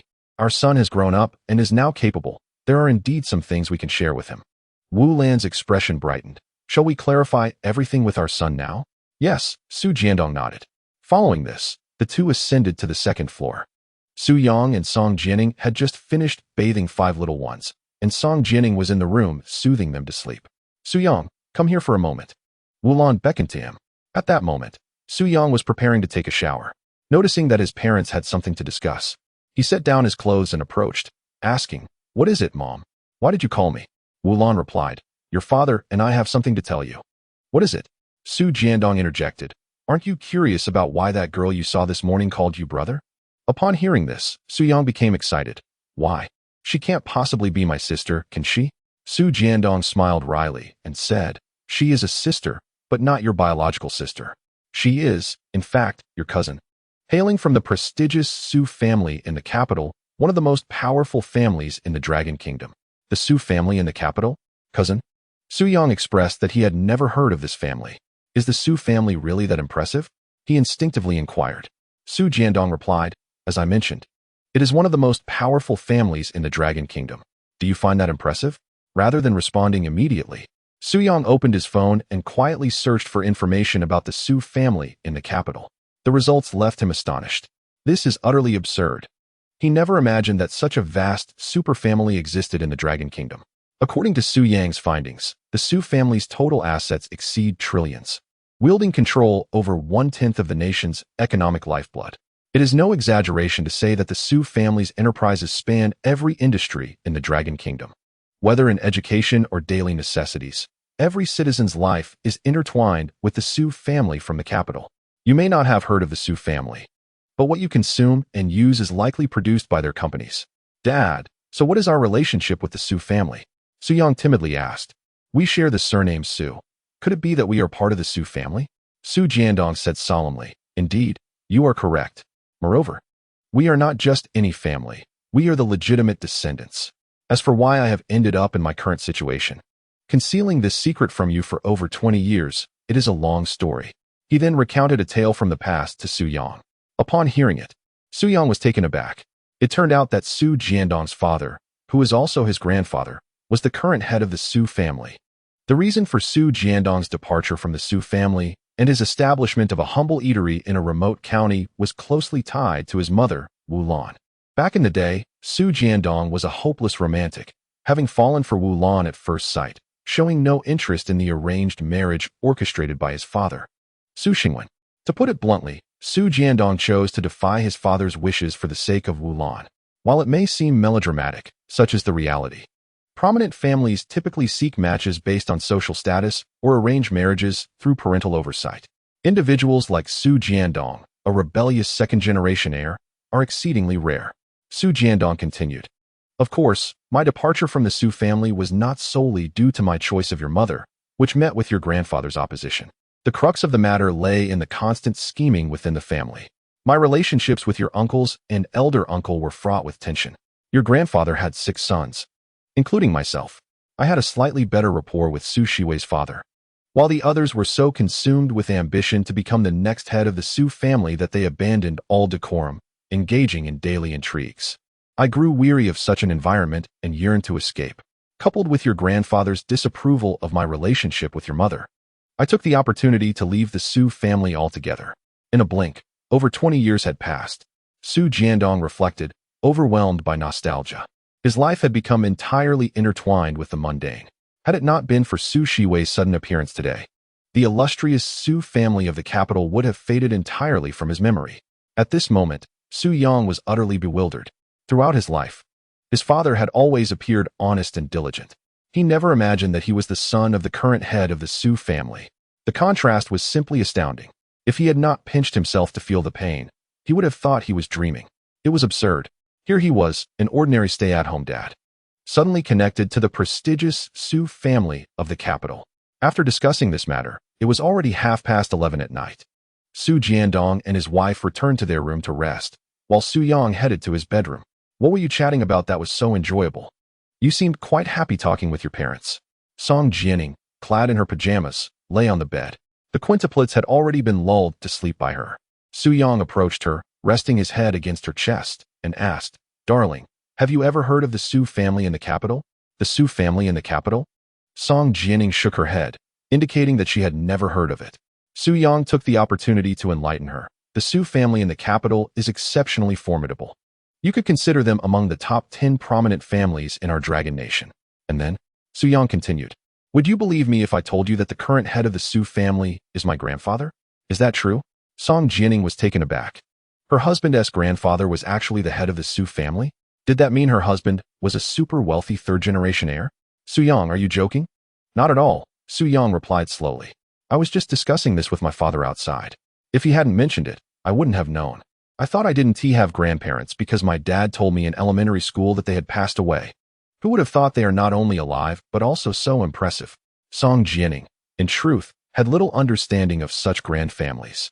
Thus, upon learning this revelation, she felt rather indifferent. After all, her initial attraction to Su Yang was for the person he was, not for his wealth. "Honey, aren't you happy?" she asked. "What is there to be happy about?" Su Yang replied, "Happy that your grandfather is so remarkable, that your family is so distinguished." "Well, it's all right," Su Yang smiled faintly. In his view, the background of the Su family paled in comparison to the benefits brought by the super dad system. Thus, like Song Jianing, he was not overly elated. Of course, there was a hint of surprise. After all, he had just discovered he had a remarkable grandfather. "Darling, let us not discuss this anymore. Let us exercise and then sleep," Su Yang said with a mischievous smile, and then he playfully began to touch her. The next morning, Su Yang awoke to delightful news. The store exploration video he had filmed with Song Jianing had successfully surpassed 2 million likes. There was no doubt that Song Jianing had lost the bet. However, she was more than capable of accepting her defeat. She immediately ordered 2 styles that Su Yang favored, planning to reward him lavishly once they returned home to Tzivu. It is worth mentioning that due to the increasing traffic generated by Song Jianing's store exploration, the Yilai Xiang food stall could no longer accommodate the influx of customers eager to visit in person. Long queues began to form. To enhance customer experience, Su Jiandong made a serious decision. "Su Yang, I am planning to expand the shop and give it a powerful new name. How about we call it Jiandong Food Stall? What do you think?" Su Yang replied, "Changing it to that is no different from leaving it as it is. What's the distinction? Even Yilai Xiang sounds better." Upon hearing this, Su Jiandong's expression turned stern. "Is my name not pleasant to hear?" Su Yang chuckled. "It's not too unpleasant, but the name Jiandong Diner is rather rustic. Perhaps a new name would be in order?" After a moment of contemplation, Su Jiandong replied, "How about Wu Sun Diner? I have 5 grandchildren, so it carries a meaningful connotation." Su Yang was momentarily speechless. "Dad, that's a rather uninspired choice. Allow me to assist you with a name. Why not simply call it Su's Restaurant? Isn't that far more appealing than your suggestion?" Su Jiandong was not convinced. "But my establishment is a diner. What sense does it make to include the word restaurant?" Su Yang sighed. "You're planning to expand, so why cling to the diner format? You ought to pursue a more upscale direction." "That makes sense," Su Jiandong acknowledged. "Naming it a restaurant could attract a younger clientele, which is wise in the long run. However, I lack the confidence. If it truly transforms into a restaurant, I would need to hire several professional chefs. For my culinary repertoire is rather limited." Su Yang understood instantly. He recognized the depth of the restaurant business and his father's apprehension about managing it. "Don't worry, Dad. I'll teach you a few dishes that will ensure your business thrives." He smiled, adding, "As for hiring chefs, that decision rests with you. But I still recommend bringing a few on board, lest you overexert yourself." "Well, look who's trying to instruct me," Su Yang retorted. "Your culinary skills are no match for mine. Mine are of national banquet quality. If you doubt me, we can settle this in the kitchen." Thus began a light-hearted culinary contest between father and son. Unsurprisingly, Su Jiandong emerged as the loser. "Son, it seems I am outmatched in both earnings and culinary prowess," he lamented, struck by the realization of his son's exceptional abilities. Su Yang smiled gently. "Dad, in my eyes, you are the best, far superior to me. He felt compelled to offer such reassurances to comfort Su Jiandong, fearing the blow to his father's pride. Taking a deep breath, Su Jiandong humbly requested, "Son, please impart those dishes you demonstrated earlier, just as you suggested. Once I master them, how could I possibly lack customers?" Su Yang nodded in agreement. They commenced an immediate culinary tutorial right then and there. Given his solid foundation, Su Jiandong managed to learn 6 signature dishes from Su Yang within half a day. Little did he know, these very dishes would soon propel Su's restaurant to immense popularity across the entire Dragon Country. After spending another day in the county, Su Yang took Song Jianning and the children back to their opulent residence at Sihu early that morning. Despite having stayed there for several days, the children remained somewhat unaccustomed, having lived in luxury since their birth 4 months prior. The sudden shift to a home from a decade ago was certainly a downgrade in comfort. "Son, you've made the news." In the study, Wulan suddenly approached Su Yang with an air of excitement. "Did you engage in a car race while at home?" Faced with his mother's inquiry, Su Yang momentarily struggled to recall. "Race? I did not. You claim otherwise, yet the news features a minivan that matches yours. Even the license plate number is identical." Wulan presented a photo from the news, leaving Su Yang momentarily dumbfounded. "What on earth?" "It turns out that during my trip to the hospital with that man, my speeding and overtaking were recorded and posted online. The news bore 3 sensational headlines. Shocking. A mysterious minivan racing god emerges in Long Country. Who is the owner of this minivan, capable of outrunning the racing prodigy Ling Feiyu? If driving a minivan is this outrageous, one can only imagine the speed of a dedicated racing car." Below were numerous comments, but Su Yang did not bother to read them. "Mom, I need to clarify. That minivan is indeed mine. I was rushing to the hospital because the man's wife was about to give birth." Su Yang explained. "No matter how urgent, safety must always come first." Wulan chuckled helplessly, then earnestly cautioned, "You must not drive so fast again, understand? You were severely over the speed limit. Thankfully, it was during a racing event. Otherwise, Uncle Hat would have fined you." Su Yang nodded. "I understand. I will never drive that fast again." "Good," Wulan said. Shifting the topic, I am off to buy groceries. Jinning's parents will be joining us for dinner later. Chapter 60. The auspicious license plate gifted by my father-in-law. Approximately half an hour later, Su Yang's father-in-law, Song Di, and his wife, Jiang Yuru, arrived at the home. The couple resided in a community over 10 kilometers away, and whenever they had time, they would come to visit their grandchildren. "Su Yang, when did you acquire a Toyota? If I am not mistaken, this is an Alphard 7-seater, correct?" As they passed the garage, Song Di noticed an additional vehicle beside the 2 Xiaomi cars and paused in his steps. Su Yang smiled. "Yes, I purchased it before returning home. Considering the space needed for 5 children, I opted for this one." Song Di nodded in understanding and then inquired, "What was the price after taxes? Does it cost around 500,000? "Yes, the total came to over 1 million. "Ah, that's a bit pricier than I had anticipated." Song Di was somewhat unaware of the specifics of Su Yang's financial situation. Occasionally, he felt curious, yet found it inappropriate to ask. Suddenly, while inspecting the back of the vehicle, Song Di took note of the license plate of the 7-seater, Hue 487B3. He frowned slightly. "Su Yang, this license plate is not particularly auspicious, as it contains the number 4. Many people tend to avoid license plates with the number 4, as it phonetically resembles the word for death, which they consider inauspicious." However, Su Yang remained indifferent, as he did not subscribe to such beliefs. If driving truly invites accidents, then incidents are inevitable, not merely dictated by a license plate number. Ultimately, it is a matter of fate. Su Yang chuckled helplessly. "I merely chose one at random. I have never placed stock in numbers, hence did not perceive any significance." Song Di, adopting a serious tone, remarked, "At times, we must embrace metaphysics. Indeed, license plates bearing the number 4 possess an ominous connotation."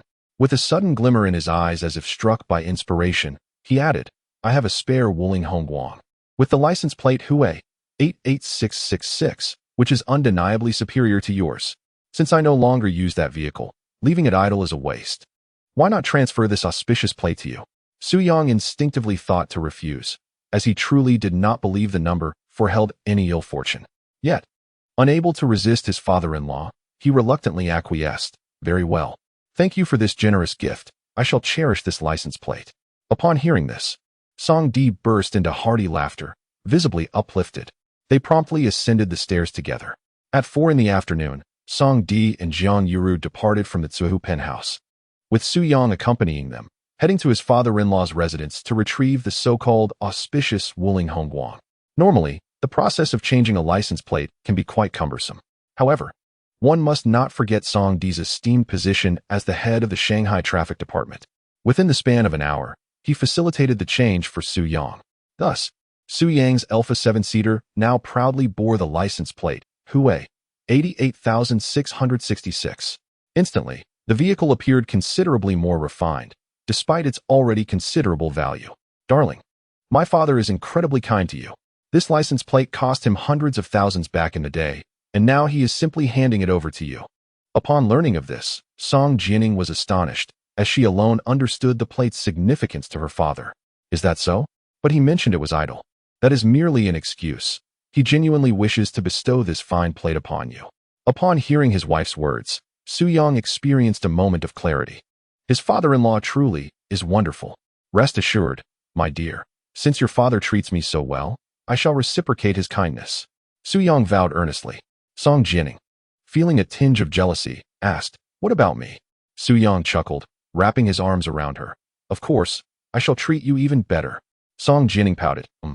That's more like it. Shortly thereafter, she heard some commotion from the bedroom and went to check on the child. Meanwhile, Su Yang received an unexpected call from his assistant, Zheng Yuan. President, our company's baby language machine has been developed. Zheng Yuan exclaimed excitedly. Would you like to come over now to take a look and try it out personally? Su Yang replied decisively, give me half an hour. I will visit the company shortly. The conversation concluded. Su Yang entered the bedroom to check on the babies and informed Song Jianing that he was heading to the company before leaving home. Once he departed, Song Jianing suddenly realized, isn't her husband a full-time dad who occasionally engages in inventions and sells patents? Where could he be going? Could it be that he secretly started a company without her knowledge? However, she quickly dismissed this notion. She speculated that he was likely visiting a pharmaceutical company. After all, she remembered him mentioning that he and Dr. Jiang Ping had established a pharmaceutical firm, each holding a 50% stake. Dear, you left in such haste. I forgot to remind you to bring back the package when you return. Inside is an outfit I know you adore. Song Jianing picked up her phone and sent him 2 such messages. Meanwhile, Su Yang had already driven to Tianjin Group. President Zheng Yuan was waiting at the entrance. Dressed in a light blue short-sleeved shirt paired with a black bodycon skirt, accentuating her long legs adorned in black stockings. Complemented by striking black heels with red soles that added at least 5 centimeters to her height. The sound of her heels echoed crisply with each step. Su Yang nodded coolly at her. Although this assistant was undeniably beautiful and exuded an alluring charm, Su Yang, as a devoted family man and husband, maintained a strictly professional demeanor with her, rarely engaging in conversation beyond work-related matters. The two soon ascended to the top floor of Tianjin Group. President Su, here is the baby language machine. Please assess whether it meets your expectations. An engineer presented a brand new device, approximately the size of a smartphone, into Su Yang's hands.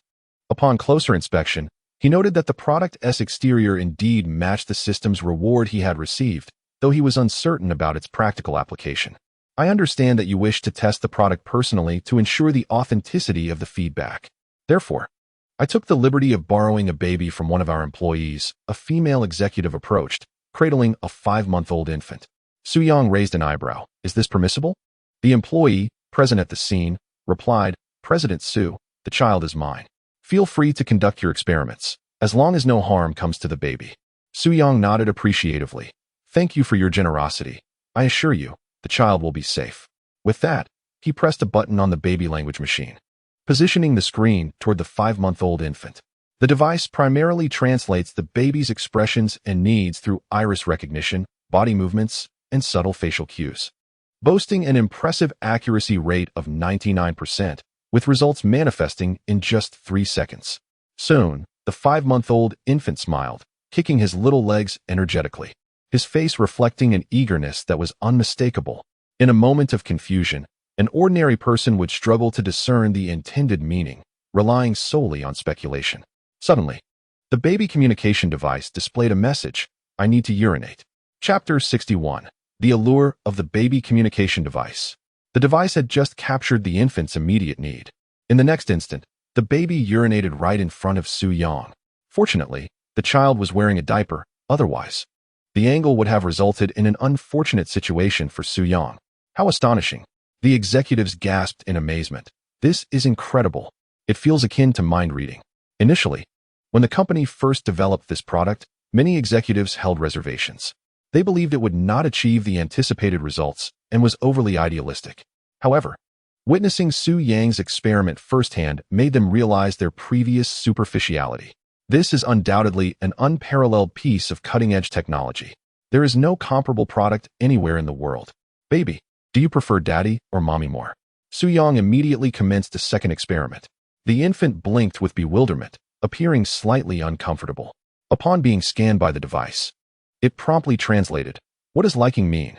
Bursting into laughter, Zheng Yuanyuan exclaimed, "Mr. Su, you must realize the child is only 5 months old. How could they possibly understand the concept of liking?" Aware that the question was too advanced, Su Yang swiftly rephrased it to something simpler. "What do you like to drink the most?" The baby, unable to comprehend, was nonetheless analyzed by the device, which, in a mere 3 seconds, conducted over 1,000 facial analyses, resulting in the translation, "I like drinking milk." As soon as this answer emerged, smiles spread across the faces of everyone present, including Su Yang. Indeed, the product development was a resounding success. Su Yang lauded the engineers and several executives profusely. However, the individual deserving the most recognition was undoubtedly Zheng Yuanyuan, as she was the primary person responsible for the product's development, essentially the leading contributor. Upon returning to the office, Su Yang made a decision regarding Zheng Yuanyuan. "Your recent performance has been outstanding, and I shall grant you a salary increase." "Really? Are you serious, boss?" Zheng Yuanyuan was utterly astonished. Who among the workforce could resist the allure of a salary raise? Countless individuals dream of such an opportunity. Su Yang smiled and replied, "Of course it's true. Your current monthly salary is 25,000, right? I will inform the finance department to raise it to 35,000. A sudden increase of 10,000? Zheng Yuanyuan covered her mouth, her joy threatening to spill from her eyes. "Thank you, boss. Oh my, you are so generous. I am deeply touched." Zheng Yuanyuan felt that the wisest decision she had ever made in her life was joining Tianxin Group and becoming Su Yang's assistant. Su Yang smiled and replied, "Of course, you have indeed taken great care of the product.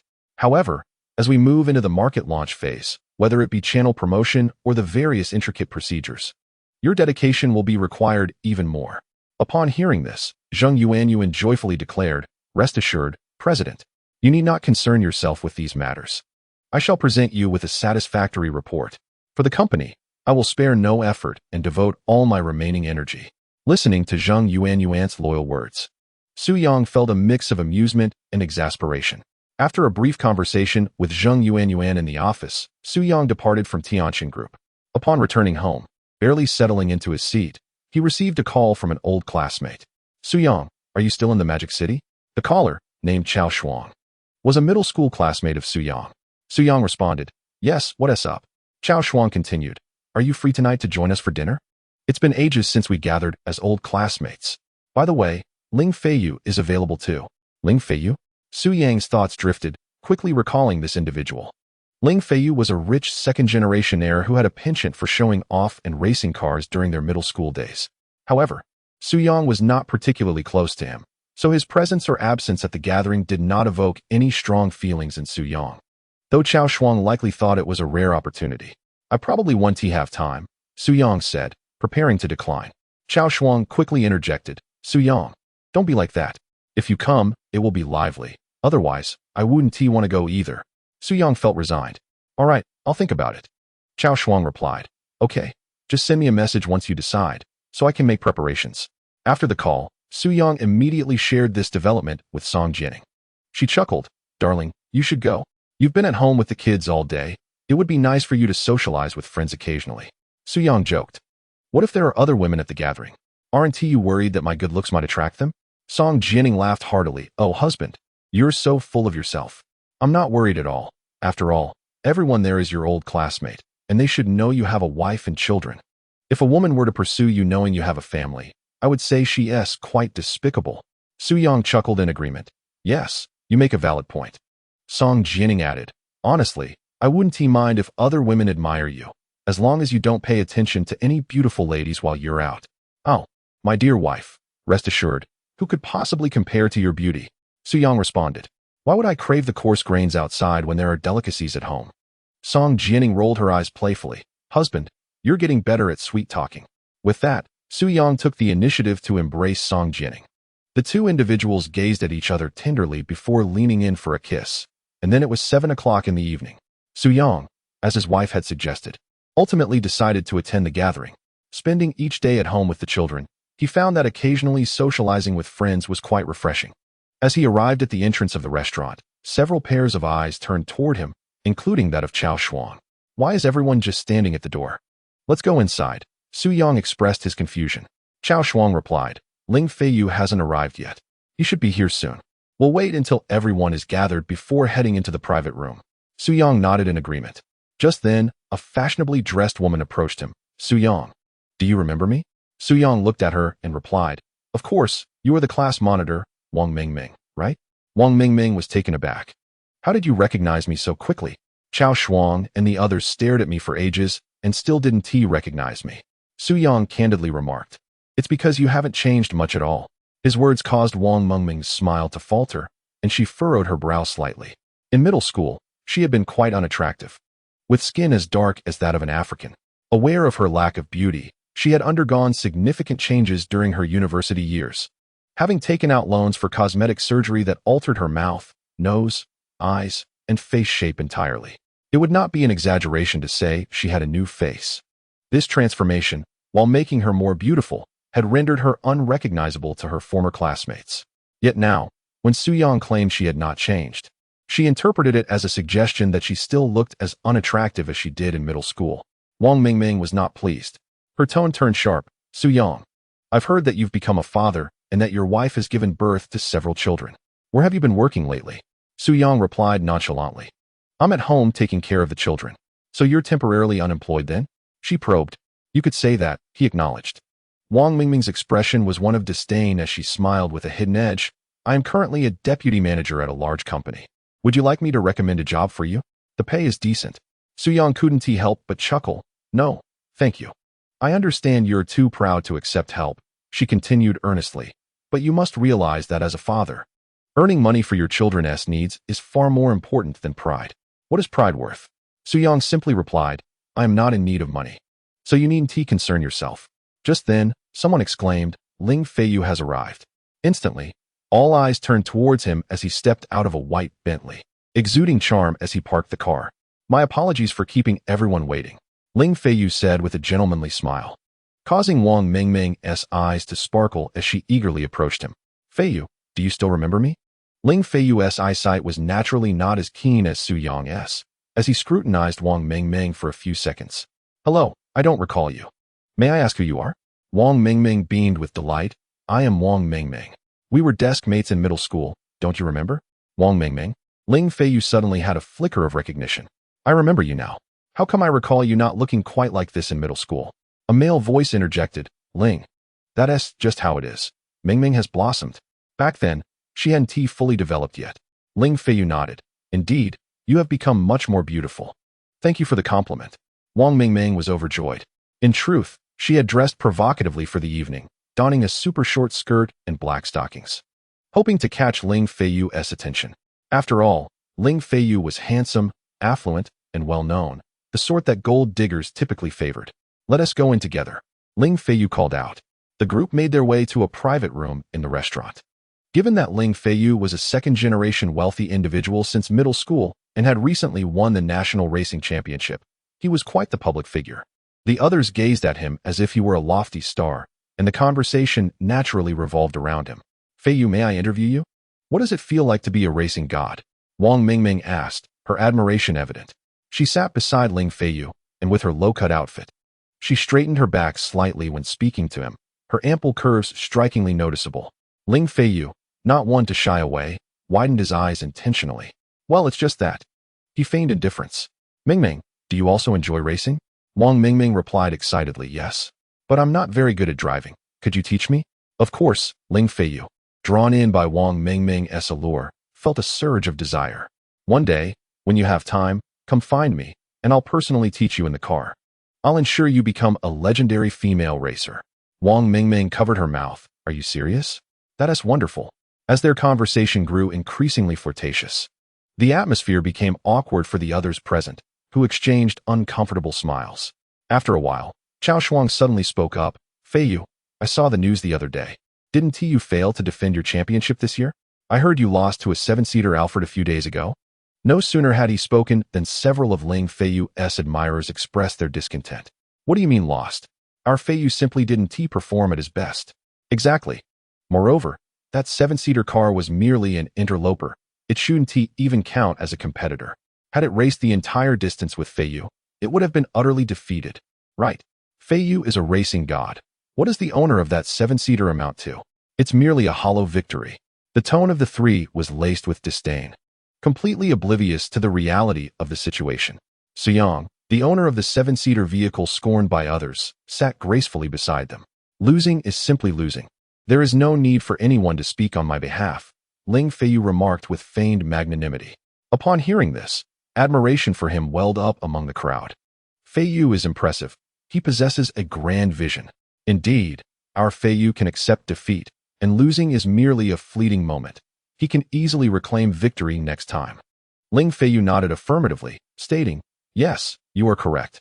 Falling down is not to be feared. What is truly daunting is the lack of courage to confront reality. In 3 days, I will challenge the owner of that 7-seater vehicle once more, and I shall undoubtedly win, thereby defending my title as the car god. Upon hearing this, Suyang timidly interjected, In 3 days? Has he agreed to compete with you? Of course, he has, Ling Feiyu replied without hesitation. With so many former classmates present, he could not possibly embarrass himself. Oh, Suyang chuckled. How come I was unaware of this? Suddenly, the atmosphere shifted among the onlookers. What do you mean, Suyang? Are you trying to impersonate the owner of the 7-seater? Wang Mingming said coldly. Though the owner may not match Feiyu's driving skills, he is not someone a mere stay-at-home dad like you can challenge. Furthermore, can you even drive? Laughter erupted from the crowd. A stay-at-home dad? Mingming, why do you refer to Suyang like that? It's making my stomach hurt from laughter. A girl exclaimed, clutching her belly. Wang Mingming, with her sharp tongue, retorted. Because Suyang is indeed a stay-at-home dad. Don't you find it endearing to refer to him as such? Of course, Wang Mingming said, turning to Suyang. If you dislike my way of addressing you, I can apologize. It was a poor choice of words. The insincerity of Wang Mingming was overwhelming, making Suyang feel quite repulsed. One could only say that Suyang's comment about Wang Mingming's unchanged nature since middle school deeply offended her narrow-mindedness. She was filled with rage. It's all right. You can call me whatever you wish, Suyang responded nonchalantly. I won't stoop to the level of arguing with an insecure woman who has undergone plastic surgery. At this, Wang Mingming instantly exploded with anger. What do you mean by that? Are you implying I have had plastic surgery? Suyang calmly replied. Oh, it seems I misspoke. If it bothers you, I can apologize. Sorry about that. What a clever retort from Suyang, turning her own words against her. What? Wang Mingming has undergone plastic surgery? With this reminder, everyone's gaze immediately fixed upon Wang Mingming's face. Chapter 63. The Cunning Sambao, Su Chun. As they observed closely, they noticed that Wang Mingming's features indeed appeared somewhat peculiar. For instance, her chin and nose seemed excessively sharp. Moreover, her double eyelids were strikingly unnatural, resembling the results of a surgical procedure. I had wondered why Wang Mingming had changed so drastically. It turns out she has undergone cosmetic surgery. Many speculated inwardly. Feeling the sudden, peculiar gazes from everyone, Wang Mingming was on the verge of losing her temper. Suyang, why would you slander me? She gritted her teeth. Where is there any evidence that I have undergone cosmetic surgery? As she spoke, her face flushed, and she appeared on the brink of tears. All right, let us keep the comments to a minimum, Ling Feiyu interjected, attempting to mediate. Suyang, you ought to apologize to Mingming. Your words are indeed inappropriate towards a young lady. He presented himself with a demeanor of righteous authority. Why should I apologize? Suyang chuckled. Firstly, I spoke the truth. Secondly, if an apology is necessary, it is she who should apologize to me first. Ling Feiyu was rendered speechless, as it was indeed Wang Mingming who had instigated the situation. Let us each take a step back. Consider it even, Ling Feiyu suggested, shifting the topic. Let us eat. We are all old classmates, and there is no need for discord. Yes, let us eat. Otherwise, the food will get cold, Chao Shuang chimed in eagerly. Thus, a rather tense dinner unfolded slowly. An hour later, the dinner concluded, and everyone prepared to head home. Su-yang, how do you plan to get back? Taking a taxi? Chao Shuang casually placed her hand on Su-yang's shoulder, and the two appeared to be quite the good friends. If you don't mind, I could give you a ride on my little electric scooter. In this era, while many owned cars, young individuals like Chao Shuang, freshly graduated and in their early 20s, often had to settle for electric scooters as a means of transport. Su-yang chuckled helplessly. No need, I drove here. With that, he made his way to the parking lot. Meanwhile, with a thunderous roar, Ling Feiyu started his Ferrari sports car. He executed a stylish U-turn right in front of all their old classmates, the distinctive growl of the supercar instantly making him the center of attention. Oh wow, I just realized that Feiyu drove a Ferrari. That car is stunning. It must start at several million. Everyone marveled at his wealth. Of course, Feiyu is a car enthusiast. Having won national championships, a mere few million is nothing to him. He truly stands out among us, now driving a Ferrari. I fear I could work a lifetime and still never afford such a luxury. The envy among everyone was palpable. Feiyu, could you give me a ride home? I'd love to sit in the passenger seat. Wang Mingming requested sweetly.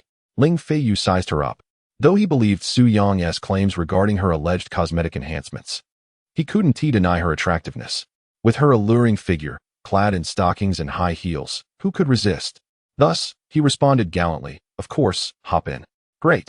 Wang Mingming beamed as she climbed into the car, exhilarated by the prospect of her plans coming to fruition. At that moment, a voice exclaimed in astonishment. It's the Toyota Alphard with 7 seats. How impressive. Typically, those who drive such vehicles are the true elites, their net worth reaching at least 8 figures, making them a rarity on the roads. Wait, did I just see that correctly? The owner seems to be Su Yang. Driving his magnificent Toyota Alphard, he slowly passed by the crowd, leaving many old classmates utterly dumbfounded. Who would have thought Su Yang would own such an exquisite car? In a certain sense, it surpasses Ling Feiyu's vehicle. After all, while Ling Feiyu's Ferrari is worth at most a few million, Su Yang's luxury van is likely just a means of transportation. His home could very well house a Lamborghini and a Rolls-Royce. Immediately, someone turned to Ling Feiyu and remarked, Feiyu, doesn't Su Yang's car look exactly like the one that outperformed you the other day? Could he possibly be the mysterious owner of the 7-seater from online? Ling Feiyu was equally bewildered.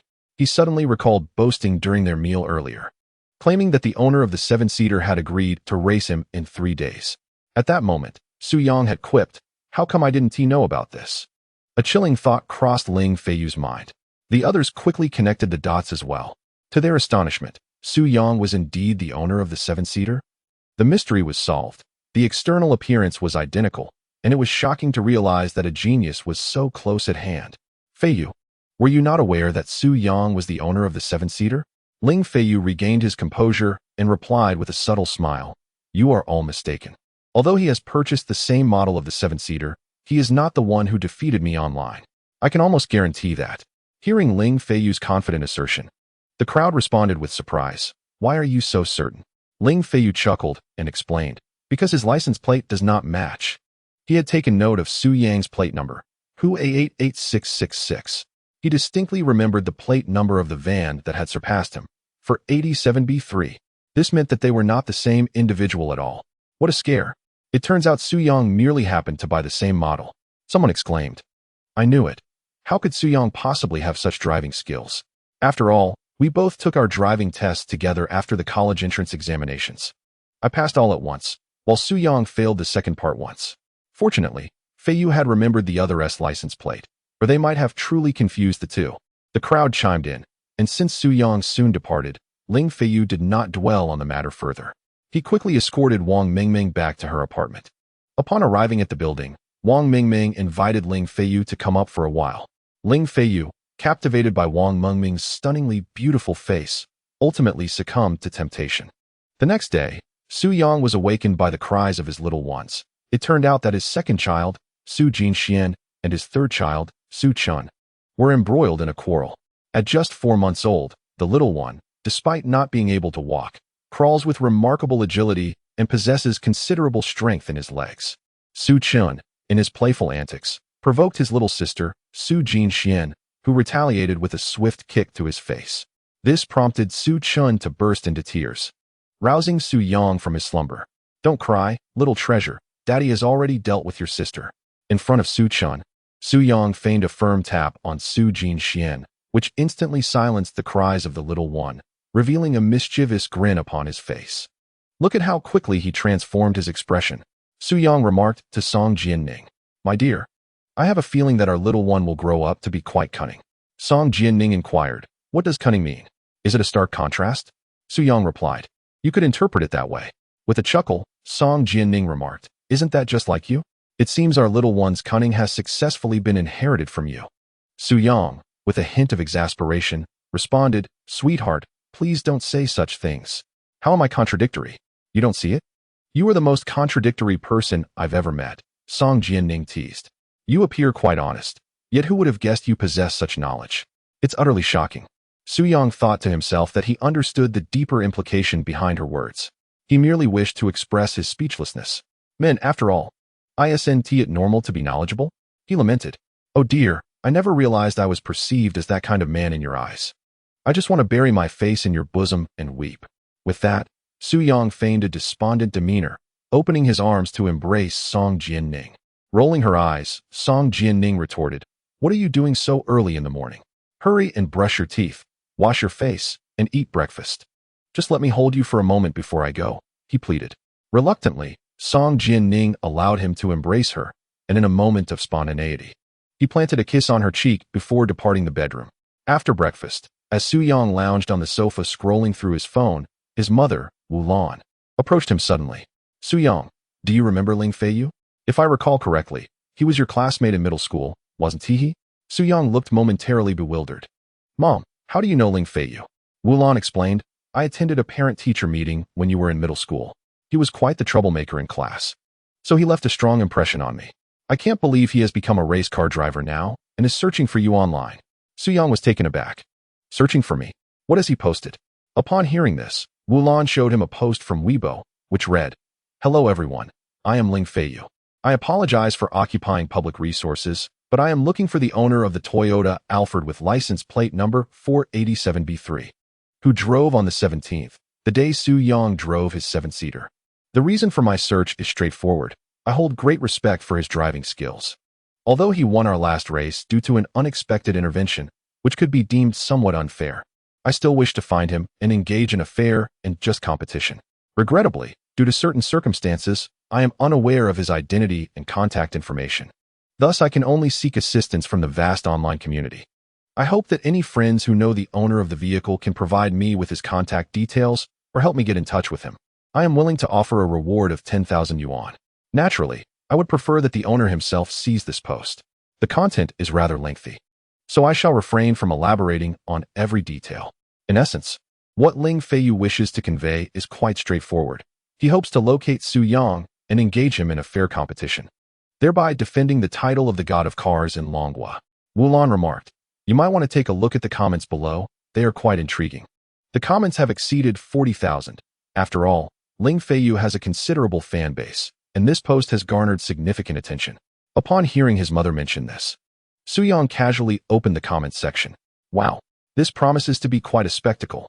I anticipated that Ling Feiyu's character would lead him to undertake such an action. He is quite proud, and now that he has been surpassed by the owner of a 7-seater vehicle, his driving skills have come under scrutiny by netizens. He will undoubtedly resort to such tactics to uphold his reputation and status. I wonder who the owner of that minivan is and whether he will agree to a fair race with Ling Feiyu. To be fair, I believe the owner of the 7-seater clearly possesses superior skills. What is the displacement of a minivan? And how does it compare to the professional racing car Ling Feiyu drives? The mere fact that a minivan has surpassed a racing car is a miracle in itself. To the commenter above, I must disagree with your perspective. The minivan unexpectedly entered the racetrack during the final laps, and given that Yu Shun believed victory was assured, he became complacent. If they had started together from the beginning, Yu Shun would undoubtedly have outperformed the opponent. I also believe Yu Shun could easily defeat the other driver. He was simply fortunate this time. Fortunate? Here is a thought. You drive the minivan, and I'll drive the racing car. Let us race for a wager of 10,000 yuan. As long as you can see my taillights, I will concede defeat. How does that sound? The netizens began to quarrel, each holding their ground. Su Yang, what shall we do now? If I recall correctly, your license plate is the one that Ling Feiyu mentioned. Am I mistaken? Su Yang looked at Wu Lan. You are not mistaken. That is indeed my license plate, though I have since replaced it with a new one that Janning's father gifted me. He then added, Mom, you need not concern yourself with this matter. We can simply ignore it. Wu Lan nodded, very well. Meanwhile, within a dilapidated rental apartment, a despondent young man lay on the bed, surrounded by scattered beer bottles. Once a disheartened race car driver, he suddenly conceived a plan to ride the wave of Ling Feiyu's viral post. No need to speculate. I know who the owner of the 7-seater is. Suddenly, a reply targeting Ling Feiyu exploded online. Numerous netizens flocked to his comments, clamoring to uncover the identity of the owner. In truth, the owner is none other than myself. To bolster my credibility, I even revealed my license plate number. Indeed, the license plate A88666 cannot belong to two vehicles simultaneously. Su Yang's is authentic, while the one he showcased has been digitally manipulated. The sophistication of photo editing has rendered it nearly undetectable, even to discerning eyes. Even Ling Feiyu was misled, believing he had finally located the actual owner of the vehicle. Shall we have a rematch? Ling Feiyu proposed a challenge to the other party. However, the response was, a match is possible, but you must first pay my appearance fee of 20,000. The spectators were left astounded. Here was Shui Lingling, reaching out to Ling Feiyu for money. Eager to defend his reputation and status, and with no financial constraints, Ling Feiyu hesitated momentarily before acquiescing to the request. Certainly, please message me privately, and we can discuss the details. Following this, Ling Feiyu successfully connected with the other party on WeChat and transferred the 20,000. A day later, after discussions between Ling Feiyu and the other party, they agreed to hold their rematch at the Shanghai racetrack. News of this was disseminated widely, with various media outlets picking up the announcement. Shock! The car god of Dragon Country versus the minivan car god. Who shall emerge as the true champion? The race was scheduled for 2 in the afternoon to be broadcast live. Unbeknownst to Su Yang, he had been impersonated online, with arrangements for a race made in his name. At 11 that morning, Song Jining suddenly informed Su Yang, Darling, I'm stepping out to pick up my cousin. Who will be joining us for lunch today? Your cousin? Have I met her before? Su Yang inquired with a smile. Song Jining replied, You haven't. She is still in her first year of college. Oh, I see. Su Yang nodded, and Song Jining left to fetch her cousin. Approximately 40 minutes later, she returned with a lovely young woman, clad in a dress and white socks, exuding a fresh and innocent charm, seemingly around 18 or 19 years of age. Upon entering, the girl politely greeted Su Yang. Hello, brother-in-law. Chapter 65. Brother-in-law, I've heard you're quite skilled at driving? Hello, Su Yang responded with a slight smile. Song Jianing's cousin continued, Brother-in-law, since this is our first meeting, you probably don't know my name. Su Yang perceived her to have a pleasant demeanor, indeed. What is your name? I'm Song Yuchi. You can just call me Chi-Chi. All right, Chi-Chi. After exchanging a few casual remarks, Song Yuchi followed Song Jianing to the bedroom to see the children. For lunch, Su Yang took it upon himself to prepare a feast, 6 dishes, and a soup, including braised turtle, rice noodle meat, honey-glazed shredded chicken, stir-fried meat with pickled vegetables, garlic prawns, and roasted duck from the capital. Song Yuchi was left awestruck, savoring the meal with unabashed delight. Brother-in-law, I heard from my sister that you are an excellent driver. Is it true? Suddenly, Song Yuchi addressed Su Yang in such a manner. Driving skills? Su Yang instinctively thought to ask, which aspect do you mean? However, it seemed that he was quite adept in all facets. Given Song Yuchi's innocent inquiry, it was undoubtedly concerning her rudimentary driving skills. It's decent, she remarked. Brother-in-law, you are so modest. My sister has told me that your driving skills surpass even the legendary Lin Feiyu. The owner of that coveted 7-seater Alfred everyone is speculating about online is actually you. Su Yang merely smiled without responding. At that moment, Song Yuchi suddenly made a request. Brother-in-law, could you teach me how to drive? I just obtained my license a few days ago, and my dad bought me a Tesla. But honestly, I'm too scared to hit the road. When I see so many cars, I can't help but feel anxious. Could you accompany me for some practice? I can offer you a reward or treat you to a meal. Su Yang chuckled helplessly. Why be so formal? We are family.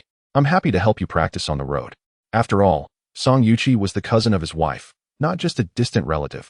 Cousins are indeed quite close. Really, you agreed? Song Yuchi exclaimed joyfully, turning to look at Song Jianing. But sister, you won't be jealous, will you? Song Jianing, amused yet exasperated, replied, "What could I possibly be jealous of? Certainly not." Then, she cautioned Su Yang, "Dear, please be careful while teaching my sister on the road." "I appreciate it." Su Yang nodded with a smile, "I will." After lunch, while Song Jianing stayed home to look after the child, Su Yang took Song Yuqi to his garage. The garage housed a total of 4 vehicles, 2 Xiaomis, a Toyota Alphard, and a Wuling Hongguang gifted by his father-in-law. Since Song Yuqi had not brought her Tesla, she could only use one of Su Yang's cars for their practice. "Choose any car you wish to drive," Su Yang said to Song Yuqi. Completely unfamiliar with cars, she asked, "Which one is easier to drive? Or which is more beginner-friendly?" Su Yang chuckled, "They're all easy to drive." Yet, Song Yuqi fell into a dilemma over her choice, prompting Su Yang to make the decision for her. "How about the Wuling Hongguang?" Song Jianing inquired, "Why not the Xiaomi?" Su Yang explained, "You have a manual license, and the Wuling Hongguang is a manual vehicle. Once you master driving a manual, driving an automatic like the Xiaomi will be a walk in the park." "I see." Song Yuqi nodded. "Then let us go with the Wuling Hongguang." Many girls might disdain the Wuling Hongguang, deeming it too cheap and feeling embarrassed to ride in it.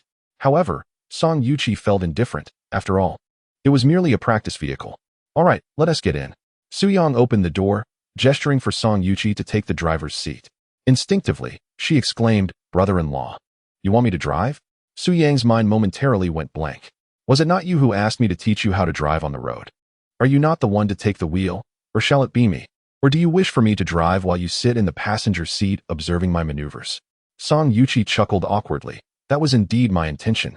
Su Yang sighed. "However, that would be of no use. Merely watching me drive will not alleviate your fears when you take to the road alone. You speak the truth, brother-in-law. Allow me to take the wheel." With a deep breath, Song Yuqi mustered her courage and settled into the driver's seat. Despite being an old Wuling Hongguang, it had been well maintained by her father-in-law, and the interior still appeared quite pristine. As Su Yang buckled his seatbelt in the passenger seat, he reassured her, "Do not be afraid, just drive. I'm right here with you. All will be well." His words undoubtedly calmed her nerves. "All right, we entrust our safety to you, brother-in-law.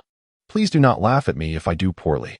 With that, Song Yuqi grasped the steering wheel and, under Su Yang's watchful gaze, gently pressed the accelerator. Unbeknownst to her, she had not anticipated a trip to Su Yang's home, let alone the opportunity to practice driving. Thus, her attire was not particularly conducive to driving. She wore a dress, complemented by Mary Jane shoes and lace-trimmed white socks. While the dress and socks posed no hindrance, the low-heeled Mary Janes were less than ideal for driving, resulting in her stalling the car once as she exited the Tsihu community. "Brother-in-law, what should I do? I wore the wrong shoes today. Should I take them off to drive? It might hinder my performance." Song Yuqi looked at Su Yang with a pleading expression. Su Yang replied, "You truly are something else. Rest assured, brother-in-law, my feet and socks are not odorous." "I shall remove my shoes," she said. Su Yang acquiesced. "That's reasonable. High heels are indeed not conducive to safe driving."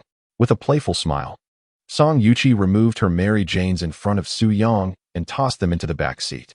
"Wait, never mind." Su Yang noticed a shoe store nearby. "Let us stop the car here. We should buy a pair of sports shoes first. Driving barefoot is not safe." Song Yuqi was pleasantly surprised to find a shoe store nearby. "That works too." A little over 10 minutes later, Song Yuqi and Su Yang returned to the Wuling Hongguang, and she now sported a brand new pair of canvas shoes. "Thank you for your kindness, brother-in-law. You are truly wonderful." Su Yang waved off her gratitude. Having purchased a simple pair of Kappa sneakers for just 69 yuan. Drive carefully. Keep an eye on the vehicles and traffic signals ahead. Meanwhile, within the bustling racing venue of Modu, a highly anticipated competition was drawing to a close. Congratulations to our contestant, Ling Feiyu, for securing victory in the race. The referee, microphone in hand, solemnly announced the results, and a thunderous applause erupted around him. At the center of the arena stood a seemingly unremarkable man facing Ling Feiyu. His name was Kulan, the very individual who had impersonated Su Yang online. Despite losing the match, there was no trace of sorrow or disappointment on Kulan's face. Rather, he appeared somewhat pleased. Chapter 66. Ling Feiyu, the true owner of the 7-seater, appears. After all, this was a competition in which, regardless of the outcome, he emerged as the victor. Should he have fortuitously triumphed over Ling Feiyu, this nameless figure would have achieved instant fame. Even in defeat, there was no loss. He had already successfully basked in the limelight. Although he had now lost to Ling Feiyu, he had nonetheless showcased his racing prowess to the audience. It was inevitable that clubs would seek him out in the future. I concede, you truly are the god of cars from the Dragon Kingdom. I humbly bow to your prowess, Kulan remarked to Ling Feiyu, his expression devoid of any resentment. Are you truly the owner of the seven-seater who surpassed me before? Ling Feiyu inquired with a slight frown. Kulan, unfazed and brazen, confidently declared, indeed, that is I, without a shadow of a doubt. Upon hearing this, Ling Feiyu fell into contemplation. The disparity in skill was wholly inconsistent with the same individual. His opponent was woefully inadequate, displaying none of the prowess he had shown on that fateful day. Victory had come with such ease that it felt almost effortless. Did you intentionally let me win? Ling Feiyu speculated. Were you not genuinely competing with me? God of cars, how could you say such a thing? What I demonstrated just now was my utmost capability. I swear, I held nothing back. I simply cannot match you. Otherwise, the title of the god of cars from the Dragon Kingdom would belong to me, not you. Kulan responded with remarkable composure, and one must admit, his mental fortitude as a charlatan was truly impressive. Well then, Ling Feiyu said, slightly disheartened. He had won the match, yet found little joy in it. Perhaps the opponent's true level was indeed as lacking as this. Moving forward, Ling Feiyu chose not to dwell on it. After all, he had successfully bested his rival, preserving his reputation and standing.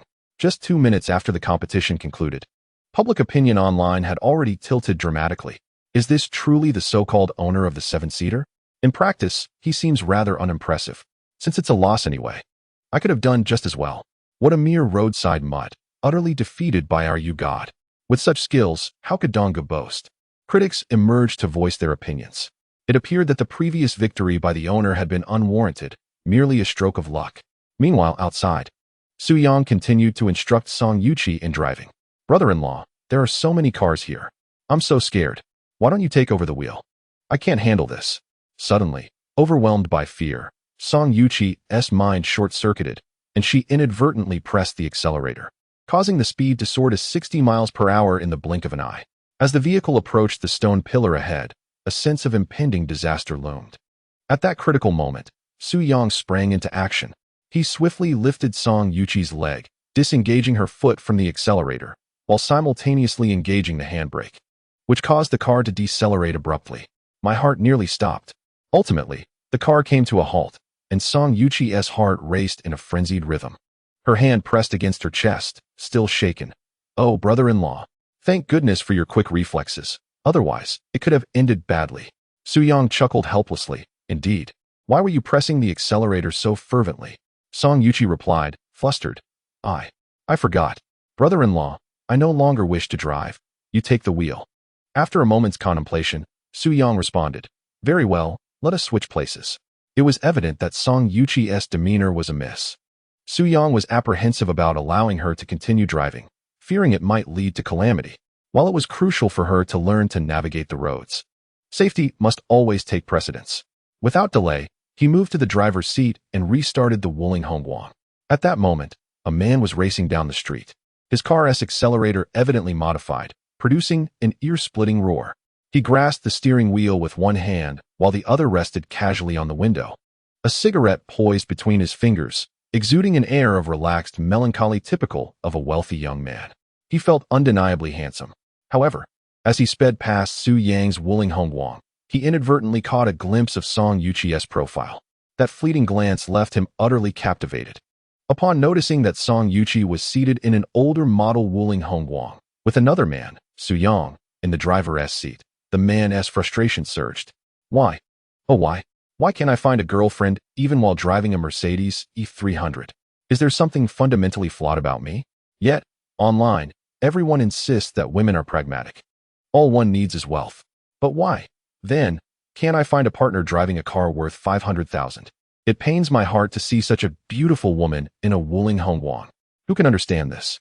If only Song Yuqi knew that someone mistakenly believed she was Su Yang's girlfriend and was subsequently disheartened by it, she would surely find it amusing. Subsequently, Su Yang took Song Yuqi for a leisurely drive around the streets, imparting essential driving tips for novices. Song Yuqi listened attentively, unbeknownst to them. As Su Yang navigated the Wuling Hongguang, they arrived at the racing venue in the bustling metropolis. Perhaps we should head back, I can teach you more next time, Su Yang suggested to Song Yuqi. She paused momentarily. But we've only been out for less than an hour. Are we returning so soon? Su Yang replied, yes. Since you no longer wish to drive, it seems pointless for me to continue while you merely watch. Besides, I need to return to feed the babies.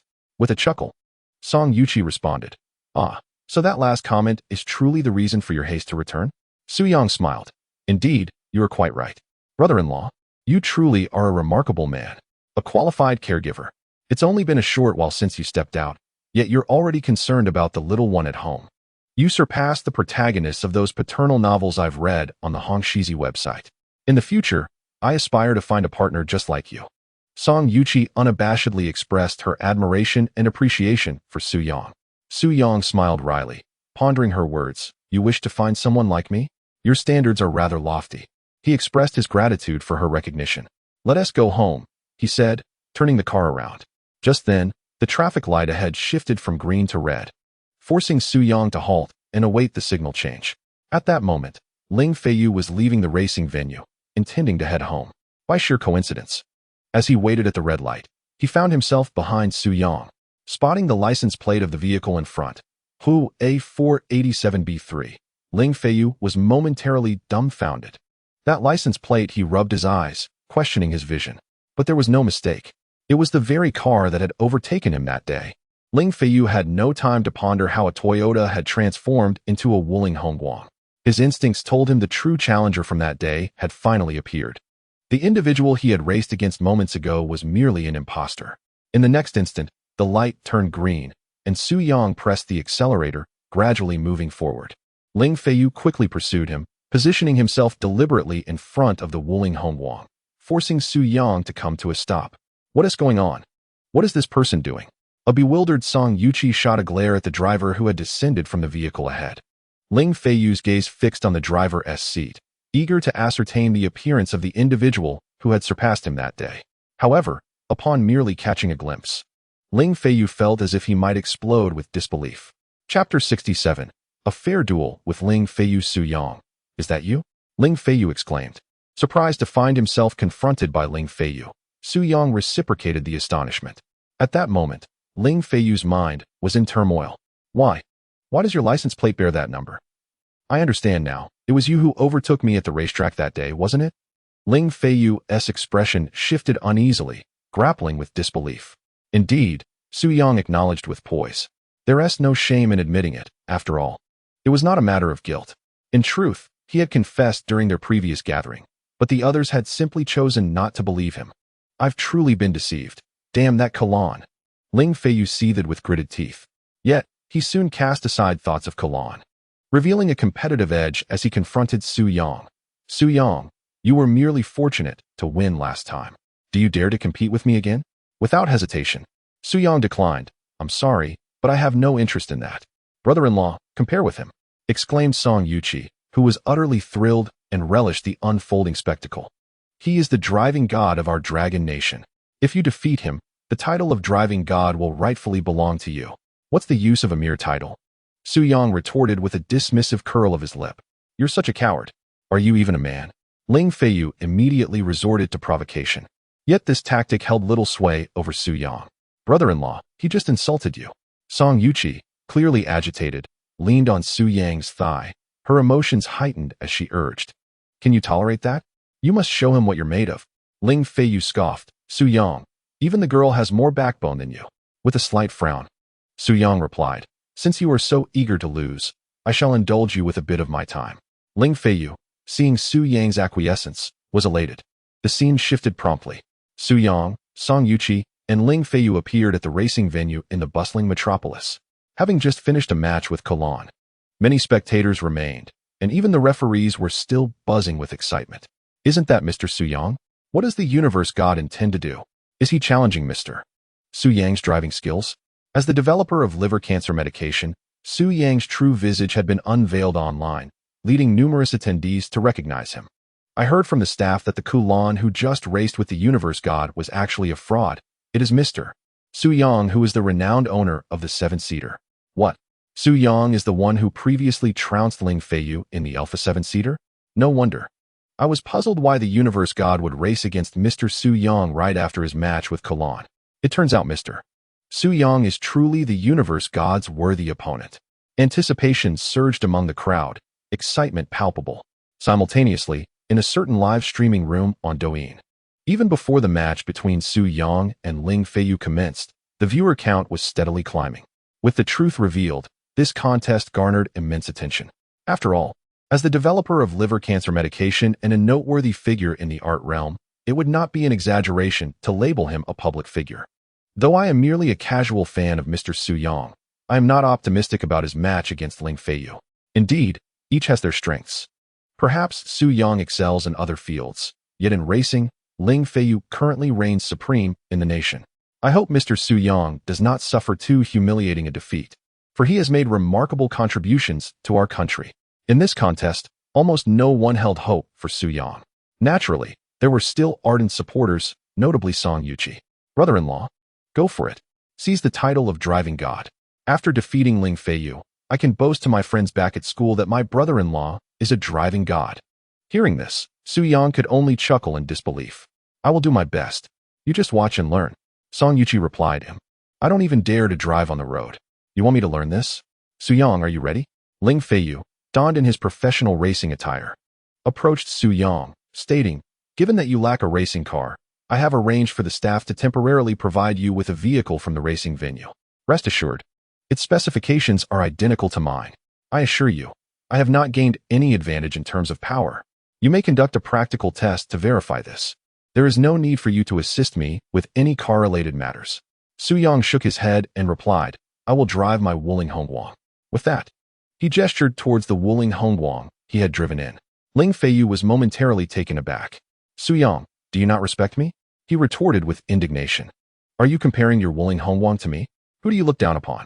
Su Yang replied nonchalantly. I believe that agreeing to a race with you is already a sign of respect. Only by surpassing my Wuling Hongguang are you worthy of challenging me to drive a superior car. Do not forget, I can still claim first place driving a 7-seater. Ling Feiyu was at a loss for words. If Su Yang wished to race in his Wuling Hongguang, so be it. However, to ensure fairness and not take advantage of Su Yang, Ling Feiyu temporarily switched to a vehicle with power comparable to the Wuling Hongguang. He considered this decision carefully. If he drove a more powerful car and won, it would lack honor. Yet if he chose a vehicle with similar power, a victory would be a testament to his superior driving skills. Su Yang, being overly arrogant will cost you dearly. Today, you are destined to be my stepping stone. Ling Feiyu taunted before the race began. Su Yang merely smiled in response. Indeed, arrogance requires capital, and I possess just that. Then the race commenced. As the referee blew the whistle, Su Yang's Wuling Hongguang and Ling Feiyu's similarly powered racing car shot off the starting line like arrows. The racing venue's track consisted of 7 laps, each approximately 600 meters long, totaling over 4,000 meters. The victor would be determined simply by who crossed the finish line first. Ah, Ling Feiyu is so handsome. He has left his opponent far behind right from the start. One of the spectators exclaimed, how dare one compete against Ling Feiyu? It's akin to entering a latrine with a lantern, seeking one's own demise. But alas, Su Yang began to accelerate, overtaking Ling Feiyu. The cheers from Ling Feiyu's fans lasted no more than 3 seconds. On the racetrack, Su Yang continued to speed ahead, maintaining a significant lead. The anticipated plot twist of falling behind only to surge ahead at the last moment did not unfold. Su Yang remained steadfastly in the lead. No matter how hard Ling Feiyu tried, he could not catch up. Damn it, this car's power is utterly inadequate. At that moment, Ling Feiyu felt a pang of regret. Why had he been so proud? Had he known, he might have chosen a more powerful vehicle and perhaps could have put up a better fight against Su Yang. It is not as if I am merely trailing behind, gathering dust. Chapter 68. Jianing, have you ever encountered our company as president? Ultimately, as expected, Su Yang emerged victorious. Yay, brother-in-law, you are so handsome. Amazing. Song Yuqi exclaimed joyfully, leaping up. At the moment the referee declared Su Yang the winner, she enveloped him in an excited embrace. Do not be so exuberant. After all, I am your brother-in-law. Su Yang gently pushed her away. The youthful girl displayed no sense of boundaries with this large man who was ostensibly her brother-in-law. Your boyfriend might become jealous if he sees this, Su Yang joked. Huh. Brother-in-law, I don't have a boyfriend yet. Why don't you introduce me to someone? Song Yuchi giggled. Forget it, you can find one on your own. Su-young replied. Ever since he became a father figure, his social life had diminished, leaving him to ponder the absurdity of introducing her to someone. I actually lost. Ling Feiyu felt an indescribable discomfort within him after losing to Su-young twice. His confidence was nearly shattered. I told you not to compare yourself to me. Why bother? Su-young sighed. He held no interest in the title of car god and felt indifferent towards undermining Ling Feiyu's reputation. Everything was of Ling Feiyu's own making. Let us go, he said, casting a glance at the still-dazed Ling Feiyu before leading Song Yuchi away from the venue and returning home. Meanwhile, at Tianjin Group, due to an unforeseen matter, Song Jianing returned to the office for overtime. She was engaged in casual conversation with a group of colleagues when the topic inadvertently turned to the baby language translator. Shenfeng, is this baby language translator truly as miraculous as you claim? It sounds rather unbelievable. Song Jianing expressed her astonishment, having only learned about the product from her colleagues. Of course, the colleague named Shenfeng was plump and, like Song Jianing, possessed long, slender legs, albeit with a slightly lesser charm. Moreover, Jianing, did you know? I heard from an engineer in the product department that this baby language translator is the brainchild of our president.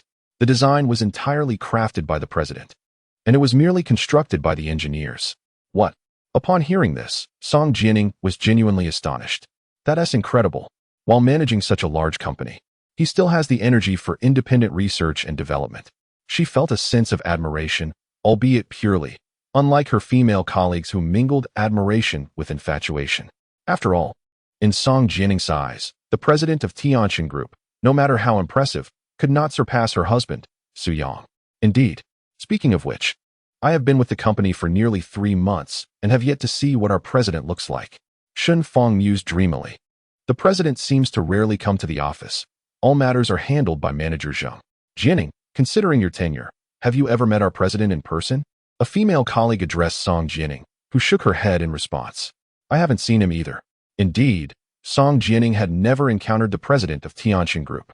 At that moment, as her colleagues conversed, curiosity began to stir within her. What could the elusive president of Tianjin Group possibly look like? Upon returning home, she removed her high heels and joyfully approached Su-young in the bedroom. Do you know, darling? Our company has developed a groundbreaking technological product that can translate the needs of infants. It's simply marvelous. I can't even fathom how effortless parenting will become with such a device before babies learn to speak. Hearing this, Su-young smiled slightly.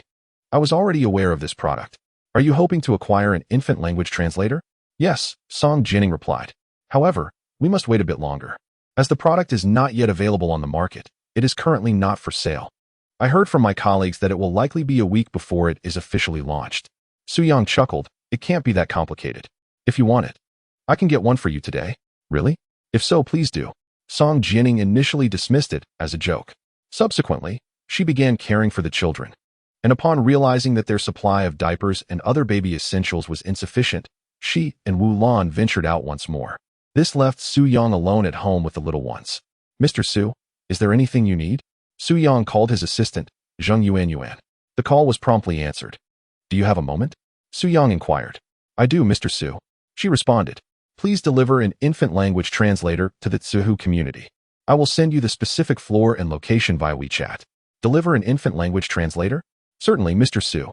Zheng Yuan did not question the purpose of the device.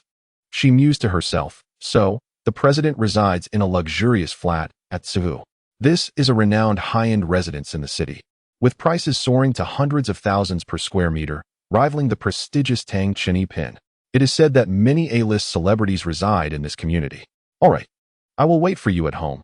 Please bring it over right away, Su-young said, concluding the call.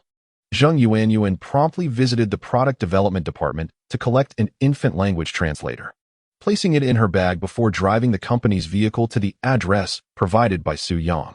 After a while, as Su-young was lying in bed playing with the children, his phone rang. Mr. Su, I'm downstairs.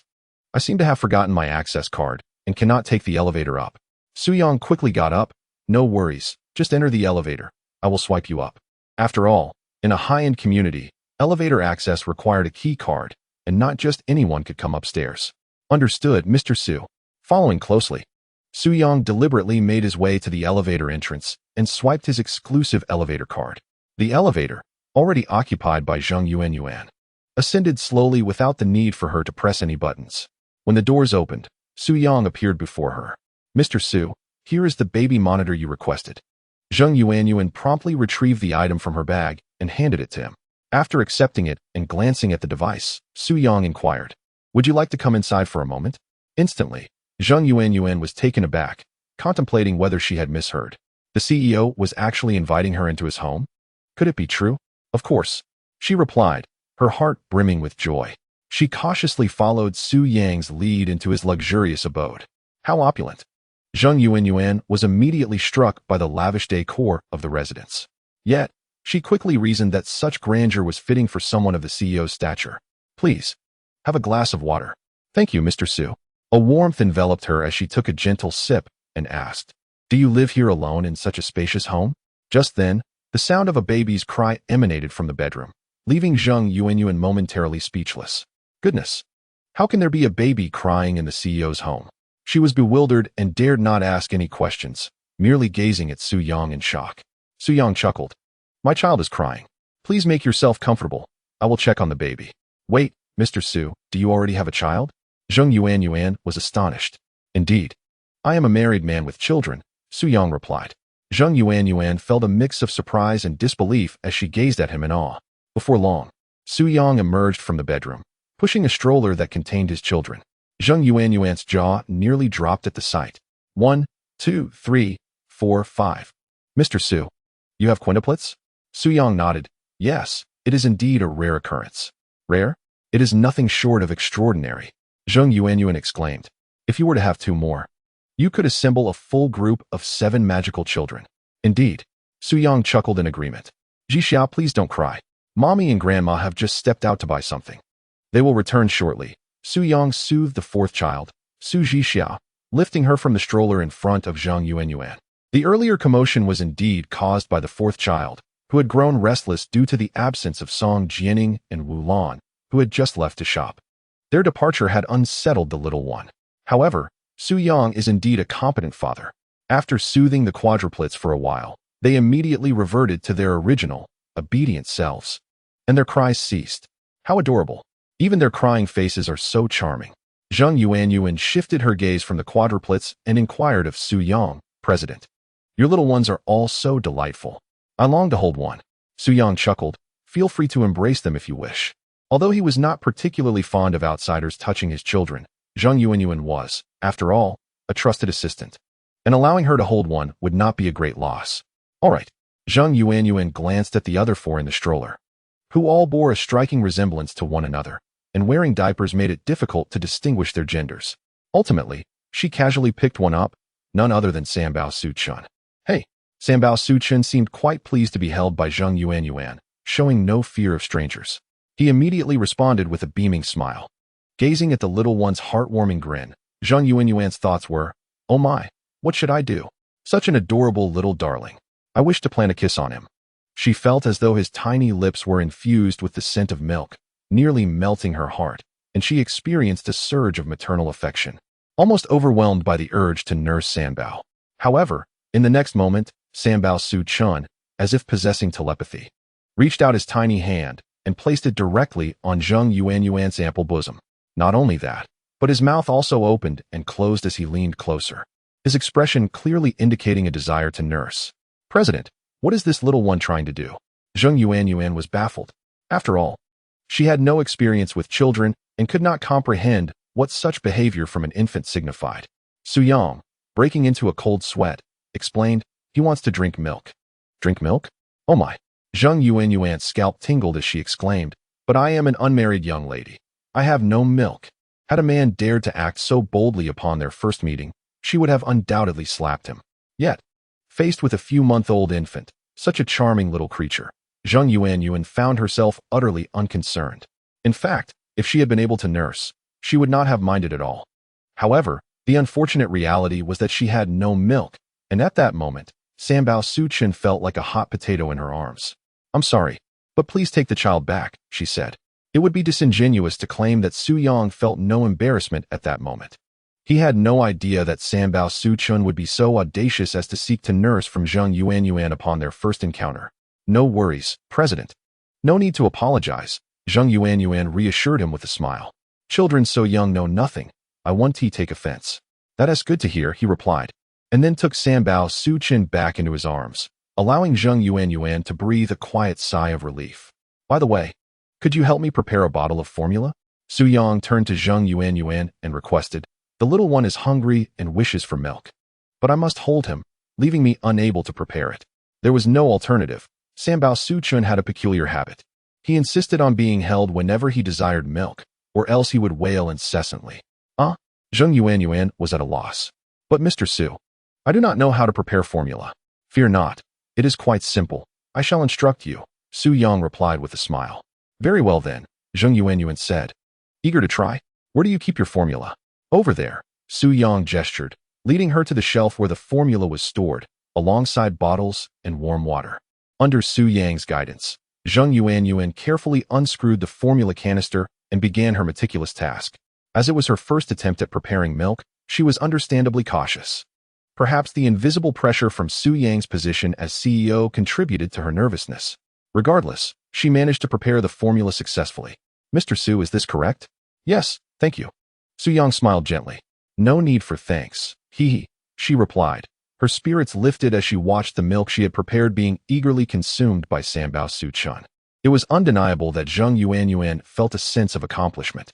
Mr. Su, if I am not mistaken, this one is a boy, correct? Is he the only male among the quintuplets? Zheng Yuanyuan inquired, her curiosity piqued. Indeed, Su Yang confirmed. Zheng Yuanyuan expressed her envy. That's wonderful. At least you have both a son and a daughter. Unlike others who must go through the ordeal of childbirth multiple times to achieve that. Su Yang chuckled. You are right. I wish you the best in having a pair of twins in the future, ensuring you have both a son and a daughter. Haha, Mr. Su. I would love that, but I do not even have a boyfriend at the moment. Zheng Yuanyuan responded with a bright smile. The prospect of having children feels rather distant for me. After approximately half an hour, Sanbao was well fed and promptly fell asleep, and with nothing else to occupy her. Zheng Yuanyuan decided to leave. Upon reaching the elevator, she unexpectedly encountered Song Jianing and Wu Lan returning. Manager Zheng? Song Jianing exclaimed, momentarily bewildered by the coincidence. Miss Song? Zheng Yuanyuan was equally surprised. Wu Lan inquired with a smile. Is she your colleague at Tianqin Group? Indeed, Song Jianing replied.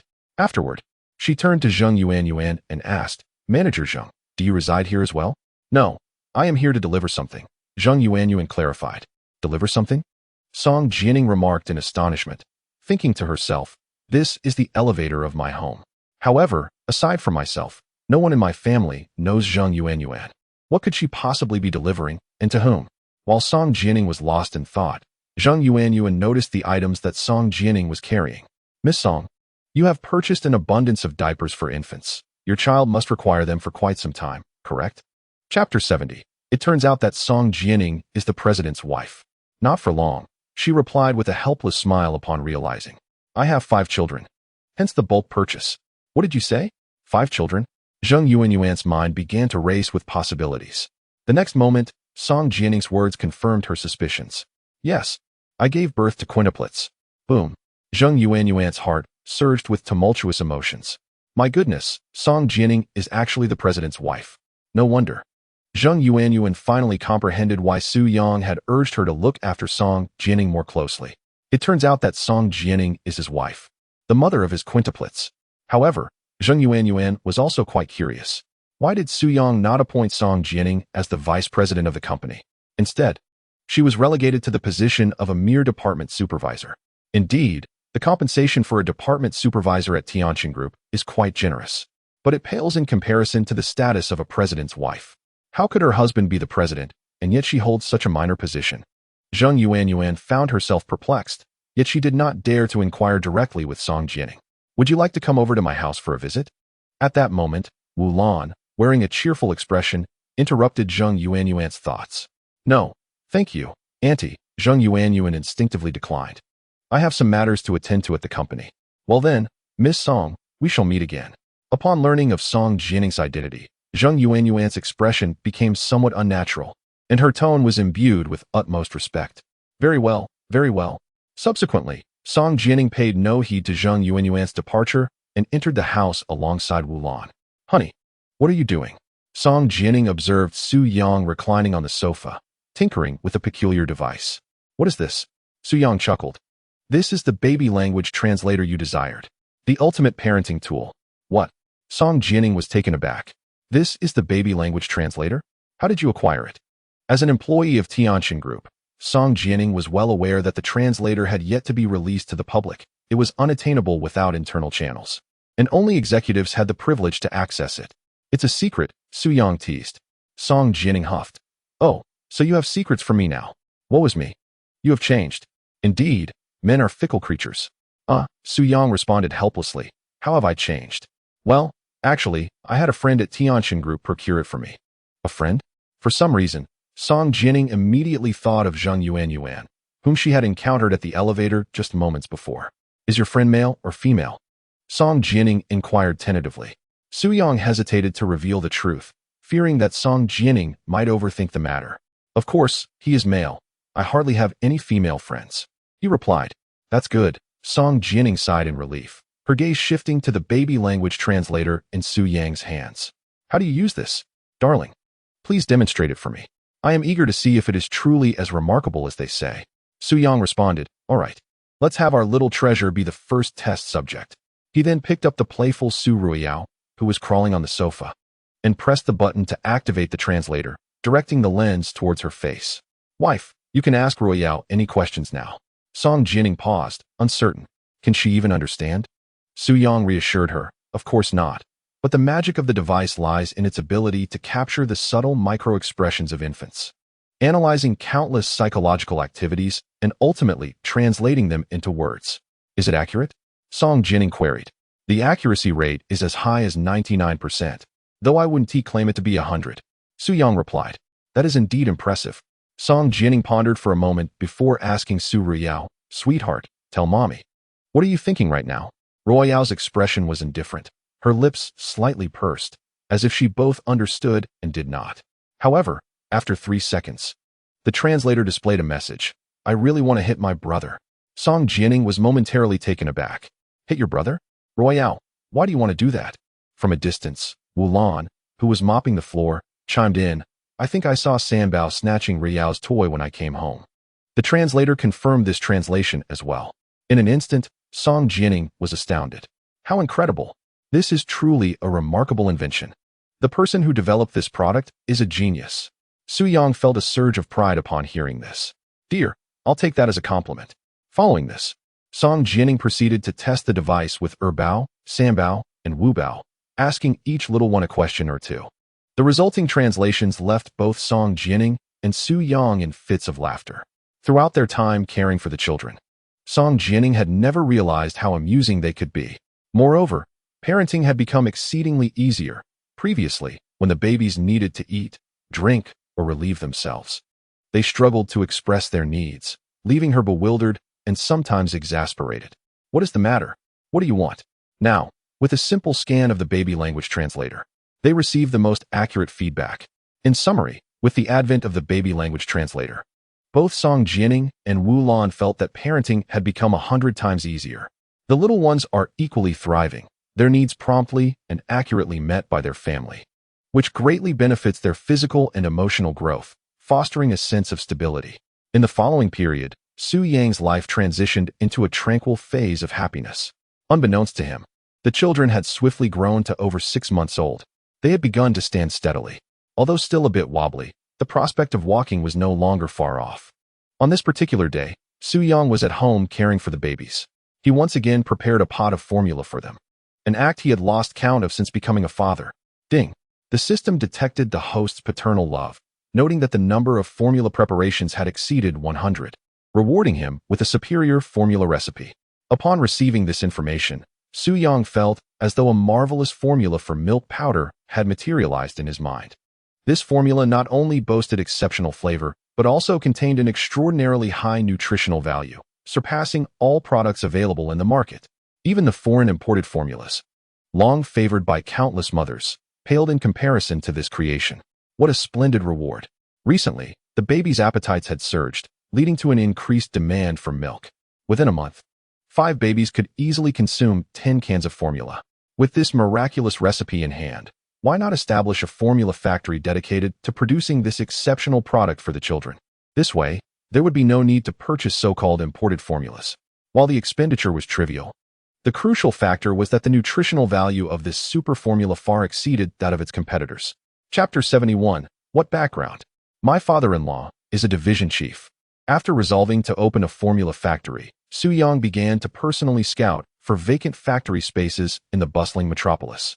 After all, his assistant, Zheng Yuanyuan, was preoccupied with the launch of the baby language machine and could not handle everything.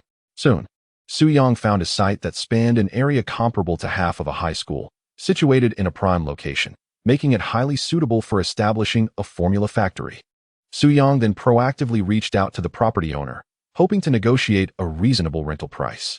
Just as Su Yang was discussing pricing with the owner, a man unexpectedly intruded.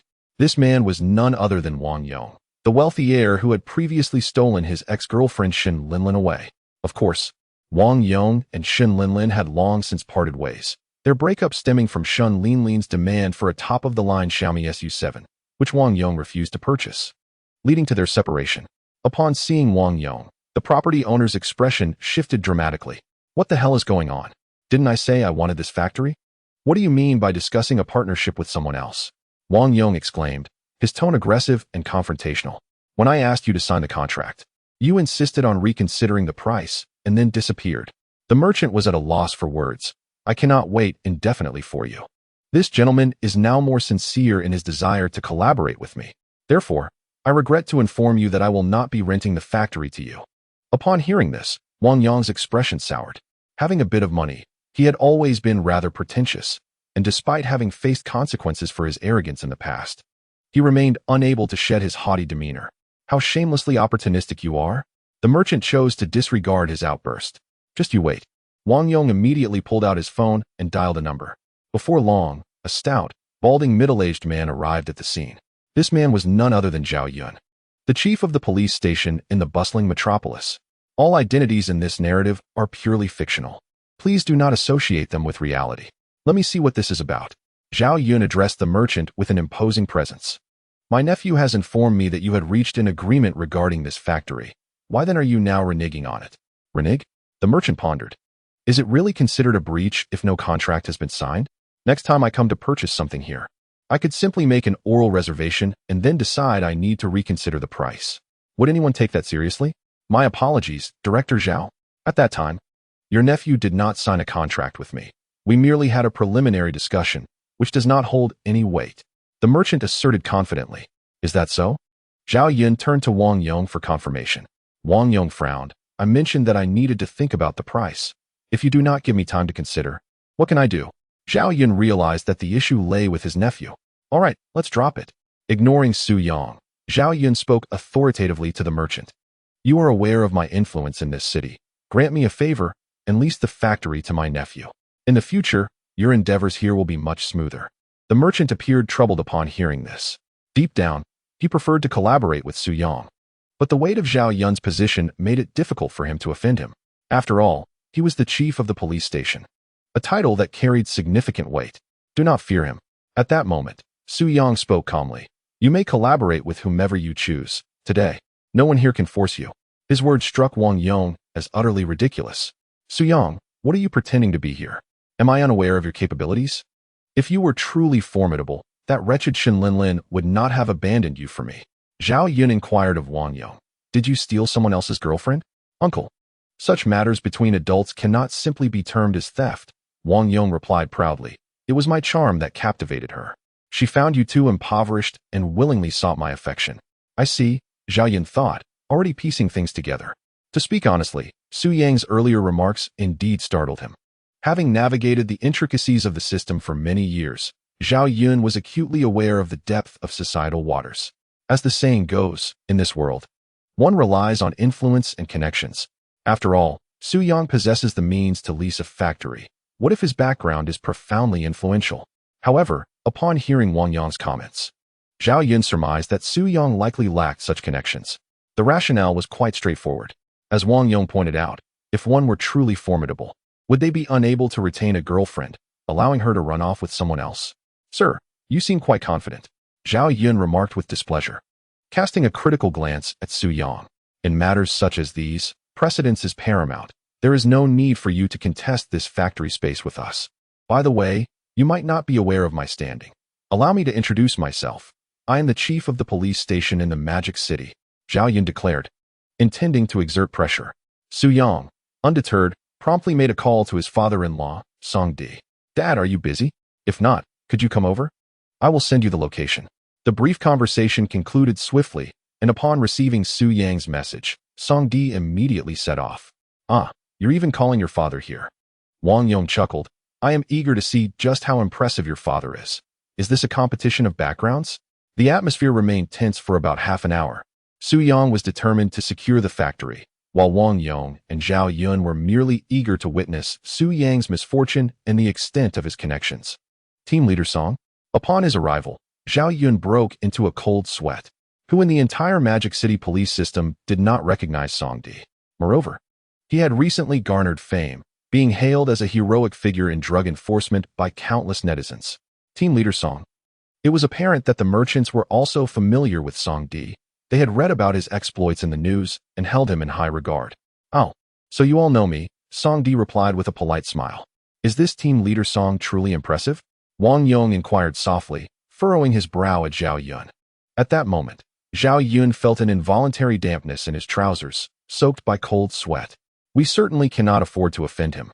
Zhao Yun shot a warning glance at Wang Yong, signaling him to remain silent to avoid exacerbating the situation.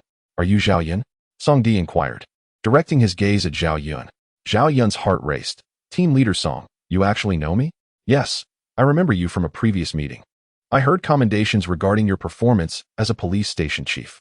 There are plans for you to receive recognition at year's end. Hearing this, Zhao Yun felt a surge of elation. To be praised by superiors was indeed a pleasant surprise. However, the next words from Song Di swiftly dashed his hopes. I heard from my son-in-law that he was having a fruitful discussion about collaboration with this business owner. Yet you suddenly intervened, pressuring him to lease the factory to your nephew? Song Di spoke softly, his gaze calm as he looked at Zhao Yun. Zhao Yun's heart skipped a beat, and he quickly smiled, saying, No, Captain Song, it's a misunderstanding. It's all a misunderstanding. Oh, is it a misunderstanding? Indeed. Zhao Yun nodded earnestly. He promptly turned to Wang Yong and said, Apologize to the merchant. You truly are incorrigible. This is their factory, and you didn't sign a contract beforehand. They can choose to collaborate with whomever they wish. Faced with Zhao Yun's rapid change in demeanor, Wang Yong appeared utterly bewildered. Uncle, I haven't done anything wrong. Why should I apologize? Zhao Yun swiftly slapped the back of Wang Yong's head. This lad is somewhat oblivious. Your attitude was poor, and regarding Mr. Su. Your earlier mention of an ex-girlfriend undoubtedly offended him. You should apologize to Mr. Su as well. One must admit, Zhao Yun possessed considerable emotional intelligence. When confronted by someone stronger than himself, he promptly recognized the situation and conceded, embodying the perfect polite tiger. What? Apologize to Su Yang as well? Wang Yong scoffed. He could begrudgingly accept apologizing to the merchant, but to Su Yang? His reluctance was palpable. What are you waiting for? Apologize, Zhao Yun urged. Wang Yong looked at Song Di, pondering the stature of this individual. Could he truly be so formidable that even his own uncle feared him? The thought was staggering. Gritting his teeth, Wang Yong lowered his proud head. I apologize to both of you for any offense caused. Please forgive me. Now that's more like it. Zhao Yun grinned, then shifted his focus back to Song Di, saying, I'm sorry, Captain Song. I suddenly remembered I have something to attend to. Let us chat another time. With that, he took Wang Yong and left. Outside, Wang Yong wore an expression of grievance. Uncle, who exactly is that person? Why are you afraid of him? Zhao Yun sighed. Had I known the background of that Mr. Su was so profound, I would have refrained from involving myself in your trivial matters. Wang Yong inquired, how profound? He is already at the deputy level. Zhao Yun corrected him. Song Di had recently been promoted to deputy-level cadre, and he was only in his 40s. There was a high probability he would reach the departmental level before the age of 55. Wang Yong sighed in resignation. That is indeed impressive. There was no choice but to acknowledge the strength of the other's background, especially since he felt morally at fault. Ultimately, Wang Yong completely relinquished his ambition to compete with Su for the factory. Thus, with the assistance of his father-in-law, Su Yang successfully acquired the factory. Of course, Su Yang paid the appropriate price for the factory. After all, his father-in-law was not corrupt and would not allow the merchant to incur any losses. Unbeknownst to them, a month passed, and the children were now over 7 months old. In the meantime, the powdered milk factory project had commenced, and the infant language device had been launched, receiving positive feedback from a wide array of consumers. A casual exploration of discussions surrounding baby communication devices online reveals numerous consumer endorsements, such as, "I used to dread caring for my child, constantly troubled by their cries, not knowing the reasons behind their distress. However, ever since I began utilizing the baby communication device produced by Tianxin Group, the task of parenting has transformed into a remarkably simple endeavor." Is it truly as remarkable as you claim? A user inquires. "I have contemplated acquiring one, but I feared it might be a mere folly." Fear not, dear friend. It is certainly not a foolish expense. I assure you I am no plant. This device is nothing short of a miraculous parenting tool. Another responds. Indeed. With this baby communication device, I can promptly discern when my child is hungry or thirsty, and it translates their discomforts as well. My husband no longer has to worry about my parenting skills. To all the mothers yet to purchase, I highly recommend obtaining one. You will not regret it. My goodness. Given the glowing reviews, I hastily placed an order to try it out. In just half a month, the baby communication device has swept across Longhua, generating over 100 million in profits for CEO Su Yang. "President, it's a tremendous success," a voice exclaims. "At this rate, you might become the new billionaire of Longhua." With a resigned smile, Su Yang responds, "We are still far from that milestone." Despite the advantages conferred by the Super Dad system, Su Yang harbors aspirations of one day becoming the wealthiest person in the nation, or even the world. Yet, he acknowledges that he is still quite distant from that goal. With his current net worth hovering around 1 billion, the Tianxin Group is valued at several billion, but this figure merely represents market value, and with numerous shareholders involved, Su Yang holds only 60% of the shares. "I have a suggestion." Zheng Yuanyuan interjects suddenly. "What suggestion?" Su Yang inquires. "While our product is currently enjoying immense popularity, sustaining this momentum necessitates securing a major celebrity endorsement to enhance visibility and establish the baby communication device as a household name. Prominent brands typically engage celebrities for endorsements, indicating the maturity of this model and the mutual benefits derived from such collaborations." A celebrity endorsement? Su Yang's eyes light up. That is indeed an intriguing idea. However, which celebrity should we enlist for our product? I am uncertain, but I will keep an eye out for a suitable candidate, Zheng Yuanyuan replies. "Once I identify someone appropriate, I will inform you for your consideration." "Very well," Su Yang nods, concluding the conversation with Zheng Yuanyuan. Meanwhile, at the research institute in the imperial capital, a voice queries. "Vice President Wang, what have you been tinkering with for so long?" Dean Jin Tai approached another elderly gentleman, who was intently examining a gadget resembling an electronic device. "Isn't this familiar to you, President?" Wang Ming asked, somewhat bewildered. Jin Tai simply shook his head. "I have no idea what this is. Is it your latest invention?" No, it's not my invention. It belongs to Su Yang," Wang Ming replied. Jin Tai was taken aback. "Su Yang? Is he the one who developed the liver cancer medication?" Wang Ming confirmed, "Indeed. This device in my hand is his latest masterpiece, named the Baby Language Machine." "The Baby Language Machine?" Jin Tai exclaimed in astonishment. "What purpose does it serve?" Wang Ming proceeded to elucidate its functions. Upon realizing the seemingly outrageous capabilities of the device, Jin Tai found it utterly implausible. Impossible. No way. How can an infant of just a few months possess thoughts and ideas? This is sheer nonsense. Wang Ming pondered that if Jin Tai did not believe him, he would demonstrate the machine himself. "All right, then watch closely." He booted up his computer and navigated to a website, searching for terms related to infants, which yielded a series of short videos depicting various expressions of infant needs. He then utilized the baby language machine to interpret them, astonishingly achieving accurate recognition of the infant's expressions. Jin Tai was left speechless. This is simply incredible. After witnessing the demonstration, his understanding was fundamentally altered. Su Yang was truly extraordinary. It was clear that his success with the liver cancer medication was not merely a stroke of luck, but rather a testament to his genuine prowess. Chapter 73. Paving the Way for Children, Joining the Research Institute. Wang Ming readily agreed. He is indeed a rare talent. If only Su Yang could join our research institute. Such brilliance should illuminate our institute, and contribute to the nation's scientific endeavors. Jean Tai nodded in agreement, then added, I shall make an effort to reach out to Su Yang and see if he has any interest in our institute. Immediately, Jean Tai leveraged his connections to procure Su Yang's phone number. After all, Su Yang had previously won first prize in an art competition, and the Art Association had been in touch with him. Jean Tai happened to know the president of the Art Association, Deng Tao, making it quite easy to obtain Su Yang's personal contact information.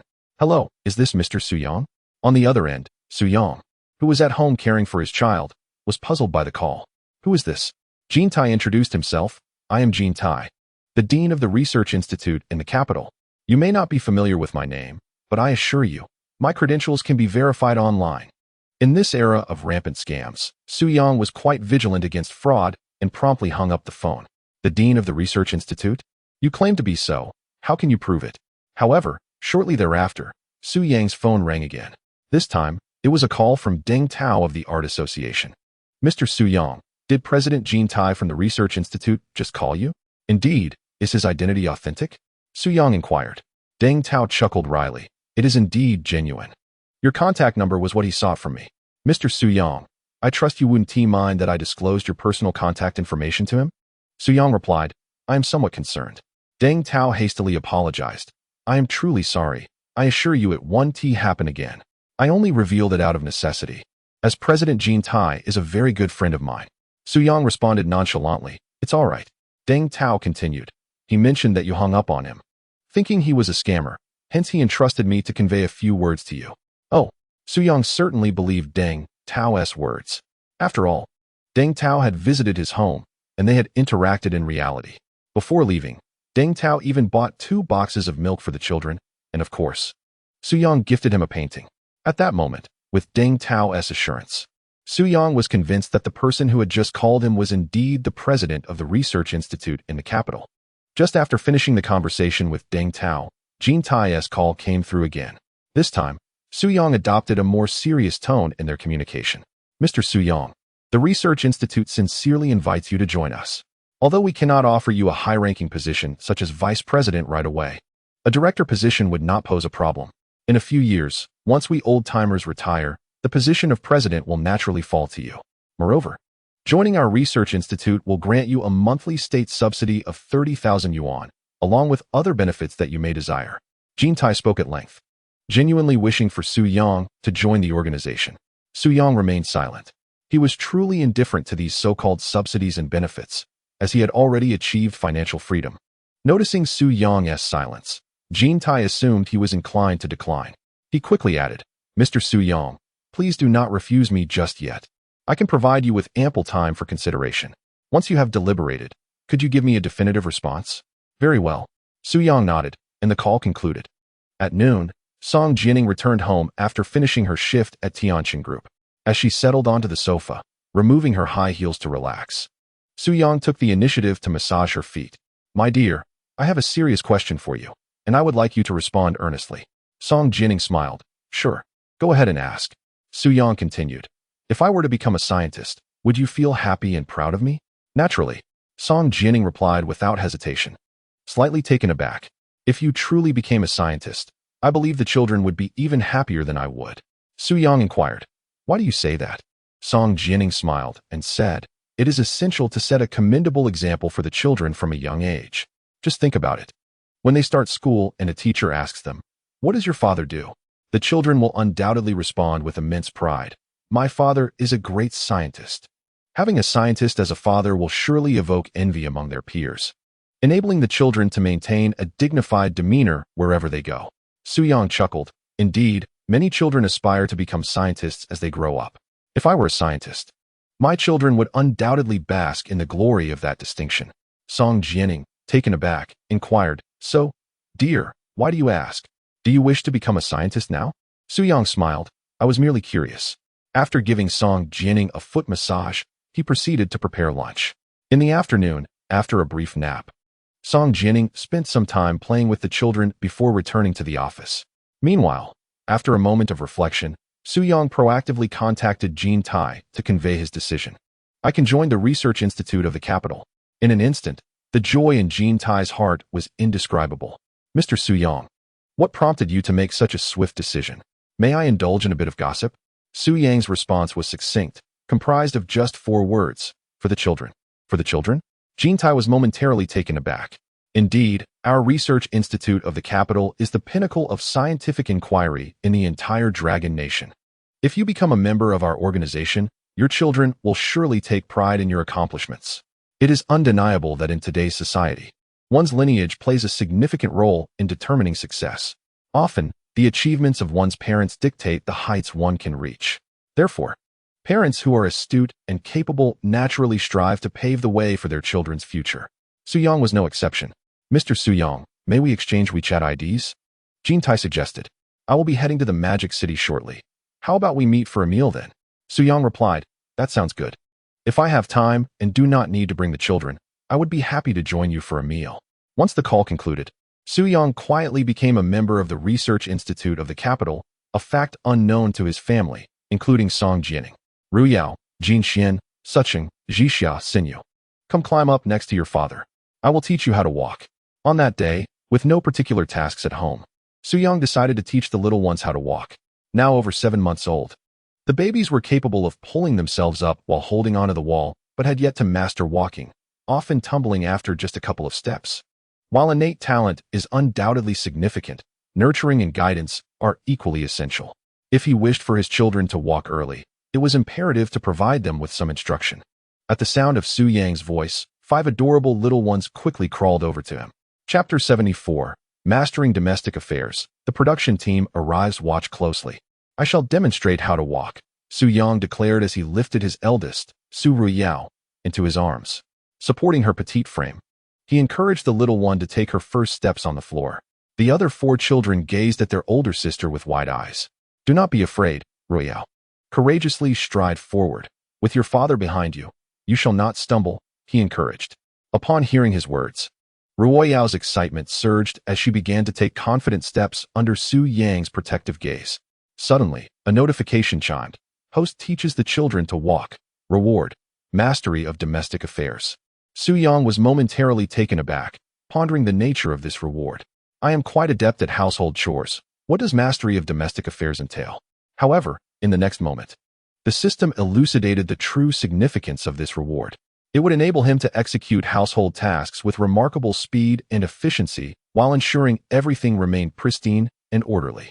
It was as if one individual could surpass the efforts of 10 caretakers, whether it was organizing clothing, washing, or tidying up the living room. Su Yang could accomplish these tasks in a remarkably brief time frame. In a residence as expansive as his, if left in disarray, even a dedicated cleaning team would require no less than 4 hours to restore order. Yet now, Su Yang could rejuvenate the entire house within a mere 10 minutes. Truly, he was as capable as an entire domestic team. Delighted by this newfound ability, Su Yang mused, from now on, I shall take charge of all household duties. Currently, there was no hired help, as his mother, Wulan, managed the household chores. However, maintaining such a large estate, especially with 5 children constantly crawling about and playing, was no simple task. But now, Su Yang believed it was time for his mother to enjoy a well-deserved retirement. He resolved to oversee all domestic responsibilities single-handedly. Perhaps due to the excitement of acquiring this skill, Su Yang felt a surge of enthusiasm. After teaching the little ones to walk, he promptly grabbed a broom and began to sweep the floor. Wulan was taken aback by her son's unexpected diligence. Su Yang, is the sun rising from the west today? You are actually taking the initiative to do housework? Not quite. I do help out occasionally, Su Yang replied.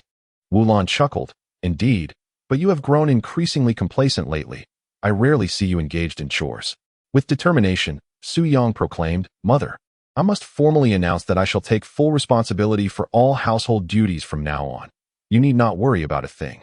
Wulan couldn't suppress a laugh at Su Yang's earnest declaration. You say you'll handle all the chores? Just wait until you're worn out from a bit of effort. With a smile, Su Yang remained silent, continuing his domestic endeavors. 10 minutes later, the entire house appeared as if it had never been inhabited, radiating a refreshing cleanliness. Upon returning home after work, Song Jianing was astonished. What a delightful day it must be. The house was impeccably tidy and clean. Su Yang emerged with a smile, saying, I tidied up. What do you think, my dear? You? Really? Surely, it must have been my mother who did it. she replied skeptically. Su Yang sighed. I genuinely did the housework. You can ask my mother if you don't believe me. I trust you, Song Jianing said, planting a kiss on Su Yang's cheek. You're amazing. A man who can manage household chores is the most handsome. Su Yang chuckled. Didn't you say last night that you wanted hot pot?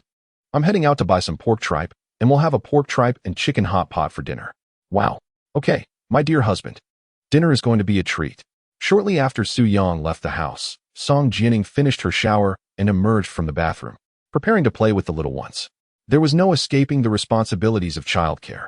Even when not actively engaging, one must always keep a watchful eye to prevent mishaps. Mom, why don't you take a rest? I'll look after the little ones, Song Jianing suggested to Wulan. Wulan nodded, all right. She then stood up and left. Although the little one felt a twinge of reluctance as Wulan exited her line of sight, Song Jianing quickly distracted her with a toy, and she soon settled down. Ding dong. Suddenly, the doorbell rang. Who could that be?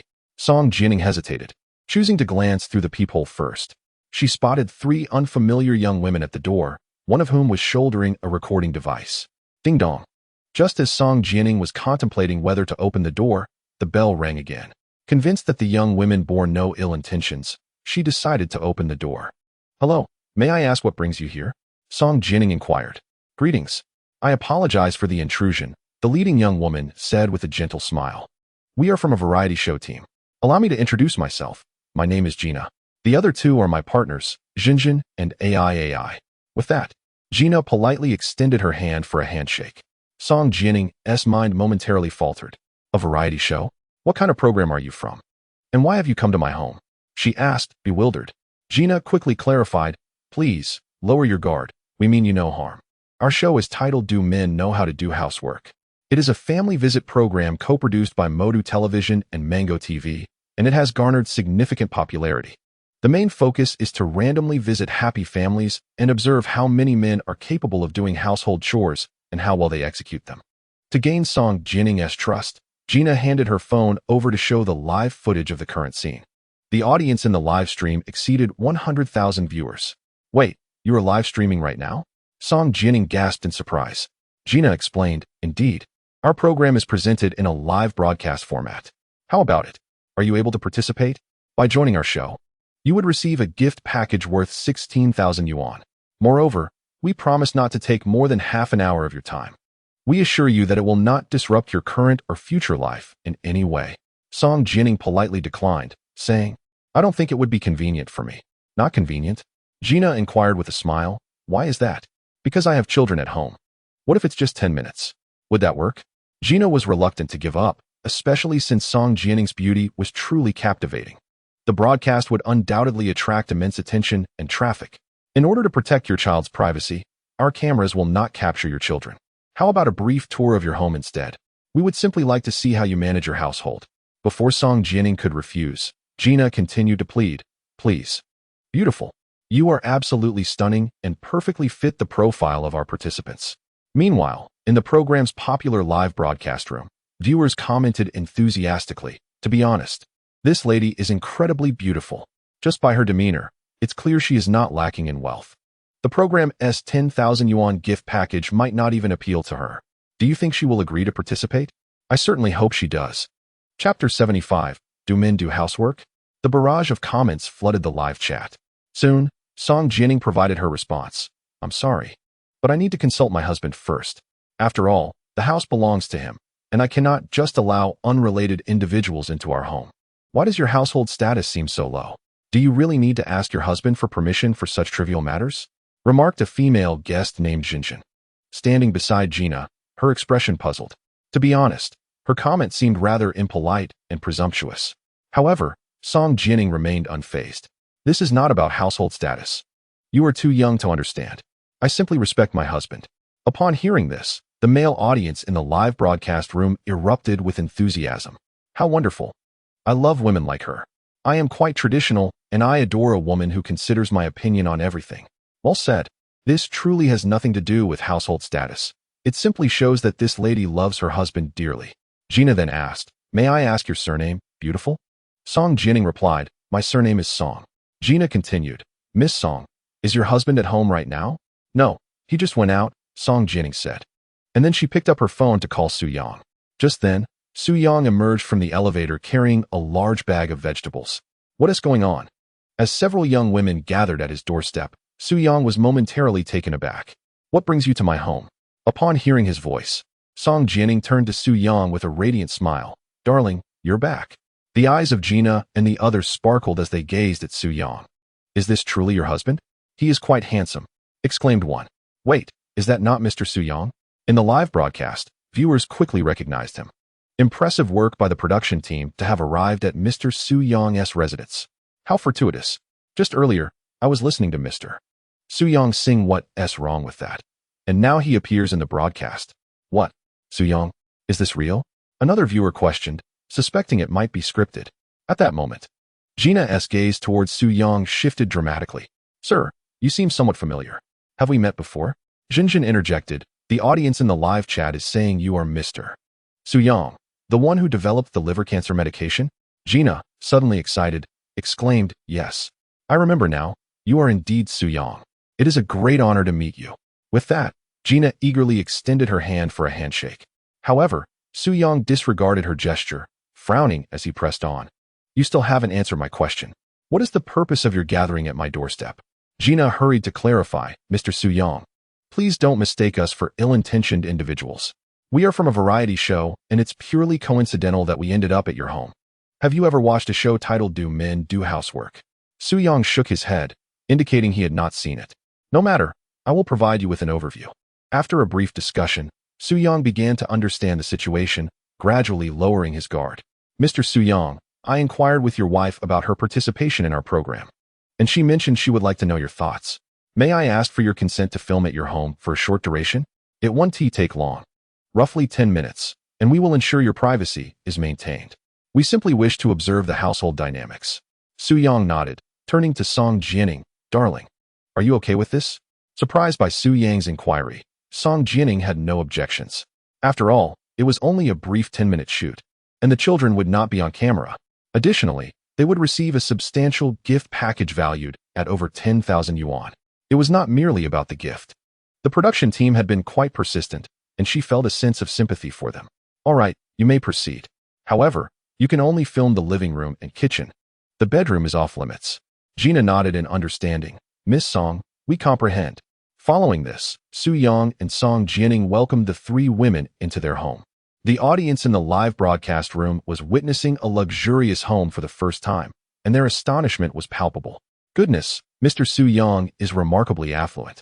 The renovation costs for this spacious flat must exceed 500,000, exclaimed one viewer. The presence of two grand living rooms, excluding the tea room, left them in awe. I only have one living room, and it's minuscule. Another chimed in, feeling somewhat envious, noting that even the bathroom was larger than their bedroom.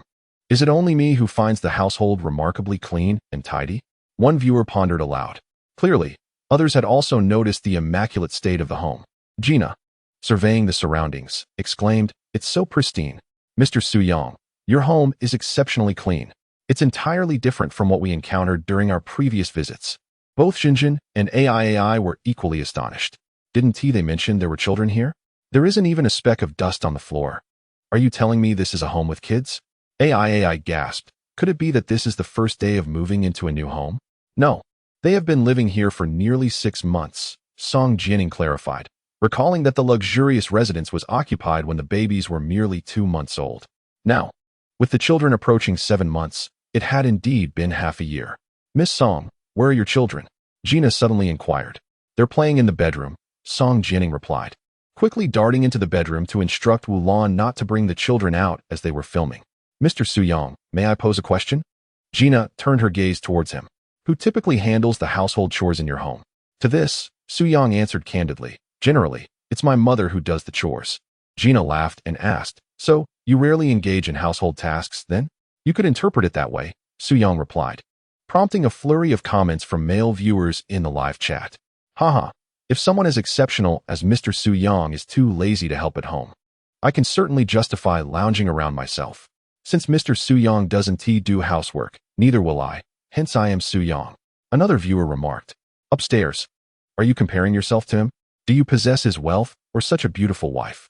I captured that segment to show my wife. If Su Yang doesn't do chores, Why should I be expected to? Another confessed. I had intended to share it with my wife as well, but reconsidered. It's better to avoid unnecessary trouble. Chapter 76. Soo-young showcases his culinary skills. Who says men cannot handle household chores? At this moment, Gina was left speechless. It seemed men were universally lazy, never partaking in domestic duties, a notion seemingly unrelated to their merit. Was the impeccable cleanliness of the house maintained by a hired help? Gina inquired further. Not at all. Soo-young chuckled. You arrived just in time. Today, I actually took care of the chores myself. Really? Gasped Gina in disbelief. Did you not say earlier that you do not engage in housework? How can it be so impeccably tidy? Gina inquired, her curiosity piqued. I don't entirely abstain. I merely partake in it less frequently, Soo-young replied nonchalantly. Of course, I may engage in it more often in the future. Ah, I see, Gina nodded thoughtfully. Mr. Soo-young, I have a small request. Could you perhaps demonstrate for us how you manage your household chores? Upon hearing this question, Soo-young was momentarily taken aback. With it being so clean, how can I possibly demonstrate? He mused. As it happens, I am about to prepare dinner. Why not showcase my vegetable chopping skills instead? Gina's heart leaped with delight. A cooking demonstration? That sounds splendid. In her eyes, a man who can cook is the epitome of charm. And such men are typically adept at household tasks as well. Very well, then, please come with me into the kitchen. Soo-young's kitchen was impressively spacious. Perhaps around 40 square meters, adorned with all imported appliances. Even a seemingly ordinary spatula bore a price tag in the hundreds. Mr. Soo-young, may I see what ingredients you have procured? Gina eagerly leaned in, while the live streamer, Jinjin, quickly adjusted the camera for a closer view. In the next moment, Soo-young produced a substantial piece of pork belly from the packaging. Before it was cleaned, the sight of it was rather unappealing, causing the girls to wrinkle their noses in distaste. However, Soo-young remained unfazed. He tossed the pork into the sink and commenced the washing process. All right, I shall begin chopping the scallions, ginger, and garlic. After washing, Soo-young set about preparing the seasonings, and the main event was about to commence. He placed the scallions, ginger, and garlic on the cutting board and picked up the chef's knife, beginning to chop with precision. The rhythmic sound of the blade striking the board resonated like a melodic symphony. His knife skills were nothing short of extraordinary. As the audience watched Soo-young deftly chop the ingredients, they were left in awe. Wow, his knife skills rival those of a Michelin-starred chef. Impressive. Does he not fear cutting himself with such speed? Upstairs, do you think Mr. Soo-young, with his evident expertise, would injure himself? Clearly, he is a seasoned chef with over a decade of experience. Indeed, one can gauge a person's culinary prowess by observing their chopping technique. And it was evident that Soo-young was not at risk of injury. At that moment, a viewer with the username The Culinary Pig sent a particularly amusing comment. The cuts are so precise, if I'm not mistaken. This resembles the long-lost demon knife technique from culinary lore. Upon reading the Culinary Pig's comment, the entire audience erupted in laughter. The demon knife technique? Have you been reading too many fantasy novels? Are you perhaps delusional? Did you even graduate elementary school? The culinary enthusiast Ju Beiji remains unfazed by the criticisms of netizens, proclaiming, if Mr. Soo-young does not mind, I would gladly take him as my mentor. However, Mr. Soo-young is oblivious to the barrage of comments as he continues to chop vegetables. During this process, he inadvertently notices that the range hood has accumulated some grime. Without hesitation, he disassembles it for a thorough cleaning, executing the task with such fluidity that it appears he has performed it countless times before. Within mere seconds, it is spotless. Such adeptness suggests he has been engaged in household chores since his kindergarten days. Who dares claim that men are incapable of handling household duties? Step forward. To everyone's astonishment, Mr. Soo-young has not only achieved remarkable success, but also actively participates in household chores and cooking at home, leaving us in awe. Shortly thereafter, news of Mr. Soo-young being featured on a variety show skyrockets to the top 10 on Weibo's trending list, garnering significant attention from netizens, particularly women who are utterly captivated by his charm. I wish to marry a man like Mr. Soo-young. My husband never helps around the house. He returns from work and simply lounges about like a lord. My husband is the same. I regret ever marrying him. If only Mr. Soo-young had an interest in me, I would not hesitate to divorce. Mr. Soo-young's excellence in numerous fields is commendable, but his genuine dedication to family life makes him the quintessential dream man. As a mere bystander, I have already become an admirer. Why do I sense a commanding aura about Mr. Su Yang? Who knows what his actual profession entails? At that moment, within Su Yang's residence, 10 minutes have swiftly elapsed, and Gina and the others honor their commitment, filming only for the agreed duration. Mr. Su Yang, Miss Song, we sincerely appreciate your support for our program. Please accept this gift package. After presenting Song Jianing with a gift worth 16,000 yuan, the group departs from Su Yang's home. 3 days later, Mr. Su, I have found a suitable female celebrity to endorse our baby language machine. Zheng Yuanyuan sends over a dossier to Su Yang, who is at home caring for his child. Fu Yuqing? She debuted as a child star at 12 and boasts 30 million followers on Weibo, a first-tier celebrity with numerous hit dramas and luxury brand endorsements. In truth, even without reviewing the materials, Su Yang is familiar with Fu Yuqing's name. She is indeed a household name with minimal scandals, devoted to her career. What do you think about inviting her to endorse the baby language machine? Her management company has quoted us a fee of 15 million per year. Su Yang nods. That price is acceptable. After all, she is a top-tier celebrity, and it's quite common for endorsements to fetch several million. Otherwise, how do you think celebrities accumulate such wealth? Any related fees are astronomical. All right, Su, as long as you agree, I will contact her in a couple of days to come to our company for the endorsement advertisement, said Su Yang. Fine, just handle this matter well, he replied, and the call ended. In the afternoon, Song Jianing returned home after a long day in high heels, her feet aching from the strain. She let out a soft complaint, which caught Su Yang's attention. With a smile, he approached her and said, "Dear, allow me to massage your feet. I find myself with some free time." That sounds wonderful. Song Jianing beamed, as she relished the thought of Su Yang's foot massage. Being knowledgeable in medicine, he understood precisely which acupressure points to stimulate for maximum relaxation. Soon, under his skilled hands, Song Jianing began to unwind, her expression reflecting sheer contentment. "By the way, darling, I have something to tell you," she said. Su Yang, curious, inquired, "What is it?" Song Jianing continued, "Tomorrow, a friend of mine with a unique profession will be visiting us for dinner. Since I have the day off, I will take care of the grocery shopping." "A friend with a unique profession?" Su Yang asked, intrigued. "What does she do?" Chapter 77. Is the starlet Fu Yuqing a friend of my wife? She is a renowned superstar. A superstar? What is her name? Su Yang inquired, knowing that with such fame, he must have heard of her. Her name is Fu Yuqing. You might know her. She has starred in many blockbuster films and is among the top-tier celebrities. Su Yang was momentarily taken aback. His assistant had just recommended Fu Yuqing for the endorsement of a baby language device. Little did he expect that this prominent star was a friend of his wife and was soon to be a guest in their home. "Surprised, aren't you, darling?" Song Jianing teased. Su Yang nodded, saying, "Indeed, it is quite unexpected. My wife's social circle is impressive. All her friends are quite accomplished." In response, Song Jianing smiled and said, "Yes, my friends are all exceptional, and I must strive to be even more remarkable." With that, she retrieved her Apple laptop from the bedroom and began working in front of Su Yang. Observing this, he remarked, "Dear, since your workday has ended, why not take a break and relax? I think you may not be aware, but there is a challenging project at the company. If I can successfully manage it, I might even earn a promotion." She explained, her ambition shining through. "In the future, I could become the department manager instead of just a supervisor." Su Yang wore a look of helplessness. "My dear, if you truly desire it, you could instantly become the vice president of Tianqin Group." She chuckled. "Oh, darling, do not jest with me. I know you are incredible, but why do you always downplay your own achievements with Tianqin Group? Go check on the children. I will finish my task shortly.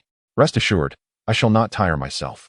Upon noticing this, Su Yang refrained from further comment, though he felt a tinge of frustration. Why does my wife not believe that I am the president of Tianqin Group? Could it be that I lack the commanding aura that a president should possess? Pondering this, Su Yang found himself at a loss and quietly retreated to the bedroom to attend to the children. As night descended, the evening routine commenced: dinner, feeding, bathing the children, and lulling them to sleep. Once these 4 tasks were completed, Su Yang and Song Jianing finally welcomed their own time together. Who understands the busy life of parenting? The entire day revolves around the little ones. "My dear, you smell delightful after your shower," Su Yang exclaimed as Song Jianing, clad in her pajamas, returned to the bedroom, prompting him to pounce upon her like a ravenous wolf. Song Jianing rolled her eyes. "Am I not fragrant even when I haven't tea-bathed? Indeed, without a shower. You are but a stinky darling." Su Yang jested, his gaze lingering on her exquisite visage and graceful figure, leaving him parched with desire. Umph, not at all, she retorted, her cheeks flushing as she caught a whiff of Su Yang's unique masculine scent. With practiced ease, Su Yang began to untie her pajamas. And then, clearing his throat, the following day, Song Jianing had the day off from work as she was expecting friends for lunch. Thoughtful as ever, she personally went out to buy groceries and prepare for their arrival. Yuqing, wear these fluffy slippers, and let your boyfriend wear those, Song Jianing said at the front door, handing a pair of brand-new, fluffy slippers to Fu Yuqing, who stood alongside a tall gentleman, her boyfriend, Lu Song. Indeed, Fu Yuqing had brought her boyfriend Lu Song along for the meal. Jianing, your home is quite spacious. It appears you are living a blissful married life, Fu Yuqing remarked, standing at around 1.7 meters tall, wearing a cap and simple jeans that accentuated her model-like figure.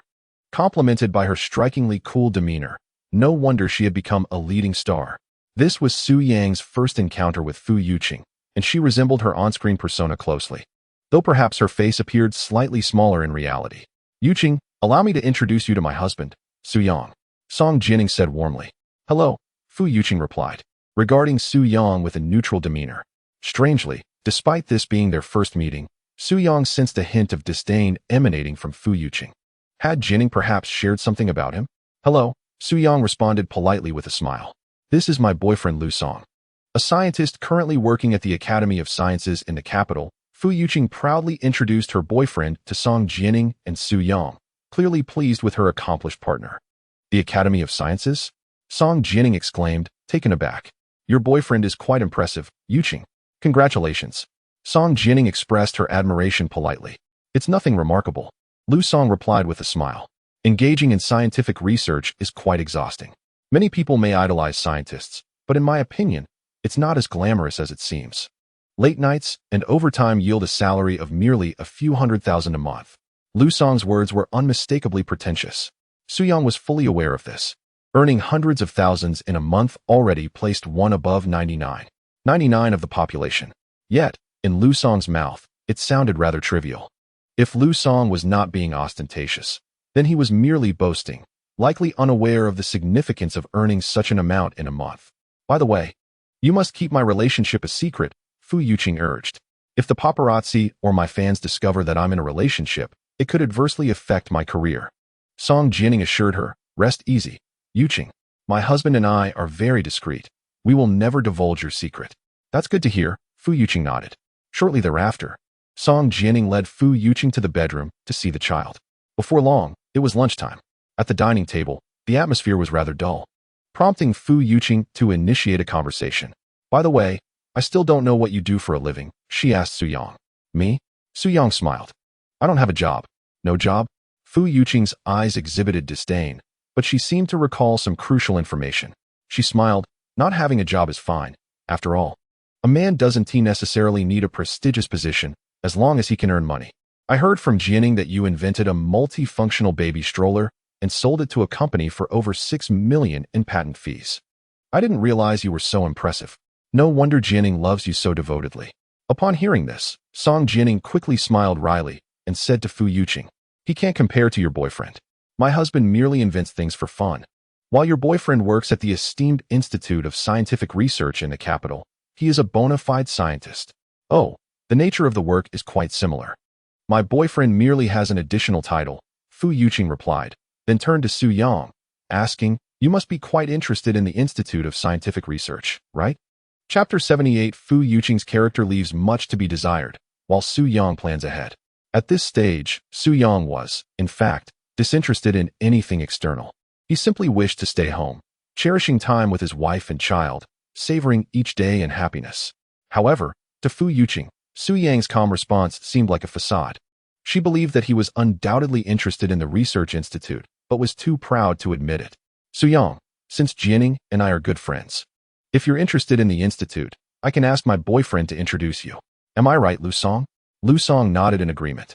With an air of pretentiousness, he exclaimed, indeed, the director of the research institute in the capital is my mentor, and we share a remarkably close relationship.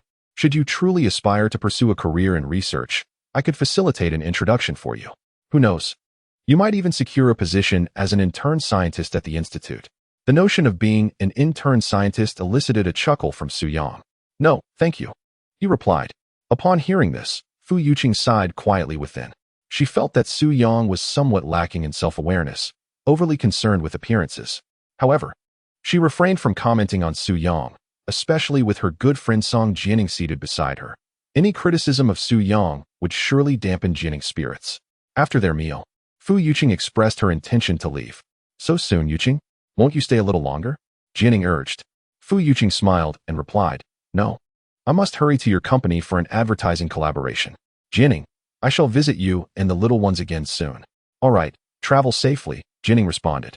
Thus, Fu Yuqing departed with her boyfriend. About half an hour later, Su Yang received a call from his assistant, Zheng Yuan.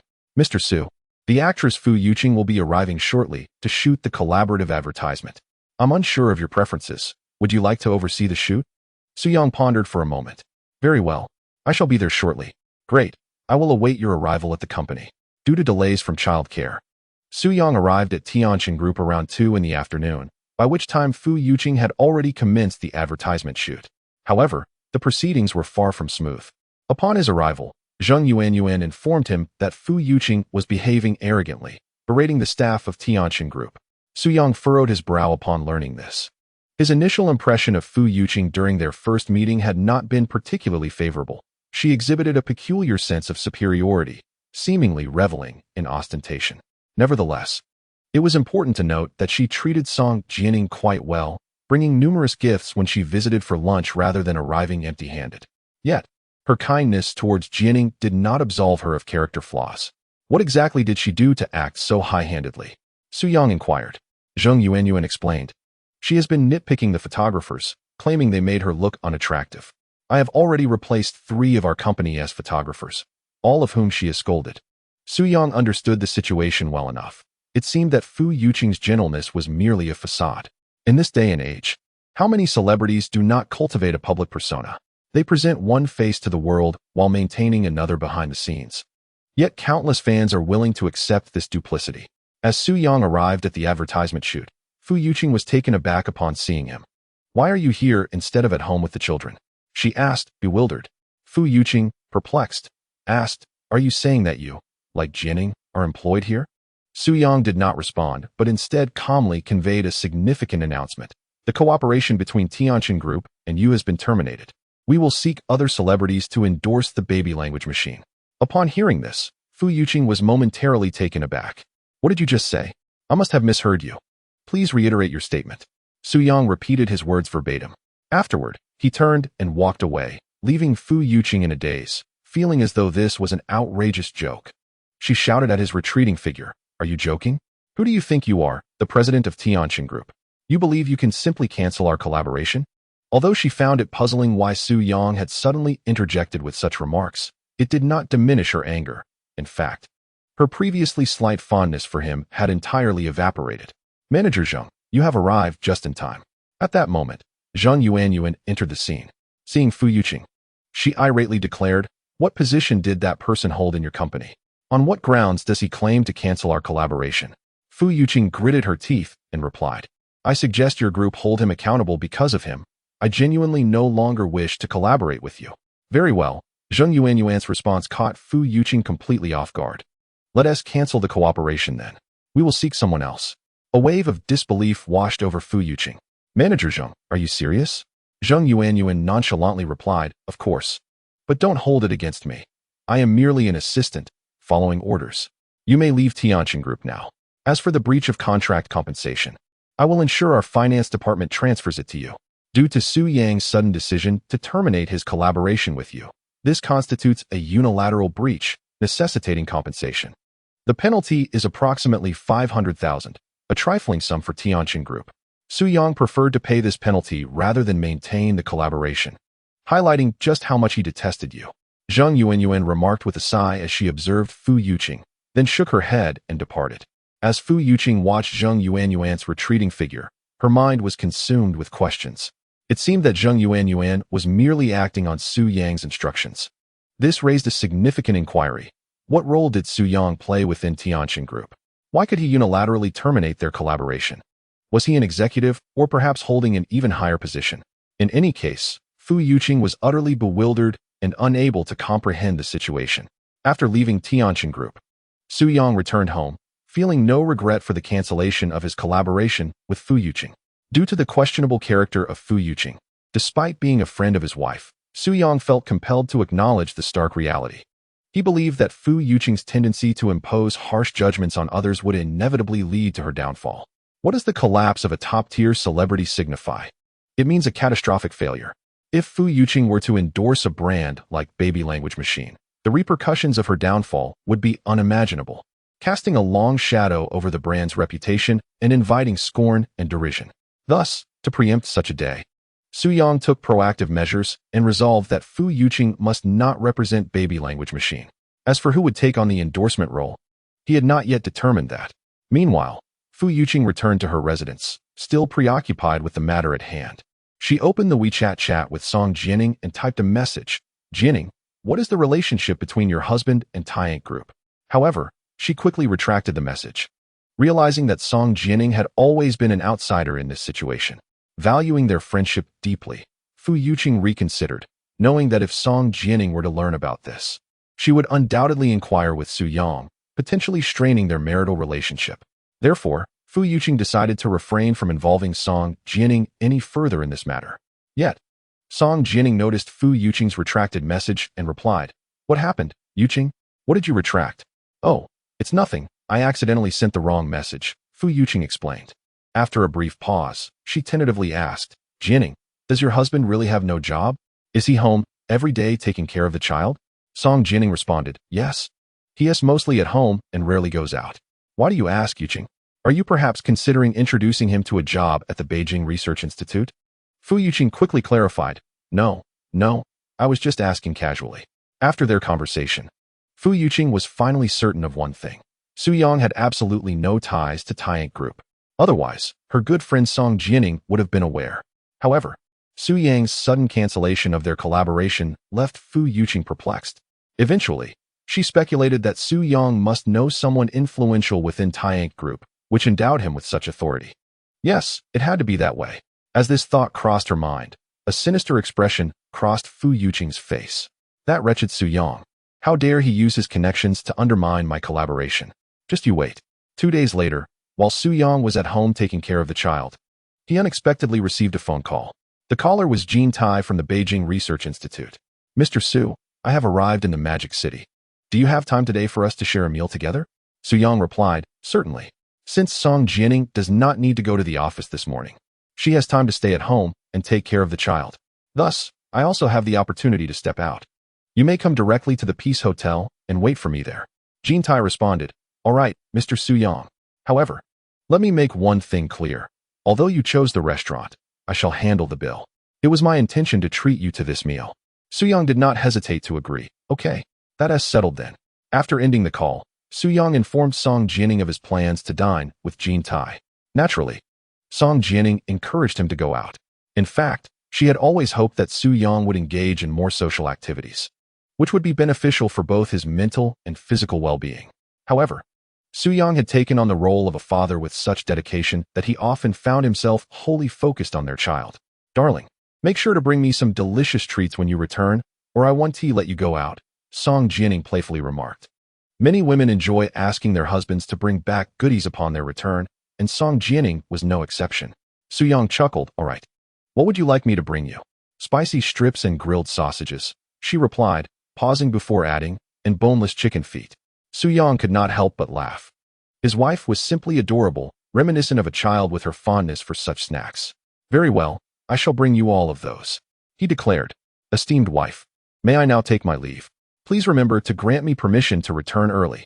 Song Jianing reminded him, "Make sure to come back soon." At the Peace Hotel, due to Jean Tai being caught in traffic, Su Yang arrived first and was instructed to wait a moment. Nonchalantly, he found a seat and began browsing on his phone. Coincidentally, Fu Yuqing and her boyfriend, Lu Song, also arrived at the restaurant. "Darling, isn't that Su Yang?" Lu Song spotted him first, prompting Fu Yuqing to immediately frown. What a twist of fate. Sensing the disdain in Fu Yuqing's voice, Lu Song felt compelled to assert himself. "Don't worry, my love. I will stand up for you." Lu Song was already aware that Su Yang's interference had caused Fu Yuqing to lose a multi-million-dollar endorsement deal. In the next moment, Lu Song approached Su Yang with an air of aggression. "What is the matter?" Su Yang was taken aback by Lu Song and Fu Yuqing's presence. It was indeed a case of fate bringing foes together. "Su Yang," Lu Song coldly interrogated, "why did you bully my girlfriend? Are you not aware that Yuqing is a good friend of your wife? Why would you cause her to lose such a valuable endorsement?" Lu Song kept his voice low, mindful of the many onlookers in the restaurant, as drawing too much attention could attract unwanted eyes. However, his girlfriend, Fu Yuqing, is an A-list actress and a public figure. As soon as Lu Song finished speaking, Fu Yuqing quietly donned her sunglasses, wishing to remain unrecognized and photographed. "Su Yang, provide me with a reasonable explanation. At present, Jining remains unaware of this matter, and you wouldn't want her relationship with you to be strained because of me, would you?" Su Yang found it almost amusing to hear such words. "Because of you? Cause discord between my wife and me? Surely, you overestimate your significance. The bond one share with my wife is not so fragile. There is nothing to explain," Su Yang replied nonchalantly. "I simply feel that you are not suitable for endorsing the baby language machine. That's all. Just because you feel it's unsuitable, it is?" Fu Yuqing frowned. "So this is your reason for using your connections to bully me? Do not misunderstand. I have not utilized any connections to intimidate you. I am the president of Tianqin Group. Do I need connections?" With that, Su Yang's statement left Fu Yuqing and Lu Song slightly stunned. "What a joke. You are the president of Tianqin Group?" Lu Song scoffed immediately. "Have you ever seen a president who stays home all day to tend to children? You might fool your friends, but do not deceive yourself. If you are the president of Tianqin Group, then I am Qin Shihuang." "Oh," Fu Yuqing also sighed, feeling that Su Yang had become somewhat delusional. She had personally inquired with Song Jining and confirmed that Su Yang indeed had no job at present. Yet now, witnessing Su Yang's fabrications, Fu Yuqing felt he was beyond redemption. Just then, Su Yang's phone suddenly rang. It was a call from Jin Tai. "Mr. Su Yang, I have arrived at the entrance of the Peace Hotel. Where are you?" Su Yang replied, "Just come up to the second floor. You will see me upon arrival." After a while, Jin Tai reached the scene and immediately spotted Su Yang. "Wow, it's Director Jin Tai?" His appearance caused a stir among the passers-by. As the director of the Imperial Capital Research Institute, Jin Tai frequently appears on television and in trending news, making him a semi-household name with numerous fans in reality. "Director Jin Tai, may I take a photo with you?" A bespectacled man eagerly inquired, his eyes gleaming with fervor as though he were meeting a significant figure. "I am sorry, but it is not a convenient time right now," Jin Tai politely declined with a smile, his gaze turning towards Su Yang. "I apologize for keeping you waiting, Mr. Su Yang." "Director Jin Tai?" Fu Yuqing was momentarily taken aback. She certainly recognized Jin Tai, a true giant in the field of research. Furthermore, since elementary school, Fu Yuqing had enjoyed watching a research program hosted by Jin Tai, making her particularly attuned to his appearance. "Lu Song, look, it's Director Jin Tai. Your teacher has come to the Magic City." Upon regaining her composure, Fu Yuqing joyfully exclaimed to her boyfriend, Lu Song, standing beside her, "Quickly greet your teacher." Unbeknownst to her, Lu Song was already in a state of panic, fearing an impending mishap. Indeed, he was not the esteemed researcher he pretended to be. The notion of earning a monthly salary in the hundreds of thousands while working at an esteemed research institute in the capital was utterly preposterous. The reason he fabricated such a resplendent persona was solely to win over Fu Yuqing. After all, why would a top-tier female celebrity like Fu Yuqing take notice of Lu Song, whose appearance was rather unremarkable? Suddenly, an idea struck Lu Song, and he clutched his stomach, declaring, "Yuqing, I suddenly have a bit of a stomachache. I need to use the restroom." With that, he attempted to make his escape. However, Su Yang, who was witnessing the scene unfold, would not allow Lu Song to flee so easily. From the moment Su Yang laid eyes on Lu Song, he sensed something was amiss with this man who had a rather unkempt appearance and lacked any understanding of what it meant to earn a substantial income, yet was keen on boasting. Truly successful individuals tend to be remarkably discreet. "Director Jin Tai, do you know him?" Su Yang inquired, pointing at Lu Song. Fu Yuqing chimed in, "Lu Song, can't you hold off on the restroom for a moment? You should greet your teacher first." "What teacher?" At that moment, Jin Tai appeared utterly bewildered. Observing his reaction, Fu Yuqing grasped Lu Song's arm, perplexed, and asked, "Isn't my boyfriend your student? He is also a member of your research institute." Jin Tai, scrutinizing Lu Song, replied in confusion, I don't know him. Are you sure you've got this right? Boom. Upon hearing Jin Tai's words, Fu Yuqing's expression was one of disbelief. What was Lu Song's situation? Were you deceiving me? Lu Song, realizing he could no longer maintain his charade, boldly revealed, out here, one's identity is self-assigned. What's wrong with deceiving you? In the end, it's your vanity that brought us together. Otherwise, would you have ever looked my way? Hence, you have only yourself to blame. You, Fu Yuqing, infuriated, felt tears welling up. You scoundrel, you big liar. With that, she lunged at Lu Song, raining blows upon him. How dare you strike me? Lu Song's eyes widened in fury. At that moment, his true nature was completely exposed. Being struck by a woman in such a public setting was an affront to his pride. Without hesitation, Lu Song retaliated. He delivered a sharp slap across Fu Yuqing's face, leaving her momentarily stunned. Why can't you just speak politely, you vain woman? Must you provoke me into violence? Lu Song's temper flared. Having slapped Fu Yuqing was not enough to quell his anger. He seized her hair and slammed her against the wall. What on earth is happening? The onlookers were utterly bewildered, pondering. They are dressed as a couple. Aren't they supposed to be in love? How did it come to this? Jin Tai was equally dumbfounded. Upon arrival, I witnessed a couple embroiled in a heated argument, and it appeared that they were acquainted with Mr. Su Yang. Mr. Jin Tai wished to inquire about the situation, yet Su Yang's attention was fixated on Fu Yuqing. Cease this at once. Su Yang felt compelled to intervene. What sort of prowess is it to strike a woman? Begone. He seized Lu Song's hand and swiftly brought him down. Regardless of the circumstances, Fu Yuqing was a friend of his wife. Despite her questionable character, she had done no wrong by his spouse. Fairness must prevail. What a savage blow you dealt. Observing the blood trickling from Fu Yuqing's forehead, Su Yang had no doubt that had he not intervened, Lu Song would have gone so far as to harm her grievously. What business is it of yours, you fool? Lu Song fumed, feeling as if he could liken his mood to a dog passing by, only to receive a couple of slaps. Sir, please refrain from causing a disturbance here, or we shall have no choice but to call the authorities. At that moment, 2 security guards arrived and swiftly subdued Lu Song. Initially, he resisted, but the guards overpowered him and dragged him from the restaurant. Amidst the scene, a heart-wrenching sob broke the air, revealing a disheveled Fu Yuqing crouched on the floor, weeping like a child. Gone was the charisma she once exuded on screen. She now appeared quite pitiable. Do not cry. Su Yang found himself at a loss for words in offering comfort. He was merely vexed by the recurring troubles of his wife's friends. It seemed they were perpetually entangled in misfortunes, either deceived by men or subjected to violence from their boyfriends. Stop weeping. Aren't you concerned about the paparazzi capturing this moment? He handed her a pack of tissues from the table, yet this gesture only exacerbated her tears. A tumult of emotions swirled within her. For just the night prior, she had confided in Lu Song about Su Yang's shortcomings and how he treated her. And now, Lu Song had resorted to violence against her, only to be thwarted by Su Yang. The irony was palpable. I'm so sorry. Fu Yuqing gazed at Su Yang through tear-filled eyes. Perhaps I should not have been so willful.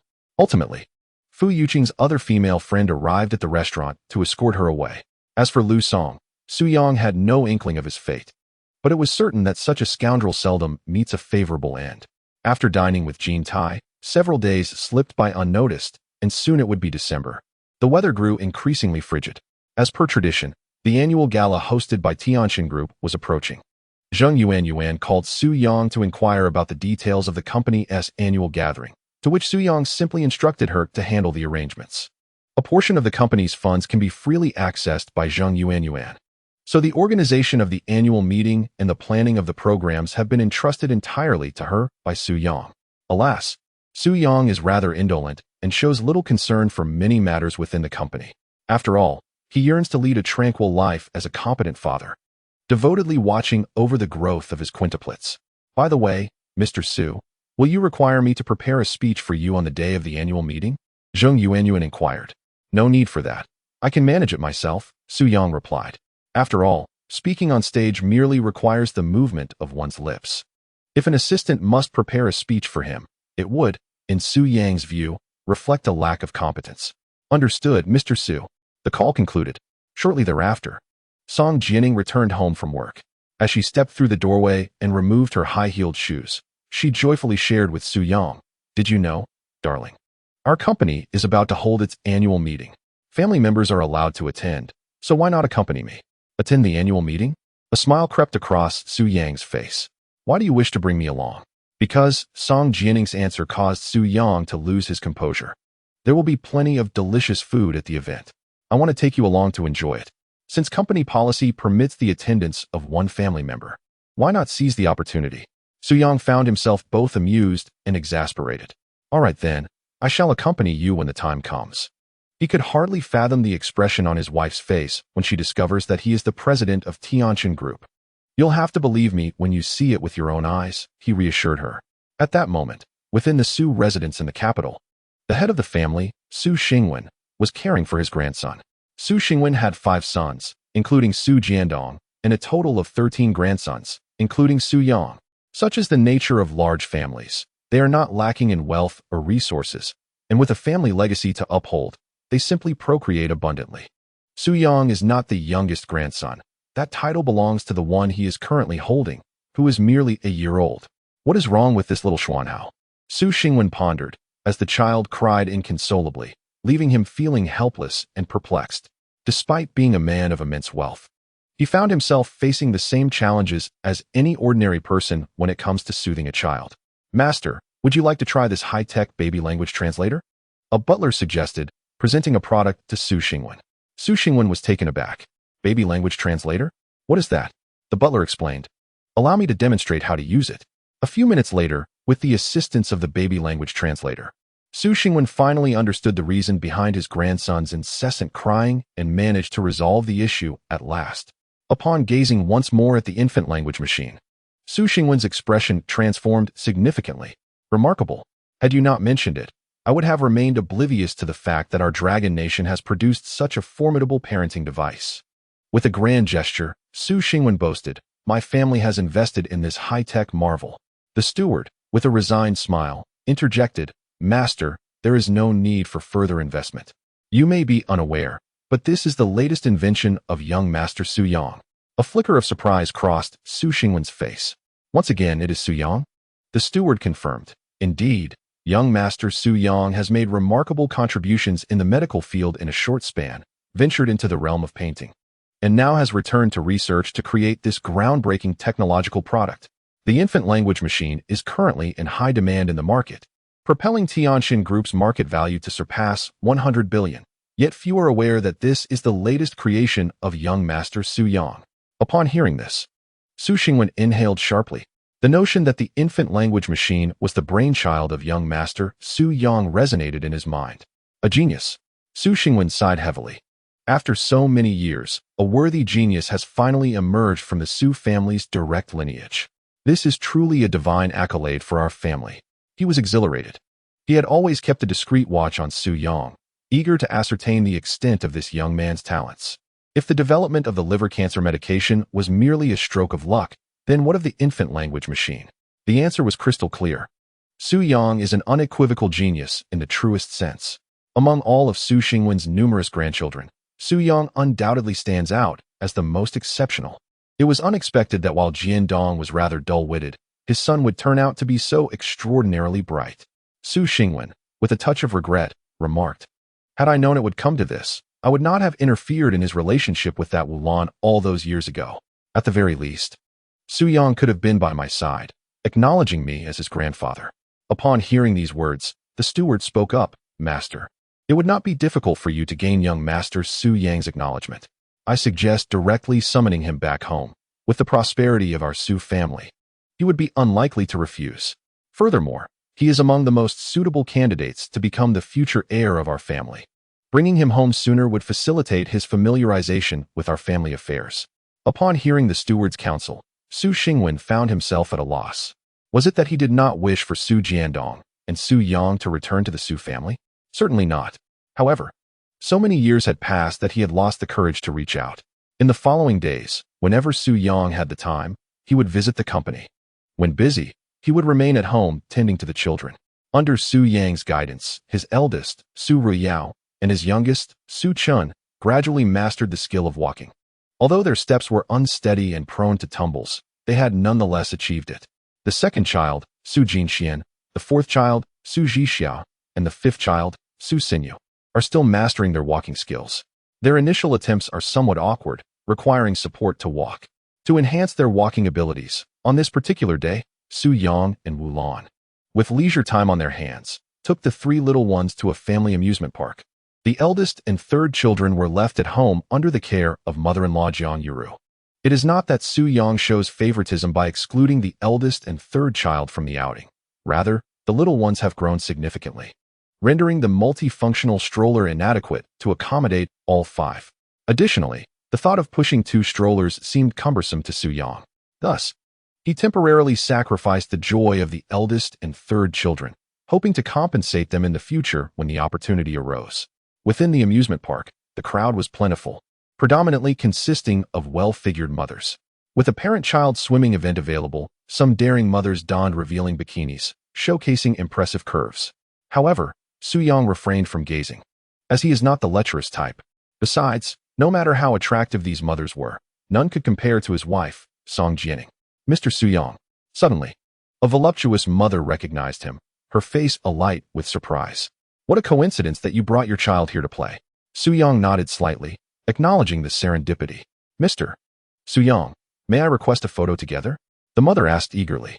Su Yang discreetly glanced at her exaggerated curves. That is permissible, but you must put on a jacket, he prudently advised. One cannot deny that Su Yang is cautious. Given the mother's scant attire, a joint photograph could lead to misunderstandings if it were to circulate online, with others mistakenly believing there was more to their relationship than mere acquaintance. I understand, Mr. Su Yang. Please wait a moment, the mother replied, before heading off to find a more suitable outfit. On her way, she expressed her admiration, remarking that Mr. Su Yang was indeed as upright as the rumors online suggested. If it were any other man, he would likely relish the opportunity to pose with me in such attire. Shortly thereafter, the mother returned, now clad in a tasteful jacket. Mr. Su Yang, are these your triplets? How wonderful. During the photo session, she marveled at the three little ones nearby, her expression one of envy. I am so envious of you. 3 children, such a blissful family. Su Yang corrected her gently. They are not triplets, they are quintuplets. I have 2 more who are not present. Well, what? The mother was taken aback, astonished by the revelation of quintuplets. You are truly remarkable. I can hardly manage 1 child without feeling utterly exhausted. I cannot even imagine how tiring it must be to care for 5. Su Yang merely smiled, choosing to remain silent, as the woman was ultimately a stranger. Su Yang did not intend to elaborate too much with the other party. He preferred to keep everything succinct. Shortly after taking a group photo, he discreetly slipped away, bringing the 3 little ones to a less crowded area. It was evident that the children were overjoyed to be there, each one cheering with such enthusiasm that they seemed ready to leap from their strollers. Hey, the little ones can hardly contain their excitement. Let us take them out right away, Su Yang chuckled. Wu Lan nodded in agreement. All right. Subsequently, the 3 children were gently lifted from their strollers and placed onto a soft sea of colorful balls. Some playgrounds featured deep ball pits, perhaps over a meter deep, where one might feel a sense of suffocation and fear if they were to sink. However, the ball pits suitable for infants do not exceed 20 centimeters in depth and are made of high-quality material, ensuring a comfortable and soft experience. The sight of the 3 little ones crawling joyfully on the fist-sized balls was delightful. Yet, Su Yang remained focused on the purpose of their visit, not merely to practice crawling, but to learn to walk. Jin Xian, Jixia, come here. No crawling. Come to Daddy and Grandma. We will teach you how to walk. The 3 little ones obediently crawled over, their silly smiles radiating innocence. 20 minutes flew by in the blink of an eye as Su Yang and Wu Lan spent this time with the children. Suddenly, a chime echoed in Su Yang's mind. Ding. The host has greatly enhanced the children's happiness. Skill reward. Light steps. The system's voice resonated unexpectedly. Light steps? Before Su Yang could contemplate the implications, a powerful force surged through his body, especially in his legs. He felt a warm sensation enveloping his lower limbs. And as it subsided, he discovered that he had transformed into an extraordinary athlete. His speed and agility had reached unprecedented levels, surpassing the limits of the human body, enabling him to outpace the fastest runners in the world effortlessly. Remarkable, Su Yang marveled inwardly, realizing the immense potential of this skill reward. It could make him a man as swift as the wind. Just then, Wu Lan's voice brought him back to reality. Su Yang, keep an eye on the babies. I need to step away for a moment. she said before temporarily departing. As Wulan left, a beautiful young woman appeared. Su Yang recognized her from his hometown. According to his father, Su Jiandong, she was his cousin. "Hello, big brother. Long time no see." Su Shiwei greeted him with a bright smile. Her elegance was striking, a true testament to her upbringing as a privileged young lady, far from being an ordinary affluent girl. If placed in the cold lands, Su Shiwei would undoubtedly be regarded as a true heiress of a financial magnate. Even the surrounding mothers cast fervent glances in her direction. "How did you know I was here?" Su Yang inquired of Su Shiwei. "Are you following me?" "Indeed." Su Shiwei candidly admitted, "Elder brother, I have something of great importance to discuss with you. Of course, I convey our grandfather's wishes. You should be aware of your identity and your connection to the Su family in the imperial capital, right?" Su Yang nodded. "I am aware." "So what is it that you wish to convey?" His tone was devoid of any emotion. "Oh dear brother, why must you be so serious with me?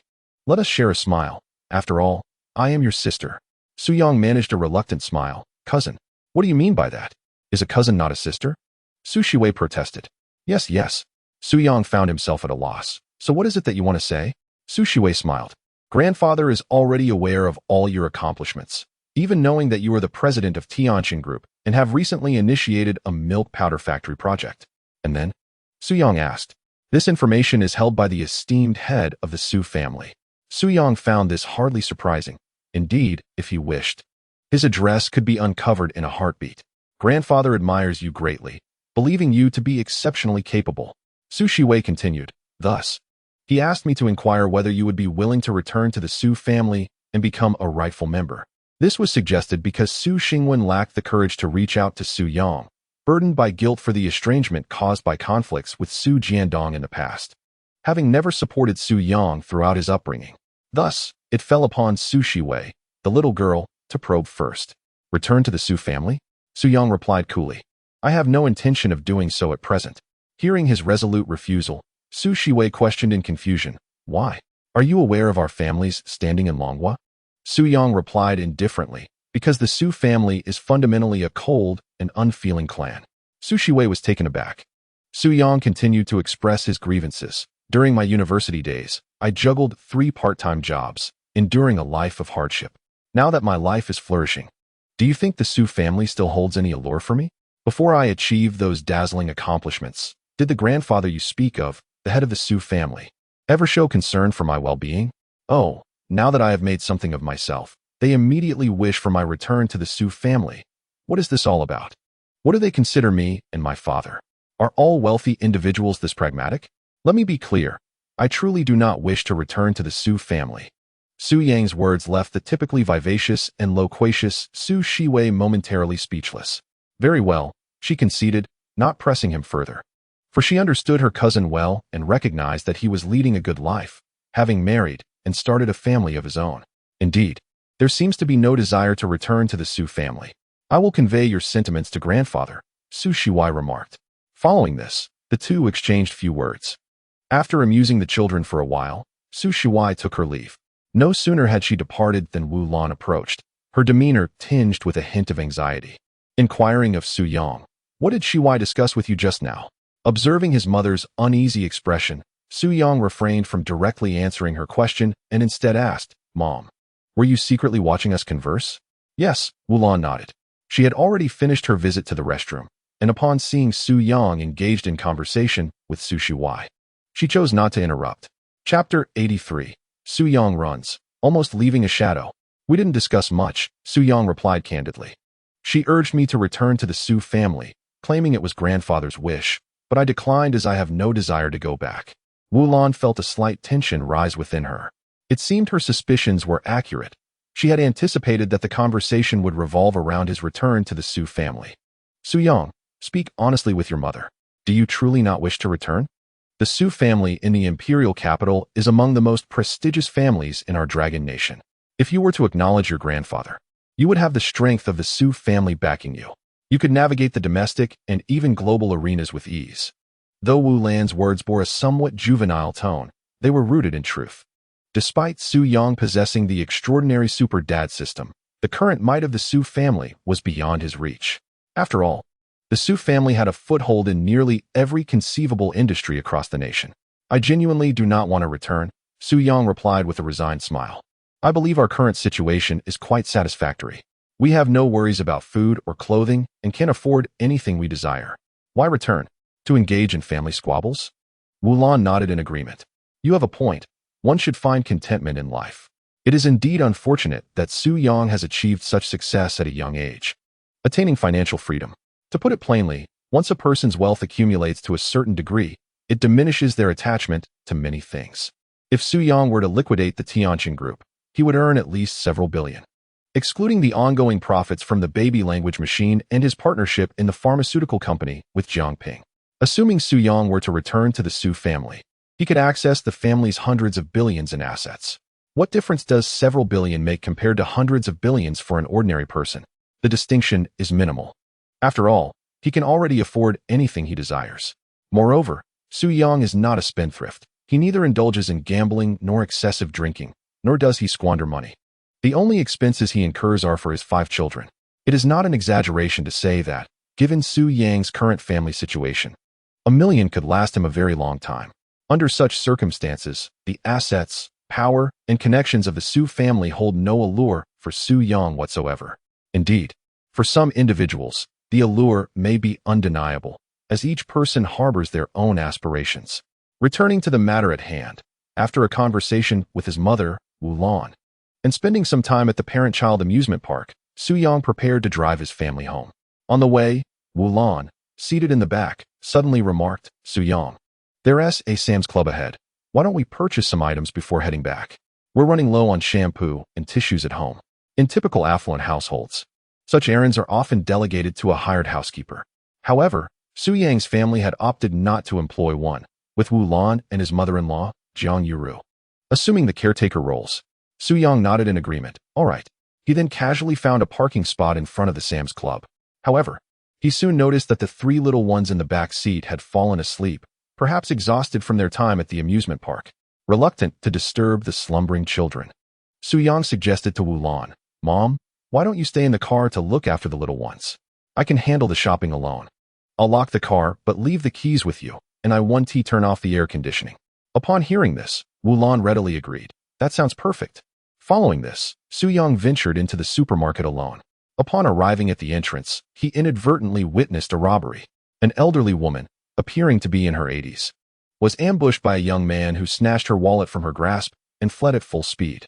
It took the elderly lady a moment to comprehend what had transpired, after which she began to stomp her feet in despair, crying out in anguish, eventually collapsing to the ground.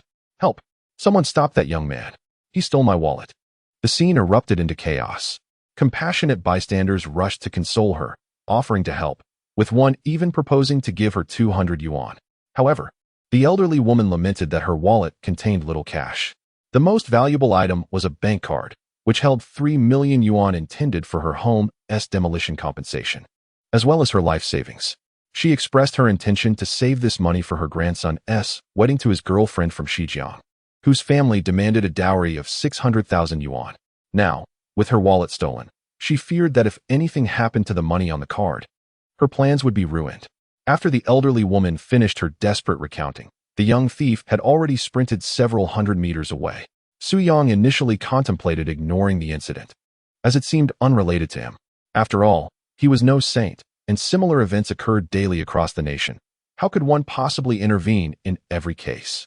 Yet suddenly, he recalled the skill of Lingbo Weibo that the system had just rewarded him with.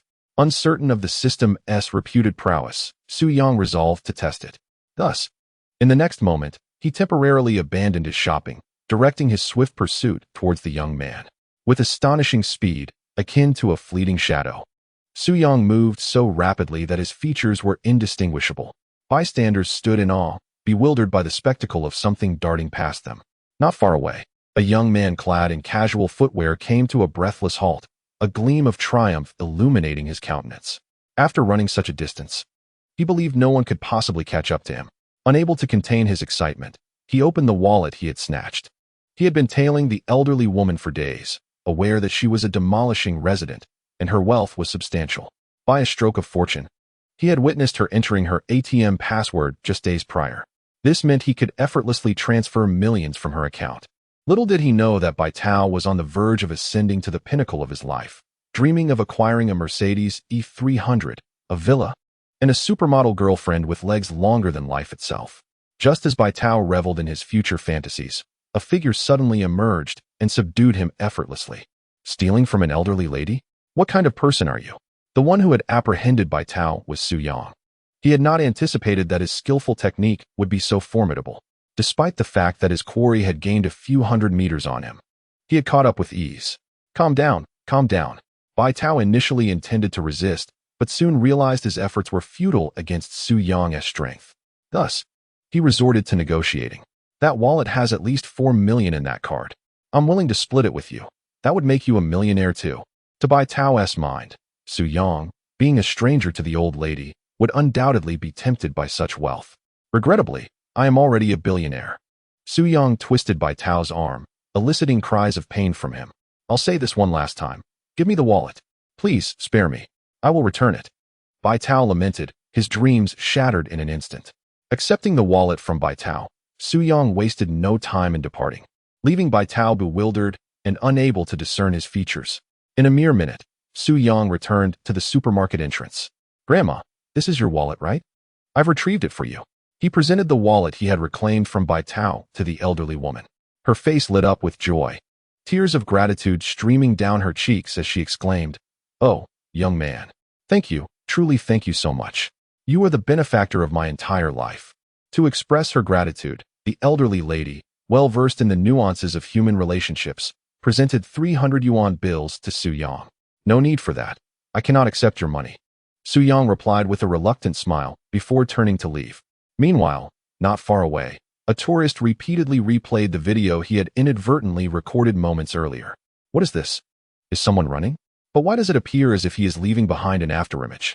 The tourist rubbed his eyes and even pinched himself vigorously, ultimately confirming that he was not dreaming.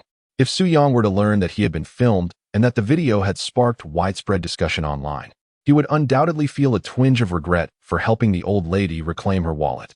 This was the tourist's first visit to the magical city, and he had captured this moment on the street by chance. Is it truly possible for someone to run this fast? Indeed. The tourist subsequently uploaded the video to his personal Douyin account. Initially, the video garnered little attention, but after half an hour, it suddenly went viral. The likes surged from 10,000 to 30,000, then to a staggering 700,000 within less than half a day. The view count even surpassed 100 million. Those familiar with Douyin understand that achieving over 100 million views signifies immense popularity. My goodness, I must still be dreaming. Countless netizens stumbled upon this video, eagerly sharing it with friends and leaving comments. Is this Bolt? Even Bolt can't run this fast. It was utterly absurd. It seemed there truly existed a man who could move like the wind. The speed was simply outrageous. Is this for real? Is it a video effect created in post-production? Can someone really run so swiftly that an afterimage is visible? Bolt shed tears upon viewing it, and national track athletes were left heartbroken. Alas, the speed was so blinding that one could not discern the face. Otherwise, they might discover the identity of this remarkable individual. In no time, the internet was abuzz with discussions, and some even bestowed the moniker Phantom upon the man who had left an afterimage in the video, symbolizing a speed akin to lightning, so swift that his face remained obscured, resembling a ghostly figure. At this very moment, the man hailed as the Phantom by countless netizens, Su Yang, was at home enjoying a meal with his wife and children.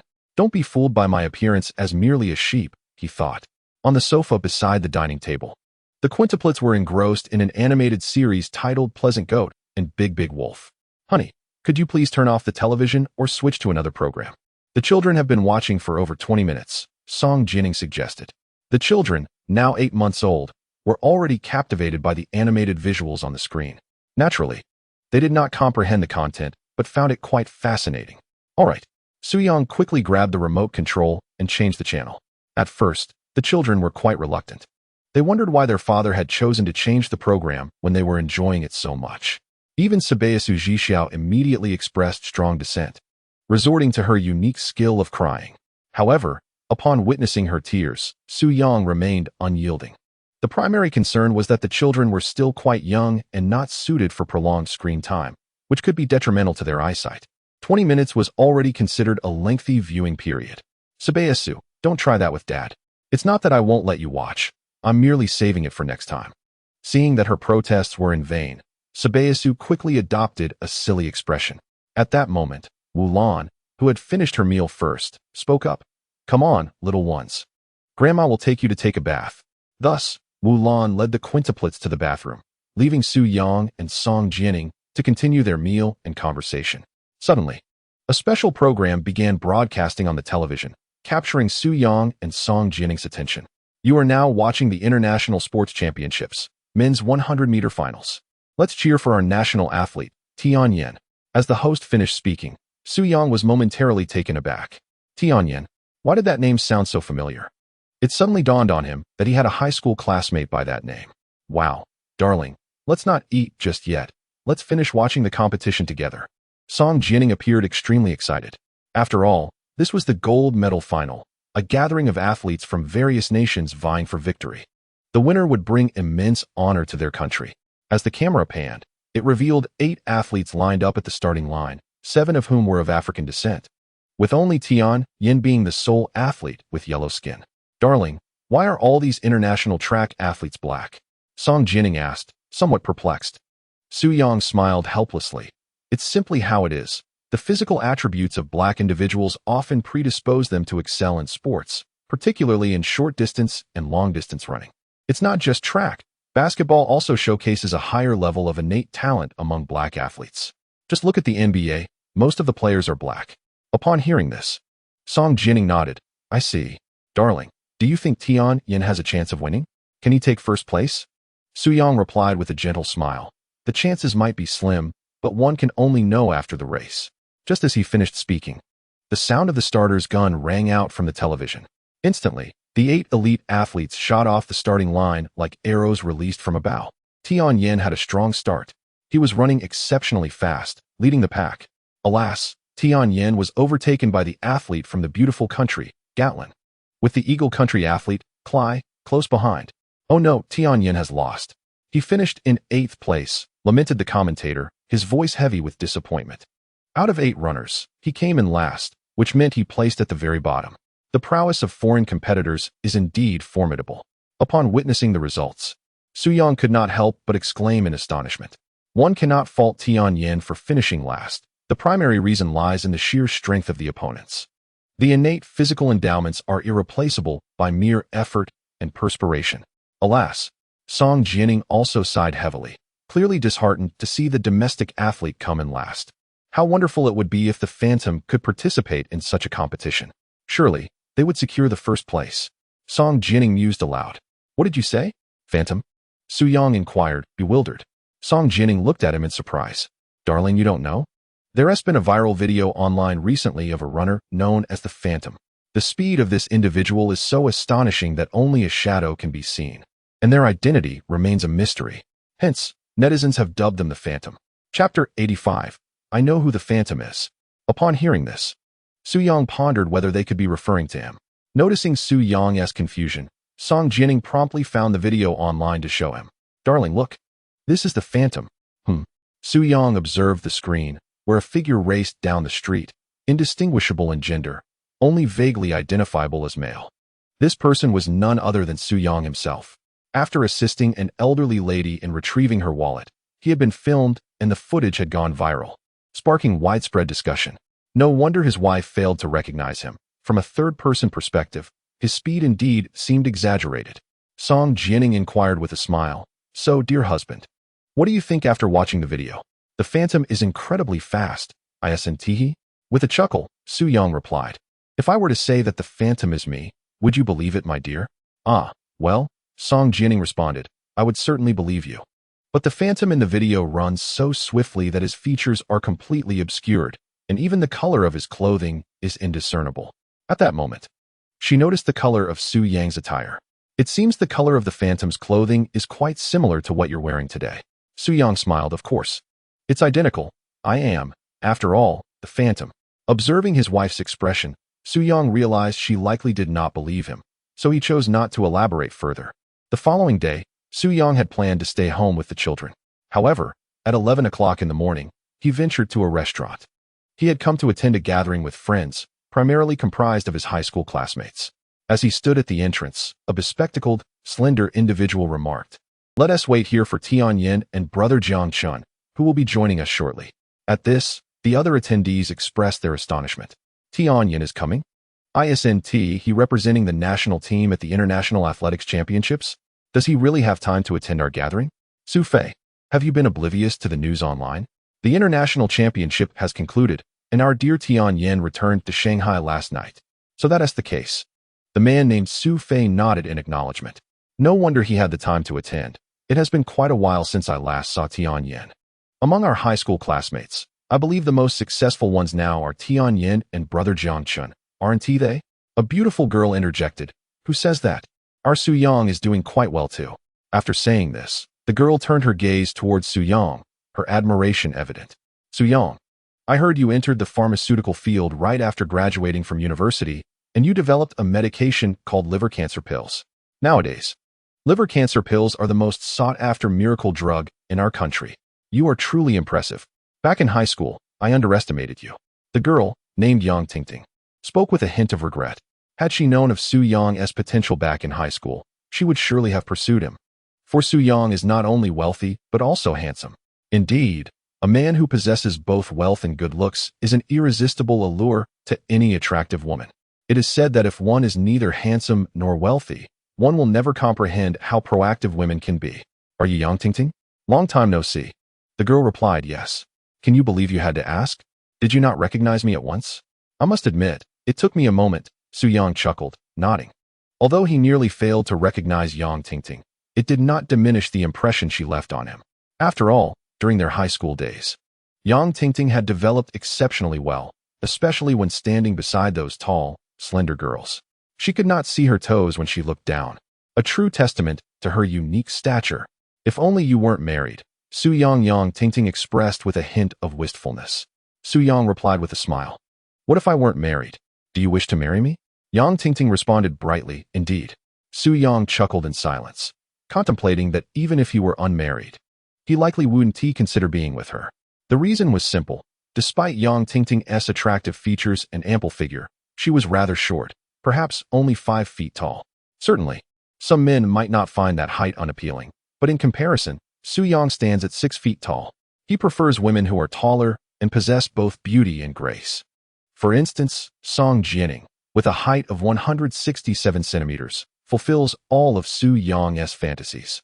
Shortly thereafter, a figure rushed in, exclaiming, I apologize for keeping everyone waiting. It was none other than Tianyin. Upon seeing him, Su Yang recalled the track and field event he had watched at home yesterday. Indeed, the athlete named Tianyin was the very same person as his high school classmate. Why are you the only one here, Tianyin? Where is brother Jiang Chun?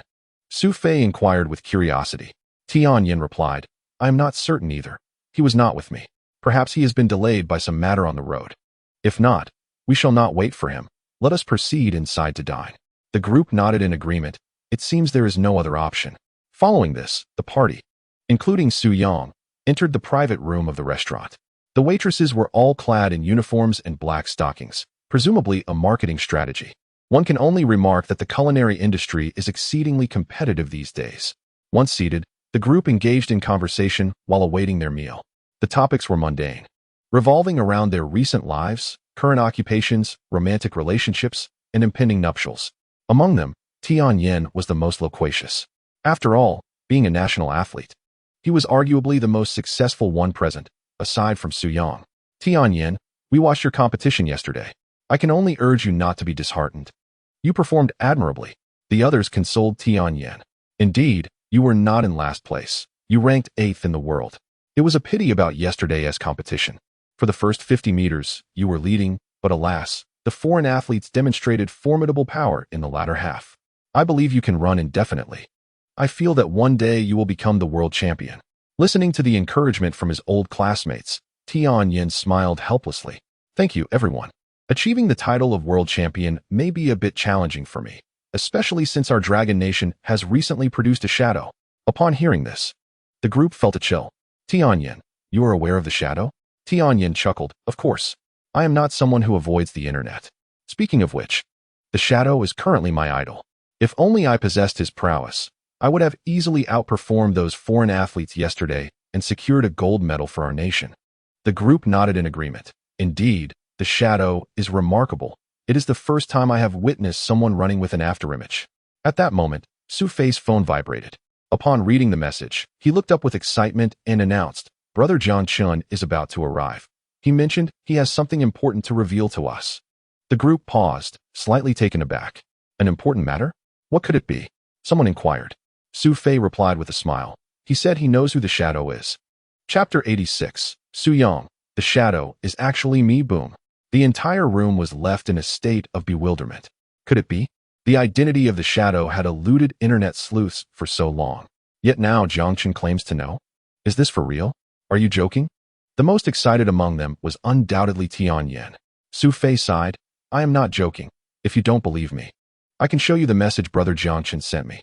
With that, he handed his phone to Tianyan. After finishing reading, Tianyan joyfully exclaimed, eagerly anticipating the revelation of her idol's true identity. Upon hearing her words, Su Yang nearly lost his composure. Was she truly that excited? No need for curiosity anymore. Allow me to unveil the true identity of Phantom. The crowd gazed at Su Yang in astonishment. Su Yang, do you know who Phantom is? Yang Tingting inquired incredulously. Indeed, Su Yang nonchalantly revealed, Phantom is actually me. His declaration was met with uproarious laughter within the room. Su Yang, bewildered, questioned, what are you all laughing at? Su Fei responded, Su Yang, aren't you a full-time dad? How could you possibly possess superhuman speed? Su Yang felt speechless. What is wrong with being a dad? Do you look down on fathers? Su Fei awkwardly chuckled. No, not at all. I just find it surprising. In my opinion, Phantom should be a professional athlete. All right. Su Yang, we're all old classmates. Such jokes are not amusing at all. Su Yang, I know you're trying to lighten the mood, right? Only Tian Yin maintained a serious demeanor. She looked at Su Yang and proposed, since you are the illustrious Phantom, how about we have a race? As the saying goes, practice reveals the truth. It's easy to discern whether something is genuine or not. Forget it. We just had a meal. There's no need to run. Su Yang decisively declined, and it's unnecessary. Tian Yin, with a playful smile, taunted, didn't you claim to be the renowned Phantom? Are you afraid? Su Yang furrowed his brow slightly. Just consider it a joke. He felt no obligation to prove anything. Belief is a personal choice. After all, whether you believe me or not, it doesn't affect me. Excuse me, may I serve the dishes? At that moment, the waitress's voice interrupted the atmosphere. Subsequently, the group refrained from further discussing the topic, as they were all quite hungry. After dining, Su Yang informed everyone that he would be leaving early, as Song Jianing had messaged him, saying that Bao missed him. Let me walk you out, offered a high school friend who had a good relationship with Su Yang. Su Yang shook his head. No need, you all enjoy yourselves. With that, he rose and exited the private room. As they watched Su Yang's departing figure, the conversation shifted back to the identity of Phantom. Honestly, I feel that since Su Yang claims to be Phantom, he might genuinely be, remarked the classmate who knew Su Yang well. I know Su Yang. He is not the type to boast. He is typically straightforward. A silence fell over the group. For in their memories, Su Yang was indeed not one to show off or exaggerate. Yet, why would he assert that he was Phantom? Is he truly not lying? At that moment, the door to the private room swung open, and the long-awaited Jiang Chun finally made his appearance. I apologize for the delay. The traffic was unbearable, Jiang Chun said with a smile tinged with regret. Brother Jiang Chun, your timing is impeccable, Tianyan exclaimed, his eyes sparkling with anticipation. Tell me, is it true that you messaged Su Fei about the real identity of the renowned online figure, Phantom? Jiang Chun was taken aback that this was the first question posed by his old classmates upon their reunion. Su Yang? The image of Su Yang flashed through Jiang Chun's mind, and he chuckled. It certainly isn't him.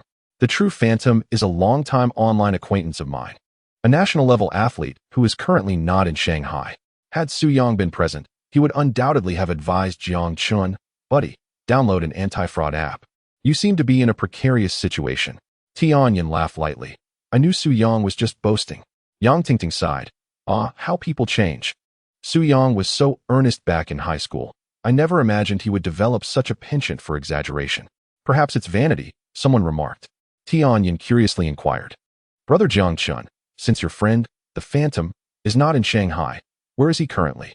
Jiang Chun smiled. In Myanmar. What? Myanmar? The group paused in surprise. Jiang Chun continued. He even invited me to come to Myanmar to visit him, promising to take care of my meals and accommodation. However, I currently have no time. I can only go next week. I see, Tian Yin kindly cautioned, but places like Myanmar can be quite dangerous. You should be careful not to get into trouble. Not at all, Jiang Chen replied confidently, shaking his head.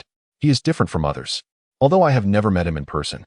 We've known each other and chatted for 7 or 8 years. All right then. Seeing Jiang Chen's resolute demeanor, Tian Yin decided not to press further. Meanwhile, while Tian Yin and the others were enjoying their conversation in the private room, Su Yang had returned home. After spending some time playing with his little ones, he proceeded to wash their faces and feet, followed by soothing them to sleep. By the time he completed these tasks, it was already 11 o'clock at night. After engaging in some playful activities with Song Jianing, he tidied up the aftermath, and it was already midnight. Subsequently, Su Yang embraced Song Jianing, sharing a few tender words before they drifted off to sleep. Thus, 3 days passed in tranquil succession. During this time, the mystery surrounding Phantom's identity remained a hot topic on social media, sparking rampant speculation among netizens. The turning point arrived on the morning of the third day, when international athletics champion, American athlete Gatlin, participated in a sports interview. The blonde and blue-eyed host inquired of Gatlin, recently, a video featuring a shadowy runner from the Dragon Nation has gained immense popularity, with countless netizens affectionately referring to him as Phantom. Are you aware of this phenomenon? Gatlin chuckled softly. What is your opinion on Phantom? The female host asked with a smile. Gatlin's demeanor shifted to one of disdain. I find it utterly implausible. This video is clearly manipulated. In other words, I believe Phantom is a fictional character conjured by the Dragon Nation, non-existent in reality. Perhaps, due to their dismal performance in athletics among 8 nations, they created such a formidable figure for self-comfort. The host was amused by his boldness. She continued, why do you think the video has been altered?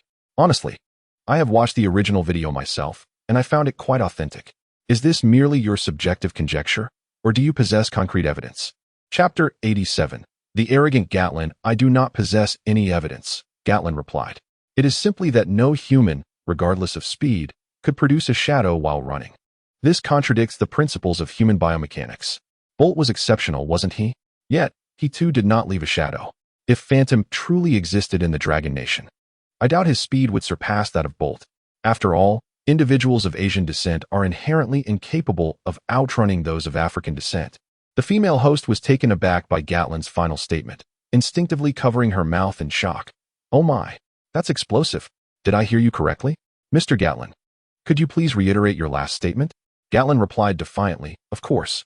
I said that individuals of Asian descent are naturally unable to outrun those of African descent.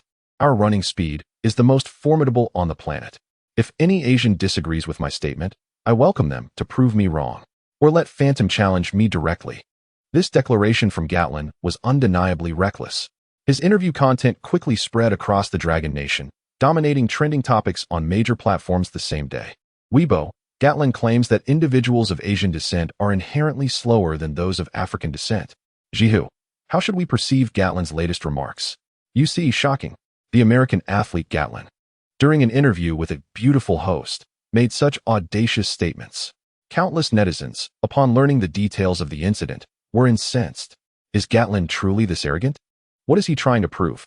He couldn't even outrun Tian Yin in the first 50 meters, had it not been for Tian's fatigue in the latter half. He wouldn't have placed first. A clown.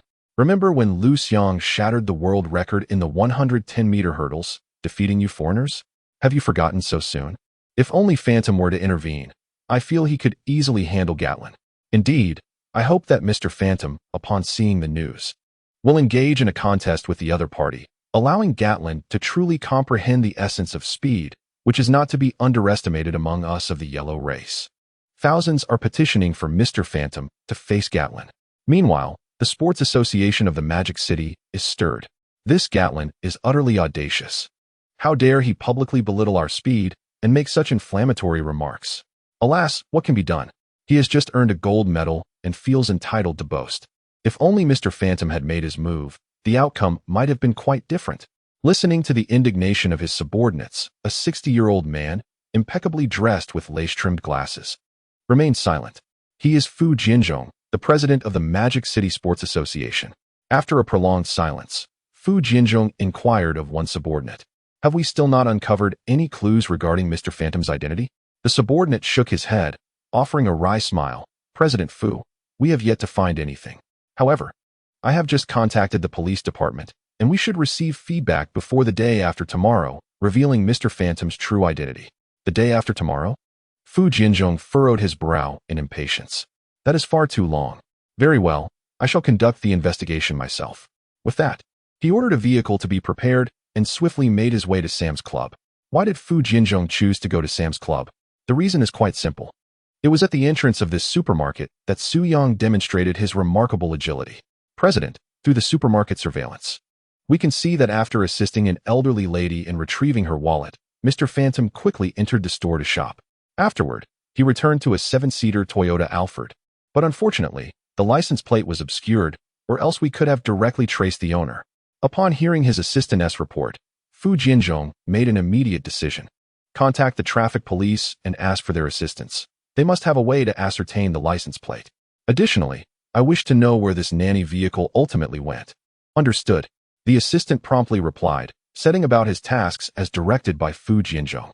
With the special assistance of the traffic police, Su Yang's route home was meticulously tracked, and the license plate number was revealed. In this age, locating someone with a license plate number is undoubtedly a straightforward endeavor. Su Yang, could it truly be such a coincidence that he is the same person who has recently gained popularity online? Fu Jinzhong was momentarily taken aback by this revelation. He proceeded to the entrance of the Tsuehu community in the Magic City. According to the surveillance footage provided by the traffic police, the nanny vehicle ultimately entered this community. This implies that Mr. Phantom resides here. Hello, may I speak with Mr. Su Yang? After a brief moment of hesitation, Fu Jinzhong decided to call Su Yang directly. The number was also supplied by the traffic police, because merely a license plate can reveal a plethora of personal information. Who are you? At that moment, Su Yang, who was at home caring for his children, asked in surprise. Greetings, Mr. Su Yang. I am Fu Jinzhong, the president of the Shanghai Sports Association. Please do not be alarmed. My contact is devoid of any malicious intent. Upon hearing the authority of the caller, Su Yang began to form an inkling of what was transpiring. Fu Jinzhong's subsequent words corroborated Su Yang's suspicions. Mr. Su, the renowned fandom online these days, is indeed you. Am I correct? Su Yang did not deny it. Yes, that is I. What of it? You must have investigated me. Does my identity as the Phantom hold such significance? Fu Jinzhong quickly interjected with a conciliatory tone. I sincerely apologize for having taken the liberty to investigate your information. However, I had no other means to reach you. My desire to find you was overwhelming. His voice brimmed with excitement, as if Su Yang were a hidden treasure and he, the pirate who had discovered it. Su Yang shrugged. Just get to the point. Fu Jinzhong continued. Are you available to discuss this in person? I am currently at the entrance of your residential community. Su Yang hesitated for a moment. All right then, please wait a moment. He entrusted the children to his mother-in-law and proceeded to meet Fu Jinzhong. As he walked, Su Yang contemplated whether he should consider relocating to a more secluded and sophisticated villa. After all, having influential figures investigating him periodically was rather exasperating. It was a waste of his time and only served to complicate matters. Before long, they met at a cafe. Mr. Su Yang, it is an honor to finally meet you, Fu Jinzhong exclaimed, his admiration evident.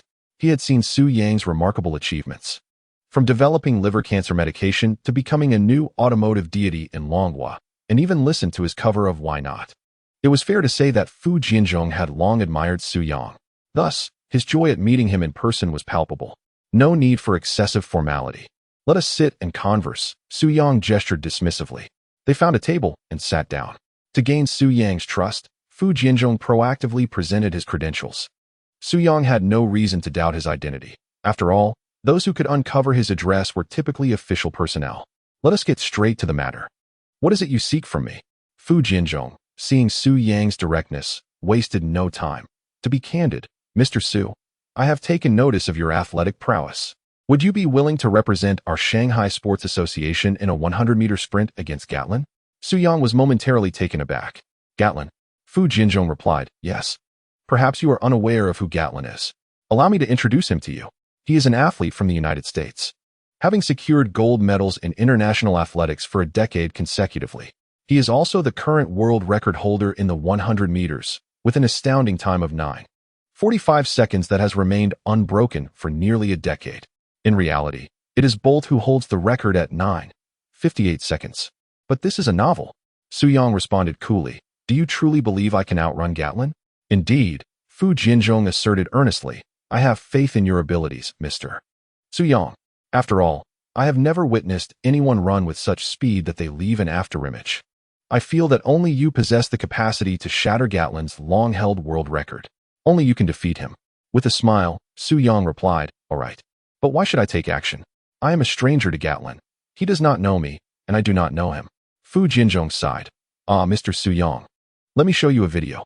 He proceeded to display an interview where Gatlin arrogantly belittled people of Asian descent, claiming that their speed is inherently inferior to that of black athletes. Su Yang chuckled, acknowledging Gatlin's ignorance and superficiality. It seems Gatlin is indeed rather detestable, he remarked. Exactly, Fu Jinzhong responded. Thus, I implore you, Mr. Su Yang, to take action. Let us diminish Gatlin's arrogance and demonstrate to the world that our speed is not inferior to any other race. Of course, he continued, I will not ask you to act without compensation. Fu Jinzhong then presented various enticing benefits, even promising that if Su Yang triumphed over Gatlin, he would become the honorary vice president for life of the Shanghai Sports Association. This title carried significant weight. For any of the quintuplets wishing to pursue a career in sports, it would be immensely beneficial. You needn't say more, President Fu. I gladly accept.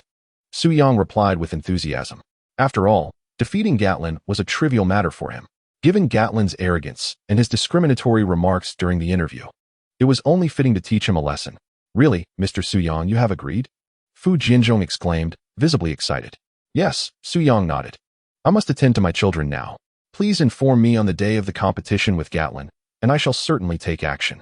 With that, Su Yang finished his coffee in one swift motion and departed with elegance. At that moment, Fu Jinzhong was immensely pleased. He returned to contact Gatlin's agent on behalf of the association, conveying that the Phantom agreed to compete against him. Upon hearing this news, Gatlin was undoubtedly taken aback. To my astonishment, the elusive Phantom truly exists. He is not merely a figment of the Dragon Kingdom's imagination. Very well. Let the denizens of the Dragon Kingdom experience my utmost velocity. This time, I shall ensure that they wholeheartedly acknowledge my prowess, shattering their confidence entirely. Within a lavish villa, Gatlin puffed on a cigar, a sneer of disdain etched across his face. The following day, the Shanghai Sports Association issued a nationwide announcement. Mr. Phantom has consented to compete against Gatlin. We shall host a ceremonial send-off for Mr. Phantom tomorrow, so stay tuned. The internet erupted in excitement. Previously, over 10,000 netizens had petitioned for Phantom to face Gatlin. Who could have anticipated that their wish would manifest so splendidly? I knew Phantom would not remain passive. He must have seen our fervent appeals. Now, we are bound for a spectacle. Gatlin, with your arrogance, you still have time to retreat. Prepare to be spun like a top by Mr. Phantom. Of course, some of Gatlin's supporters emerged to voice their dissent. Seeing the jubilant champagne poppers above makes me chuckle. Gatlin has yet to race against Phantom, yet they proclaim Phantom the victor? Who spins whom remains to be seen. Let us not rejoice prematurely. Indeed, Gatlin's world record has stood unbroken for a decade. If Phantom were truly that formidable, the top athlete in the country would not be Tianyan, but Phantom. However, these Gatlin fans soon faced a backlash. Look how agitated those above are. Is Gatlin your father? Must he be revered? To the admirers of the beautiful nation, I suggest you exit the Dragon Kingdom. You may be a fan of Gatlin, which is your prerogative. But if you identify as a citizen of the Dragon Kingdom during this competition, please support Phantom. Thank you. Meanwhile, a group of Su Yang's high school friends, including Su Fei, Yang Tingting, and Tian Yen, were engaged in a chat. Su Fei remarked, Tian Yen, did you know Mr. Phantom has returned to Shanghai? What? So soon? Tian Yen replied, perplexed. Didn't T brother Jiangchen say Phantom was in Myanmar? Has he returned to Shanghai that quickly? Indeed. The Shanghai Sports Association has issued an official announcement. You can check for yourself. Su Fei replied, sharing a trending image in the group chat. Upon learning that the Shanghai Sports Association would host a send-off ceremony for Phantom, Tian Yin was filled with exhilaration. That's wonderful. Does this mean I will soon get to see what Phantom looks like? Having already become a fan of Phantom, Tian Yan's fervent wish was to meet him in person one day, perhaps to converse or take a photograph together. Yang Tingting suggested, Tianyin. Since you admire Phantom so much, let us go to the send-off ceremony tomorrow to see him in person. Tianyin joyfully responded, absolutely. The next day, upon arriving at the Shanghai Sports Stadium, Tianyin and his companions were immediately taken aback by the throngs of people gathered there. It appears that the supporters and admirers of the enigmatic figure are numerous, or rather, the curiosity surrounding his appearance is overwhelming. May I inquire if Mr. Phantom has made his entrance yet? Tianyin casually approached a staff member to ask. The staff member responded, not yet, but Mr. Phantom is on his way. Just then, a familiar silhouette appeared in the distance. Suyang, what brings you here? Yang Tingting exclaimed, her expression one of surprise as she gazed at Su Yang. Oh, I see. You two have come to witness Mr. Phantom's ceremonial debut, haven't you? Su Fei added with a smile. Su Yang, it turns out you are also a fan of Mr. Phantom. You should have mentioned it earlier. Meanwhile, Tianyin remained silent, fixated on Su Yang. Su Yang replied, feeling somewhat speechless, I am not his fan. Oh, then what brings you here? Su Fei and the others regarded him with puzzled expressions. Su Yang replied nonchalantly, because this ceremony is being held in my honor. I must be present.